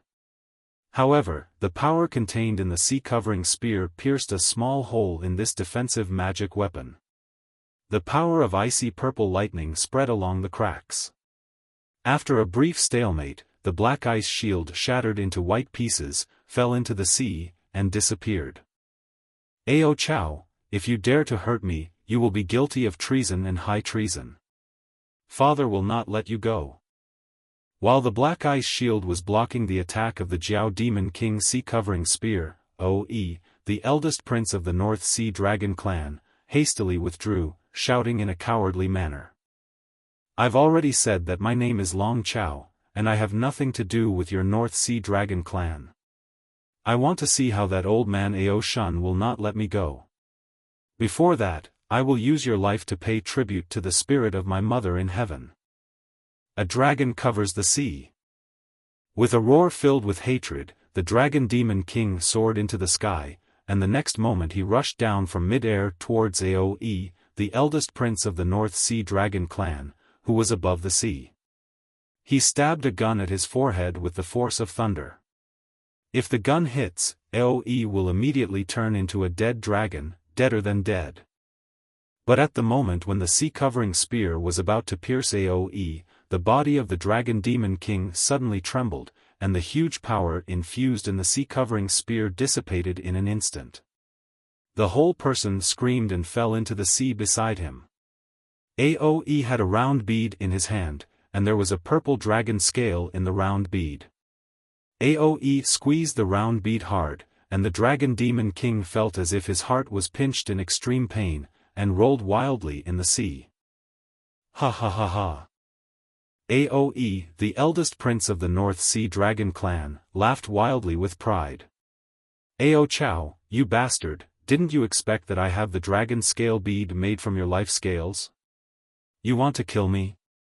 Can you kill me? Your life is in my hands. I just need to crush this dragon scale bead, and you will lose half your life even if you don't die. Aoe stretched out his hand and sucked the flying Fang Tianhua Ji into his hand. He pierced the Jiao Demon King Long Chao's lower abdomen with the halberd and pinned him on the tip of the halberd. The corners of his mouth were full of cruel and grim smiles. Evil creature. You are so arrogant. You are so crazy. Aren't you very powerful? Didn't you want to kill me? Why are you being picked up by me like a dead dog? Why don't you do it? I said, my name is Long Chao. I have nothing to do with the North Sea Dragon clan. Bah! Enduring the piercing pain, the Dragon Demon King squeezed out a word from between his teeth and spat a mouthful of bloody saliva fiercely on Aoe's face. Ah, you bastard! You dare to be so presumptuous when you are about to die. This prince will tear you apart alive. Aoe was spitted on, and the smug smile on his face froze for a moment. He reached out his hand to touch the sticky saliva on his face in disbelief. The corners of his eyes twitched wildly. The next moment, he roared to the sky, and suddenly exerted force with his right hand holding the Fang Tianhuaji, trying to shatter the body of the Jiao Demon King. Snapped. A large hand with golden hair tightly grasped the halberd of the Fang Tianhua Ji, blocking all of Aoe's strength in the palm of the hand. Sun Wukong's handsome face showed an evil smile. Sorry, he is my brother. If you want to touch him, you have to ask me if I agree. Who are you? This is the business of my North Sea Dragon clan. You'd better not meddle in it. Aoe, the eldest prince of the North Sea Dragon clan, tried to shake off Sun Wukong's palm, but his strength was in vain. Sun Wukong's palm was like the giant palm of an ancient god and could not be shaken at all. Aoe felt a chill in his heart, and his intuition told him that the monkey in front of him was not someone he could deal with. Aoe moved the North Sea Dragon clan, hoping to make Sun Wukong cautious, but unfortunately, he seemed to have chosen the wrong target. Minding my business? Old son, don't think this is a private matter. Is there something wrong with your ears or your memory? Old son, have already said that he is my brother. If you want to touch him, you have to ask me if I agree. Before he finished speaking, the true fire of the sun surged out from Sun Wukong's palm, and burned along the halberd shaft towards Aoe's palm. The scorching temperature made Aoe let out a strange cry and let go of the hand holding the Fang Tianhua Ji. The Jiao Demon King was let down from the tip of the halberd by Sun Wukong. Long Chao, are you okay? It's just a minor injury, I won't die. That bastard has the dragon scale bead made from my life scales. If I don't take it back, I'll be in danger at any time. Don't worry, leave it to me, old son. Sun Wukong chuckled and his body swayed, as if something was rushing out of his body, but when he looked closely, there was nothing. Monkey, I warn you not to mess around, otherwise I will crush this dragon scale bead immediately and kill this evil creature Ao Chao instantly. Aoe, the eldest prince of the North Sea Dragon clan, was completely frightened by the fact that Sun Wukong had taken away his weapon so easily. He could only threaten with the dragon scale beads refined from the life scales of the Jiao Demon King Long Chao. However, his threat seemed to be useless. A residual shadow passed by, and at the same time as his hand loosened, Sun Wukong's mocking voice sounded on the other side. A dragon scale bead? It seems there is really a dragon scale inside. Is this Long Chao's natal dragon scale? Not bad, not bad. Old son, will collect it for him. Aoe turned around in surprise and found that Sun Wukong was right behind him, holding the dragon scale pearl in his hand and examining it with a smile on his face. He turned around and looked in front of him again. It was still Sun Wukong, standing next to the Dragon Demon King Long Chao. This. How can there be two Sun Wukongs? What the hell is this? Receive. Sun Wukong, who was holding the Jiao Demon King Long Chao, curled his lips and whispered something. Sun Wukong on the other side immediately turned into a stream of energy and drilled into his body. The dragon scale bead in his hand also fell into Sun Wukong's hand and was handed to the Jiao Demon King, Long Chao. This is yours. It has been returned to its original owner. From now on, the North Sea Dragon clan will have nothing to threaten you. The one who snatched the dragon scale bead from Aoe, the eldest prince of the North Sea Dragon clan, was naturally Sun Wukong's clone. It was just that this was differentiated from the clone's magical power and was no different from the original body.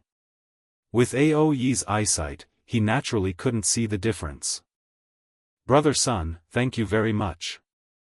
The Jiao Demon King took the dragon scale bead and swallowed it directly into his stomach. This bead was originally refined using his innate scales when he was just born. Now he took it back and refined it again with his own inner fire. From now on, the North Sea Dragon clan will no longer be able to find his weakness. How are you injured? Are you okay? Sun Wukong glanced at the Jiao Demon King's lower abdomen. The wound caused by the Fang Tianhuaji had begun to heal. The Jiao Demon King's body recovery ability was quite good. Nothing serious. It's okay. You can handle this guy by yourself. I won't interfere. Sun Wukong said, and with a thought, he put the Fang Tianhuaji directly into the Rui Qiankun bag on his waist, and muttered as he flew into the air towards Niu Moang and others, that old guy Ao Shun gave me a lot of weapons and magic treasures.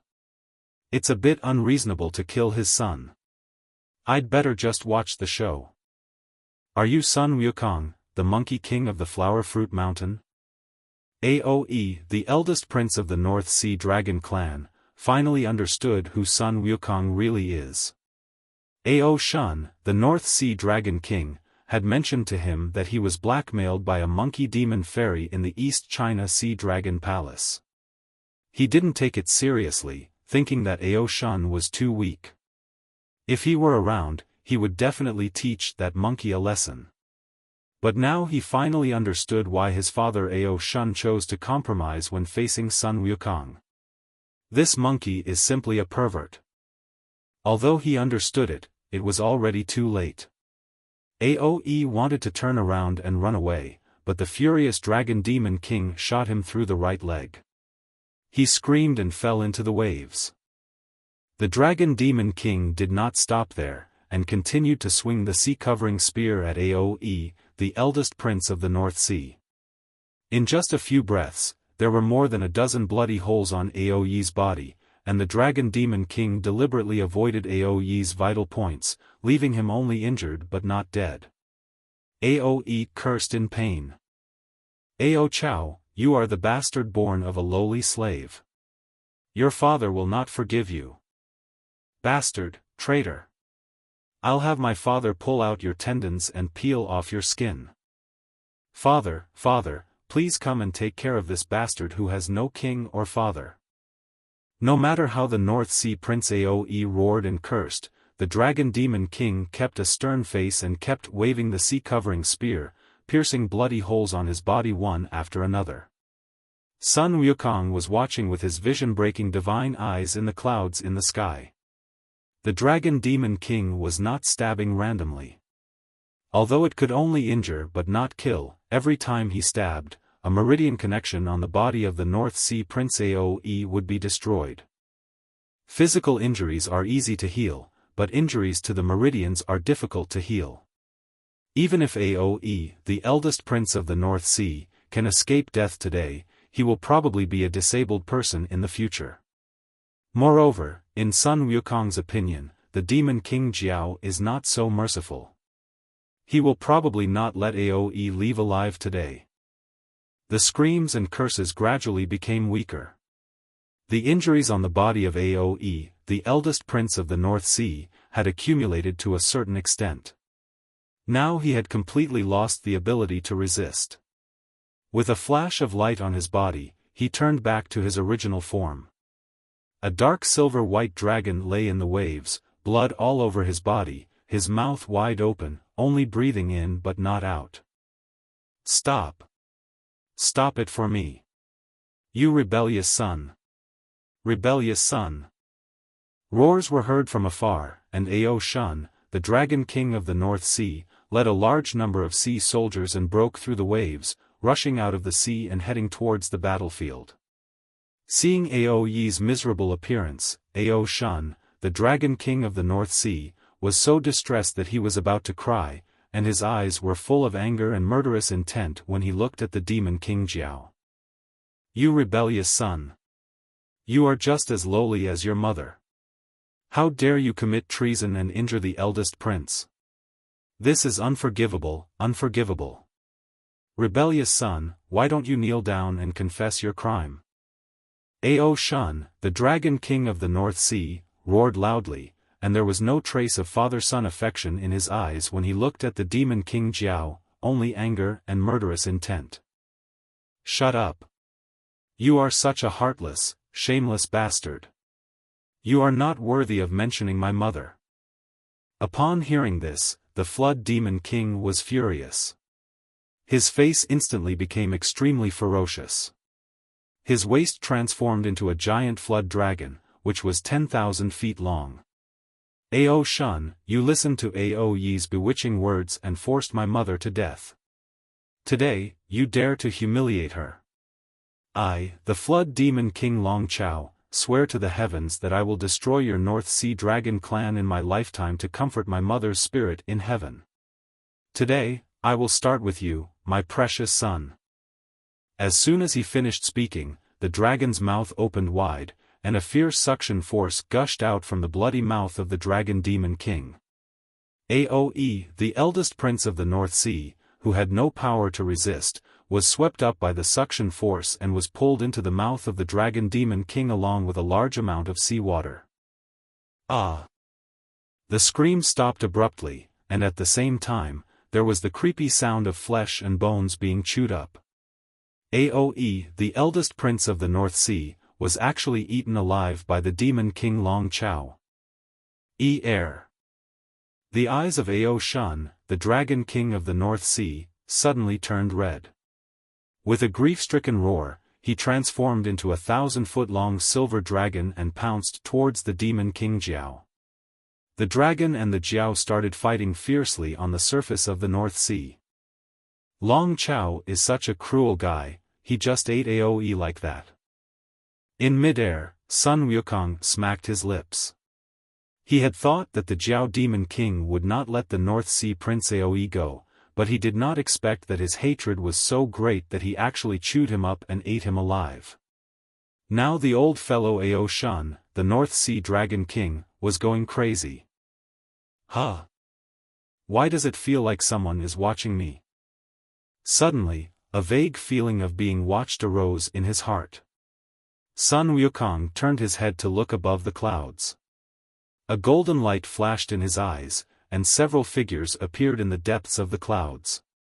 One of them was Sun Wukong's acquaintance, Mosquito Taoist Luo Wan. Beside Taoist Mosquito, there were 3 people standing. One had a head full of silver-white hair and a charming and handsome face. Another was dressed in golden silk clothes and a phoenix crown on his head. He had an upright posture but a cunning look on his face. There was also a woman, covered in phoenix feathers, but the energy and blood emanating from her body was the strongest that Sun Wukong had ever seen. It was much stronger than the indestructible body he had cultivated with the 8 or 9 mysterious arts, and even far inferior to the immortal golden body he had at the peak of his previous life. Who are these people? Why do they seem more terrifying than the other? Sun Wukong was extremely shocked. It was obvious that the 4 people including Mosquito Taoist were attracted by the energy fluctuations from his previous battle with the Dragon Demon King. However, they never showed up and were just watching the battle in secret. No one knew what they were thinking. Sun Wukong looked to his side and saw that Bull Demon King and the others were focusing on the Jiao Demon King and Ao Shun, the North Sea Dragon King, who were fighting on the sea. They obviously did not notice that Mosquito Taoist and his 3 companions were watching them from the side. If he did not have the divine eye that could see through the void, he would probably not have been able to see that Mosquito Taoist and his 3 companions were hiding their bodies. With a slight shake of his body, Sun Wukong left behind a clone created by his magical power of clones. His real body turned into a cloud of smoke and flew high into the sky. He appeared in front of the 4 people including Mosquito Taoist and grinned. "Brother Luo Wan, long time no see. Are you guys here for sightseeing?" "As expected, I still can't hide it from your eyes, Brother Wukong." A hint of surprise flashed across Taoist Mosquito's eyes, and then he smiled with relief, waved his hand, and expanded the invisibility barrier a little bit, wrapping Sun Wukong in it. He pointed at the other 3 and introduced them. Come, meet me, this is the Monkey King Sun Wukong I mentioned to you." Then he pointed at the 3 people and introduced them to Sun Wukong. "This is Bai Zhe, this is Kuan Peng, and this is Jiao Feng. They are all your predecessors, Wukong. But you don't have to be polite. Just call them brothers." Taoist Mosquito said it lightly, but Sun Wukong's eyes widened, golden light flashed in his eyes, and his divine eye of breaking void swept over the 3 people again and again. The shock in his heart was simply indescribable. The handsome man with long silver hair in Sun Wukong's eyes showed his true form as a lion with dragon horns and a goat beard. He was full of auspiciousness. He was clearly Bai Zhe, one of the 10 great demon saints in ancient times. Behind the man in golden clothes appeared an image of a huge fish and a bird that blocked out the sun and sky. He was Kunpeng, the demon master of the ancient demon clan. As for the remaining woman, her true form was no different from her appearance, but her internal energy and blood were extremely strong. In addition, she was called Jiofeng. Sun Wukong could only think of one person. The younger sister of Chong Liang, one of the 12 ancient witches, and the strongest of the ancient witch clan besides the 12 witches, the great witch Jiufeng. Demon Saint Bai Zhe, Demon Master Kunpeng, and Great Wizard Jiufeng were all famous figures in ancient times. Moreover, Sun Wukong could not understand their cultivation at all. They were probably quasi-saint level figures. It was unexpected that they, like the mosquito Taoist, actually lived in seclusion in this northern Jiluzu. It looks like Brother Goku has heard of us. For a moment, Sun Wukong didn't know what to say. He was very excited. In addition to the great witch Fengjiu, Bai Zhe and the demon master Kunpeng were all famous demons in ancient times. Sun Wukong's expression was seen by Bai Zhe and the other two, and they also found it quite interesting. There are not many people in the three realms who still remember their names. I've heard of them. The three seniors are very famous. Of course I, old Sun, have heard of them. Sun Wukong scratched his head and said with a rolling eye, "It seems that the three of you are old friends with Brother Luo. I call Brother Luo brother, but it seems a bit inappropriate to call you three seniors. Then, let's do as Brother Luo said, Brother Bai, Brother Kunpeng, Sister Jiufeng, you three won't mind, right?" "Of course I don't mind, it's fine to call you that." The great wizard Jiufeng laughed. She was indeed an ancient wizard, but she was also a woman. As a woman, she naturally did not want to be addressed as senior all the time. The address of Sun Wukong was exactly what she wanted. Bai Zhe and the demon master Kunpeng had no objection. The name was a small matter. The key was to look at the person. They learned from Taoist Mosquito that this little monkey named Sun Wukong was no simple person. His celestial realm was enough to block Taoist Mosquito's sucking ability. His combat power far exceeded his cultivation level, and now he had reached the level of Tai Sanxian. According to Taoist Mosquito, after he advanced to the Daluo Jingxian, he would definitely have the combat power of a quasi-saint. This evaluation was extremely high. When dealing with such a junior, Bai Zhe and the other two naturally would not really treat him as a junior, but would just treat him as an equal. Sun Wukong talked to Bai Zhe and the others for a few words. As expected, they were attracted here by the fluctuations of the previous battle between him and the Dragon Demon King. The huge waves that rushed into the northern continent rushed into several villages directly, which made Bai Zhe and the other two very angry. Northern continent was the territory they protected, and even the Heavenly Court and the Western Buddhist Kingdom did not dare to make trouble. Who was so bold as to make such a big fuss in the border waters? As a result, when they followed Taoist Mosquito out, they saw that it was Sun Wukong and the Dragon Demon King fighting in the sea. Taoist Mosquito and his companions hid in the clouds and watched the show, but they were still discovered by Sun Wukong. "Brother Wukong, who do you think will win between the Jiao Demon King and the North Sea Dragon King?" Taoist Mosquito pointed at the Jiao Demon King and Ao Shan, the Dragon King of the North Sea, who were fighting fiercely on the sea, and asked Sun Wukong. "Of course it's Long Chao. Although Ao Shan, the old Dragon King, has a higher level of cultivation, he is usually not good at training and his combat power is very average. He can't be a match for Long Chao at all." Sun Wukong rolled his eyes and said without hesitation that although the Dragon Demon King Long Chao had been injured before, the Dragon Clan's physical body was inherently strong, not to mention that he had now turned into a dragon, so that minor injury was nothing. Taoist Mosquito and Bai Zhe looked at each other, smiled lightly and said nothing more. They also thought so. Although the fight between the dragon and the dragon was fierce now, in fact, Ao Shan, the Dragon King of the North Sea, was only furious because his son Aoe was swallowed alive by the Demon King Jiao. Now he was fighting with blood and courage, but after a long time, when his courage was lost, he would definitely not be a match for the Demon King Jiao. "Ah! Rebellious son, bastard! Just wait for me, the North Sea and you will never coexist." Just as Sun Wukong said, after fighting for a while, Erosion, the Dragon King of the North Sea, was no longer able to bear it. Large pieces of dragon scales and flesh were torn off his body by the Jiao Demon King. The courage in his heart receded and he was afraid. After leaving behind a few words that looked powerful but were actually weak, Erosion, the Dragon King of the North Sea, turned around and dived into the North Sea, fleeing into the deep sea. "Where are you running to, old man? Overturn the sea and swallow the waves." The Dragon Demon King roared towards the sky, and his entire body coiled up in the air.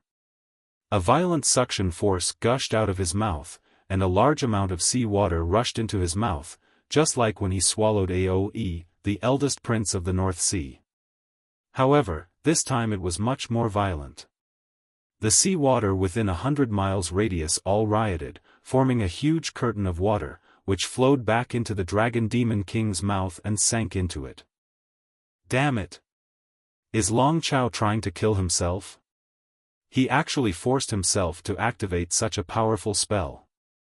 Above the clouds, Sun Wukong's pupils suddenly shrank. He had the divine eye that could see the flow of the dragon essence in the body of the Jiao Demon King. He could also see the Jiao Demon King's current physical condition. The Jiao Demon King's body was simply not strong enough to support such a powerful spell that could swallow the sky and the earth. He was just holding on.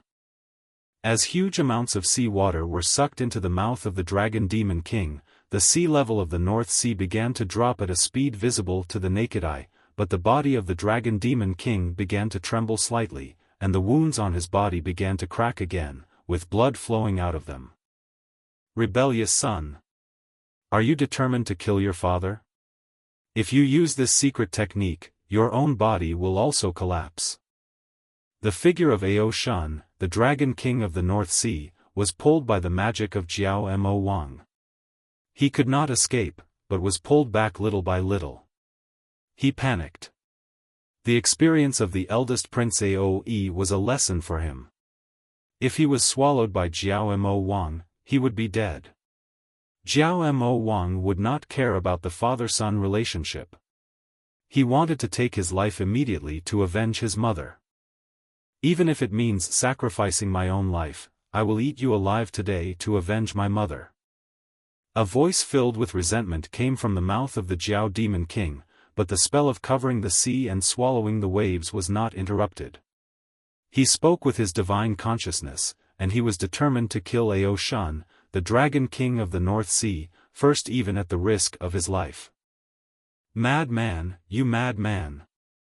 Erosion, the Dragon King of the North Sea, roared in despair.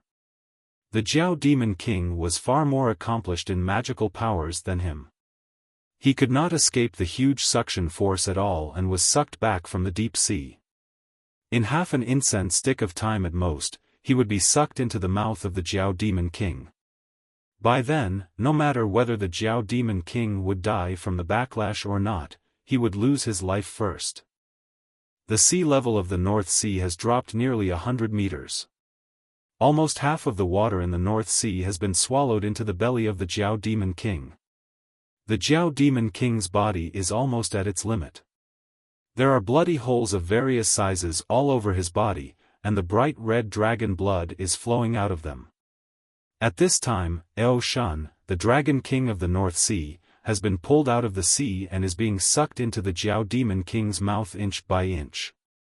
Furious and desperate abuses continue to sound from his mouth, but the Jiao Demon King just turns a deaf ear to them and ignores his increasingly serious injuries. He still grits his teeth and continues to cast spells. Shameless old dragon, take this stick from me, son. Suddenly, a loud shout was heard, and an iron rod as big as a mountain fell from the sky and smashed fiercely on the huge body of Erosion, the Dragon King of the North Sea. It threw his 10,000-foot-long dragon body directly out, and broke through the huge absorption force of the Demon King Jiao's sea-covering and wave-swallowing technique, and fell far into the sea at the edge of the sky. At the same time, a voice transmission was transmitted into Erosion's ears. Old Dragon King, I saved your life today, just as a thank you for giving me those magic weapons. I'll find you for a drink some other day, and remember to save the good wine for me. After being hit hard by the Rui silver hoop stick, Ao Shun, the Dragon King of the North Sea, almost had his waist broken. His tendons and bones were broken, and he fell into the sea, spurting out a mouthful of blood. He was almost half dead, but after hearing what Sun Wukong said, he did not feel any hatred, but was full of gratitude. The power of the Jiao Demon King's technique of covering the sea and swallowing the waves was too great. If it were not for Sun Wukong's stick, he would never have been able to escape. Although Sun Wukong's stick seriously injured him, didn't it save his life? Brother Sun, what are you doing? Seeing that Ao Shun, the Dragon King of the North Sea, was knocked away by Sun Wukong's stick, the Jiao Demon King's eyes were bloodshot and he roared in anger. With a shake of his body, his 10,000-foot-long dragon body turned back into a human form, but his entire body was covered in blood and he had become a bloody man. Long Chao, don't get excited. I am doing this for your own good. Sun Wukong landed beside the Jiao Demon King and said with a smile, the old dragon's life is not worth yours. It's not worth it to get yourself involved for revenge. The stick I just hit him with was enough to kill him. There will be plenty of opportunities for you to deal with him in the future. Why rush now? But I just can't bear to let this old thief get away like this. The Demon King Jiao also knew that what Sun Wukong said made sense, but he just couldn't accept it. He was about to swallow Ao Shun, the Dragon King of the North Sea, but he just watched him run away. If he missed this opportunity, when would he have another chance to deal with this old thief and avenge his mother? Did he really have to break into the Dragon Palace of the North Sea? Don't worry, the old Dragon King will not be able to recover from the wounds he suffered from the blow Sun, sustained for at least 8 to 10 years. The Four Seas Dragon Tribe are the running dogs of heaven, and we will confront them sooner or later. Are you still afraid that you won't have a chance to take revenge? Sun Wukong tried to comfort him, but a hint of coldness appeared on the corner of his mouth. Among the demon clans in the Three Realms, the Four Seas Dragon Clan was the only clan that was recognized by the Heavenly Court and was awarded a formal official title. They controlled the Four Seas Demon clans for the Heavenly Court and made the clouds and rain. Sooner or later, Sun Wukong would have to confront the Heavenly Court, and when the time comes, he would start with the Four Seas Dragon Clan to make an example of them. Long Chao, are you okay? Come, take this pill. At this time, Nyo Moong and the other 5 also fell from midair. Nyo Moong took out a bottle of elixir from his arms and handed it to Jiao Moong, but his eyes stayed on Sun Wukong. The Bull Demon King knew the character of the Jiao Demon King very well. He could not tolerate any sand in his eyes, and in terms of ruthlessness, he could be said to be the worst among the major demon kings. So even though he knew that the Jiao Demon King was betting his own life to kill the North Sea Dragon King Ao Shun, the Bull Demon King did not try to stop him. What he didn't expect was that Sun Wukong took action and directly smashed the North Sea Dragon King Ao Shun away with a stick, and rescued the Jiao Demon King from a situation where both sides were injured. Judging from the current situation, although the Jiao Demon King was somewhat unwilling, he did not resent Sun Wukong. In terms of decisiveness, the Bull Demon King admitted that he was inferior to Sun Wukong. Everyone, this northern Julu continent is the territory of the barbarians. If we make such a scene here, I'm afraid it will alert the masters there and cause more trouble. It's better to leave as soon as possible. As Sun Wukong spoke, he glanced towards the clouds. Just now, his real body and clone rushed towards the Dragon Demon King at the same time and completed the exchange in midair. Now the clone was standing next to Taoist Mosquito and his companions. Bai Zhe and his companions did not want to meet with other people from the demon clan for the time being, saying that the time was not right. Sun Wukong could only persuade the demon kings to leave first. The Bull Demon King and his men nodded. With such a big commotion, even if the barbarians of Utarakuru did not take action, the heavenly court would probably not sit idly by. After all, this was just the border and they had not yet entered Utarakuru. It was still under the jurisdiction of the heavenly court. Long Chow, you just swallowed almost half of the North Sea. Don't you need to spit it out? This is nothing. If I were healthy, I could even drain the entire North Sea. Amazing. In my opinion, there is no one in the entire Four Seas Dragon clan who can compare to you. That old dragon Ao Shun is really blind, haha.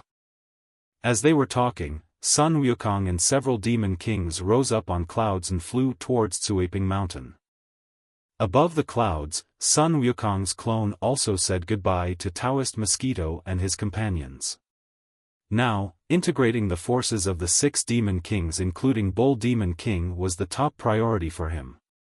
As for reminiscing about the past and building up friendship with Taoist Mosquito and his companions, he decided to leave it for later.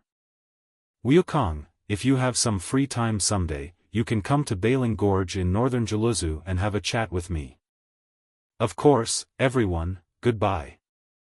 After clasping his fists towards Taoist Mosquito and Bai Zai and the others, Sun Wukong's clone transformed into a stream of energy and instantly broke through the space and flew away.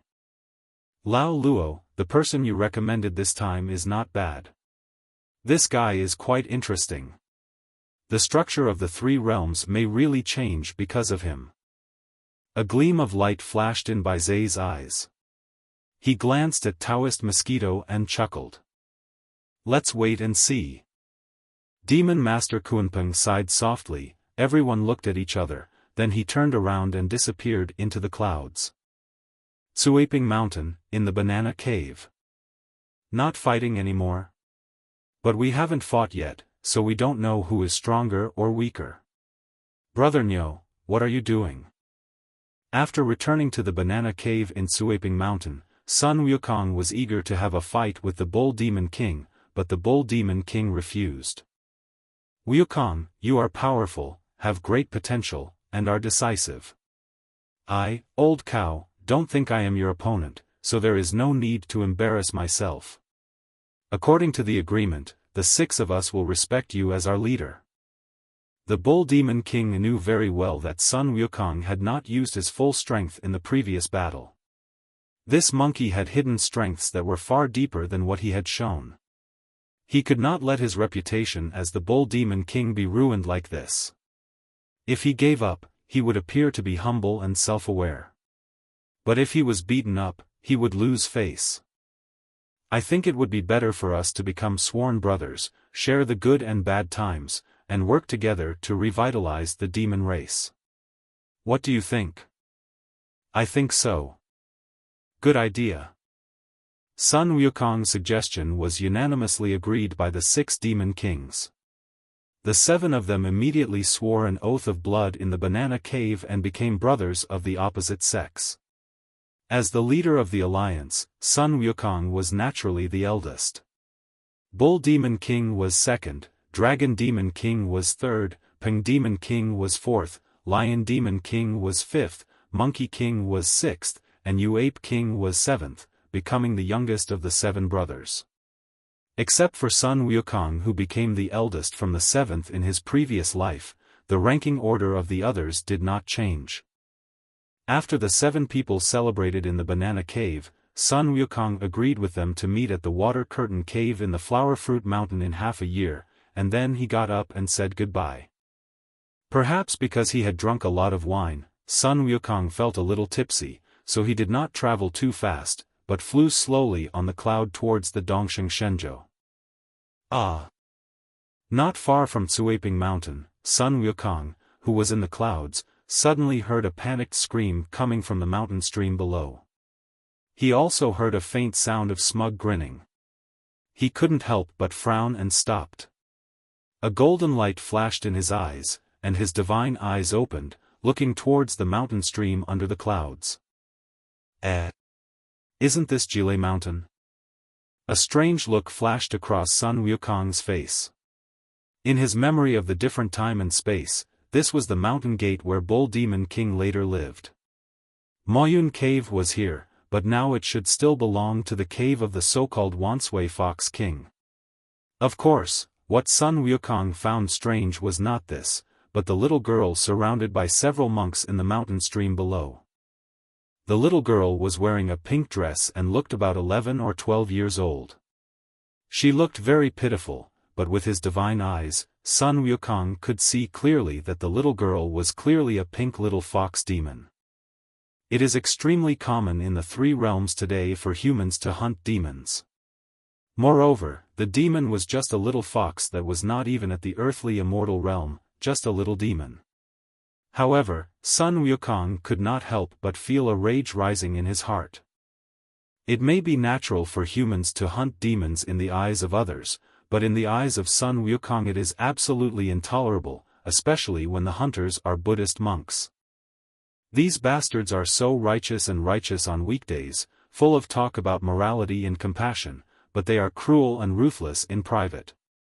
So many people besieged a little fox demon, they are so shameless. Today I will collect some interest from you stinking bald asses.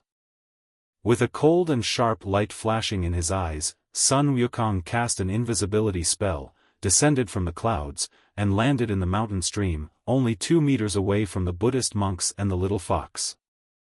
What on earth are you guys going to do? The little fox had a look of panic on her face. She had just drifted to the Exile mountain area and didn't want to get into any trouble, but she was entangled by these monks. Humph! You evildoer, you have been ruining the incense of Qingyuan Temple at the foot of the mountain. Today is the day you will have the final say in your evil deeds. The leading monk scolded in a cold voice with a chill on his face. Big brother, why are you nagging at this little devil? If she dares to ruin the financial resources of our Qingyuan Temple, we must not let her go. Big brother, this little demon has tender skin and tender flesh. It would be a pity to kill her like this. Why not capture her and make her a servant girl? Sooner or later, she can accompany the brothers to comprehend the joy Zen. Isn't that better? That makes sense, that makes sense. Go ahead, capture this little goblin. Take him back and study it carefully, ha ha ha ha. Several monks surrounded the little fox with lewd smiles on their faces. The little fox wanted to escape, but was trapped by a circle of golden light on the ground. Seeing the monks getting closer and closer, fear and despair appeared on its pretty face. Wait a minute, my dear monks. If you have something to say, we can talk about it now. Suddenly, a figure rushed out from the forest path, shouting loudly. Sun Wukong, who was about to take action, stopped and looked at the person with a frown. The man was dressed in brocade and looked very luxurious, but Sun Wukong saw through his true appearance at a glance. He was a 1,000-year-old fox, but his cultivation was not high, only at the level of an earthly immortal. After 1,000 years of cultivation, he is still only at the earthly immortal realm, which is really poor. However, in Sun Wukong's opinion, the old fox's aptitude is not bad. With such a low level of cultivation, he must have spent all his energy on other things. Judging from his clothes, they are quite luxurious and he must be very rich. In the Exile mountain, the only fox demon that meets such conditions is probably the Wansui Fox King of Moyun Cave. Who are you? We are in Qingyuan Temple and are here to exorcise demons. Why are you stopping us? The cultivation base of these monks in Qingyuan Temple was not high, and they had not even reached the earthly immortal realm, so naturally they could not tell the true identity of the Wansui Fox King. However, his luxurious clothes made these monks dare not underestimate him. When he spoke, his tone was completely different from before and was much gentler. My name is Su Wanyan. I live in the Moyun courtyard in Exile Mountain. I have always been close to Abbot Qingyuan. This little fox is my distant relative. I hope you monks will show some mercy and not take it personally. I am here to apologize to you on her behalf. I am willing to pay double compensation for the damage she has caused to your temple. Long live the Fox King, smiled humbly and bowed to the monks. He was very polite and courteous. After hearing what he said, the monk's eyes all lit up. So it's Mr. Su. I often hear the abbot mention you. You are a great donor to our Qingyuan temple. The leading monk put on a kind smile. They knew of course that Su Wanyan was the Wanshui Fox King, a demon fox. But there are differences between demon foxes. The one in front of them was a famous rich man in Jile Mountain, with a fortune of immense magnitude. It was unknown how much money he donated to their Qingyuan temple in a year. He was a veritable financial sponsor and must not be offended. Mr. Su, this little devil has ruined a lot of our incense. If we let her go so easily, we won't be able to explain to the abbot when we go back, right? Yes, this little devil has caused us a lot of losses. We can't just let her go. The monks were talking one after another, and their meaning was very clear. If they wanted to let the little fox demon go, the only way was for the Fox King to pay a sufficient price, and that price was of course money. Of course. I will not let the monks suffer any loss, nor will I let Qingyuan Temple suffer any loss. The Wanshui Fox King had a huge smile on his face. He was naturally not afraid of these monks who had not even reached the earthly immortal realm. What he was wary of was the Buddhism behind them. As the saying goes, money can make things happen for the gods, and naturally it can also make things happen for the Buddha. A problem that can be solved with money is not a problem. This has been proven time and time again in the eyes of the Wanshui Fox King. I wonder how much incense money is needed to make up for the losses of your temple and the monks. Well, I need to think about this. Pfft. The leading monk showed a smug smile on his face and was about to ask for a high price, but before he could even utter the blackmail words, he was beaten into a pulp by a huge iron rod that fell from the sky. Why waste time talking to these shameless bald asses? And you're still talking about compensating for the losses? I think you should just keep the rewards for me. I, old son, will take care of these guys for you. The one who made the move was naturally son Wukong. He originally wanted to see what kind of ability the Wanshui Fox King had to be able to gain a Wanshui title, but he didn't expect that his way of dealing with the problem was just to use money to pave the way. Of course, having money is not a bad thing, but it is a complete waste to spend it on these shameless monks, and it also aids the enemy. Where did you come from, you monster? How dare you kill people from Qingyuan Temple? Are you tired of living? Seeing the leading monk being beaten to death by Sun Wukong with a stick, the other monks were shocked and started roaring loudly, while at the same time they chanted Buddhist scriptures and golden Buddhist seals shot towards Sun Wukong. How dare you show off your insignificant skills in front of me, son? Sun Wukong snorted disdainfully and allowed these Buddhist seals to hit his body as if nothing had happened, without even frowning. Look at you guys, you are all fat and big-eared. How can you be so useless? Haven't you eaten yet? After making a mocking remark, Sun Wukong grabbed the Rui silver cudgel with his right hand and exerted a little strength. The Rui silver cudgel swung in a circle and hit the monks heavily. How could these monks who had not even reached the earthly immortal realm withstand the bombardment of the Rui silver cudgel? They were all blown up before they could even scream. Blood, flesh and bones flew all over the sky, and were burned to ashes by the true fire of the sun that rose from the palm of Sun Wukong's palm and scattered with the wind. However, in the blink of an eye, all the monks of Qingyuan Temple were killed. You, what are you doing? The Fox King stared at this scene in amazement. He was completely stunned. After a long while, he suddenly let out a wail. It's over now, I'm in big trouble. What a disaster. Sun Wukong gave the long-lived Fox King a look of disdain. This old thing has lived a dog's life at such an old age. Apart from making money, he can't do anything else and has no backbone at all. No wonder he used his entire fortune as bait to lure the Bull Demon King to be his son-in-law before he died, hoping that he would take good care of his daughter. It's a pity for the jade-faced fox, who was killed by Zhu Beiji out of the blue. Oh, that's not right. Now the jade-faced fox, the daughter of the 1,000-year-old Fox King, is still alive and well.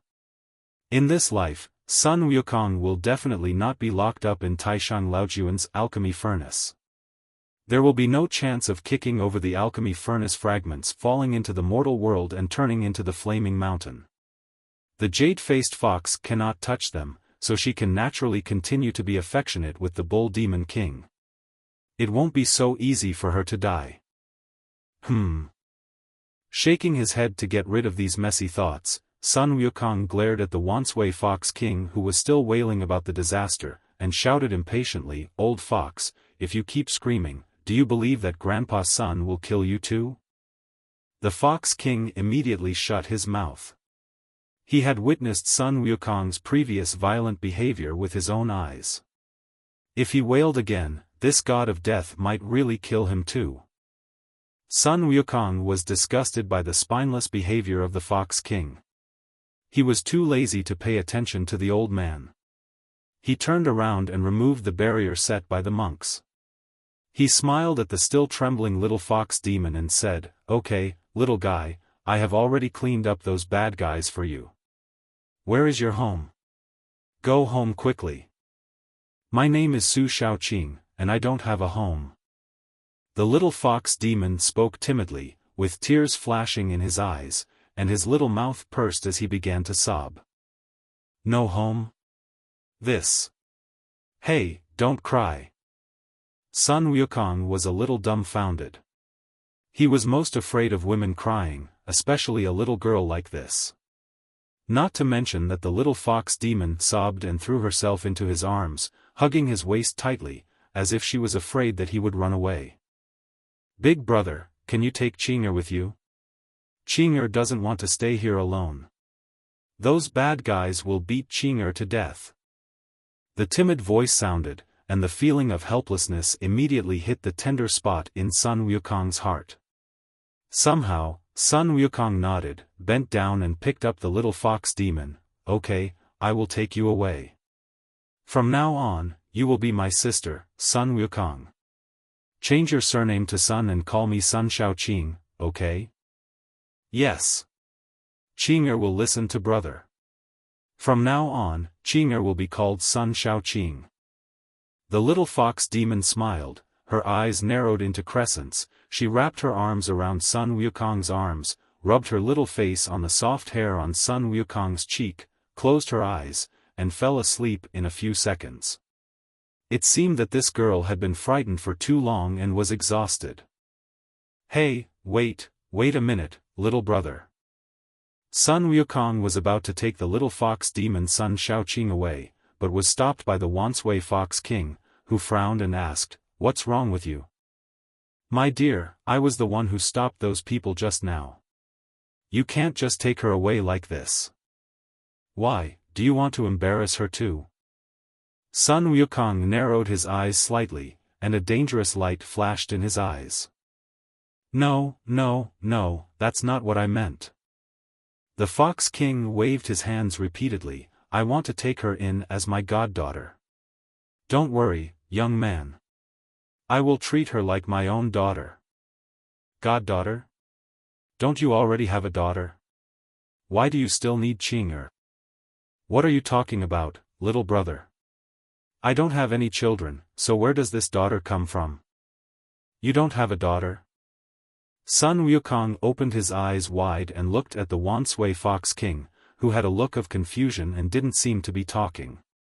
This was strange. Didn't the once-way Fox King have a daughter named Jade-Faced Princess? Etc. Sun Wukong's gaze turned to the little fox demon Sun Shaoqing who was sleeping on his shoulder. Could it be that this little girl was the Jade-Faced Princess? Yes, according to the previous situation, if I had not passed by and had not taken action, Sun Shaoqing would definitely have been rescued from those monks by the once-way Fox King with money, and brought back to Moyun Cave to be adopted as a daughter. When she grew up, wouldn't she have become the Jade-Faced Princess? It seems that every bite and every drink is destined by heaven. Is this our fate in this life? Reaching out his hand and gently stroking the hair on the back of the little fox demon Sun Xiaoqing's head, Sun Wukong grinned coldly at the once-way Fox King. I'm sorry, she has just acknowledged me as her brother. Now she is my sister Sun Xiaoqing. I'm afraid she can't be your daughter. Besides, a guy like you who always says you are inferior to me is not worthy of being Xiaoqing's father. As soon as he finished speaking, Sun Wukong, holding the little fox demon Sun Xiaoqing, soared into the sky, rode away on a cloud, and disappeared in the blink of an eye. Only the long-lived Fox King was left standing there in a daze. After a long while, his face fell and he dropped his feet and stamped his chest. Where did this stinky monkey come from? He kidnapped my daughter like that.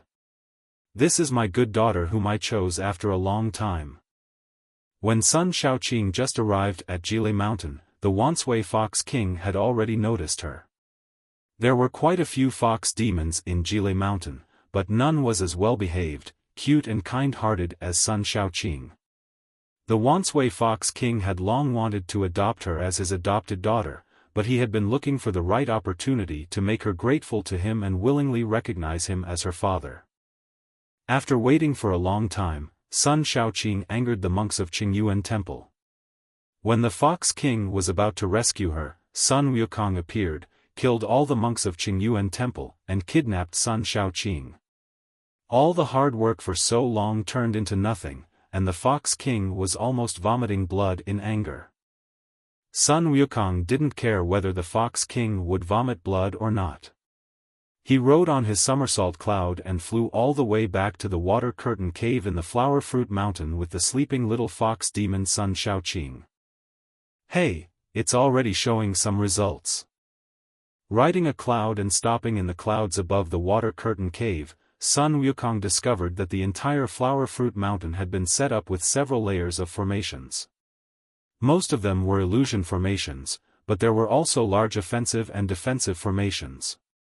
Although they were not very good formations, they were many times better than the original defenseless one.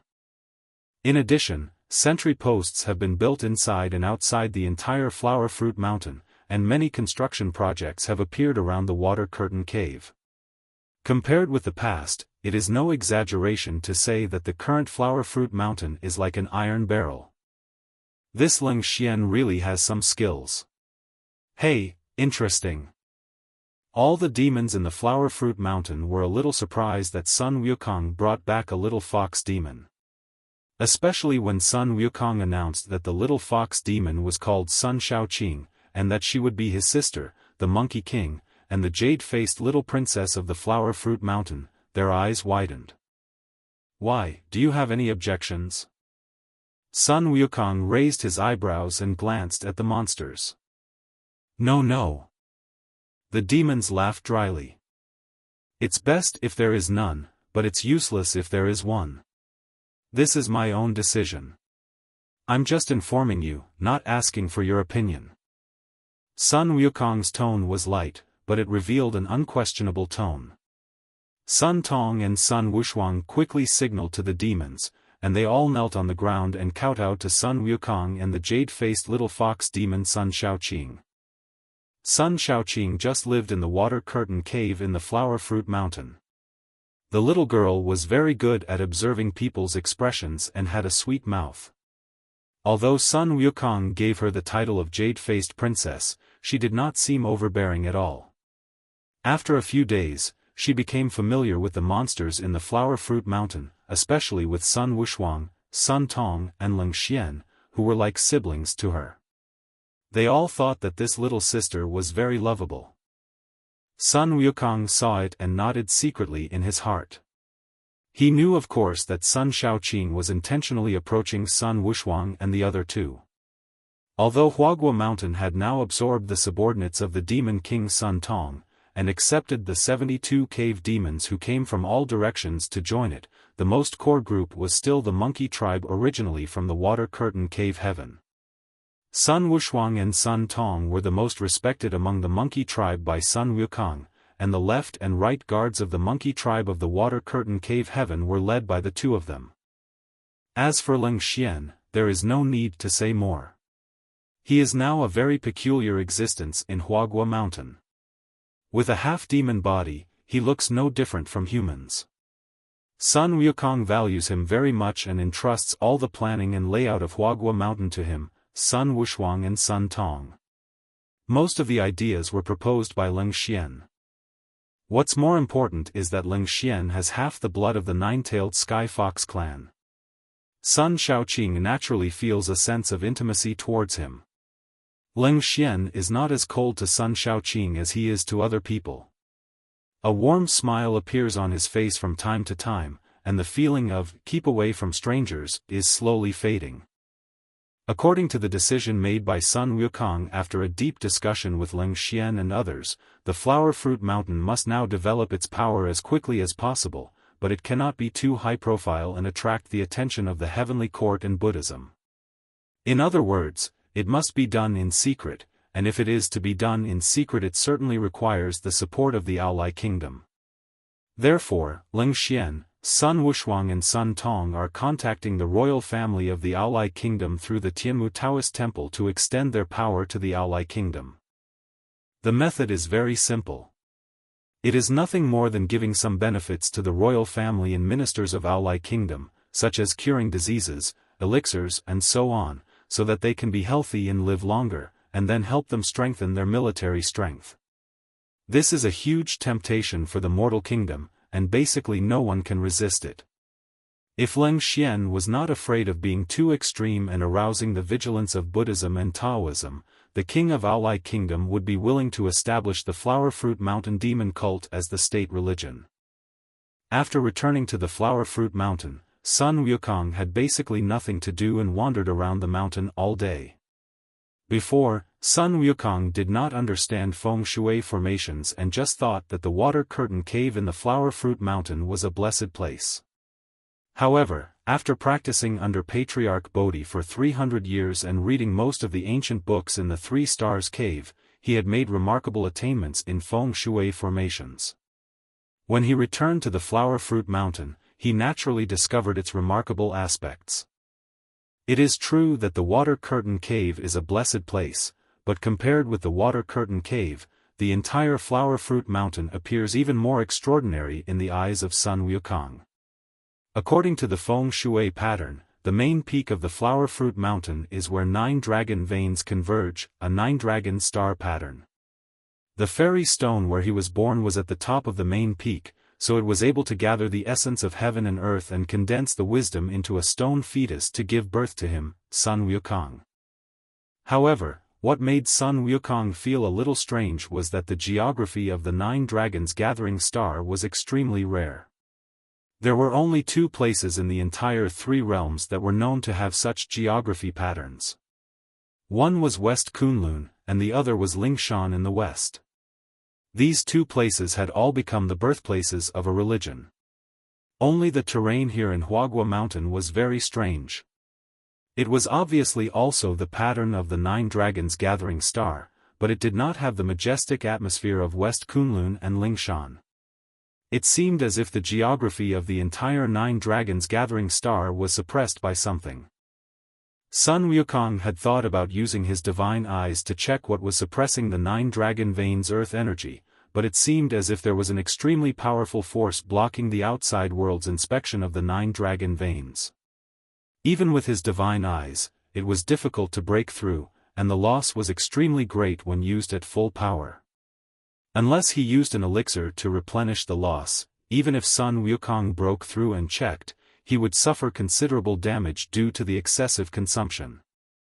There are less than 30 years left before his 342-year lifespan, and he will soon go to the underworld. No matter how low-key Sun Wukong is, it will be difficult not to be noticed by the heavenly court. It is impossible to predict whether it will be a battle or a peace with Sun Wukong. In short, he must ensure that he is in peak condition before that, and must not suffer any damage. It looks like it's time to put the matter of refining elixirs on the agenda, but there are no good alchemy furnaces. Sun Wukong scratched his head in confusion. He had indeed read quite a few ancient books on alchemy and memorized quite a few elixir recipes, including some with miraculous effects. However, the materials for the elixir were easy to deal with, but where could he find the alchemy furnace? If you want to refine good pills, a good furnace is essential, otherwise the old man Taishang Laojun would not treasure his purple gold bagua furnace so much. The magic weapons looted from the dragon kings of the four seas are stored in a pagoda deep in the water curtain cave. It was designed and built by Ling Xian and others, and the treasures are placed according to their types and levels, but unfortunately there is no suitable alchemy furnace. How about going to the Dragon Palace of the Four Seas to have a look? My king, 6 groups of demon soldiers have arrived outside. They claim to be your sworn brothers and are here to form an alliance. While Sun Wukong was thinking about it, a little demon came to report that Bull Demon King and others were coming with their demon soldiers to form an alliance. Sun Wukong then remembered that half a year had passed and it was time for the alliance agreed upon by the 7 brothers, but he had not prepared anything yet. Fortunately, after the integration and planning, the Flower Fruit Mountain is no longer in the idle state of the past. At Sun Wukong's command, all places immediately made rapid preparations, and he himself took a group of core generals of the Flower Fruit Mountain demon cult out of the Flower Fruit Mountain's formation barrier to personally welcome them. Boss, your Flower Fruit Mountain has developed quite well. The Bull Demon King and other 6 demon kings brought a group of demon soldiers into the Flower Fruit Mountain and were arranged by Sun Wukong to camp in the outer area. Seeing the orderly appearance of the Flower Fruit Mountain, the Bull Demon King and his companions were quite surprised. Their respective mountain gates were full of demons of all sizes living together, without even a camp, let alone various fortifications built in different categories like the Flower Fruit Mountain. It felt like they had entered the mountain gate of the human race. It's okay, it's okay. My brothers are smarter. Sun Wukong smiled and waved his hand modestly, but he couldn't hide the smugness on his face. After the celebration, Sun Wukong, Bull Demon King and the other 6 men formally reached an alliance in the lobby of the Water Curtain Cave, agreeing to form an offensive and defensive alliance in the future, with the Flower Fruit Mountain as the location of the alliance. Sun Wukong would open up caves for the 6 demon kings in the Flower Fruit Mountain, and within 30 years the 6 demon kings would transfer their respective forces in batches and settle the alliance in the Flower Fruit Mountain. Originally, the Bull Demon King and the other 6 demon kings had some concerns. After all, their respective caves were all famous paradises. If they all moved to the Flower Fruit Mountain, would the spiritual energy of the world in the Flower Fruit Mountain be able to support the consumption of so many people? This concern was completely dispelled after Sun Wukong showed them the geomagnetic pattern of the 9 dragons gathering star in the Flower Fruit Mountain.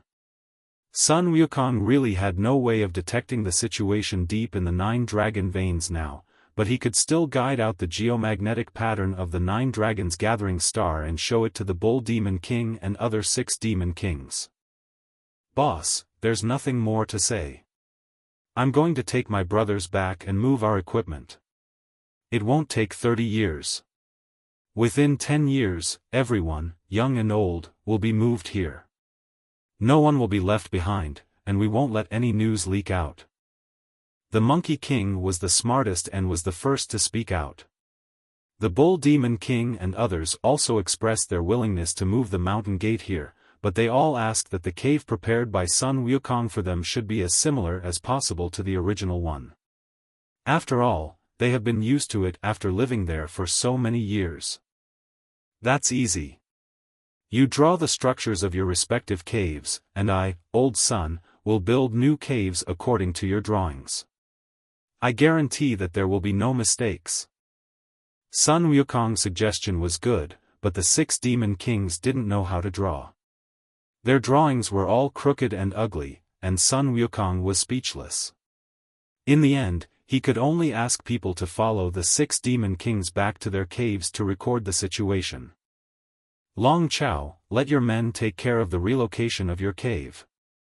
Are you interested in going with me, Old Sun?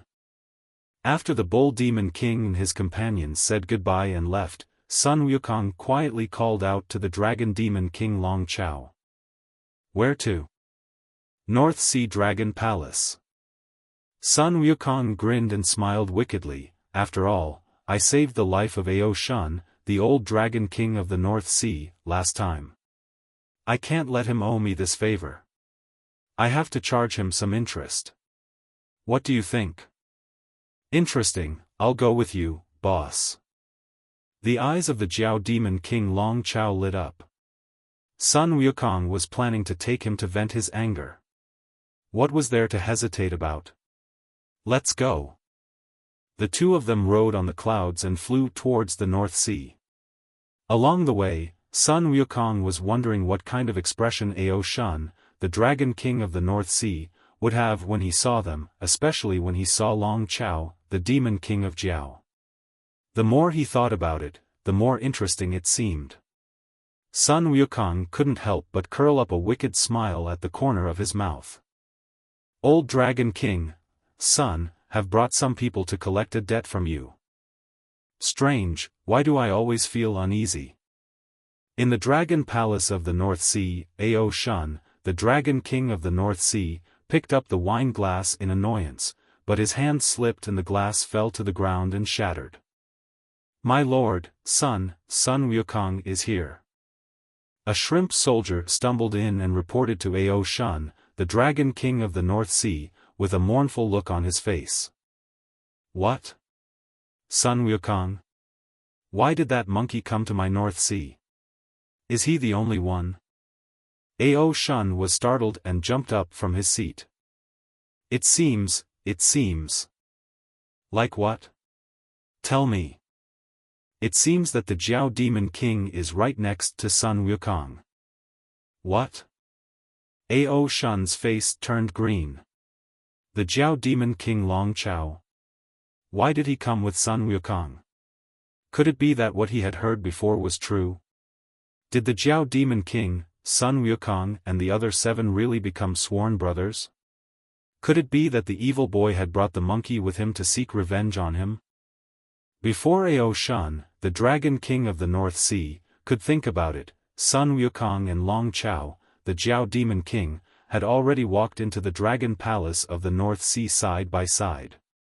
Sun Wukong waved and greeted Ao Shun, the Dragon King of the North Sea, from a distance. Old Dragon King, I see you coming. Look at your sister. Ao Shun, the Dragon King of the North Sea, cursed in his heart. What are you planning on doing by bringing such an evil son like the Jiao Demon King here? Old Dragon King, your expression tells me that you don't seem very happy to see me. How come you have forgotten so quickly that I saved your life? Sun Wukong walked up to Ao Shun, the Dragon King of the North Sea, and after looking Ao Shun up and down with his lips pursed and his brows furrowed, he snorted in dissatisfaction. How could that be? I am so happy to see the immortal. Ao Shun, the Dragon King of the North Sea, immediately put on a smile on his face, but Sun Wukong secretly curled his lips in his heart. This old Dragon King Ao Shun was really spineless. He was obviously a Tai Golden Immortal, but he still called himself an immortal. No wonder no one looked up to the Dragon Clan of the Four Seas now. They were all a bunch of cowards. But, immortal, what is your purpose in coming here with this evil boy? After the compliment, Ao Shun, the Dragon King of the North Sea, turned his gaze to the Jiao Demon King, Long Chao, and frowned. He almost died in the mouth of the Jiao Demon King before, and half of the water in the entire North Sea was swallowed by it. Fortunately, there are sea eyes in the four seas that can continuously produce new sea water, otherwise he, the Dragon King of the North Sea, would have been laughed to death by all forces. It is true that the Jiao Demon King is Ao Shun's son, but Ao Shun knows very well that there is no father-son relationship between him and his son. There is only deep hatred, because it was he who forced the Jiao Demon King's mother to death. Ever since the Jiao Demon King rebelled against the North Sea, he has been against their North Sea Dragon clan everywhere. This is the first time that he has come to visit. I'm afraid he's here with bad intentions. Old Dragon King, this is your fault. I have heard about the grudge between you and Long Chao. Since you two have severed your father-son relationship, stop calling him your son. Long Chao is now my third brother, shouldn't you be more polite? Sun Wukong glared and said in dissatisfaction, then put his mouth close to the ear of North Sea Dragon King Ao Shun and said in a low voice, you know Long Chao's strength. This time he was going to settle accounts with your North Sea Dragon clan, but I happened to meet him and persuaded him to stop. If you keep talking nonsense and anger him, don't blame me for not helping you. The North Sea Dragon King Ao Shun felt a chill in his heart. Sun Wukong's words were soft yet firm, and clearly full of threats. However, they also made sense. There was indeed no one in the North Sea Dragon Palace who could be a match for the Dragon King. If he really went crazy and made a scene without considering the consequences, he would be the one who would suffer. Well, if you endure for a while, everything will be peaceful. If you take a step back, the sky will be clear. Today, I will tolerate this evil son for a while. Taking a deep breath to suppress the resentment in his heart, Ao Shun, the Dragon King of the North Sea, invited Sun Wukong to take a seat. He also arranged a seat for the Jiao Demon King and had people serve him fine wine and delicious food. Then he asked Sun Wukong with a dry smile about the purpose of his visit. I don't have any special purpose. I just missed the old Dragon King, so I came to see you and ask for a drink. I'd be foolish to believe you. Ao Shun, the Dragon King of the North Sea, was speechless. He did not believe what Sun Wukong said at all. How could this stinky monkey come to his North Sea Dragon Palace just to drink? If he really wanted to drink, wouldn't there be more in the East Sea Dragon Palace, and it would be closer? By the way, old Dragon King, I heard that you have a top-notch alchemy furnace called the Yin-Yang Tai Chi Furnace. All the elixirs for the entire Four Seas Dragon clan are made by you, right? After drinking 2 glasses of wine, Sun Wukong looked up at Ao Shun, the Dragon King of the North Sea, and asked casually. Sun Wukong had known for a long time that Ao Shun, the Dragon King of the North Sea, liked to make elixirs. Since he liked to make elixirs, he must have a good alchemy furnace. Sun Wukong came for Ao Shun's alchemy furnace, otherwise he would not have come to the North Sea Dragon Palace specifically. As soon as Sun Wukong asked this question, Ao Shun, the Dragon King of the North Sea, was immediately startled. Come on, this is the real purpose of this stinky monkey. It turns out that he has set his eyes on my alchemy furnace. The alchemy furnace of Ao Shun, the Dragon King of the North Sea, is no ordinary item. It is of a higher grade than Laozi's purple gold Bagua furnace and has reached the level of innate spiritual treasure. It is called the Yin-Yang Tai Chi furnace. The furnace can produce yin and yang energies, and activate the innate yin and yang divine fire to refine the elixir. The quality and quantity of the refined elixirs are much stronger than ordinary elixirs. What Sun Wukong said was right. The high-level elixirs for the entire Four Seas Dragon clan were all supplied by Ao Shun, the Dragon King of the North Sea. In addition to his superb alchemy skills, he also relied on this innate spiritual treasure, the Yin-Yang Tai Chi furnace. But how did Sun Wukong know this? Apart from the 4 Dragon King brothers, he had not even told his own sons about this secret. Well, I, old son, know a lot of things. It's nothing. Sun Wukong smiled and did not explain. Instead, he stared at Ao Shun, the Dragon King of the North Sea. Old Dragon King, I am short of a good alchemy furnace. I came here to borrow the Yin-Yang Tai Chi furnace from you. I think you will not let me down, right? Sun Wukong only heard about the matter of the Yin-Yang Tai Chi furnace when he was seeking the scriptures. It is still a secret and few people know about it.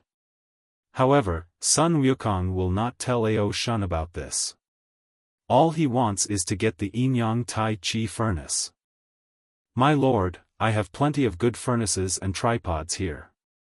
That Yin-Yang Tai Chi furnace is just an ordinary item, not worthy of you. How about you please sit here for a while? I will immediately have people bring out various furnaces and tripods for you to choose from one by one. Ao Shun, the Dragon King of the North Sea, laughed and was about to ask his shrimp soldiers and crab generals to carry the furnace tripod from the treasury of the Dragon Palace, but he was interrupted by Sun Wukong. No need. I like the Yinyang Tai Chi furnace. The name sounds interesting. Since the old Dragon King said it's just an ordinary item, why not take it out and give it to me now? There's no need to look at other furnaces. Give it to your sister. Give it to your sister. Ao Shun, the Dragon King of the North Sea, almost couldn't help cursing. This damn monkey was clearly blackmailing him. No, he was robbing him. It was naked robbery. That was the Yinyang Tai Chi furnace, his best alchemy furnace, an innate spiritual treasure. How could he possibly give it away? Why, old Dragon King, you don't want to? Seeing that North Sea Dragon King Ao Shun remained silent, Sun Wukong's face suddenly darkened. He stared at Ao Shun with a cold gaze and said in a cold voice, "Just now, old Dragon King, you said that the Yinyang Tai Chi furnace was just an ordinary commodity. Why, you are reluctant to give even such an ordinary commodity? Or have you been deceiving me and playing tricks on me from the beginning?" With this cold question, a violent murderous aura rose from Sun Wukong's body, instantly enveloping the entire dragon palace. All the aquatic creatures in the hall suddenly felt a heavy pressure like a mountain pressing down on them. They couldn't stand steadily and fell to the ground. Ao Shun, the Dragon King of the North Sea, suddenly had beads of sweat on his forehead.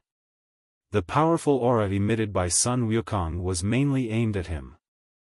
Did this monkey crawl out of hell? How could it have such a terrifying, violent and murderous aura? The aura and pressure of Sun Wukong are different from ordinary pressure. It contains powerful tyranny and murderous intent. This is the pressure that can only be produced after experiencing a battle with mountains of corpses and seas of blood. People who have not experienced it will never have it, no matter how high their cultivation is. Ao Shun looked at Sun Wukong with a deep fear in his eyes. How many lives have been taken by this monkey?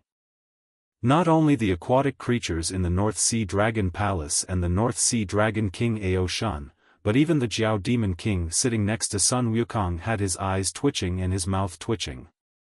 The murderous aura on Sun Wukong was too terrifying.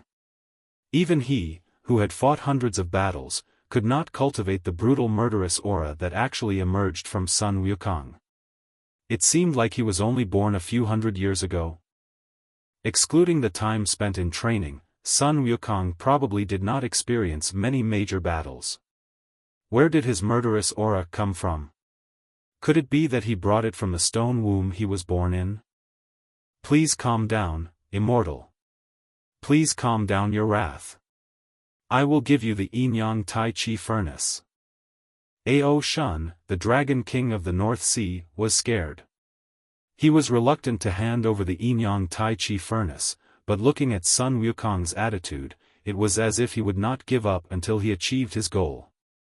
If he really insisted on not giving it to the hand, wouldn't this monkey get angry and tear down his dragon palace in the North Sea?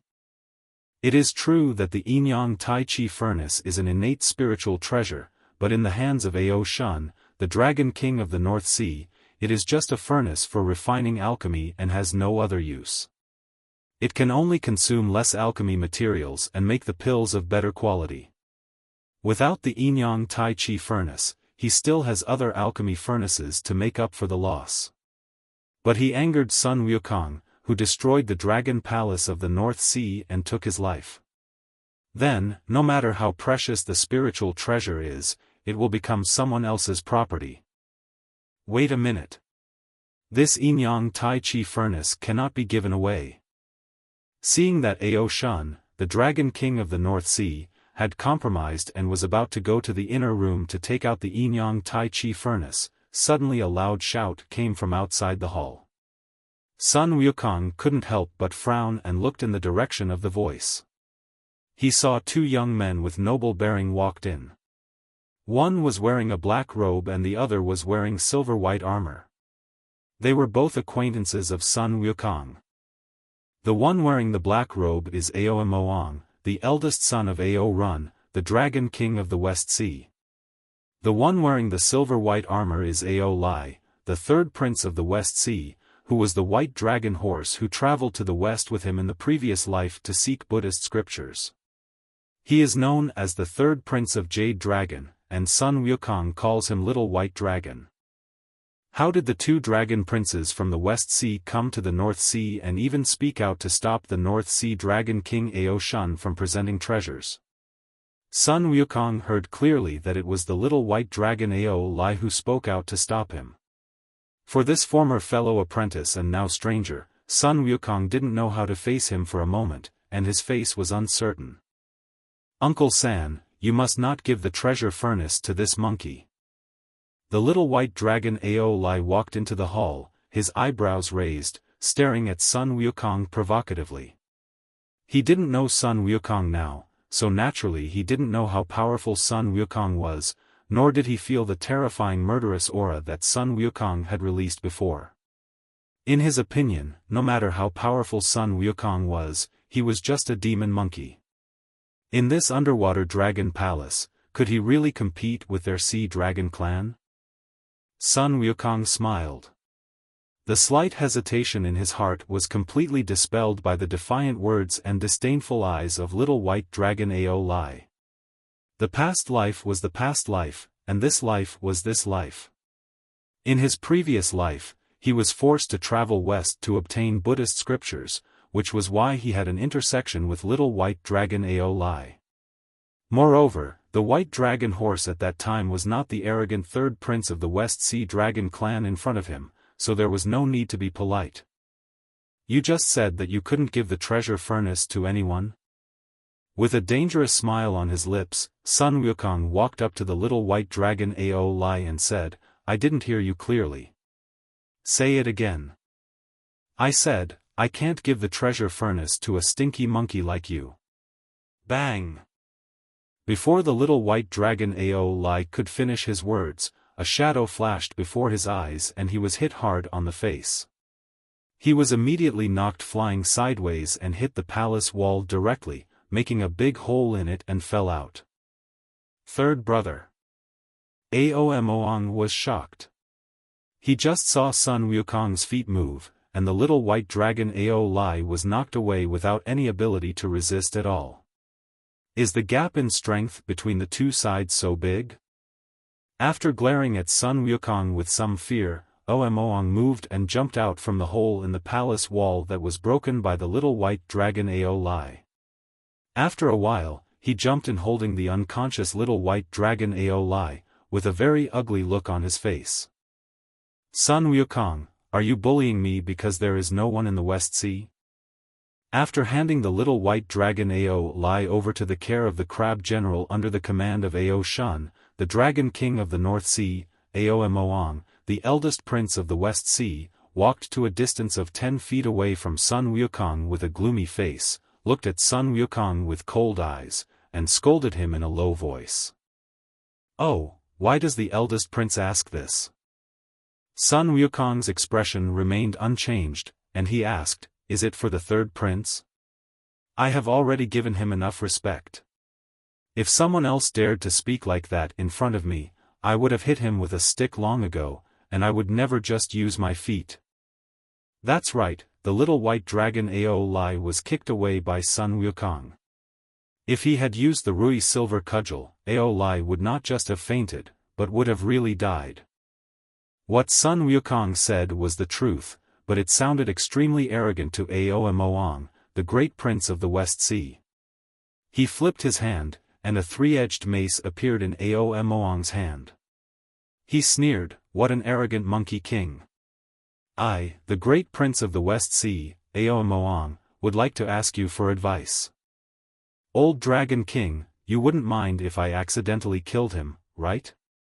Sun Wukong pointed at Ao Moong and asked Ao Shun, the Dragon King of the North Sea. His tone was sincere, but it was precisely because of this sincerity that Aomoang's eyes almost turned green with anger. This was a naked contempt for him. Die. Before Ao Shun, the Dragon King of the North Sea, could speak, Aomoang could no longer hold back and smashed Sun Wukong hard with his mace. Well done. There was a flash of golden light in Sun Wukong's eyes, and his void-breaking divine eye was activated.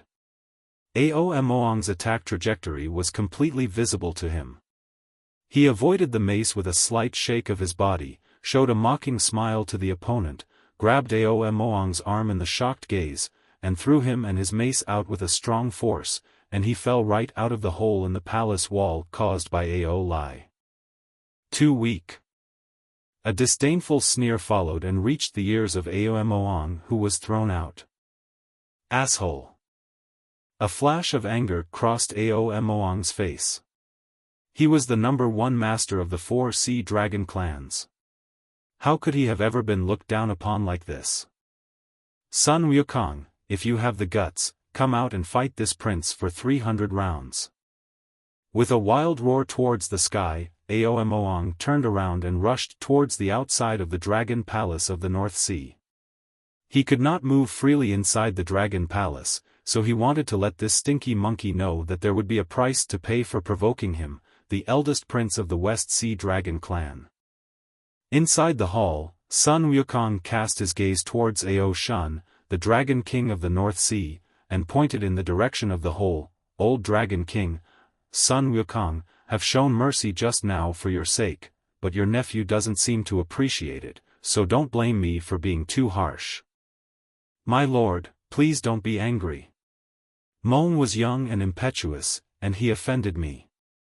I apologize to you on his behalf. Please don't bother with him. Ao Shun, the Dragon King of the North Sea, hurriedly grabbed Sun Wukong. Ao Shun had seen the strength that Sun Wukong had just displayed. He completely crushed Aomoang. Even if Aomoang showed his true form and tried his best, he would probably not be Sun Wukong's opponent. If Sun Wukong killed Aomoang, how would he explain to his fourth brother, O Run, the Dragon King of the West Sea? You stinky monkey, are you afraid of this prince? Come out and fight me. Before Sun Wukong could reply, the shouting of Aomoang, the eldest prince of the West Sea, could be heard from outside the palace. Sun Wukong was amused. Old Dragon King, this is not because I don't give you face. You have seen how arrogant your nephew is. If I didn't go out to fight, he would really think that I was afraid of him. As he spoke, he stretched out his hand in his ear and pulled out the Rui silver hoop stick, which became the size of a bowl and held in his hand. He walked out of the hall with the stick dragging on the ground. By the way, remember to prepare the Yin-Yang Tai Chi furnace. Old Sun, will come to get it later. Ao Shun, the Dragon King of the North Sea, looked at Sun Wukong in a daze as he walked out of the hall dragging the Rui silver cudgel with sparks flying all the way. His face trembled violently and he turned abruptly and ran towards his alchemy room. He had to prepare the Yin-Yang Tai Chi furnace quickly. Maybe the monkey would spare Aomoang's life for the sake of the furnace. The Demon King Long Chao on the side didn't say anything, just watched coldly. When he saw the North Sea Dragon King Ao Shun rushing into the inner hall alchemy room in a hurry, he couldn't help but curl up the corner of his mouth into a mocking sneer. He came here just to watch the show today. With a move of his body, the Demon King Long Chao flew out of the hall. He wanted to see how capable his cousin, who was known as the #1 dragon in the 4 seas, was and how long he could last in the hands of the boss. In the deep sea outside the Dragon Palace of the North Sea, Sun Wukong had already fought with Aomoang, the eldest prince of the West Sea Dragon clan. Sun Wukong put one hand behind his back and held the Rui silver cudgel in one hand as if he was holding a wooden stick. He swung it up and down effortlessly and blocked all of Aomoang's three-edged mace attacks. Aomoang attacked fiercely for a long time, but he didn't even touch the corner of Sun Wukong's clothes. Instead, his hands were numb from the huge force coming from the Rui silver cudgel.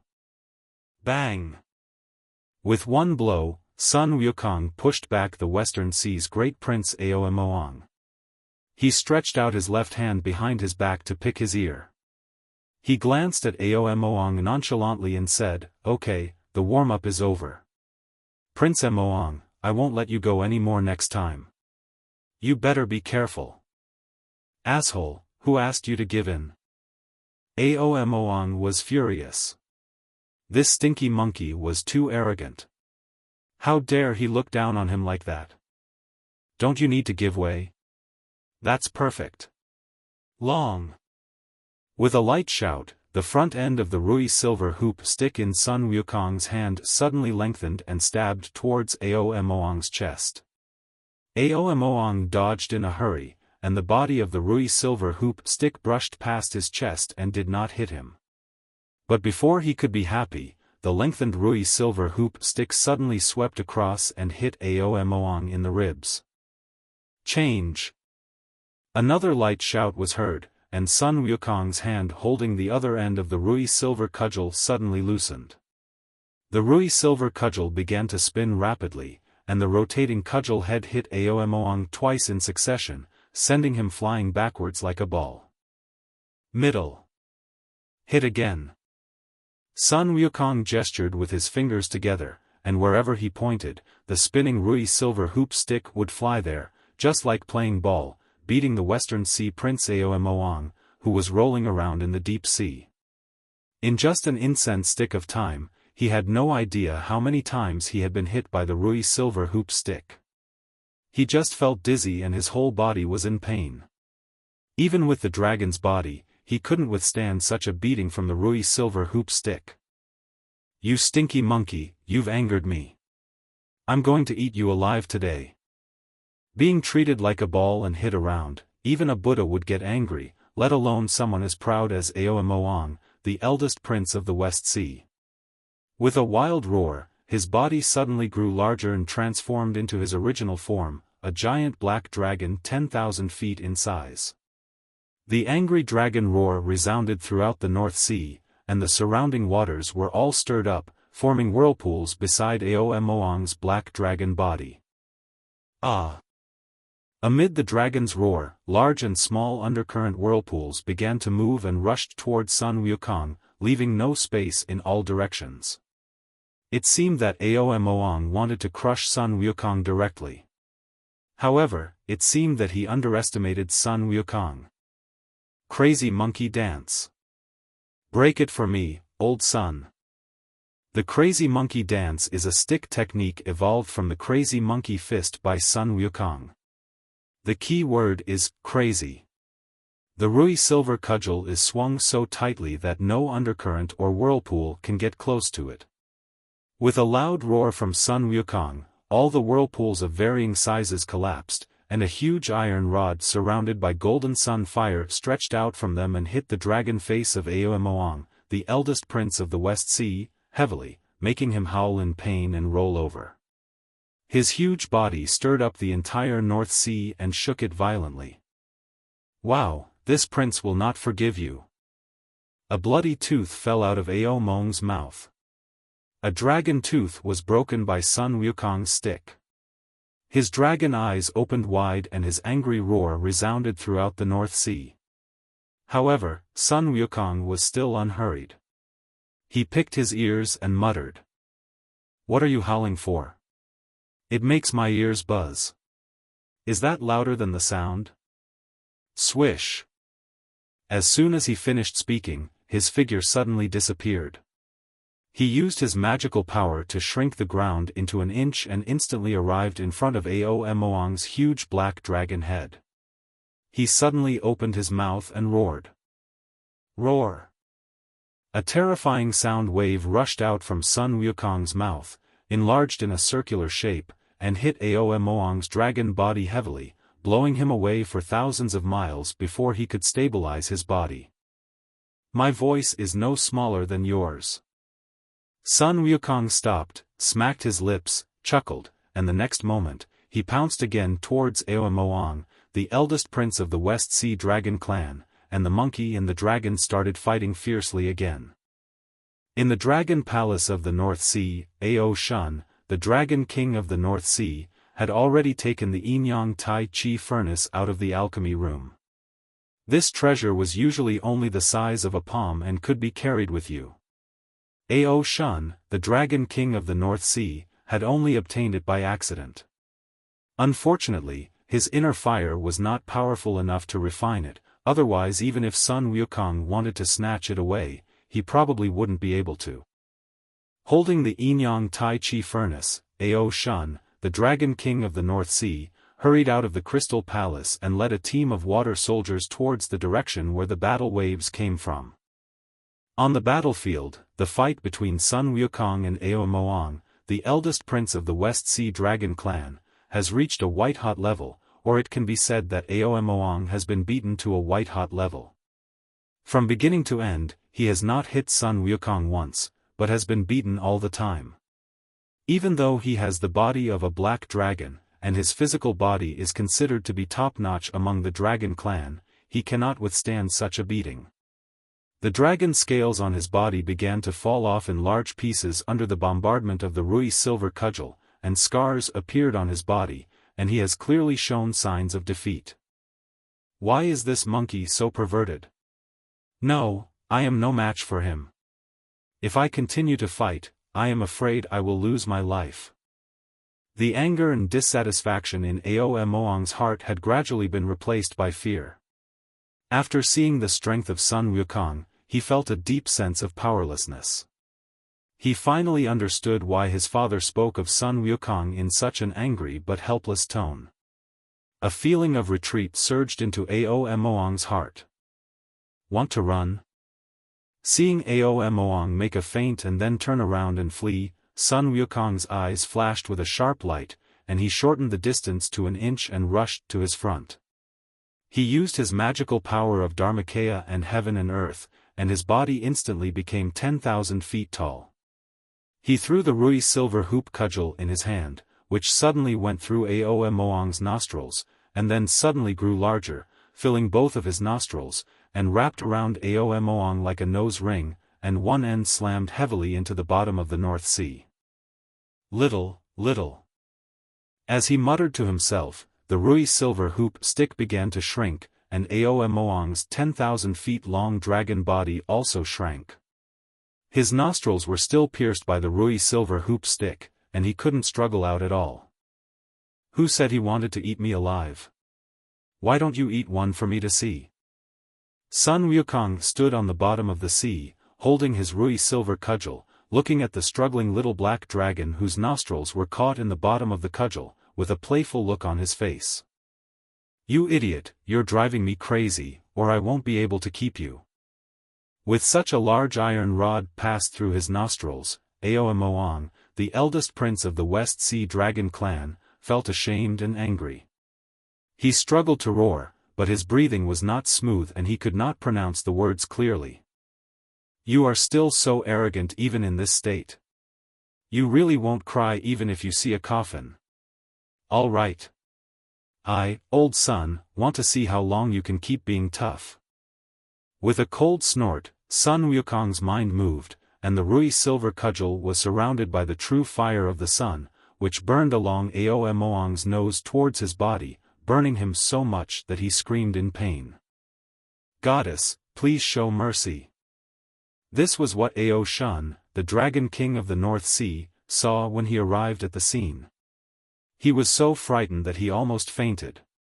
He shouted loudly from a distance, and his speed suddenly increased. After rushing to the side of Sun Wukong, he kept bowing and begging for mercy. My nephew did not know his place and offended me. Please be magnanimous and do not bother with him. Is it just an offense? Old Dragon King, if I was not as skilled as you, I'm afraid my fate would be much worse than this, right? He was the one who provoked you, and you want me to let him go with just a few words. Isn't that too easy?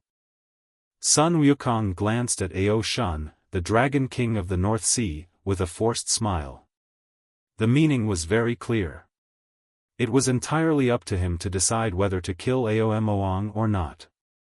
The key lay in what price Ao Shun, the Dragon King of the North Sea, was willing to pay. "Boss, this old guy wants an alchemy furnace but keeps making excuses. Why are you still wasting time talking to him? Just roast this little loach and let the two of us have a good meal." The Demon King Long Chao had been watching the fight on the side.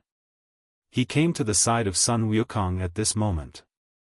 When he saw Sun Wukong looking at him, he immediately understood and pretended to be a little impatient and joined in. "Is dragon meat delicious?" Sun Wukong blinked his eyes, looking very interested. "It's delicious. Dragon meat in the sky and donkey meat on the ground, haven't you heard of it, boss? Is it better to eat it roasted or steamed? Or raw? I think it tastes better when grilled. Eating it raw is a bit greasy." Sun Wukong and Jiao Moong were discussing how to eat dragon meat, which scared Ao Moong, the eldest prince of the West Sea Dragon clan, so much that he turned pale. Ao Moong's heart trembled at the thought of being pulled out of his bones and roasted and eaten by these two guys. "Don't eat me. I was wrong, I admit it. Uncle San, please give him the Yin-Yang Tai Chi furnace and save my life." The pride and dignity of the eldest prince of the West Sea Dragon clan was ultimately no match for his fear of death. Ao Moong was used to being high and mighty in his daily life, and had never suffered such a thing before. His life was completely in the hands of others, and he was really about to collapse. "My lord, this is the Yin-Yang Tai Chi furnace. I give it to you. I only ask you to spare his life." Ao Shun, the Dragon King of the North Sea, hurriedly held the Yin-Yang Tai Chi furnace in his hand in front of Sun Wukong, and at the same time gave Ao Moong a subtle wink. "Goddess, I know I am wrong, please spare my life." Ao Moong had completely put away his dignity at this moment. His life was about to be lost, so what was the point of maintaining his dignity? Let's not talk about Sun Wukong for now. The Jiao Demon King Long Chao was a ruthless person who had eaten Aoe, the eldest prince of the North Sea Dragon clan, alive more than half a year ago. If he didn't give in, he would really instigate Sun Wukong to eat him. Sun Wukong stretched out his hand and grabbed the Yin-Yang Tai Chi furnace. He opened his void-breaking divine eye and scanned it several times. The Yin-Yang Chi was lingering in the furnace, but there was no spiritual imprint. It seemed that Ao Shun, the Dragon King of the North Sea, had not refined it yet. "Well, since you are so sincere, I will let this guy go this time. But this is the first and last time. I won't be so easy to talk to next time." With a thought, Sun Wukong shrank the Rui silver cudgel and took it back. Ao Moong, the eldest prince of the West Sea Dragon clan, was finally freed from his confinement. He changed into a human form and was too embarrassed to stay any longer. After paying his respects to Ao Shun, the Dragon King of the North Sea, he swam towards the Dragon Palace of the North Sea. He took Ao Lai, the little white dragon who had not yet woken up, and quickly left the North Sea and returned to the West Sea. Sun Wukong did not stay any longer. He had already obtained the Yin-Yang Tai Chi furnace and had eaten a lot of food and wine. It was time to go back to Huagua Mountain to refine the elixir. He had to refine the elixir as soon as possible to support the void-breaking divine eye to dig out the secrets deep in the 9 dragon veins of Huagua Mountain. Otherwise, Sun Wukong's heart would feel like being scratched by a cat, and he would be uncomfortable with curiosity. After leaving the North Sea, the Dragon King and Sun Wukong said goodbye and returned to their own mountain gate to prepare for the move. Sun Wukong went straight back to the Flower Fruit Mountain on his somersault cloud, plunged into the depths of the water curtain cave, and began to refine the elixir in the elixir room built next to the big tree. When studying under Patriarch Bodhi, Sun Wukong read the ancient books on alchemy in the library of Sanqing Cave many times. He had memorized the alchemy recipes by heart, but this was his first time to make the elixir himself. He was not sure about it. Fortunately, to be on the safe side, he prepared several batches of medicinal materials for alchemy. He thought that he would not be so unlucky as to fail in the first try, right? Boom! There was a sudden roar in the water curtain cave, and then a cloud of black smoke curled out from it. The monsters in front of the waterfall outside the cave all cast their eyes towards the rising black smoke, but soon turned their heads back as if they were used to it. The king failed in refining the elixir again. Alas! Is this the fourth time you've failed? Hush! Keep your voice down, or the king might hear you and take his anger out on you. In the past 3 years, this was the fourth time that Sun Wukong had failed in refining the elixir, resulting in the explosion of the furnace. Fortunately, the Yin-Yang Tai Chi furnace was an innate spiritual treasure, otherwise, if it were an ordinary furnace, it would have been blown to pieces long ago. Originally I thought that refining medicine was a very simple matter. All I had to do was put various medicinal herbs into the medicine recipe in order to refine and fuse them. But when I really did it myself, I found that it was not the case at all. The first thing is to control the heat. Sun Wukong has a natural advantage that ordinary alchemists do not have. Compared with his previous life, he now possesses the true fire of the sun, which is an excellent flame for alchemy, but this is also the reason why the furnace exploded. The true fire of the sun is an innate divine fire. Although it is not as lethal as the 4 heavenly fires, it is not much different. Moreover, the true fire of the sun can evolve into the golden flame of the sun, which is even more powerful than the 4 heavenly fires. What Sun Wukong is worried about now is not that the sun's true fire is not powerful enough, but that the sun's true fire is too powerful and it is quite troublesome for him to control. If he is not careful, it will overburn and explode the furnace. With the true fire of the sun, it only took Sun Wukong 3 days to refine the Yin-Yang Tai Chi furnace, and he could store it in his dantian at any time. He didn't have to find a special place to store it like Ao Shun, the Dragon King of the North Sea. However, the power of the true fire of the sun was difficult to control when refining the elixir. A little more flame of this level would burn the materials for alchemy or even cause the furnace to explode. During the entire alchemy process, it usually takes several months to keep the firepower at a specific stable state, which is too difficult for Sun Wukong. Monkeys are naturally lively and cannot sit still. It is quite rare for Sun Wukong to stay in the depths of the water curtain cave to refine the elixir for 3 whole years. However, it is too difficult for him to concentrate all his attention and control the firepower at one point all the time. In these 3 years, the furnace exploded 4 times, and the materials were destroyed due to refining failure no less than 10 times. The originally prepared materials for refining the elixir were not enough, and people were asked to replenish them twice, but it seemed that there was only enough for 2 more refinements. With so many materials and such a good alchemy furnace, if I can't succeed in refining it in 1 try, then I, old Sun, will be laughed at to death. In the alchemy room deep in the water curtain cave, the dusty Sun Wukong looked at the alchemy room that had been blown to pieces, with a frantic expression on his face. He had vowed before to refine the elixir within a year, but now 3 years have passed, and apart from blowing up the alchemy room several times, all he got was a pile of waste. If the elixir is still not refined by the time the Bull Demon King and other 6 Demon Kings move their caves here, it will be really embarrassing. I, old Sun, don't believe it. I am not afraid of anything, even mountains of swords and seas of fire, but I will be stopped by this tiny pill. Next time, I must refine it.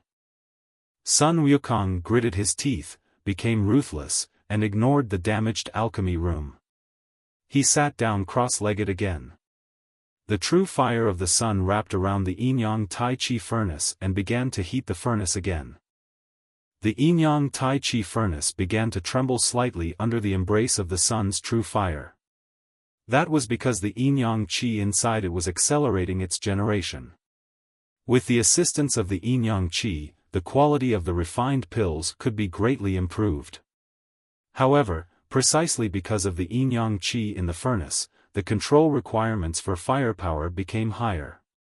If it was a little bit stronger, the yin-yang qi would be excessive, resulting in the furnace exploding. Sun Wukong had a lot of experience with furnace explosions, so he was extra careful this time. He stopped the furnace as soon as he felt the yin and yang energies in the furnace had reached a critical point. He controlled the furnace cover with his spiritual power and put the herbs into the furnace in order. The yin and yang energies wrapped around them and began to slowly melt into spiritual liquid under the burning power of the sun's true fire. Traces of impurities were refined out of them, forming balls of spiritual liquid that began to slowly converge towards each other. This process is the most difficult. The firepower cannot be interrupted. It must keep changing with the fusion of the spiritual liquids. The repulsive force generated by the fused spiritual liquids must be guided out and refined. This is the most difficult process. The first 4 times Sun Wukong's furnace exploded was due to problems at this stage. The fusion of spiritual liquid is a very slow process, which takes at least 3 months. At the beginning, Sun Wukong could remain calm, but after 2 months, he became a little irritable. Monkeys naturally like to move rather than be quiet, and Sun Wukong was considered to be patient enough. If it were not for the experiences of his previous life and the help of the memories of the other time and space, he would not have the patience to refine the elixir by himself. No, I can't fail again. If I fail again, I will lose confidence. Taking a deep breath, Sun Wukong forced himself to calm down. This time he persisted longer than before. He was just a little bit away from merging all the spiritual liquids together. If he gave up now, all his efforts would be in vain. After taking 2 deep breaths, Sun Wukong activated his magical power of clones, allowing the clone to control the yin-yang tai chi furnace and continue to maintain the firepower of the sun's true fire. He then jumped up and rushed towards the water curtain cave, rushing out of the waterfall and jumping into the pool below. The cool water in the pond calmed Sun Wukong's heated mind. After swimming in the lake for a while, the irritability in his heart disappeared a lot. Sun Wukong quickly jumped out of the pond and returned to the water curtain cave as quickly as possible. What happened to the king? Did you fail in refining the elixir again? There's no black smoke coming out, so it shouldn't have failed, right? Then why is the king in such a hurry to go back? Forget it, we can't guess what the king is thinking, just practice in peace. Sun Wukong had no idea what kind of speculation would be generated among the monsters in the Flower Fruit Mountain about his abnormal behavior. He also didn't have the time to care what his monsters thought. The most important thing was to successfully refine the elixir. He directly used his magical power of shrinking the earth into an inch to return to the place where the elixir was being refined. His clone had already reached the limit of his patience, so Sun Wukong hurriedly took over and replaced the clone. The spiritual liquid that had been agitated to the critical point stabilized again and continued to fuse. You can let your clone and I take turns to control the alchemy. Why didn't you think of it earlier?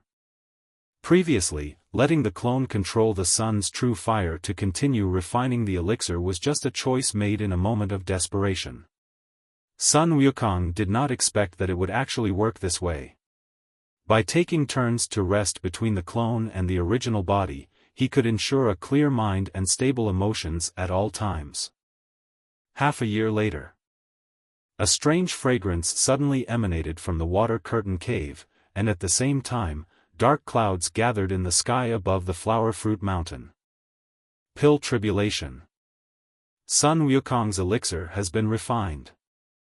All the demons in the entire Flower Fruit Mountain were attracted, and they all raised their heads and twitched their noses to look towards the place where the calamity clouds gathered. Swish! 2 figures appeared in front of the water curtain cave. They were the demon King Jiao and the demon King Peng. They were the first 2 to move their cave to the Flower Fruit Mountain. Of course, they had not been there for long. Just a few days ago, when they were still cleaning up the cave, they sensed the fluctuations of the pill tribulation. What kind of elixir is this, boss? It should be at the level of an immortal elixir, otherwise it would be impossible to trigger an elixir disaster. Demon King Pengfei smacked his lips, speaking of which, our boss is really a freak. He is young but extremely powerful. He can even make pills. TSK, the decision to form an alliance was indeed the right one. I have never doubted this. The Dragon Demon King chuckled, but he still felt some emotion in his heart.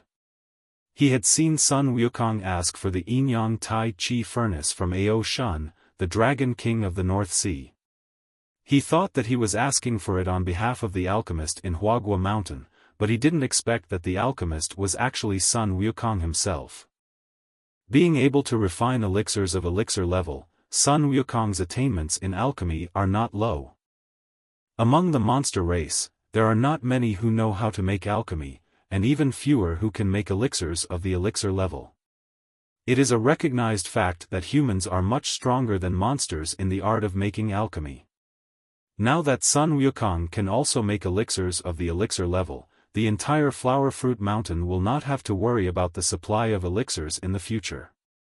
For Demon King Peng and Demon King Jiao, it is naturally a blessing to follow such a boss. The elixir tribulation did not take too long to brew, and soon it struck down towards the water curtain cave, passing through the stone walls and the crowns of the big trees deep in the water curtain cave and striking towards the Yin-Yang Tai Chi furnace. Of course, Sun Wukong could not let the tribulation thunder destroy the elixir like this, as he had worked so hard to refine it. He shouted loudly, drew out the Rui silver cudgel, and hit the tribulation thunder hard, directly shattering it. Sun Wukong's behavior seemed to have angered the heaven. More thunders appeared from the thunder clouds above and struck towards the water curtain cave. The stone wall of the water curtain cave was directly smashed to pieces. The thunders emerged into a thundercloud storm and struck towards the big tree under the stone wall, but did not cause any damage to the tree. It went straight through the tree and rushed towards the Yin-Yang Tai Chi furnace and Sun Wukong next to it. The big tree that was nurtured and grown by the chaotic energy of the stem of the 36th grade pure world green lotus is indeed extraordinary. Even the thunder of disaster cannot harm it in the slightest. Sun Wukong admired in his heart, but his hands were not idle. He swung the Rui silver hoop stick to hit the thundercloud storm. This was the elixir that he had spent so much effort to refine.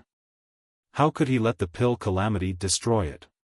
Besides, the power of this pill calamity was much smaller than the doomsday thunder disaster of the three major disasters.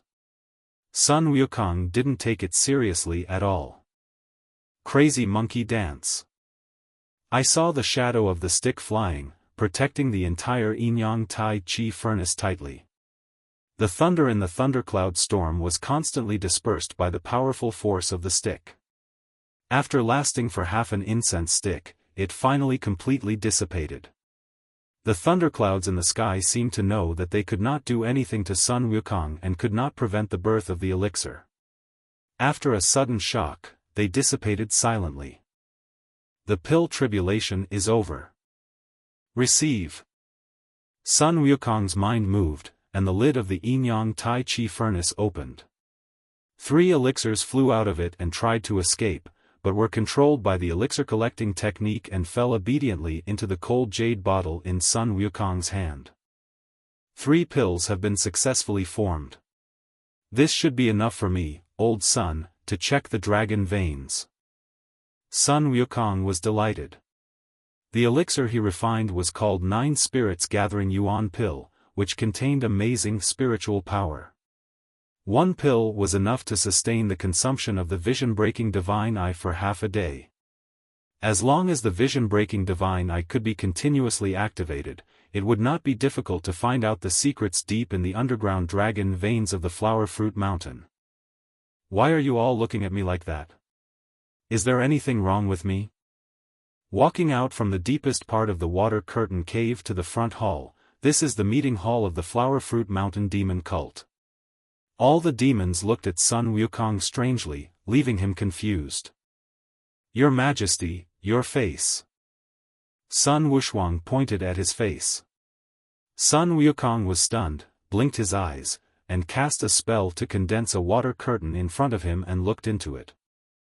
It would have been fine if he hadn't looked at it, but when he did, Sun Wukong almost jumped up. His whole body was charred black, all of which were stains from the previous furnace explosion. He had been busy refining the elixir and hadn't even thought of looking in the mirror. Now he looked like he had crawled out of a pile of coal. How miserable he could be. Pretend you didn't see anything about what happened today, and don't tell anyone about it, or I, old Sun, will be rude to him. After throwing down a few words, Sun Wukong turned around and rushed to the iron bridge at the entrance to the cave. He jumped into the waterway leading to the East China Sea, swam into the East China Sea along the waterway, and after cleaning the dirt on his body in the sea, he turned around and swam towards the seashore closest to the Flower Fruit Mountain, and entered the cave of the Dragon Demon King from another waterway. Dragons love water, and the cave of the Dragon Demon King was built next to the Water Curtain Cave, on the side of the Flower Fruit Mountain close to the East China Sea. Each of the 6 demon kings chose a place that suited his own taste in the Flower Fruit Mountain as the location of his cave. However, only the caves of the Dragon Demon King and the Peng Demon King have been completely completed now, while the Bull Demon King and his men are still busy. Boss, why did you come to my cave without telling me? We just went to the Water Curtain Cave to look for you. As soon as Sun Wukong entered the cave of the Jiao Demon King, the alarm treasure embedded in the entrance of the cave sent a message to him, and soon the Jiao Demon King and the Peng Demon King appeared in the cave. I, old Sun, am just going to the East China Sea to take a bath, and I came to see you, third brother, your cave is well built. Sun Wukong looked around and smacked his lips. Among the 6 demon kings, the cave of the Jiao Demon King was probably the most luxuriously decorated. There were sparkling night pearls everywhere. Sun Wukong even thought he had walked into the Dragon Palace. Nothing, I just made some casual stuff, they are just for show, any Dragon Palace can produce a lot of these things.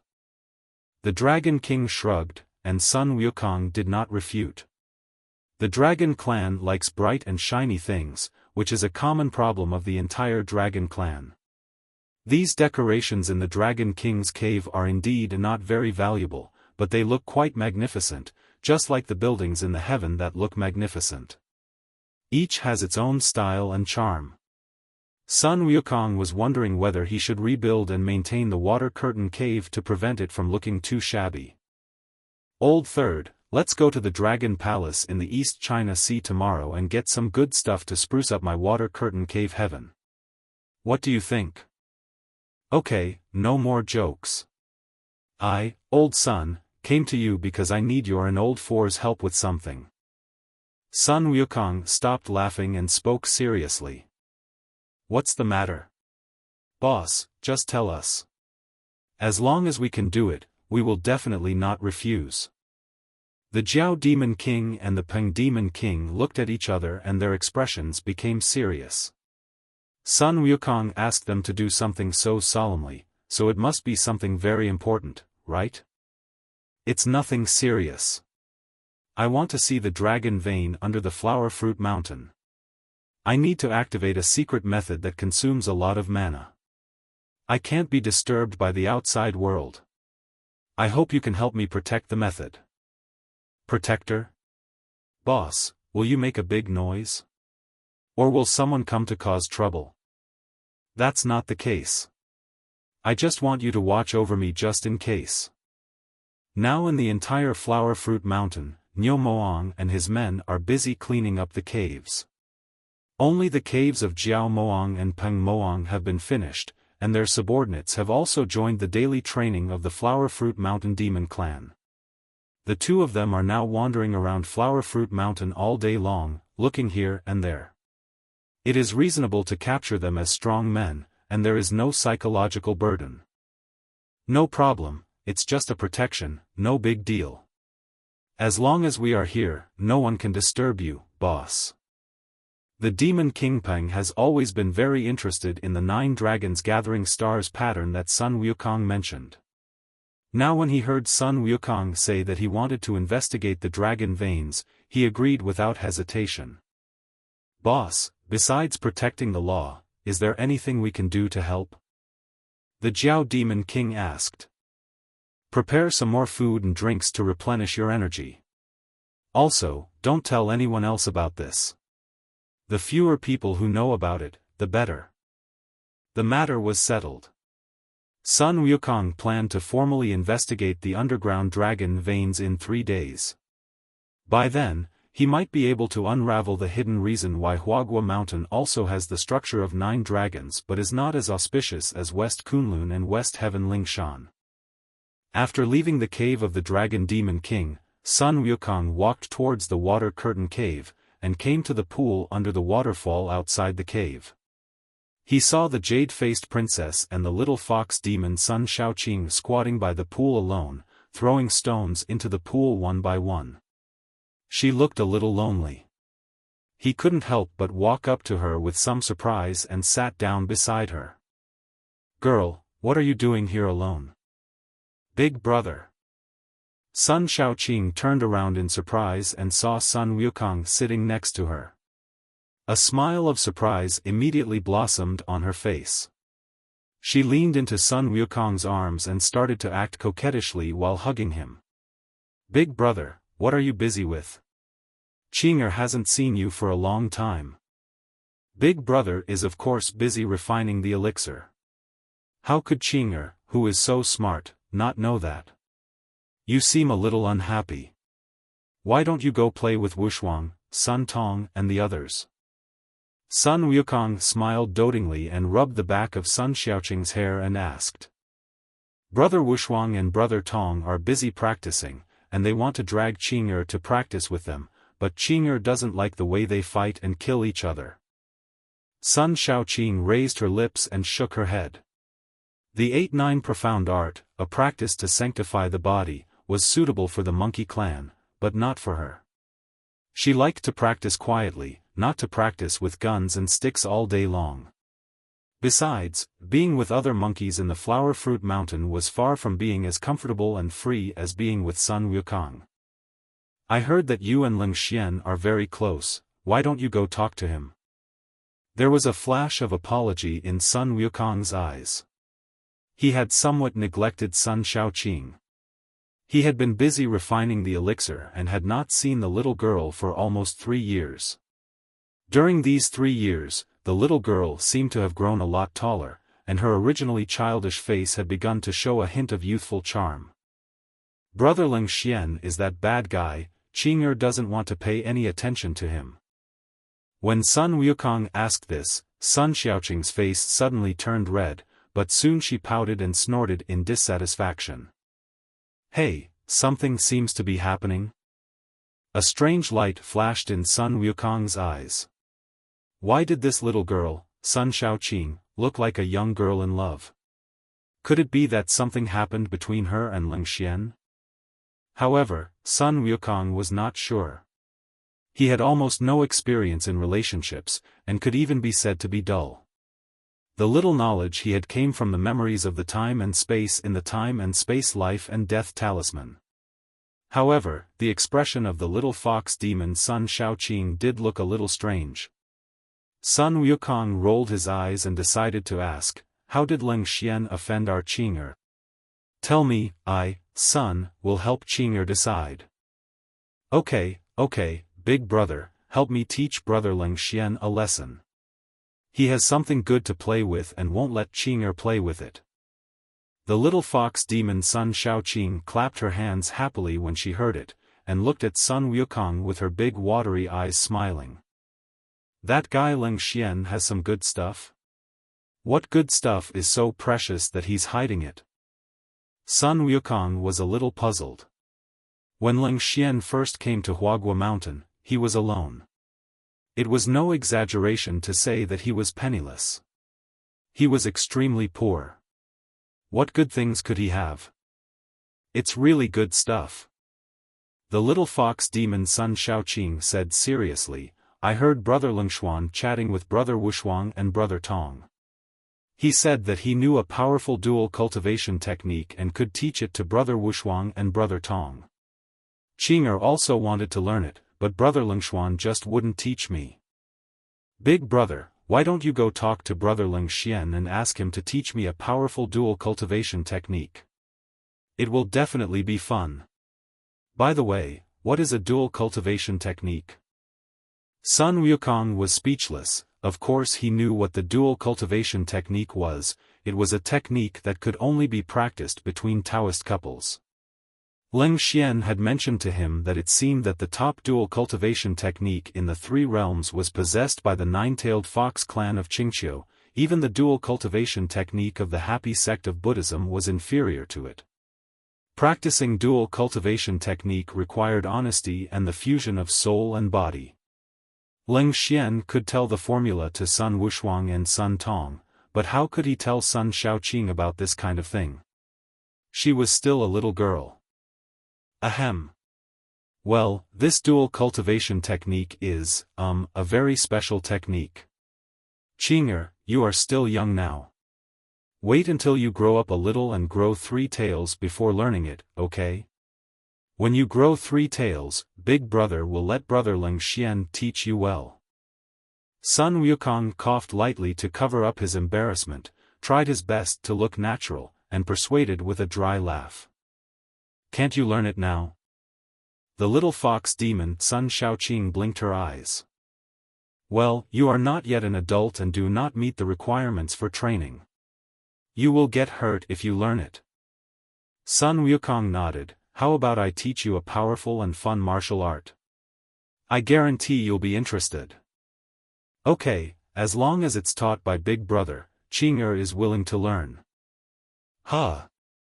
Seeing that the little fox demon Sun Shaoqing was no longer concerned about the dual cultivation technique, Sun Wukong secretly breathed a sigh of relief and handed over a technique called Phantom Divine Art to Sun Shaoqing.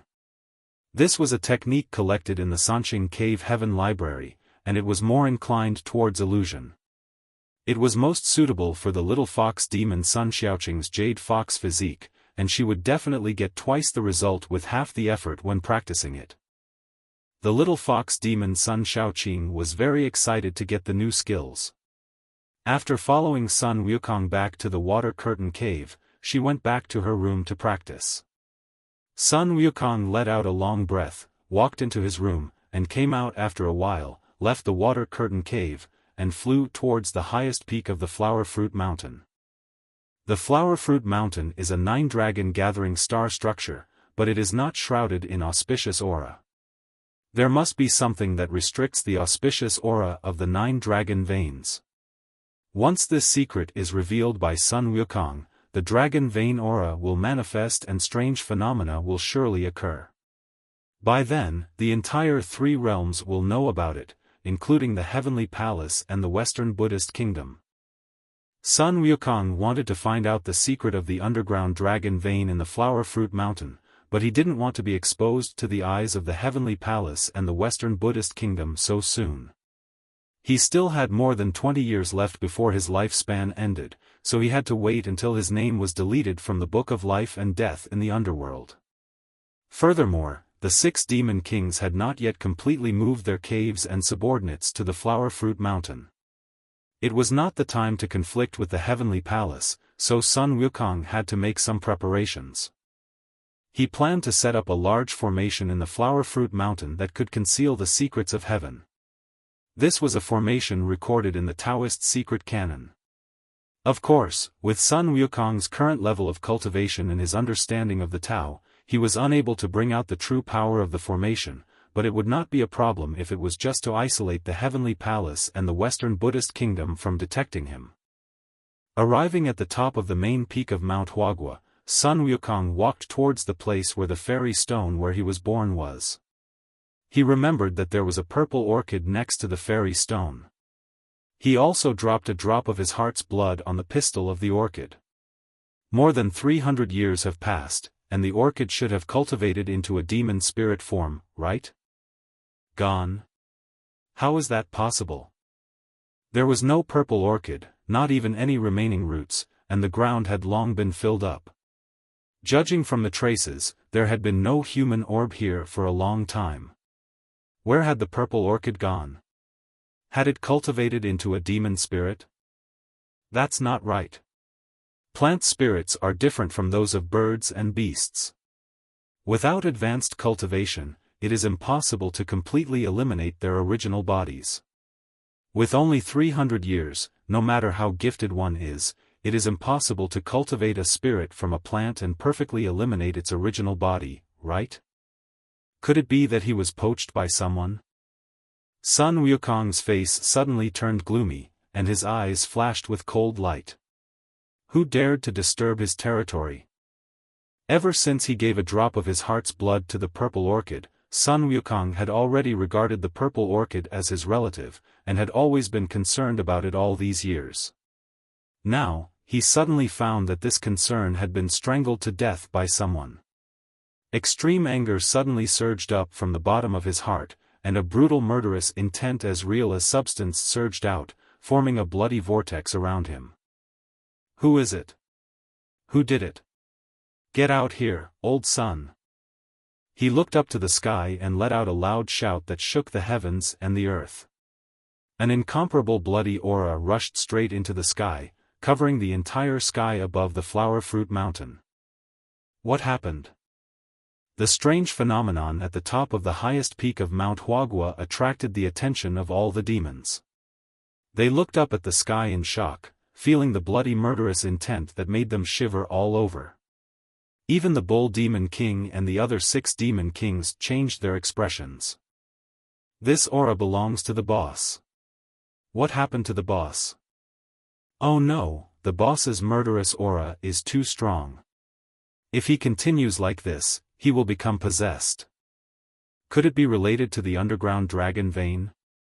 The Jiao Demon King and the Peng Demon King took off into the sky first and flew towards the main peak of the flower fruit mountain. The Niu Demon King and a few others also put down what they were doing and soared into the sky to rush over Heaven, Yao Qi, and Baihua Palace. Sister Baihuaxian, what's the matter that you called me here so urgently? Fairy Zilon walked into the 100 Flowers Hall and asked the 100 Flowers Fairy who was sitting in the main seat in the middle. Xylon, didn't you always ask me to help you keep an eye on the situation in the place where you were born? There's news. As the Fairy of Flowers spoke, she cast a spell into a silver mirror beside her. Immediately, an image flew out of the silver mirror and appeared in the hall. It was the scene of Sun Wukong roaring to the sky on the top of the main peak of the flower fruit mountain. It's him? Fairy Zilon covered her mouth in surprise. What do you mean by him? Xylon, do you know this monkey? The Fairy of Flowers was a little surprised. It was Fairy Zilon who asked her to help keep an eye on the situation at the top of the main peak of the flower fruit mountain where she was born. As the Fairy of Flowers, she could serve as her eyes and ears as long as there were flowers and plants. It was not difficult to do this. However, it seemed that Fairy Zilon knew the monkey in the image. Then why did she ask for her help? No, I don't know him, but he looks familiar. Sister Baihuaxian, thank you. And please keep today's incident a secret for me, don't tell anyone else. As Fairy Zilon said this, she turned around and ran out of the 100 Flowers Hall, creating a cloud of auspiciousness and flew towards the South Heaven Gate. After saying a few words to the heavenly soldiers guarding the gate, she was allowed to pass through the South Heaven Gate and flew straight to the Flower Fruit Mountain. On the top of the main peak of Huagua Mountain, Sun Wukong had stopped roaring, but the brutal murderous intent in his body had not weakened. Instead, it was getting stronger and stronger. The entire sky of Huagua Mountain was shrouded in bloody murderous intent, gradually spreading to the sky. If this continued, it would soon be noticed by the eyes and ears of the heavenly court. No, we can't let the boss release murderous aura like this anymore, the heavenly court will definitely notice it. There was a gleam of light in the Monkey King's eyes. Sun Wukong had said before that it was not yet time for them to have a head-on confrontation with heaven, and it would be best if they could hide for a while and develop secretly. But now Sun Wukong's sudden and unexplained emotional outburst would most likely allow heaven to detect the existence of the Flower Fruit Mountain Demon clan in advance, and the Monkey King was ready to stop it. Wait a little longer. Boss, you are definitely not acting like this for no reason. If you attack now, it might backfire. Let's work together to block the murderous aura. The Demon King Jiao stopped the Monkey King. He also didn't know why Sun Wukong behaved like this. Naturally, he thought of what Sun Wukong had told them before about checking the underground dragon veins. Maybe Sun Wukong was affected by the underground dragon veins. It would not be a wise choice to act rashly without knowing the reason. The proposal of Jiao Demon King was unanimously agreed by Nyo Demon King and others. The 6 Demon Kings joined forces to set up a barrier, covering the entire Flower Fruit Mountain. The bloody murderous intent released by Sun Wukong was enveloped by the barrier and did not spread outward. However, the murderous intent within the barrier became more and more intense. All the demons of the Flower Fruit Mountain demon cult were affected, and their eyes turned red. The 6 Demon Kings saw this and became secretly anxious. The demon race was originally direct and violent in character, and if they were affected by Sun Wukong's bloody murderous intent, they might fight each other in a short time. In that case, they would not only not have to fight against the heavenly court, but they would also be in chaos among themselves. Swish! Just when the 6 Demon Kings, Sun Wushuang, Sun Tong, Ling Xian and others were getting anxious and the demons of the Flower Fruit Mountain demon cult were gradually affected by the bloody murderous intent, a purple light shot from the sky towards the Flower Fruit Mountain. The figure of Fairy Zilan appeared outside the Flower Fruit Mountain barrier. Looking at the murderous aura that was almost about to take shape within the barrier, she frowned, gritted her teeth, and rushed into the barrier, landing on the top of the main peak of the Flower Fruit Mountain. Who is that? She is surrounded by fairy spirit, she must be a fairy from heaven. Why did she come to Huagua Mountain? Could it be that heaven has already noticed her? The aura of Fairy Zilan was completely different from that of the demons. It was a light and ethereal aura that could be seen at a glance as coming from heaven. Bull Demon King and the others felt their hearts sink and almost wanted to capture Fairy Zilan directly. However, seeing that she had no malicious intentions, they forced themselves to endure and watched how things developed. Who? Fairy Zilan landed on the top of the main peak of Huagua Mountain. Sun Wukong noticed it immediately, but at this moment he was in an uncontrollable rage and murderous intent. His eyes were bloodshot and he looked like a ferocious beast. He turned his head suddenly and stared at Fairy Zilan with eyes like knives. The next moment, he shot out, stretched out his big hand, and grabbed Fairy Zilan's neck. Is it you? Did you dig it out? Is it you? Tell me. A low roar filled with murderous intent rushed towards Fairy Zilan. Sun Wukong's face was full of ferocity. He now just wanted to tear to pieces everyone who appeared in front of him to make up for the heartache and emptiness of losing his loved ones. Are you the one who poured your heart and soul into me?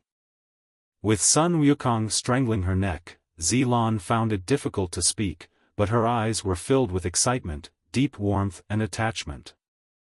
Infusion, heart blood? Sun Wukong's eyes flashed with doubt, and suddenly, a scene flashed in his mind. It was the scene where he forced a drop of blood from his heart and dripped it on the purple orchid. There was no one around at the time, and it was impossible for anyone else to know except himself. No, there is another one, which is the purple orchid that absorbed that drop of his heart's blood. You are the purple orchid? The terrifying murderous intent in Sun Wukong suddenly dropped, and the hand that was pinching Fairy Zilan's neck loosened. I am Zilan, your Zilan. I have been looking for you for a long time. A crystal teardrop fell from the corner of Fairy Zealand's eye and landed on the back of Sun Wukong's loosened hand. A feeling of blood connection suddenly surged into Sun Wukong's heart. All the cruelty and murderous intent in his heart disappeared completely. His mind instantly regained clarity and cold sweat broke out on his back. Fortunately, he had just accidentally fallen into one of the 9 tribulations of the 3 calamities and 9 tribulations, the tribulations of the mind, and almost sunk into boundless anger and murderous intent, and fell into the path of evil. The 3 disasters and 9 difficulties. The 3 disasters have obvious signs and are triggered by the response of the heaven, but the 9 difficulties are different. The 9 difficulties are the difficulty of the earth, the difficulty of man, the difficulty of demons and gods, the difficulty of samadhi, the difficulty of nature, the difficulty of karma, the difficulty of mind, the difficulty of soul, and the difficulty of calamity. Not all practitioners will encounter all 9 difficulties, as everyone's situation is different. Some people will encounter all 9 difficulties, some will only encounter a few of them, and some will not even encounter any difficulty but have already achieved perfection in mind and spirit. Sun Wukong had previously been troubled by the huge fluctuations in his emotions. Unlike the 3 disasters which always have signs before their coming, the 9 tribulations often appear silently, and the tribulation comes quietly when the person undergoing the tribulation is not even aware of it. Just like Sun Wukong's situation just now, he fell into the tribulation of his mind without any notice, and almost fell into the path of evil, resulting in no return. Fortunately, Fairy Zealand appeared in time, otherwise the consequences would be disastrous. People who are undergoing the 3 disasters and 9 tribulations cannot be disturbed by outsiders, otherwise it will be regarded as a provocation by the heavenly Tao, and the intruders will also fall into disaster. It can be said that it is fortunate that the Dragon Demon King had persuaded the Monkey King and others before, otherwise they might also cause mental difficulties, and that would be a big trouble. The situation of Fairy Zealand is different from that of the Monkey King and others. She was nourished by a drop of blood from Sun Wukong's heart and was able to condense her demon spirit. Although she was later discovered by Fairy Bai Hua and brought back to the Yao Qi 100 Flowers Garden in heaven, and her mortal roots were washed away with fairy water to help her condense her immortal body, the blood connection between her and Sun Wukong was not severed. Among all the people, she was the only one who was close to Sun Wukong and would not be affected by his thoughts. Likewise, it was also thanks to Fairy Zealand that Sun Wukong was pulled out of Xine Nan's brutal murderous intent, and his mind and spirit returned to normal, and he survived this Xine Nan without any danger. Everyone go away and do what you need to do. After regaining consciousness, Sun Wukong could naturally feel the situation around him. Almost all the demons from the entire Flower Fruit Mountain had arrived at the summit of the main peak. The Bull Demon King and other 6 Demon Kings were still maintaining the barrier to seal the murderous aura he had just released, but the murderous aura was now dissipating rapidly. After Sun Wukong gave the order, Nyo Moang and others all breathed a sigh of relief. Although they didn't understand what had happened, they were glad that Sun Wukong had finally returned to normal. Listen to the king, everyone leave. Sun Wushuang and Sun Tong called out loudly, and the demons recovered from the influence of the murderous aura. They shook their heads and flew away. The Bull Demon King and the other 6 Demon Kings also lifted the barrier, winked at Sun Wukong, and returned to their caves. Soon, only Sun Wukong and Fairy Zealand were left on the top of the main peak of the Flower Fruit Mountain. You. The 2 of them just stared at each other quietly for a long time, but they didn't know how to start talking. It was Fairy Zealand who laughed first. I should have thought that you were the one who gave me my blood essence when we met last time in heaven. I have been looking for you for so long, and I didn't recognize you when I finally met you. It's really... Sun Wukong also laughed, and a sense of understanding flashed through his mind. No wonder he felt a strange sense of familiarity when facing Fairy Zealand, as if there was some special connection between them. Now he understood that it was the drop of his heart and blood that he left in Fairy Zealand's body. They had long been connected by blood and had a mutual understanding. Xylan, how did you end up going to heaven and becoming a fairy there? There was no sense of strangeness, as if they had known each other for many years. Sun Wukong and Xylan sat down side by side under a big tree on the cliff, leaning against the trunk. They held hands naturally, and after smiling at each other, Sun Wukong asked curiously. It was the Fairy of Flowers. She found me here when she was traveling in the lower world. She brought me back to the Yaoqi Lake in the Heavenly Palace and planted me in the 100 Flowers Garden. She used fairy water to wash away my mortal roots and helped me transform. Later, I was favored by the Queen Mother and became her personal maid.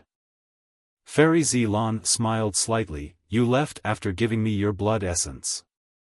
I was a newborn demon spirit at that time, and my intelligence was not enough. I didn't remember what you looked like at all, only a vague impression. I have also looked for you in Huagua Mountain over the years, and none of the monkeys there are like you, so I can only ask Fairy Bai Hua to help me keep an eye on the situation in Huagua Mountain. It was she who found out about your situation today and notified me. Flower Fairy? Is she spying on me? Are there any spies from heaven in this Flower Fruit Mountain? Sun Wukong was shocked. If there really were spies from heaven in the Flower Fruit Mountain, then things would be troublesome. Aren't everything they do under the surveillance of heaven? They are not spies from the heavenly court. It's just that the Fairy of Flowers is the fairy of all flowers in the world. She is born with the ability to communicate with flowers and plants. As long as she wants, the flowers and plants on the Flower Fruit Mountain can become her eyes and ears. Moreover, she only told the flowers and plants on the top of the mountain to pay attention to the situation. It can't be considered surveillance. The words of Fairy Xylan made Sun Wukong breathe a sigh of relief. Fortunately, it seemed that the heavenly court had not noticed him or the abnormality in the Flower Fruit Mountain. It was just a coincidence. However, this incident also reminded Sun Wukong that he must set up the Hunyuan Ichi array to conceal the secrets of heaven in the Flower Fruit Mountain as soon as possible. Otherwise, apart from anything else, wouldn't so many flowers and plants in the Flower Fruit Mountain be able to become the eyes and ears of the heavenly court? Is the Fairy of Flowers still monitoring us? Of course not. Although these flowers and plants can monitor our situation, it still takes a lot of spiritual energy to transmit the information to the heaven. How can they keep an eye on you all the time? Sun Wukong's alertness made Fairy Xylan laugh. She stretched out her white jade hand and gently touched Sun Wukong's forehead. Then she realized that this action seemed a little too ambiguous. She blushed slightly and turned her head to the side. However, Sun Wukong did not notice this. He was only thinking about one thing now, and that was to set up the Hunyuan Ichi array before the heavenly court noticed it, or before the Fairy of Flowers revealed the situation of the Flower Fruit Mountain to other people in the heavenly court. He must block the outsiders from exploring the Flower Fruit Mountain. No matter what the other party's purpose was, the Flower Fruit Mountain could not be exposed to the world like it was now. Xylan, help me, old Sun. Sun Wukong stretched out his other hand to hold Fairy Xylan's other shoulder and turned her body around. What help? Caught off guard by Sun Wukong's sudden action, a hint of shyness flashed across Fairy Xylan's face, and she lowered her head, not daring to look into Sun Wukong's eyes. Go back to heaven now and keep the Fairy of Flowers at bay. Don't let her monitor the situation in Flower Fruit Mountain anymore. I, old Sun, need to set up a battle formation. Arrangement? Originally, she thought that Sun Wukong wanted to do something shameful to her, but she didn't expect it to be this. Fairy Xylan was stunned and raised her head in surprise. Yes, I will set up the Hunyuan Ichi formation. I, old Sun, will block the outside world from investigating Huagua Mountain. Sun Wukong did not notice the abnormality of Fairy Zilan. With a serious face, Zilan, I will not hide it from you. There will definitely be a fierce battle between me and the Heavenly Court in the future. Now is the time for the entire Flower Fruit Mountain to lie dormant and develop. We must not be noticed by the Heavenly Court. You just said that as long as Fairy Baihua is willing, all the flowers in the world can become her eyes and ears. But she is from the Heavenly Court, and there is no guarantee that the Heavenly Court will let her monitor the situation in our Flower Fruit Mountain at any time. So I must set up the formation as soon as possible to isolate the secrets of heaven and prevent people from investigating the situation in the Flower Fruit Mountain. Why do we have to go to war with heaven? Isn't it better to live in peace? Fairy Zilan didn't understand.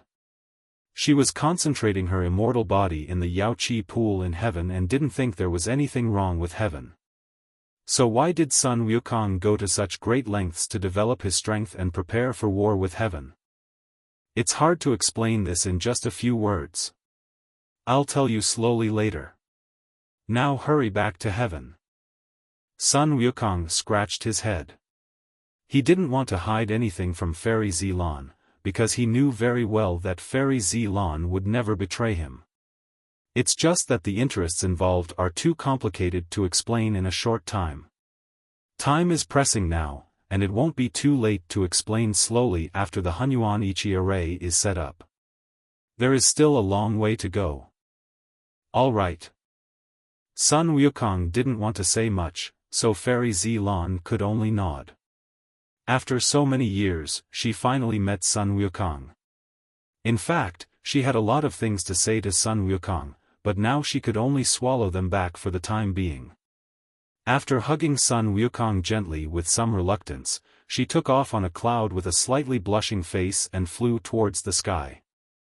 Quietly watching the figure of Fairy Zilan disappear in the clouds, a hint of tenderness flashed in Sun Wukong's eyes, and then his eyes regained firmness. He took a deep breath and took out the Rui Qianquan bag. With a thought, materials for setting up the formation flew out of the Qianquan bag. Having just overcome a tribulation of the mind, which had consumed a lot of his mental and magical powers, the most important thing Sun Wukong should do now is to return to the Water Curtain Cave to meditate, absorb the insights gained from this tribulation, and transform them into cultivation strength. However, after learning from Fairy Zilan that there was a Fairy Baihua who was watching the situation in the Flower Fruit Mountain at all times, he could no longer calm down and meditate. He had to set up the formation first before he could feel at ease. Long. With a leap into the sky, Sun Wukong's mind moved, and his magical powers of Dharmakaya and heaven and earth were activated. He became thousands of feet tall, and pulled out the Rui silver hoop stick from his ear, and used the stick as a pen to sketch out the formation diagram in the air. Pieces of formation materials seemed to be attracted to the end of the Rui silver hoop stick, and were refined into balls of spiritual liquid under the sun's true fire lingering at the end of the stick, and outlined lines of formation patterns in the air above the Flower Fruit Mountain, which flashed and embedded into the void. Using the magical power of Dharmakaya to draw the formation diagram is a grand feat that probably few people in the world can do. However, the Hunyuan Ichi formation set up in this way is more perfect and much more powerful than under normal circumstances. Naturally, Sun Wukong will not hide his shortcomings. The only thing he is worried about is the Fairy of Flowers who is monitoring the Flower Fruit Mountain. However, it is believed that Fairy Zilan should have already delayed the other party and she should not notice it in a short time. Take advantage of this moment to set up the formation quickly. The Heavenly Palace is located in the Shangqing Tianbi Palace. Master. Luo Bai came out from his retreat in the Sword Pool, came to the main hall, and bowed respectfully to Master Tong Tian. Well, that's right. You have already reached the realm of Tai Jingxian, and the sword heart in your body has been condensed. Luo Bai, you are indeed a rare genius in the way of swordsmanship. Master Tong Tian glanced at Luo Bai, a gleam of light flashed in his eyes, and he smiled with satisfaction. Thank you, Master, for letting me enter the sword pool to refine my sword spirit. Otherwise, I wouldn't have been able to break through to Tai Jingxian so quickly. Luo Bai bowed to Master Tong Tian again with gratitude. This is your own hard work. I am just providing you with an opportunity. It is your own ability to grasp it. Tong Tian Patriarch chuckled and waved his hand. A picture appeared in the sky above the hall. It was the scene of Sun Wukong setting up a large formation above the Flower Fruit Mountain. You monkey brothers are really capable. The Hunyuan Ichi formation. Hey, I really don't know where this little monkey learned it from. This posture is to make the Flower Fruit Mountain completely independent and prevent people from investigating. Interesting. Brother Monkey is so awesome. Luo Bai's eyes flashed with a gleam of brilliance, and he exclaimed in praise, then laughed with some complacency, but my current cultivation strength has surpassed that of Monkey Brother, and he will definitely be surprised when he sees me. That may not be the case. Tong Tian Patriarch glanced at Luo Bai, snorted and sneered, your cultivation is indeed stronger than that monkey, but when it comes to strength, that monkey is not as simple as it looks. Master, do you know Monkey Brother's situation? I know a little, but not too much. The fate of that monkey is not under the control of the heavenly Tao. Even as a teacher, I can only make a slight guess. This monkey is not an ordinary person, and his future achievements are probably immeasurable. It is not a bad thing for you to have more contact with him. Master, do you know where Monkey King came from? I only heard that he was born from a fairy stone, but I don't know anything else. He was indeed bred by the immortal stone, but the origin of that immortal stone is not simple. It was transformed from the five-colored immortal stone that Nuwa, the saint of the demon race, used to refine stones to repair the sky. It contains a trace of Nuwa's saintly blood, so he is naturally extraordinary. But Tong Tian Patriarch paused, a look of doubt flashed across his face, but even if he inherited a trace of the blood of a saint, it shouldn't be possible for that monkey to reach this point. He must have some hidden secrets, and he must have had another adventure. Luo Bai, as a saint, I can't interfere too much in the affairs of the three realms. Your monkey brother is definitely a rare variable. If you want to achieve more in the future, it will do you no harm to get closer to him. Master's teachings, I will keep them in mind. Luo Bai bowed and replied, then laughed, Master, I have been in seclusion for so long, I want to go find Monkey King. He always brags about how great his Flower Fruit Mountain is, I have never seen it before. I know you can't sit still. Tong Tian Patriarch rolled his eyes at Luo Bai with amusement, go ahead, follow that monkey and have a good time. You can keep this formation map. If you have the chance, help me find those 4 magic swords to complete the set.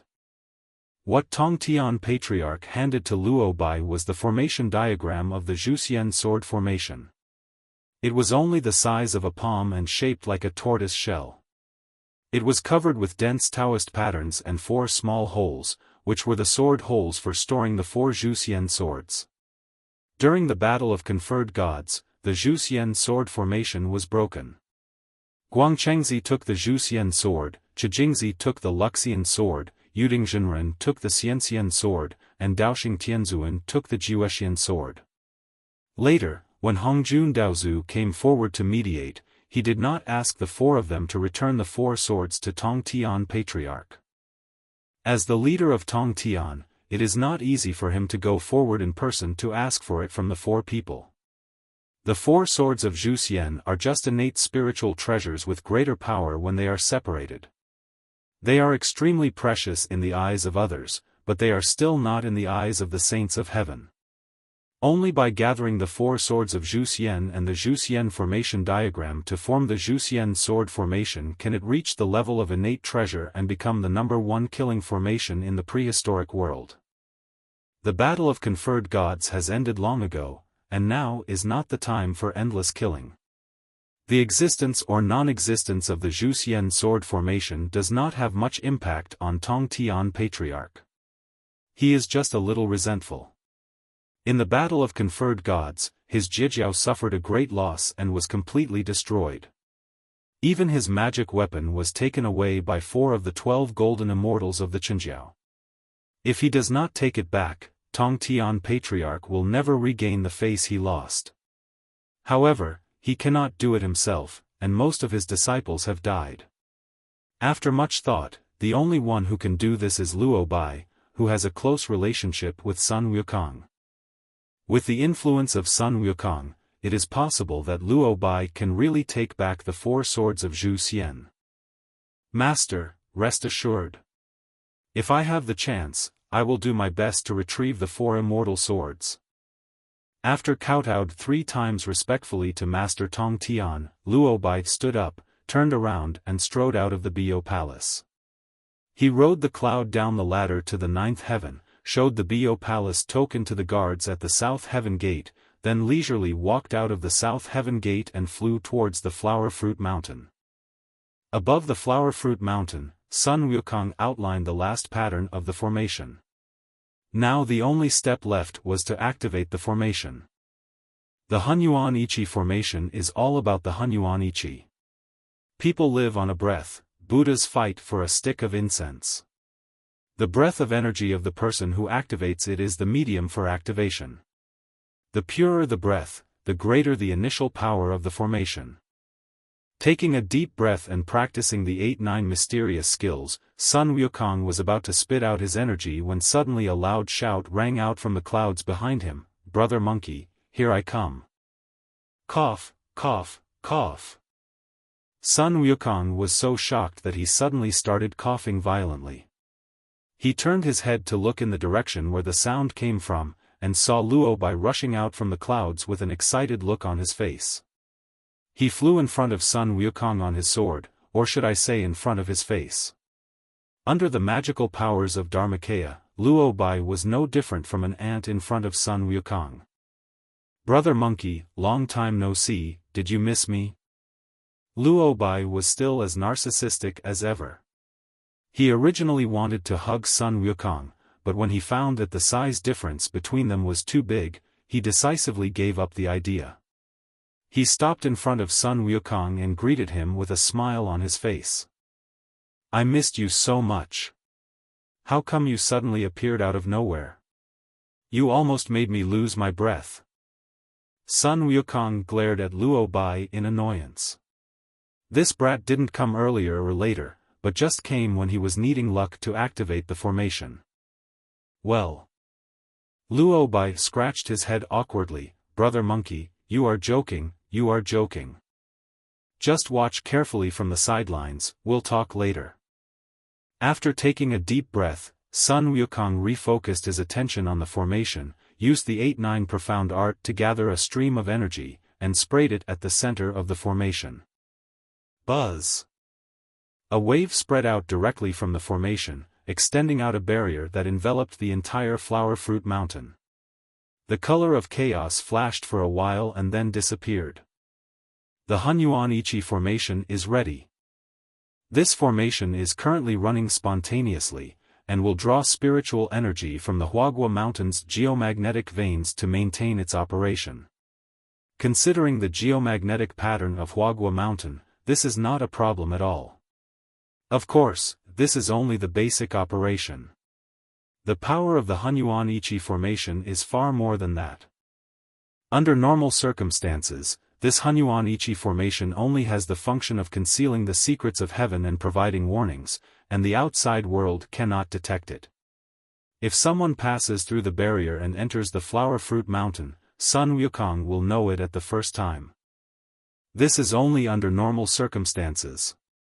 Once Sun Wukong uses all his strength, the Hunyuan Ichi array will instantly turn into an unbreakable iron barrel array. Without Sun Wukong's permission, it is impossible for others to rush into the range of the barrier, and magical attacks cannot penetrate the barrier. Except for saints, of course. All are ants below a saint. No matter how powerful the formation is, it cannot compete with the power of a saint. The purpose of Sun Wukong setting up the Hunyuan Ichi formation is not to guard against saints. He just wants to conceal the secret and prevent the heavenly court from noticing the existence of the Flower Fruit Mountain demon cult too early. At the same time, it also covers up the possible secret of the dragon vein under the Flower Fruit Mountain. After the formation was activated, Sun Wukong released his magical powers of heaven and earth and fell towards the top of the main peak of Huagua Mountain. "Brother Monkey, wait for me." Luo Bai was stunned for a moment, then hurriedly followed, shouting. A smile appeared on Sun Wukong's lips. The moment Luo Bai passed through the Hunyuan Ichi formation barrier and entered, he felt the vibration coming from the barrier. The records in the Taoist secret book were indeed correct. Is this the Flower Fruit Mountain? It is indeed the spiritual beauty of heaven and earth. It looks extraordinary at first glance. Luo Bai stood on the edge of the cliff at the top of the mountain, looking around at the Flower Fruit Mountain, praising it in every direction, but Sun Wukong rolled his eyes. It's better to save your time with such polite words. Can you really see why my Flower Fruit Mountain is so extraordinary? Well. Luo Bai smiled awkwardly. Brother Monkey, you know what's going on but don't say it out loud. Please give me some face. Okay, just watch quietly from the side. When I finish the things in my hands, I will take you to have fun in Huagua Mountain. After instructing Luo Bai, Sun Wukong sent out 2 voice transmissions. Not long after, Jiao Demon King and Peng Demon King arrived at the top of the mountain. After Sun Wukong briefly introduced each other, he nodded to Jiao Demon King and Peng Demon King and said, "I am about to start. I will leave the protection of the law to you. Don't worry, boss. With us here, no one can disturb you, just go ahead and do what you want." As the Dragon Demon King spoke, he glanced at Luo Bai intentionally or unintentionally. Luo Bai is one of us, there's no need to hide it from him. Sun Wukong only said this, without further explanation. The Jiao Demon King nodded, said no more, and watched Sun Wukong quietly activate his void-breaking divine eye. Brilliant golden light shot out from Sun Wukong's eyes and shot towards the bottom of the main peak. Golden light floated above the ground at the bottom of the main peak, and gradually the ground turned translucent, and the scene of 9 dragon veins converging deep underground appeared. How spectacular! Luo Bai stared at the scene in front of him with his eyes wide open. He was shocked and curious. What on earth was Sun Wukong doing? It was incredible. Swish! Swish! The huge commotion on the top of the main peak of the Flower Fruit Mountain once again attracted a group of demons from the demon cult. However, under the full power of the void-breaking divine eye, the gravity field near the main peak of the entire Flower Fruit Mountain has become extremely strange. Apart from a few demon kings such as the Bull Demon King, the only ones who could fly to the top of the main peak were Ling Xian and Sun Wushuang, who were at the Tai Immortal level. What are you doing, boss? When Bull Demon King and his companions arrived at the top of the mountain, they saw Jiao Demon King and Peng Demon King standing behind Sun Wukong. They couldn't help but ask in surprise, and at the same time glanced at Luo Bai standing beside them, with a hint of fear in their eyes. Tai Golden Immortal, how could the sword immortal of the human race appear here? There was a faint gleam of sharp sword energy emanating from Luo Bai's body, which was unique to human sword immortals. With the eyesight of Bull Demon King and others, they could tell at a glance that Luo Bai's cultivation was higher than anyone else present, having already reached the realm of Tai Golden Immortal. However, he did not look like someone who was looking for trouble. Peng Demon King and Jiao Demon King did not show any hostility towards him either, which was indeed a bit strange. This is the boss's friend, named Luo Bai. The boss said that we can trust him and there is no need to hide anything from him. The Dragon Demon King told Sun Wukong about his plan to investigate the secret of the dragon veins in the 9 dragons gathering stars pattern at the Flower Fruit Mountain. The Bull Demon King and the others suddenly realized and their eyes became hot. Sun Wukong had already mentioned the 9 dragons gathering stars pattern to them a long time ago. This was a big reason why the 6 demon kings were willing to move their caves to the Flower Fruit Mountain.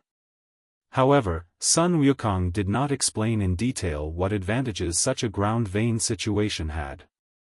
It seems that now is the time to reveal the secret.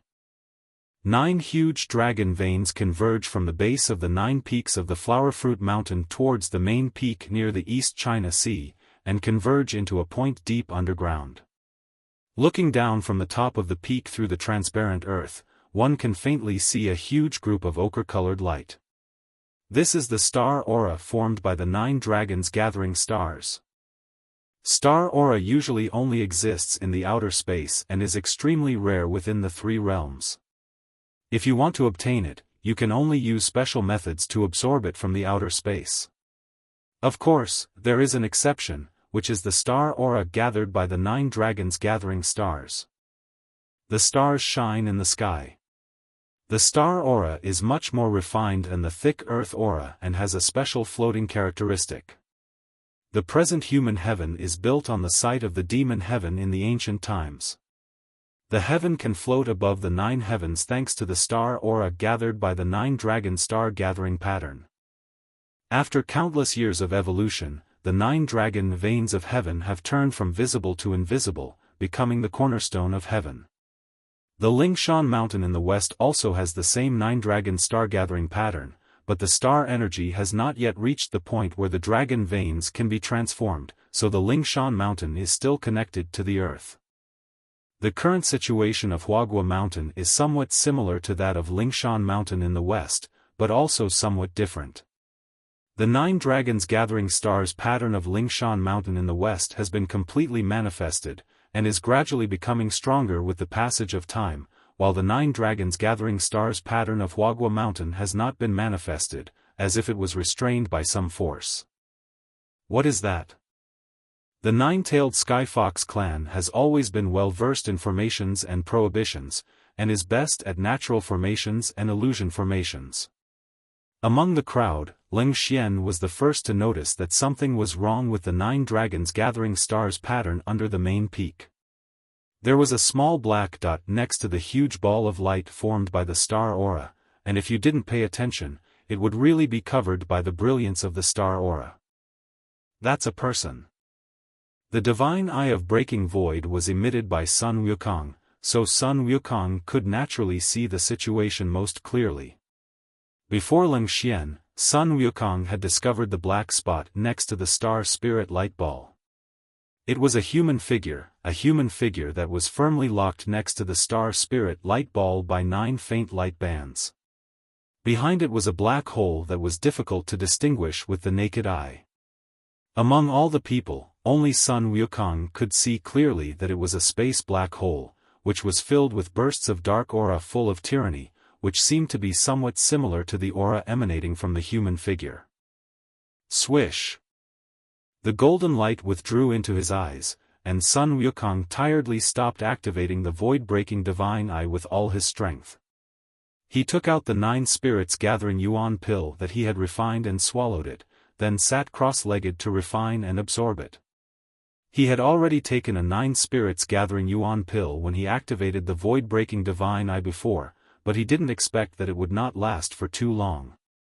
Fortunately, with the protection of this elixir, although the consumption was great, it did not hurt his foundation. There is indeed something wrong with the underground dragon vein in Huagua Mountain. With his divine eyes, Sun Wukong could see clearly that the 9 dragon veins of the Flower Fruit Mountain, along with the gathered star energy, seemed to be used to suppress the entrance and exit of a space passage, and incidentally suppressed a person as well. Sun Wukong's intuition told him that the suppressed person was definitely not a simple person, otherwise he would have just been killed without wasting the star energy. With the help of the 9 spirits gathering yuan pill, Sun Wukong recovered quickly. He opened his eyes and stood up. He turned around and saw that everyone was looking at him. He couldn't help but laugh. Don't you have anything to do? Why are you all looking at me? Boss, who is the person next to the star aura? Did you see it clearly? The Dragon Demon King Long Chao was the first to ask, and everyone stared at Sun Wukong, waiting for his answer. I didn't see it clearly, but it should be sealed. There is also a space channel behind him that is also sealed by the star spirit energy, so our Waguashan's 9 dragons gathering stars formation cannot play the desired effect. Sun Wukong shook his head slightly and said, I need to observe more to see how to unlock the seal and guide the star spirit out. It is a huge waste to use so much star energy to suppress it.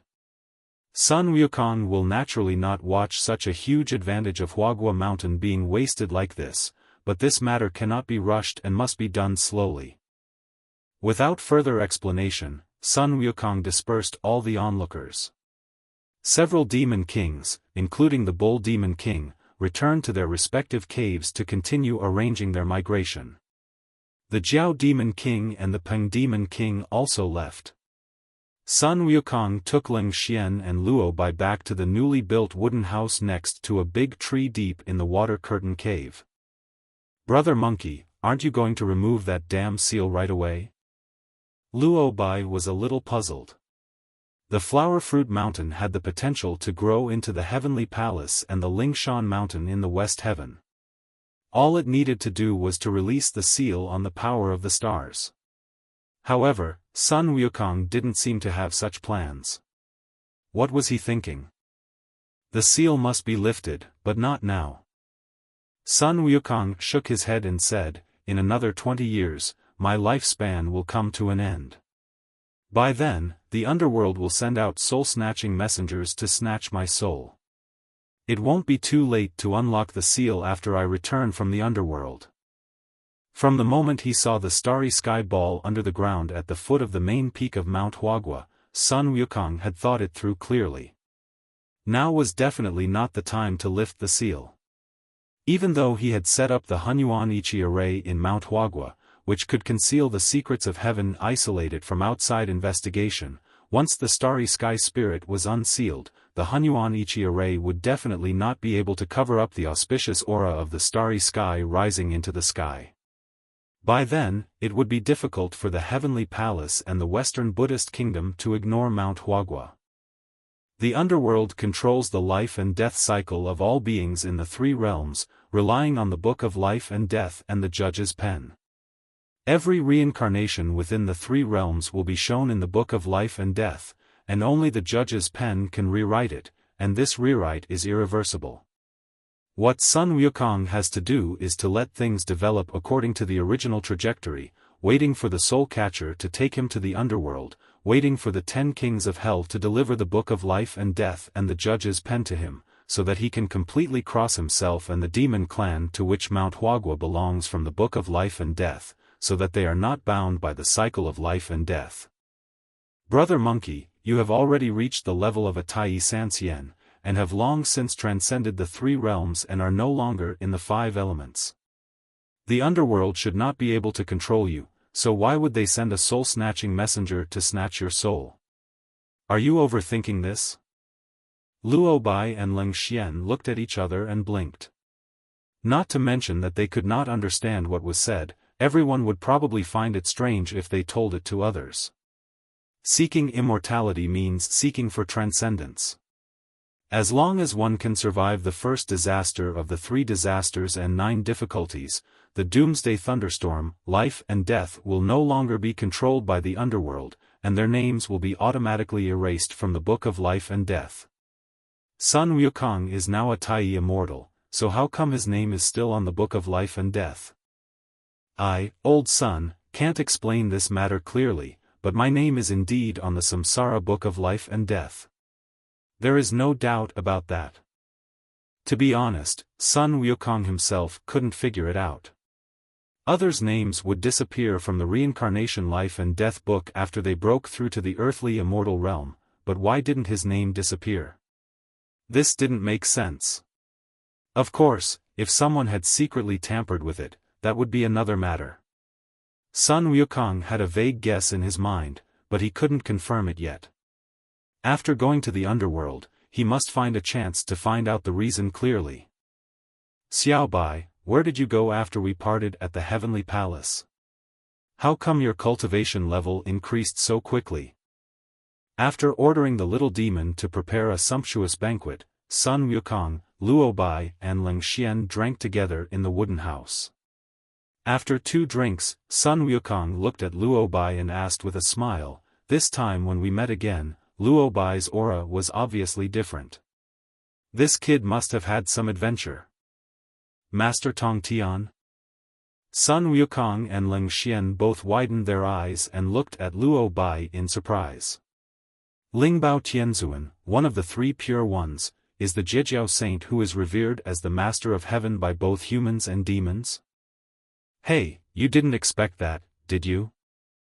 Luo Bai had a proud look on his face. Having a saint as a teacher was an honor not everyone could have, not to mention that he had also received the true teachings of Master Tong Tian and condensed his own swordsmanship.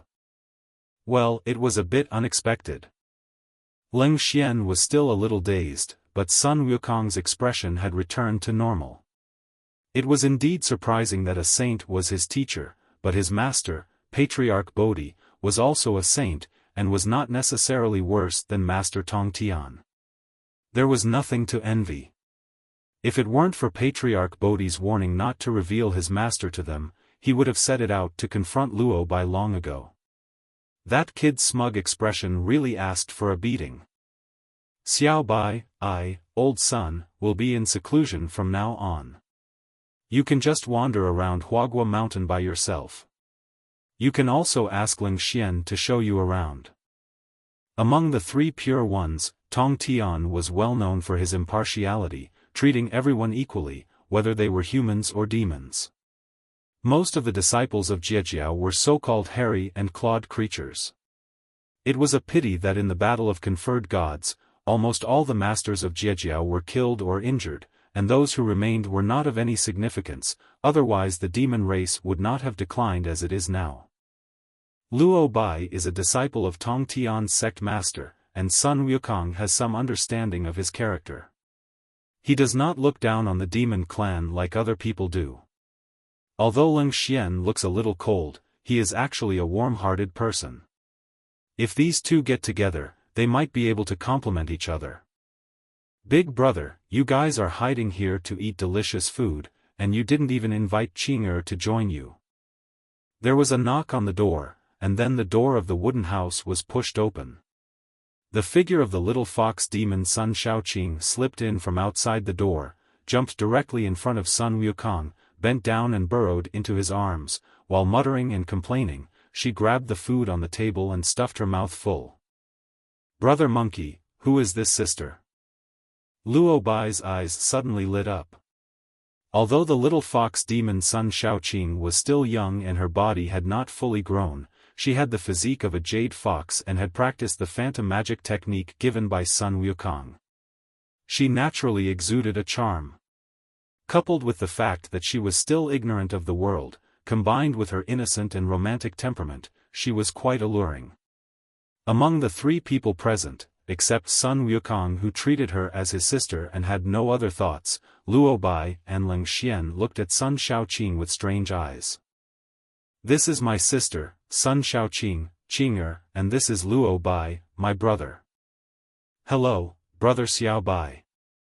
After swallowing the food in her mouth, Sun Shaoqing smiled sweetly at Luo Bai. Luo Bai's eyes widened and his face was as bright as a flower. Okay, hello, Sister Qing'er. After rummaging around for a long time, he pulled out a pocket-sized wooden sword. Luo Bai rubbed it reluctantly, then gritted his teeth and handed it to Sun Shaoqing. Sister Qing'er, brother Xiao Bai came here in a hurry this time and didn't prepare anything. I'll give this to you as a gift. Acquired spiritual treasure? What a good thing.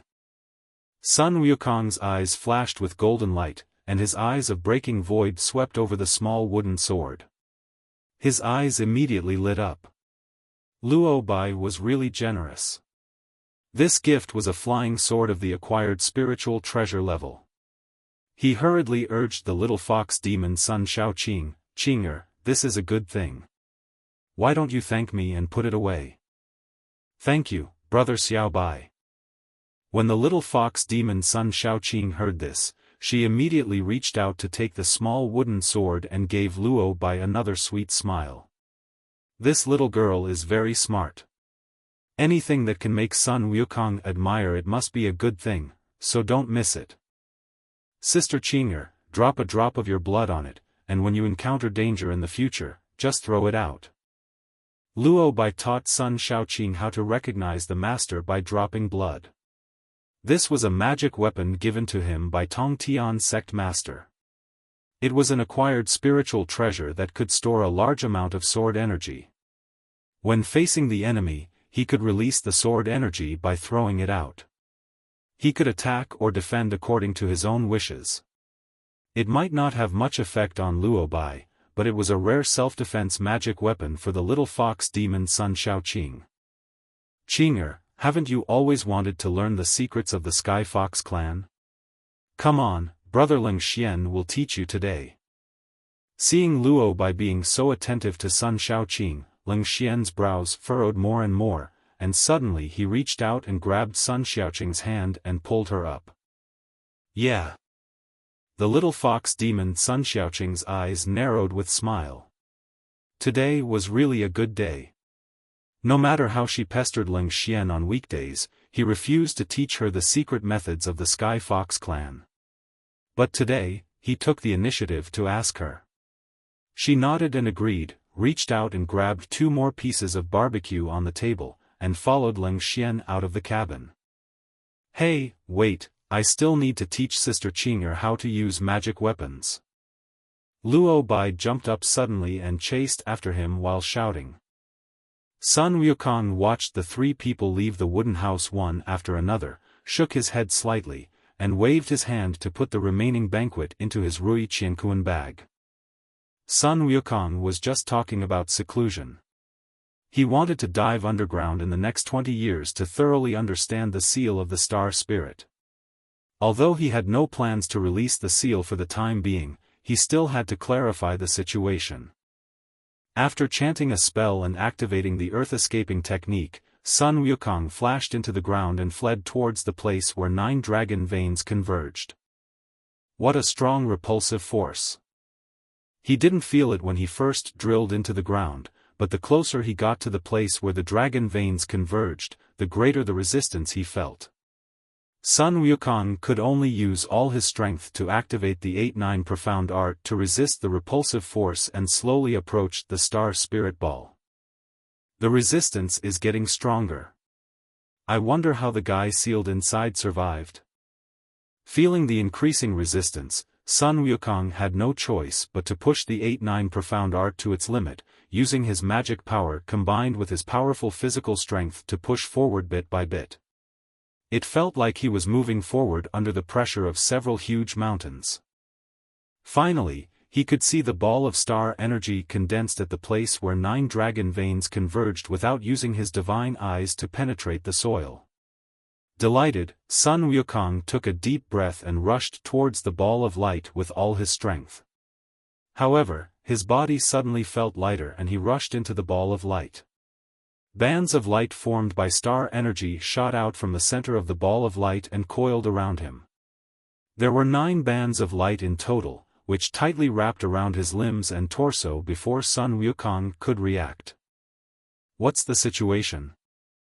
Sun Wukong was shocked and tried to break free by exerting all his strength, but found that he could not move at all. The 9 light bands formed by the spiritual energy of the stars were extremely tough and he could not break free at all. Save your energy. I can't even break free from this star seal, let alone a small demon monkey like you. Once you enter here, don't even think about getting out. A teasing voice sounded from the side. It was the sealed guy. You, the demon monkey, are quite capable. You were able to resist the resistance of the star spirit energy and come in here. But you are too stupid and put yourself in a desperate situation. Well, I just need someone to talk to. This is not a bad thing. Sun Wukong frowned and looked towards the sealed person in the direction of the sound. This guy had his upper body naked, and the 9-star spirit chains that locked him were much thicker than his own. Moreover, 2 of the star spirit chains went straight through his scapula. His situation was much worse than his own. "Who are you and why are you sealed here?" Sun Wukong asked with a frown. Although this person was sealed, there was still a strange aura emanating from his body, as if he did not belong to the 3 realms. "I am the dignified Outyan Demon Emperor, Machengxuan." "Outyan Demon Emperor?" Sun Wukong's eyes flashed with surprise. "You are a demon? Then could the space passage behind you be the passage to the demon world?" "Huh? You, a demon monkey, can actually see the passage between the 2 worlds behind me? That's not easy." Machengxuan's eyes flashed with surprise, and he looked at Sun Wukong again. His energy is restrained, like a mountain. He is not simple, no wonder he has the ability to come in here. But I still say the same thing, once you come in, don't even think about leaving. That may not be the case. Sun Wukong snorted coldly. "Just because you can't get out doesn't mean I can't get out. Why, do you doubt what I said? Boy, it's good to be confident, but being overconfident is arrogance. You are arrogant because you have the capital to be arrogant. Don't tell me that you are the Outyan Demon Emperor of the Demon Clan. Aren't you still trapped here? I didn't come here to chat with you." With a snort, Sun Wukong withdrew his gaze from the proud Demon Emperor Machengxuan. A golden light flashed in his eyes, and his void-breaking divine eye opened and fell on the starry spiritual energy band that was entangled with him. Under the eyes of the void-breaking divine eye, the star aura light bands began to change. In addition to the star aura contained in them, there were also lines of sealing Dao patterns. It was these sealing Dao patterns that activated the star aura to form light band chains that trapped him and Machengxuan. If you want to escape, you must break free from the constraints of these 9-star spiritual light bands, and to break free, breaking the sealing pattern is the key. These star auras are produced by the 9 dragons gathering stars pattern, which is formed by the gathering of the earth auras of 9 dragon veins. Unless one reaches the realm of a saint, it is impossible to resist it. However, the star auras have no consciousness. The reason why they trapped Sun Wukong who broke into it is because of the seal formation on Machengxuan's body. After so many years of transformation, many of the seal patterns on the seal formation have been integrated into the star aura. As long as a living thing enters the star aura, it will spontaneously trap it. However, the sealing power of this sealing pattern is much smaller than the sealing formation on Machengxuan's body. Sun Wukong may not be able to do anything with the sealing formation that seals Machengxuan now, but these scattered sealing patterns can't trap him. "Rui Silver Hoop Stick, come out." With a thought, the Rui Silver Cudgel flew out from Sun Wukong's right ear, grew larger and stretched across his body. Sun Wukong was entangled by the starlight and unable to move, but the Rui Silver Cudgel could still move. "What do you want to do, kid?" A strange light flashed in the eyes of the proud Demon Emperor Machengxuan. Wasn't Sun Wukong already sealed? How could he still use the magic weapon? Sun Wukong did not have the time to answer Machengxuan's question. He was now using all his strength to activate his void-breaking divine eyes. Dazzling golden light burst out from his eyes, suddenly shining on the 9-star spiritual light bands that were wrapped around him. Immediately, the sealing patterns that were originally hidden in the light bands appeared. Machengxuan's eyes suddenly widened, his mouth dropped open in surprise. "The seal pattern is manifesting? How is that possible?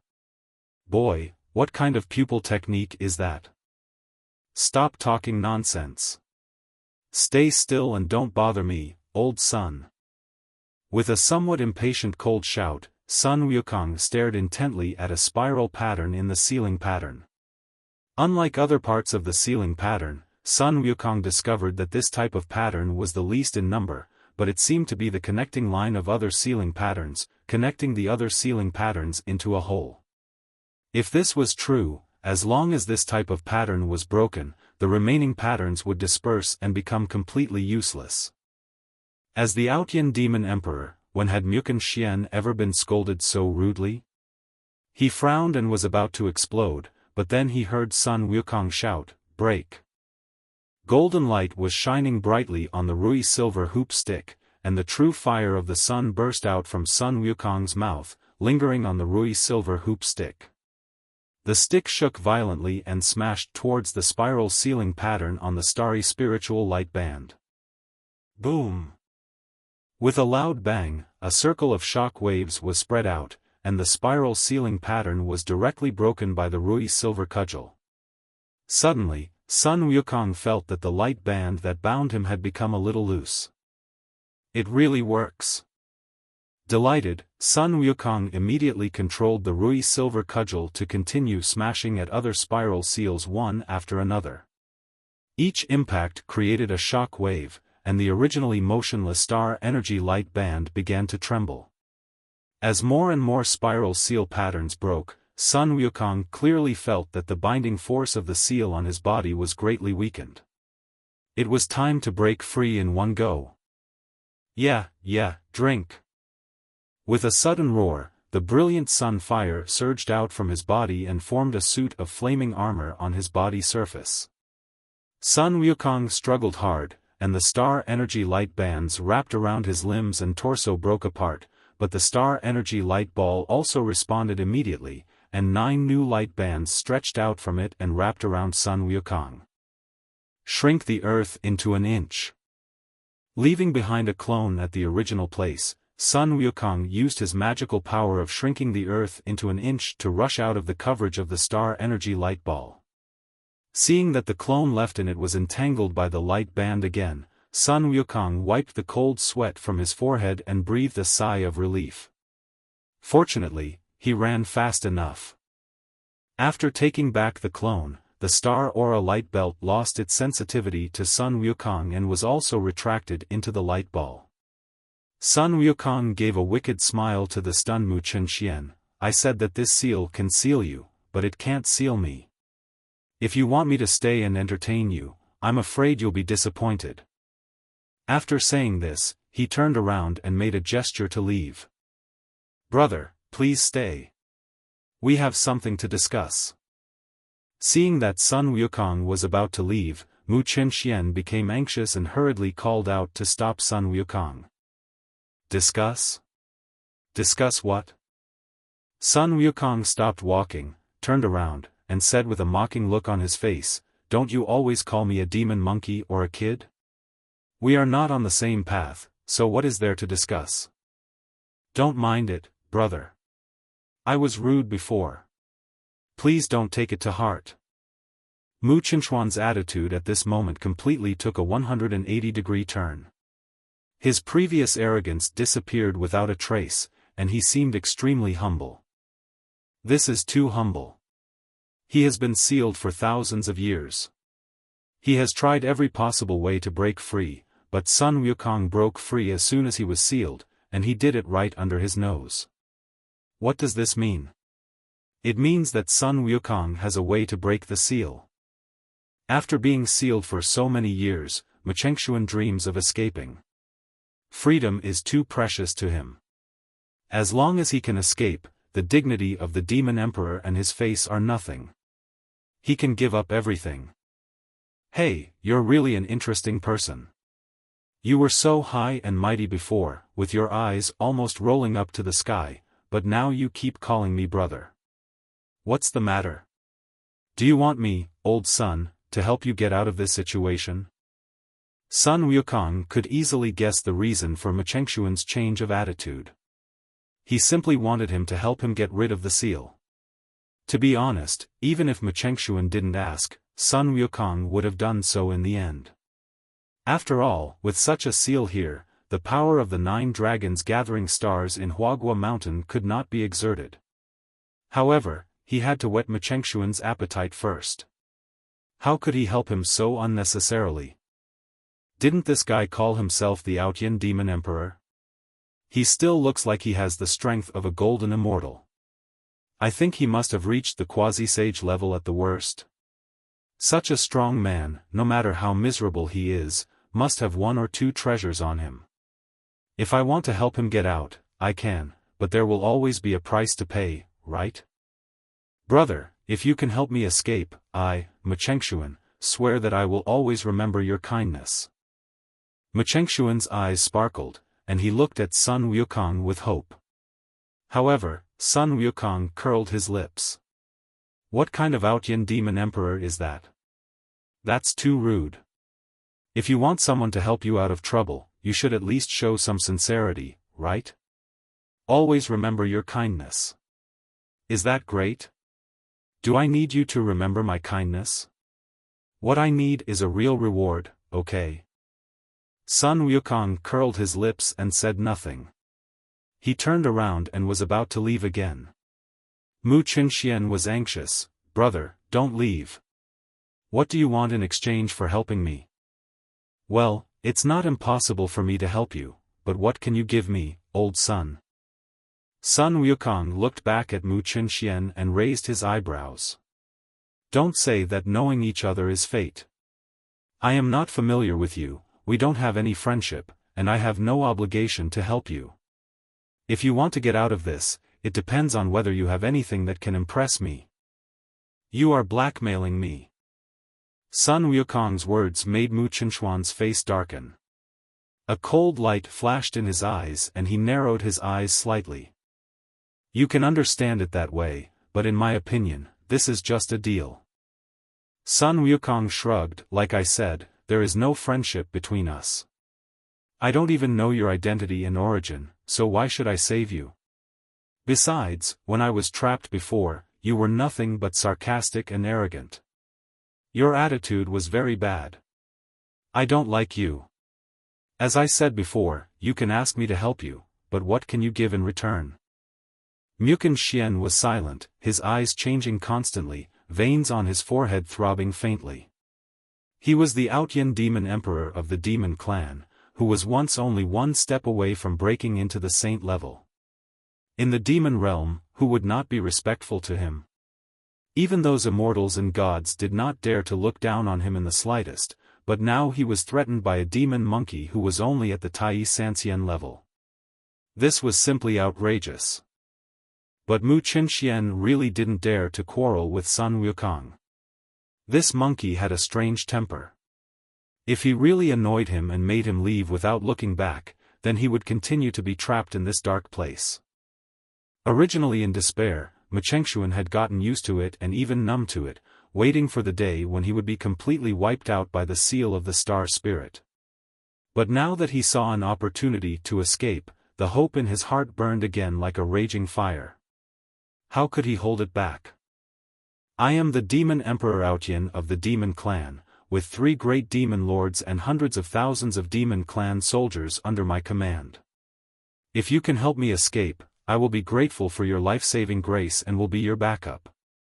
Isn't that enough? After a moment of silence, Mu Qinxian looked up, stared into Sun Wukong's eyes, and said in a deep voice. Be my backer? No need. I have never thought of looking for anyone to back me up. It is better to rely on myself than on heaven or earth. Sun Wukong shook his head and sneered. It seems that you still don't see your current situation clearly. A hero does not boast of his past achievements. No matter what kind of arrogant demon emperor you are, no matter how powerful and how many masters you had under your command, now you are just a poor creature trapped here. Your forces and subordinates may have been swallowed up by others. Well, even if your subordinates are still there, you have been sealed for so many years, your strength has regressed significantly, right? With your current strength of only the realm of Daluo Jingxian, can you really suppress those arrogant soldiers and generals under your command? I don't think so. Sun Wukong's words made Mu Qinxian's face even darker, veins on his forehead throbbing, and he was extremely angry, but he had to admit that what Sun Wukong said made sense. The demon clan emphasizes that the strong are respected.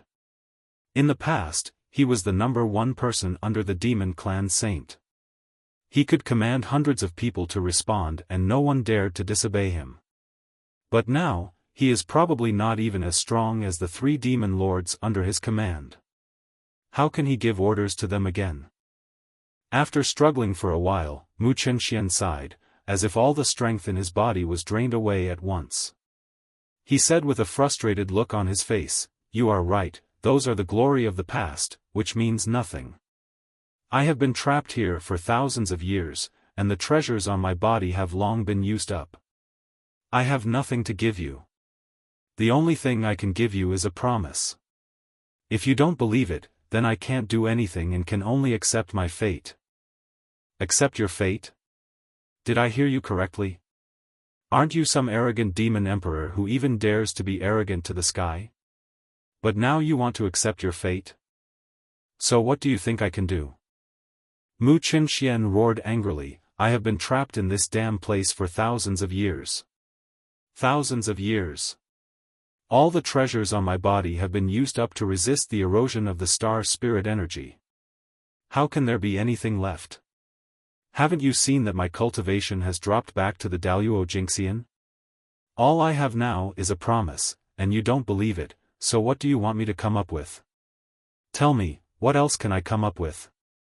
What can I do if I don't accept my fate?" Huh? By the end, his voice had become a little hoarse, and there was a sound of tears and grievances. Sun Wukong couldn't help shrinking his neck and muttered softly, "It's not me who caused you to be trapped here, why are you yelling at me?" Seeing that Mu Chenxuan's eyes widened and he was about to continue accusing, Sun Wukong waved his hand quickly, all right, I won't force you to take out the treasure, but you have to swear with your inner demon's blood that you owe me a favor and you have to pay me back in the future." "No problem." Mu Chenxuan agreed immediately and swore an oath with the blood of his inner demon, basically promising to repay the favor, otherwise he would be destroyed both physically and spiritually. Anyway, he couldn't get any substantial benefits at this stage. What bad luck. I thought I could make a small fortune, but I met a poor guy with nothing. Oh. Sun Wukong sighed, shook his head and temporarily put aside his unhappiness, and activated his void-breaking divine eyes to observe. The ceiling formation was right in front of Mu Chenxuan's chest, and it used the star spirit energy as the power to operate the formation. The star spirit energy was absorbed from the light ball through the formation and transformed into 9 chains that locked Mu Chenxuan's limbs, torso, and scapula, restricting his strength. He could do almost nothing except speak, and he couldn't even move a finger. Mu Chenxuan is different from Sun Wukong. Sun Wukong has the divine eyes that can see the Tao patterns of the ceiling formation and find the weak points of the Tao patterns to destroy them. Mu Chenxuan does not have that ability. If he cannot hit the key nodes, no matter how great his power is, it will be offset by the star spirit. No matter how capable he is, he cannot escape. If Sun Wukong did not appear, the only result waiting for Mu Chenxuan would be to be exhausted to death by the star spirit. No wonder I've never heard of this guy in my previous life. Maybe he was exhausted to death in this underground? Sun Wukong muttered to himself in his heart that he did not have the divine eye in his previous life, so he could not see the dragon veins under the flower fruit mountain. Besides, he did not understand feng shui formations at that time, so he could not tell the extraordinary nature of the flower fruit mountain. Without anyone to help, Mu Chenxuan would definitely have to wait for death here. But in this life, this guy is lucky. Under the eyes of the void-breaking gods, the patterns of the ceiling array were clearly displayed in Sun Wukong's eyes. They were much more complicated than the ceiling patterns in the previous star aura light bands, but the principles were similar. They all used the spiral patterns as the connecting medium to connect a large number of patterns together. One only needed to break up all these spiral patterns, and the other patterns would naturally disperse. Perhaps it was because the ceiling formation had sealed Mu Chenxuan for too long, a part of its Tao patterns had already entered the starry aura light ball through the related light bands, giving the starry aura light ball a sealing ability, so it would spontaneously attack the objects that entered it. If this continued, in about another 1,000 years, the sealing Tao patterns of the entire ceiling formation would be dispersed into the starry aura, and the seal on Mu Chenxuan would then be spontaneously released. However, judging from Mu Chenxuan's current situation, he was afraid that he would be destroyed by the star spirit before the seal could be automatically released. How about it, is there a way to unlock the seal? Mo Ling looked at Sun Wukong with golden light shining in his eyes, staring at the seal formation on his body and examining it carefully, his eyes full of anticipation, and couldn't help but ask. There is a way, but it has to be done slowly. This formation cannot be broken in a short time. Sun Wukong pondered and said, this is not a lie, the sealing formation that sealed Mo Ling was different from the scattered sealing patterns in the star spirit light ball, it was much more complicated. And without thinking, Sun Wukong could guess that this sealing formation must have self-protection and repair capabilities, just like when he had just broken free from the entanglement of the 9-star spirit light bands, new light bands immediately formed and entangled him again. If he wanted to break up all the spiral patterns in one go, he might not be able to do so with his current strength. Even if he could do it, Sun Wukong would not take action now. He would have to wait until he came back from the underworld. It's okay, take your time, no rush, no rush. Mo Ling said repeatedly, with a smile on his face. He had been sealed in this dark place for thousands of years. Although he could only hold out for another 1,800 years at most, since Sun Wukong said he could unlock the seal, it shouldn't take that long, right? He had survived all these years, so he could still wait a little longer. As long as there was hope, it would be fine. Sun Wukong didn't say anything more and continued to observe the situation of the sealing formation. He found that although the Tao patterns in the sealing formation were slow, they had been penetrating into the star spirit light ball. However, the Tao patterns in the star spirit light ball seemed to have almost reached saturation, so the speed of penetration was very slow. Only when new star spirit gathered and injected into the light ball could the sealing Tao patterns penetrate a little. If the seal pattern in the star spirit light ball is destroyed, then every time a part of the seal pattern is destroyed, there will be an empty space. This should also speed up the penetration speed of the seal pattern, right? Sun Wukong told Mo Ling his idea, and Mo Ling's breathing quickened immediately, because this was indeed a good idea, and there was hope for him to escape. Brother Wukong, thank you so much. Let's get started now. No hurry, no hurry. Before we start, there are still some things I need to clarify. Sun Wukong smiled and waved his hands. Mo Ling, if you want me to help you out, that's fine, but you should at least tell me in detail why you were sealed here and who sealed you up, right? I can't just help you blindly without knowing everything, right? This. Mo Ling's eyes revealed a look of humiliation and pain. Do you really have to tell me? It's okay if you don't want to talk about it. Just pretend that I, old Sun, have never been here. Sun Wukong shrugged indifferently and turned to leave. Okay. I'll tell you. Mo Ling gritted his teeth and called out to Sun Wukong. Nothing was more important than escaping from the trap and regaining his freedom. It was okay to be embarrassed, but you have to promise not to mention it to anyone else. Of course. I am not the kind of person who likes to gossip, so I will not make it public. You can rest assured about this. From Mo Ling's face, Sun Wukong could basically guess that the process of his sealing was definitely not a pleasant thing, but he still had to ask clearly, at least to know clearly what kind of person he was helping, why the other party was trapped here, and who might be the enemy he might provoke by doing this. If we really let him out just because of Mo Ling's promise, that would be too stupid. I am the Outyin Demon Emperor of the Demon Clan, and my name is Mo Ling. The reason why I was sealed in this damn place is that I was blind and mistakenly trusted a despicable villain. A hint of shame and anger flashed across Mo Ling's eyes. He sighed deeply and began to narrate in a low voice. In the ancient times, our demon race was also a member of the prehistoric world. At that time, there were thousands of races in the whole prehistoric world, and each had its own activity area. Although they often fought with each other, they basically maintained a certain degree and there were no large-scale conflicts. Later, the demon race and the witch race rose up. The demon race ruled the sky and the witch race ruled the earth. Other races either merged into these two races or avoided them and lived in seclusion in a remote corner.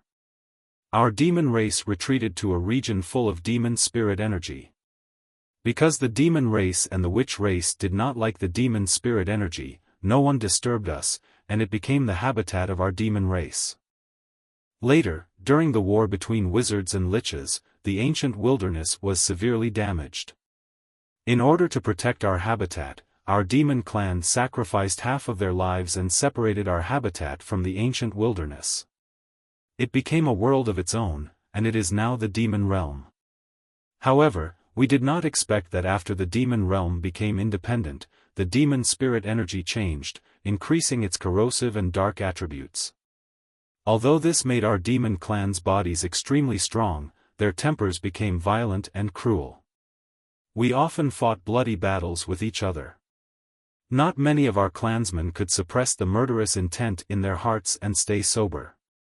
If you want to comprehend the way of heaven and reach a higher level, staying sober is a must. This change in the demon world has caused a crisis for my demon clan. The number of masters has become increasingly fewer. As the demon emperor Outyan of the demon clan, I discussed with another good friend, the demon emperor Jidu, and decided to return the demon world to the ancient wilderness. However, after the ancient wilderness experienced the war between wizards and liches and the battle of the gods, it was on the verge of collapse. It was Tao ancestor Hongjun who used the essence and blood of other ancient clans as sacrifices and used the supreme Taoism to refine the ancient wilderness and determine the 6 reincarnations. This is how the new 3 realms came into being. At that time, the human race had replaced the demon race as the co-ruler of the 3 realms. The entire 3 realms were ruled by the human race's heavenly court after the conferred God War. My demon race wanted to return the demon realm to the 3 realms, so we had to go through the human race's heavenly court. Jidu and I had no choice but to negotiate with the human race's heavenly court. There were 2 people who came forward to negotiate with us at that time. One was Guangchengzi, one of the 12 golden immortals of Kunlun, and the other was the great master Xuandu, the eldest disciple of the supreme Taoist master. If I am not mistaken, no consensus was reached during this discussion, right? On the contrary, they agreed very readily. What? You agreed so readily? Then why did you? Sun Wukong paused and frowned suddenly. This is a conspiracy of the heavenly court, right? That's right. Mu Qinxian smiled bitterly. This is a conspiracy, but it is not aimed at the entire demon clan, but a conspiracy specifically targeting me. You just said that you wrongly trusted a despicable villain. Are you referring to the Jidu demon emperor? There was a gleam of light in Sun Wukong's eyes. After experiencing the conspiracy and changes on the top of Lingshan Mountain in his previous life, his understanding of human nature was no longer as simple as before. From Mu Qinshuan's words, he had roughly guessed the reason.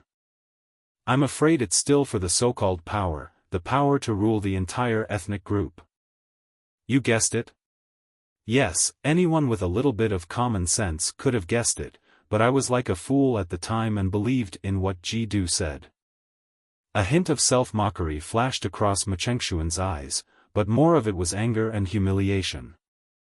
Machengshuan did have the idea of merging the demon realm back into the 3 realms, but he also knew that this was extremely difficult. Back then, their entire demon clan sacrificed half of their people as a sacrifice to separate the demon realm from the ancient wilderness. The current 3 realms were the world reopened by Hongjun Daozu with his supreme magic power. If they wanted to merge the demon realm in, they would inevitably break the balance of the 3 realms, and it was obviously impossible for their demon clan to do so alone. So this idea only flashed through Machengshuan's mind and was never put into action until the demon emperor Jidu came to him and proposed the same idea. Only then was Machengshuan completely moved. He and the Demon Emperor Jiddu went through the channel between the two realms to the three realms to discuss with the Heavenly Court. The Heavenly Court also attached great importance to this matter. Guangchengzi was the leader of the 12 Golden Immortals of the Chan school, and the great master Xuandu was the eldest disciple of the Taoist Lord Taishang Laojun.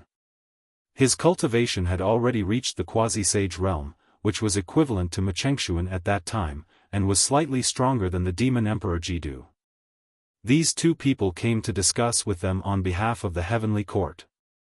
Mechengxuan felt very satisfied and never doubted it at all. Great Master Xuandu proposed that 3 dragon veins emerge from the 3 realms and 6 dragon veins emerge from the demon realm to form the 9 dragons gathering star pattern, so as to stabilize the passage between the 2 realms, gradually pull the demon realm into the 3 realms, and subtly minimize the impact of the merger of the 2 realms. Mechengxuan also thought that this proposal was very good, but he never expected that this 9 dragons gathering star pattern was not to stabilize the passage between the 2 realms, but to seal him in it. What happened later was like a nightmare to Mechengxuan. At the moment when the 9 dragons gathering stars formation was completed, Guangchengzi took advantage of his depleted vitality and suddenly attacked him with the immortal execution sword. Mechengxuan was caught off guard and injured by the sword energy. He struggled to hold on and waited for the Demon Emperor Jiddu to come to his aid, but what he waited for was betrayal. He was hit hard on the back by the Demon Emperor Jiddu. The great master Xuandu borrowed the saintly power of Taishang Laojun and Yuanshi Tianzuan to drive the 9 dragons gathering stars formation to condense the star energy and seal him up. After Mechengxuan was sealed, the Demon Emperor Jiddu wanted to take the opportunity to invade the 3 realms. The Demon Realm and the 3 Realms Heavenly Court launched a protracted and fierce battle. In the end, the demons were defeated and retreated back to the Demon Realm. The 3 realms also suffered heavy losses. The main fighting force, the Orthodox sect, was seriously injured. The Jade Emperor merged the human sect, the Orthodox sect and the Demon sect into Taoism. There was no longer any distinction between factions. The Heavenly Court completely rose up and became the true ruler of the 3 realms. The Jade Emperor became the common ruler of the 3 realms, and the Taishang Laojun had a transcendent status. He built the Tushita Palace on the lowest level of the 33 layers of Lihention and became the most authoritative worshipper in heaven. Although Yuanshi Tianzuan was unwilling, he had to move his Taoist temple to the Miluo Palace in Shangqingshan, and lived a hermit life like Tong Tianjiaozhu, living in seclusion from the world and not caring about the affairs of the 3 realms. After the demons retreated back to the demon realm, the great magician Xuandu sealed up the entrances to the demon realm and the 3 realms together, and then used his great magical powers to move 9 mountains to form a mountain group. Above the 9 dragons gathering stars pattern, the 9 dragon veins that covered the 9 dragons gathering stars pattern became the present-day Flower Fruit Mountain. Since then, the demons have never appeared in the 3 realms again. Only some of the tribesmen who did not have time to withdraw to the demon realm stayed behind. After intermarrying with the monsters of the 3 realms, some half-demon and half-monster bloodlines were left behind, and were regarded by the world as the demons of the 3 realms. Brother Wukong, this is the whole story. I have told you everything without any deception. You should believe me now, right? After telling the whole story, Mechengxuan's emotions gradually calmed down from his previous resentment and unwillingness. He originally thought it would be very embarrassing, but he found that it was not so difficult to accept. These things had already happened and he couldn't change them even if he wanted to. After speaking them out, he felt much better. Sun Wukong nodded but said nothing. He had a lot of experience with being betrayed and could understand Mechengxuan's feelings. To be honest, how the 3 realms developed and changed after the Battle of the Gods had always been a mystery in Sun Wukong's mind. The record of the Battle of the Gods in the Time and Space Life-Death Talisman was quite detailed, but there were almost no records after that. It was obvious that the school of manifestation flourished after the Battle of the Gods, but in his time, there were almost no traces of the immortals from the school of manifestation. It turned out that there was such a secret story of the battle between immortals and demons in the middle. All the questions that need to be asked have been asked, and all the questions that need to be known have been known. Sun Wukong does not intend to waste any more time. Breaking the seal formation will not be a matter of a day or two, so let's take it slowly from now on. Controlling his body to move forward a small step, Sun Wukong entered the coverage of the Star Spirit Light Ball. The resistance disappeared instantly, but the Star Spirit Light Ball also responded immediately. 9 light bands instantly stretched out from the center of the light ball and wrapped around him. The power of clones. With a thought, Sun Wukong used his magical power of splitting his body into 2, leaving his clone in place and being tightly wrapped by the light band. He then took a step back, raised the Rui silver cudgel, which was surrounded by the true fire of the sun, and with a loud roar, he hit the light band hard. 72 heaven-breaking sticks. Shadows of sticks were flying all over the sky, hitting the light bands fiercely. Under the eyes of the void-breaking god, the Rui silver hoop stick was not hitting randomly. Every shadow of the stick hit the spiral pattern. The 9 light bands shattered instantly. Sun Wukong reached out and grabbed a ball of star energy, and withdrew from the coverage of the light ball before the newly generated light bands wrapped around it. Then he released the magical power of the clone, and the light band that had originally entangled the clone again lost its target and retreated into the light ball. This star energy is a good thing. He loosened his hand slightly, and the star energy shining with starlight floated up in Sun Wukong's hands, forming a fist-sized ball of light. Feeling the essence of power contained in it, Sun Wukong couldn't help but let out a cry of admiration. The star energy without the sealing pattern was an excellent resource for him to practice, which was much more direct than taking elixirs. Gently grasping the ball of star energy and feeding it to his mouth, Sun Wukong swallowed it in one gulp like cotton candy. Immediately, his eyes widened and his whole body began to tremble violently. The power contained in this star energy was so strong and extremely pure that it infused into his limbs and bones as soon as it entered his mouth. Driven by this power, Sun Wukong's 8-9 profound art began to operate spontaneously. Without having time to think, Sun Wukong simply sat cross-legged and began to practice his skills outside the coverage of the huge ball of light. A strange wave spread throughout his body, expanding and contracting, like a huge heart beating slowly. This guy can actually absorb the spiritual energy of the stars directly? Sun Wukong's performance made Mu Qinshuan's eyes widen again. The star aura is different from the Earth's aura. It is the essence of the Earth and contains great power. Even though he was a strong man in the quasi-sage realm back then, he didn't dare to absorb it directly. The only people who could do this in the entire ancient times seemed to be the demon ancestor Luoho, the Taoist ancestor Hongjun and the goddess Nuwa who had the body of a celestial demon. Now Sun Wukong can actually absorb the star aura directly. Who is this kid? Could it be that he, like the demon clan Saint Nuwa, was born with the body of a celestial demon? Sun Wukong didn't have the time to care about how Mu Qinshuan looked at him. At this moment, he was already caught in the rush of a vast amount of essence. He never expected that this small ball of star energy could contain so much energy and essence. It was like a raging river rushing through his meridians.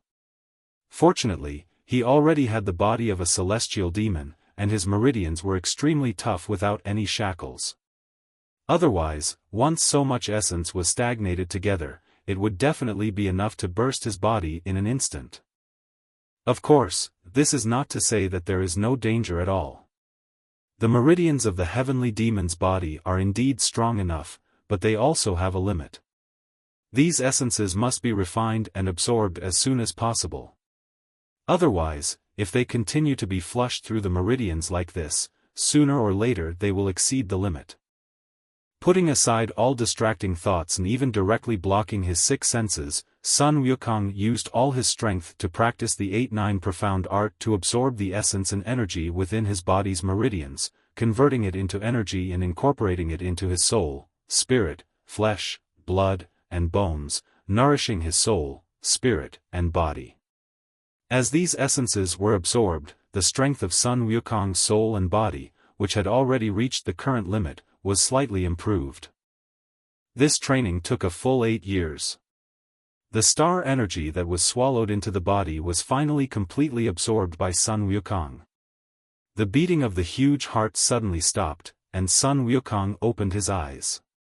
A bright golden light flashed in his eyes, causing Mu Qianxian, who had been staring at Sun Wukong, to close his eyes.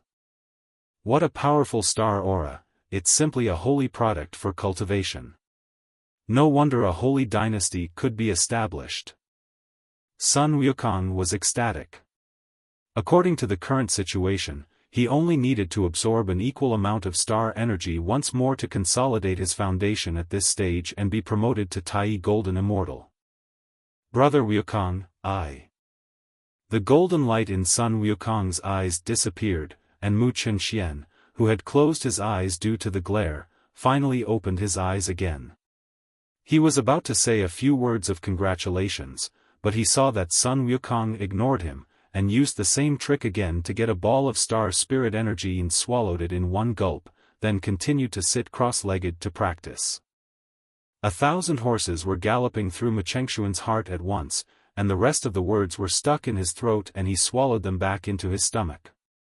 Although he was speechless, he could only wait patiently for Sun Wukong to practice. Another 8 or 9 years passed, and Sun Wukong finished his training and opened his eyes. This time he was no longer in a hurry to lure the star spiritual energy light band. It was not that he did not want to continue absorbing the star spiritual energy, but time did not allow it. There are only 3 years left before his life limit. After 3 years, the underworld will send soul catchers to capture Sun Wukong's soul. He can only delay here, otherwise, the people of the underworld are likely to discover the secret of the 9 dragons gathering stars under the Flower Fruit Mountain. Mu Qianxian, old son, have something to deal with. It will probably take 3 to 5 years. I will come back to save you after I have dealt with it. Just wait patiently and don't be anxious. After accepting Ma Chengxuan's congratulations and gratitude, Sun Wukong smiled at Ma Chengxuan. Something to take care of? Brother Goku, what is it that you have to go do now? Save me first, I'll go with you. Hey, Brother Goku, come back. Ma Chengxuan was stunned, his mind full of questions. Sun Wukong had been here the whole time, and he hadn't seen him receive any voice transmissions. How could he suddenly have something to do, and would be gone for 3 to 5 years?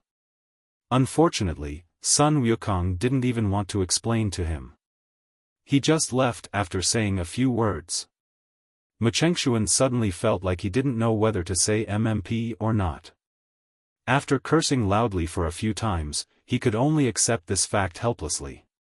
He only hoped that Sun Wukong would come back to save him after 3 to 5 years of work, just as he said. Unlike when he came down underground, when he left, the repulsive force of the star energy became a boosting force. It didn't take Sun Wukong long to return to the water curtain cave. Not long after he sat down in the cabin, the door was pushed open a crack. The little fox demon Sun Shaoqing poked her head out to look inside the house through the crack, and just in time, she glared at Sun Wukong, who had heard the noise and jumped to the door. Hey! Big brother, are you here? The little girl was stunned for a moment, then she cried out in surprise, pushed open the door and threw herself into Sun Wukong's arms. Big brother, you lied to me. You said you were in seclusion but you secretly ran out to play without even taking Qinger with you. Well.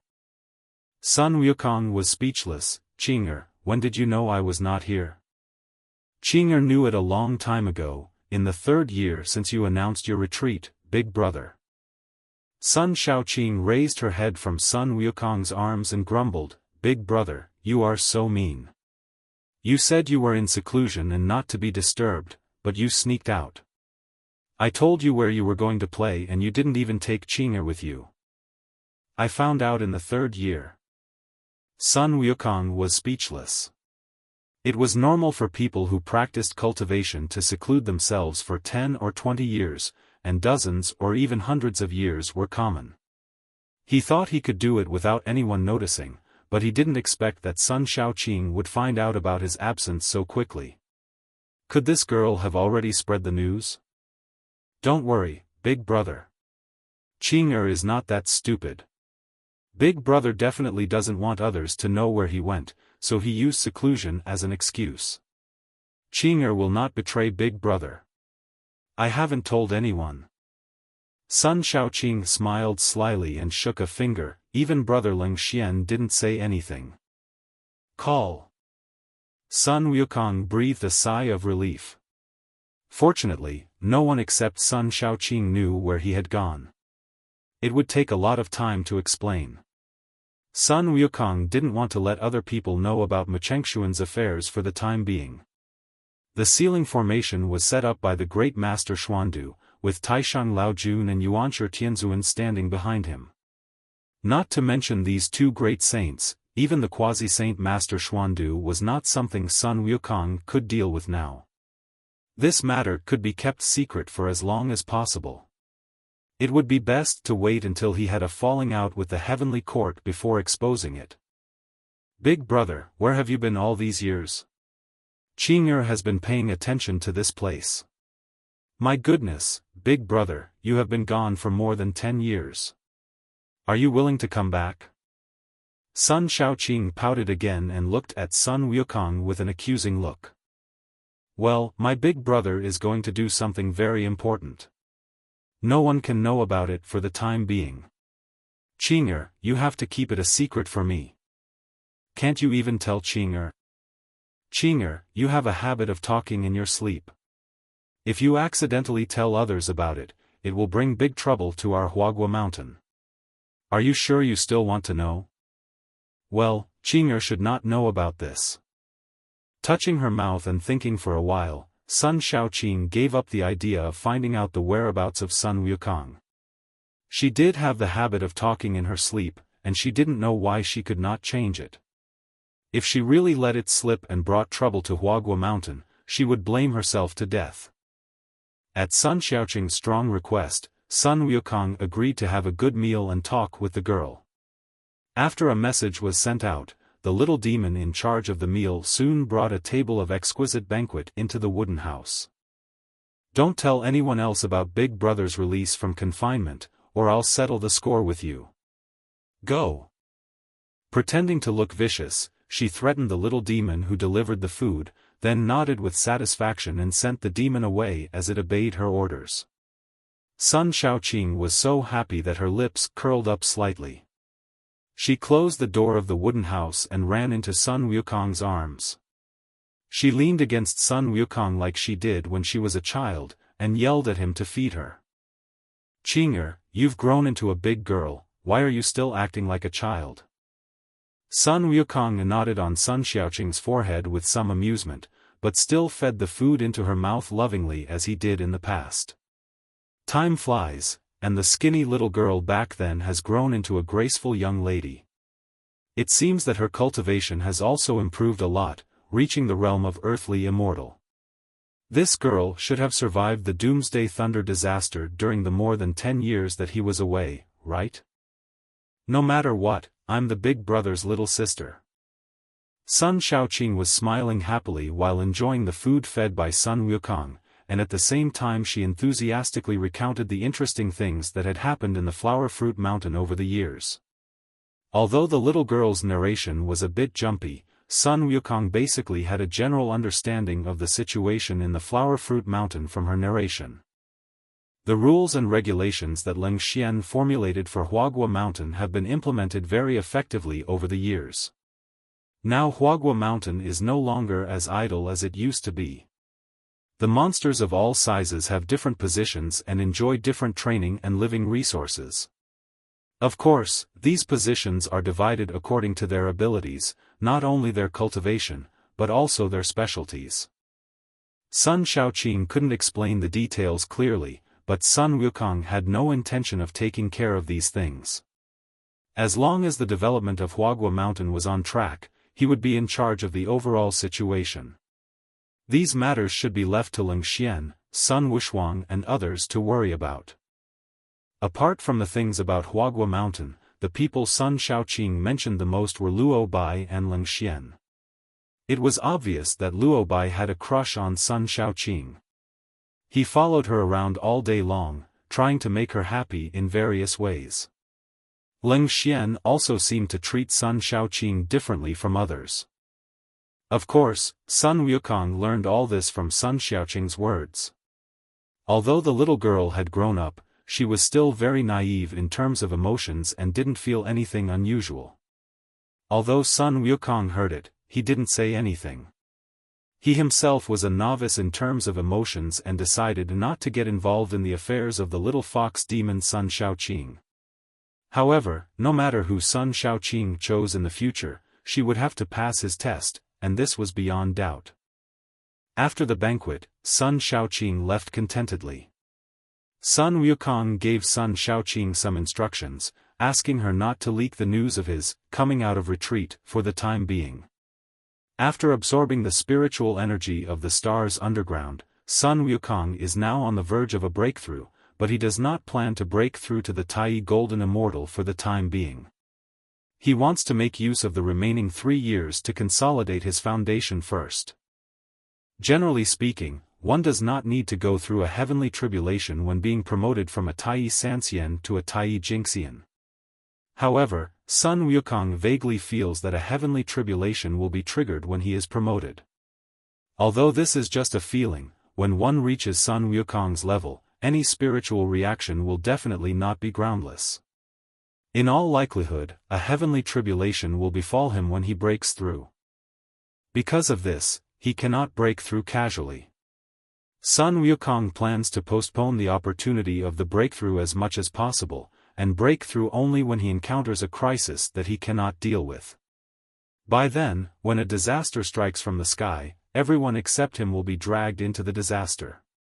Perhaps this may become the trump card that turns the tide of the battle.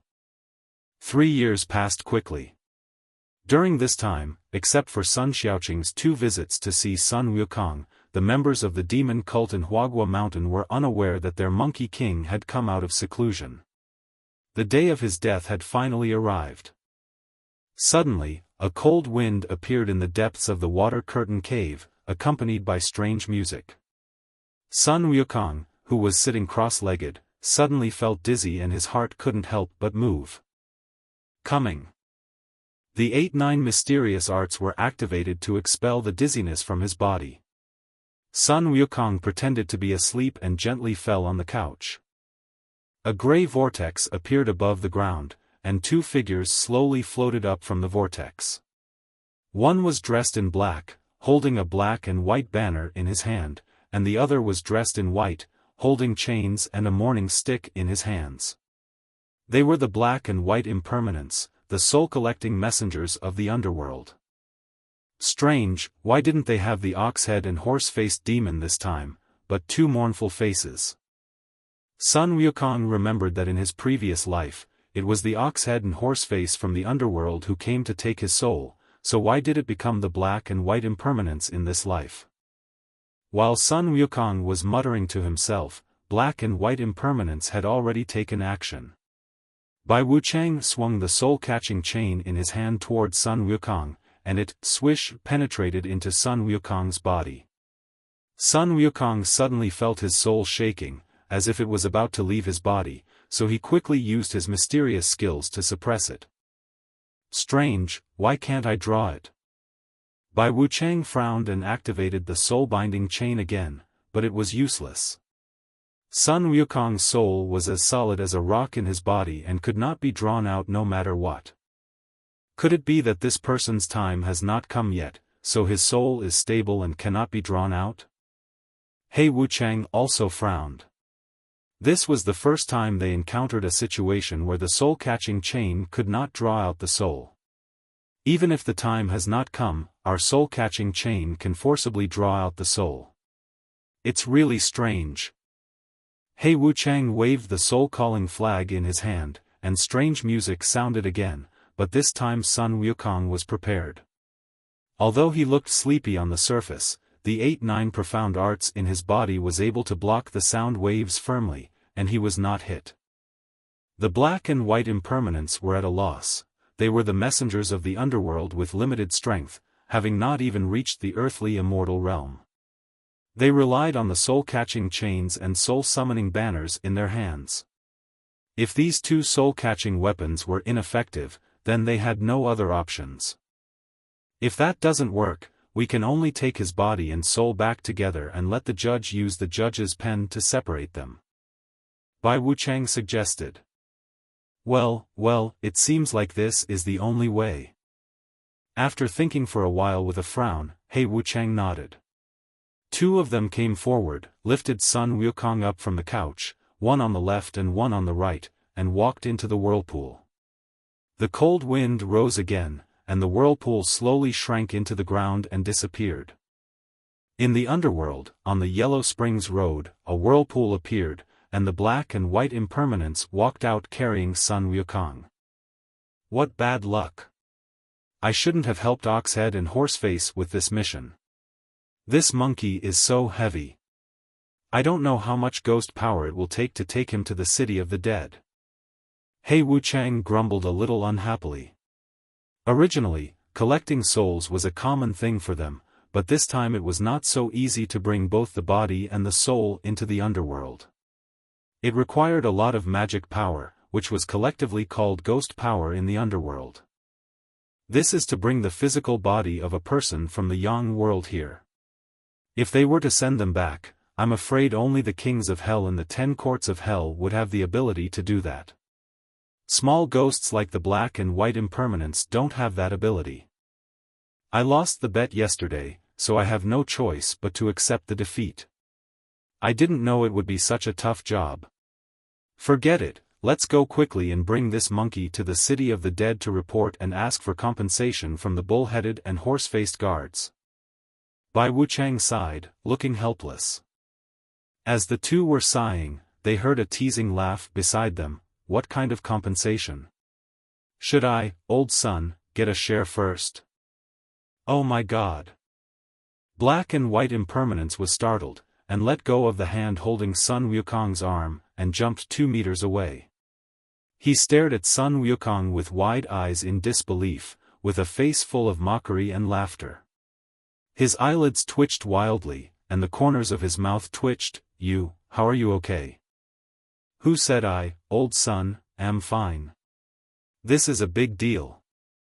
Sun Wukong's face suddenly darkened. He dodged and approached the black and white impermanents. He stretched out his hands and grabbed their shoulders. I was sleeping soundly. How dare you two dare to arrest my soul? You failed and brought me to the underworld. Who gave you the courage? Speak. Please spare us, immortal. We are only following orders. When black and white impermanents were grabbed by Sun Wukong, it was as if they were trapped by an iron hoop. They could not move at all and screamed in pain and begged for mercy. Acting on orders? What a great meaning of acting on orders. Whose orders did you follow to bring me to him? I want to see who is so bold as to dare to mess with me. Sun Wukong growled viciously, stretched out his hand and pushed the black and white impermanents to the ground, kicked the two men and asked them to get up and lead the way. The two men dared not resist, and obediently got up and led Sun Wukong along the Yellow Springs Road to the city of the dead. In their hearts, they cursed the ancestors of the ox-head and horse-faced demons who had asked them for help. It was because of those two bastards that they wanted to switch shifts with them, otherwise how could they have met such an evil star as Sun Wukong? I might lose my life today. Looking at the mournful faces of black and white impermanents, which looked as if their parents had died, Sun Wukong secretly laughed in his heart.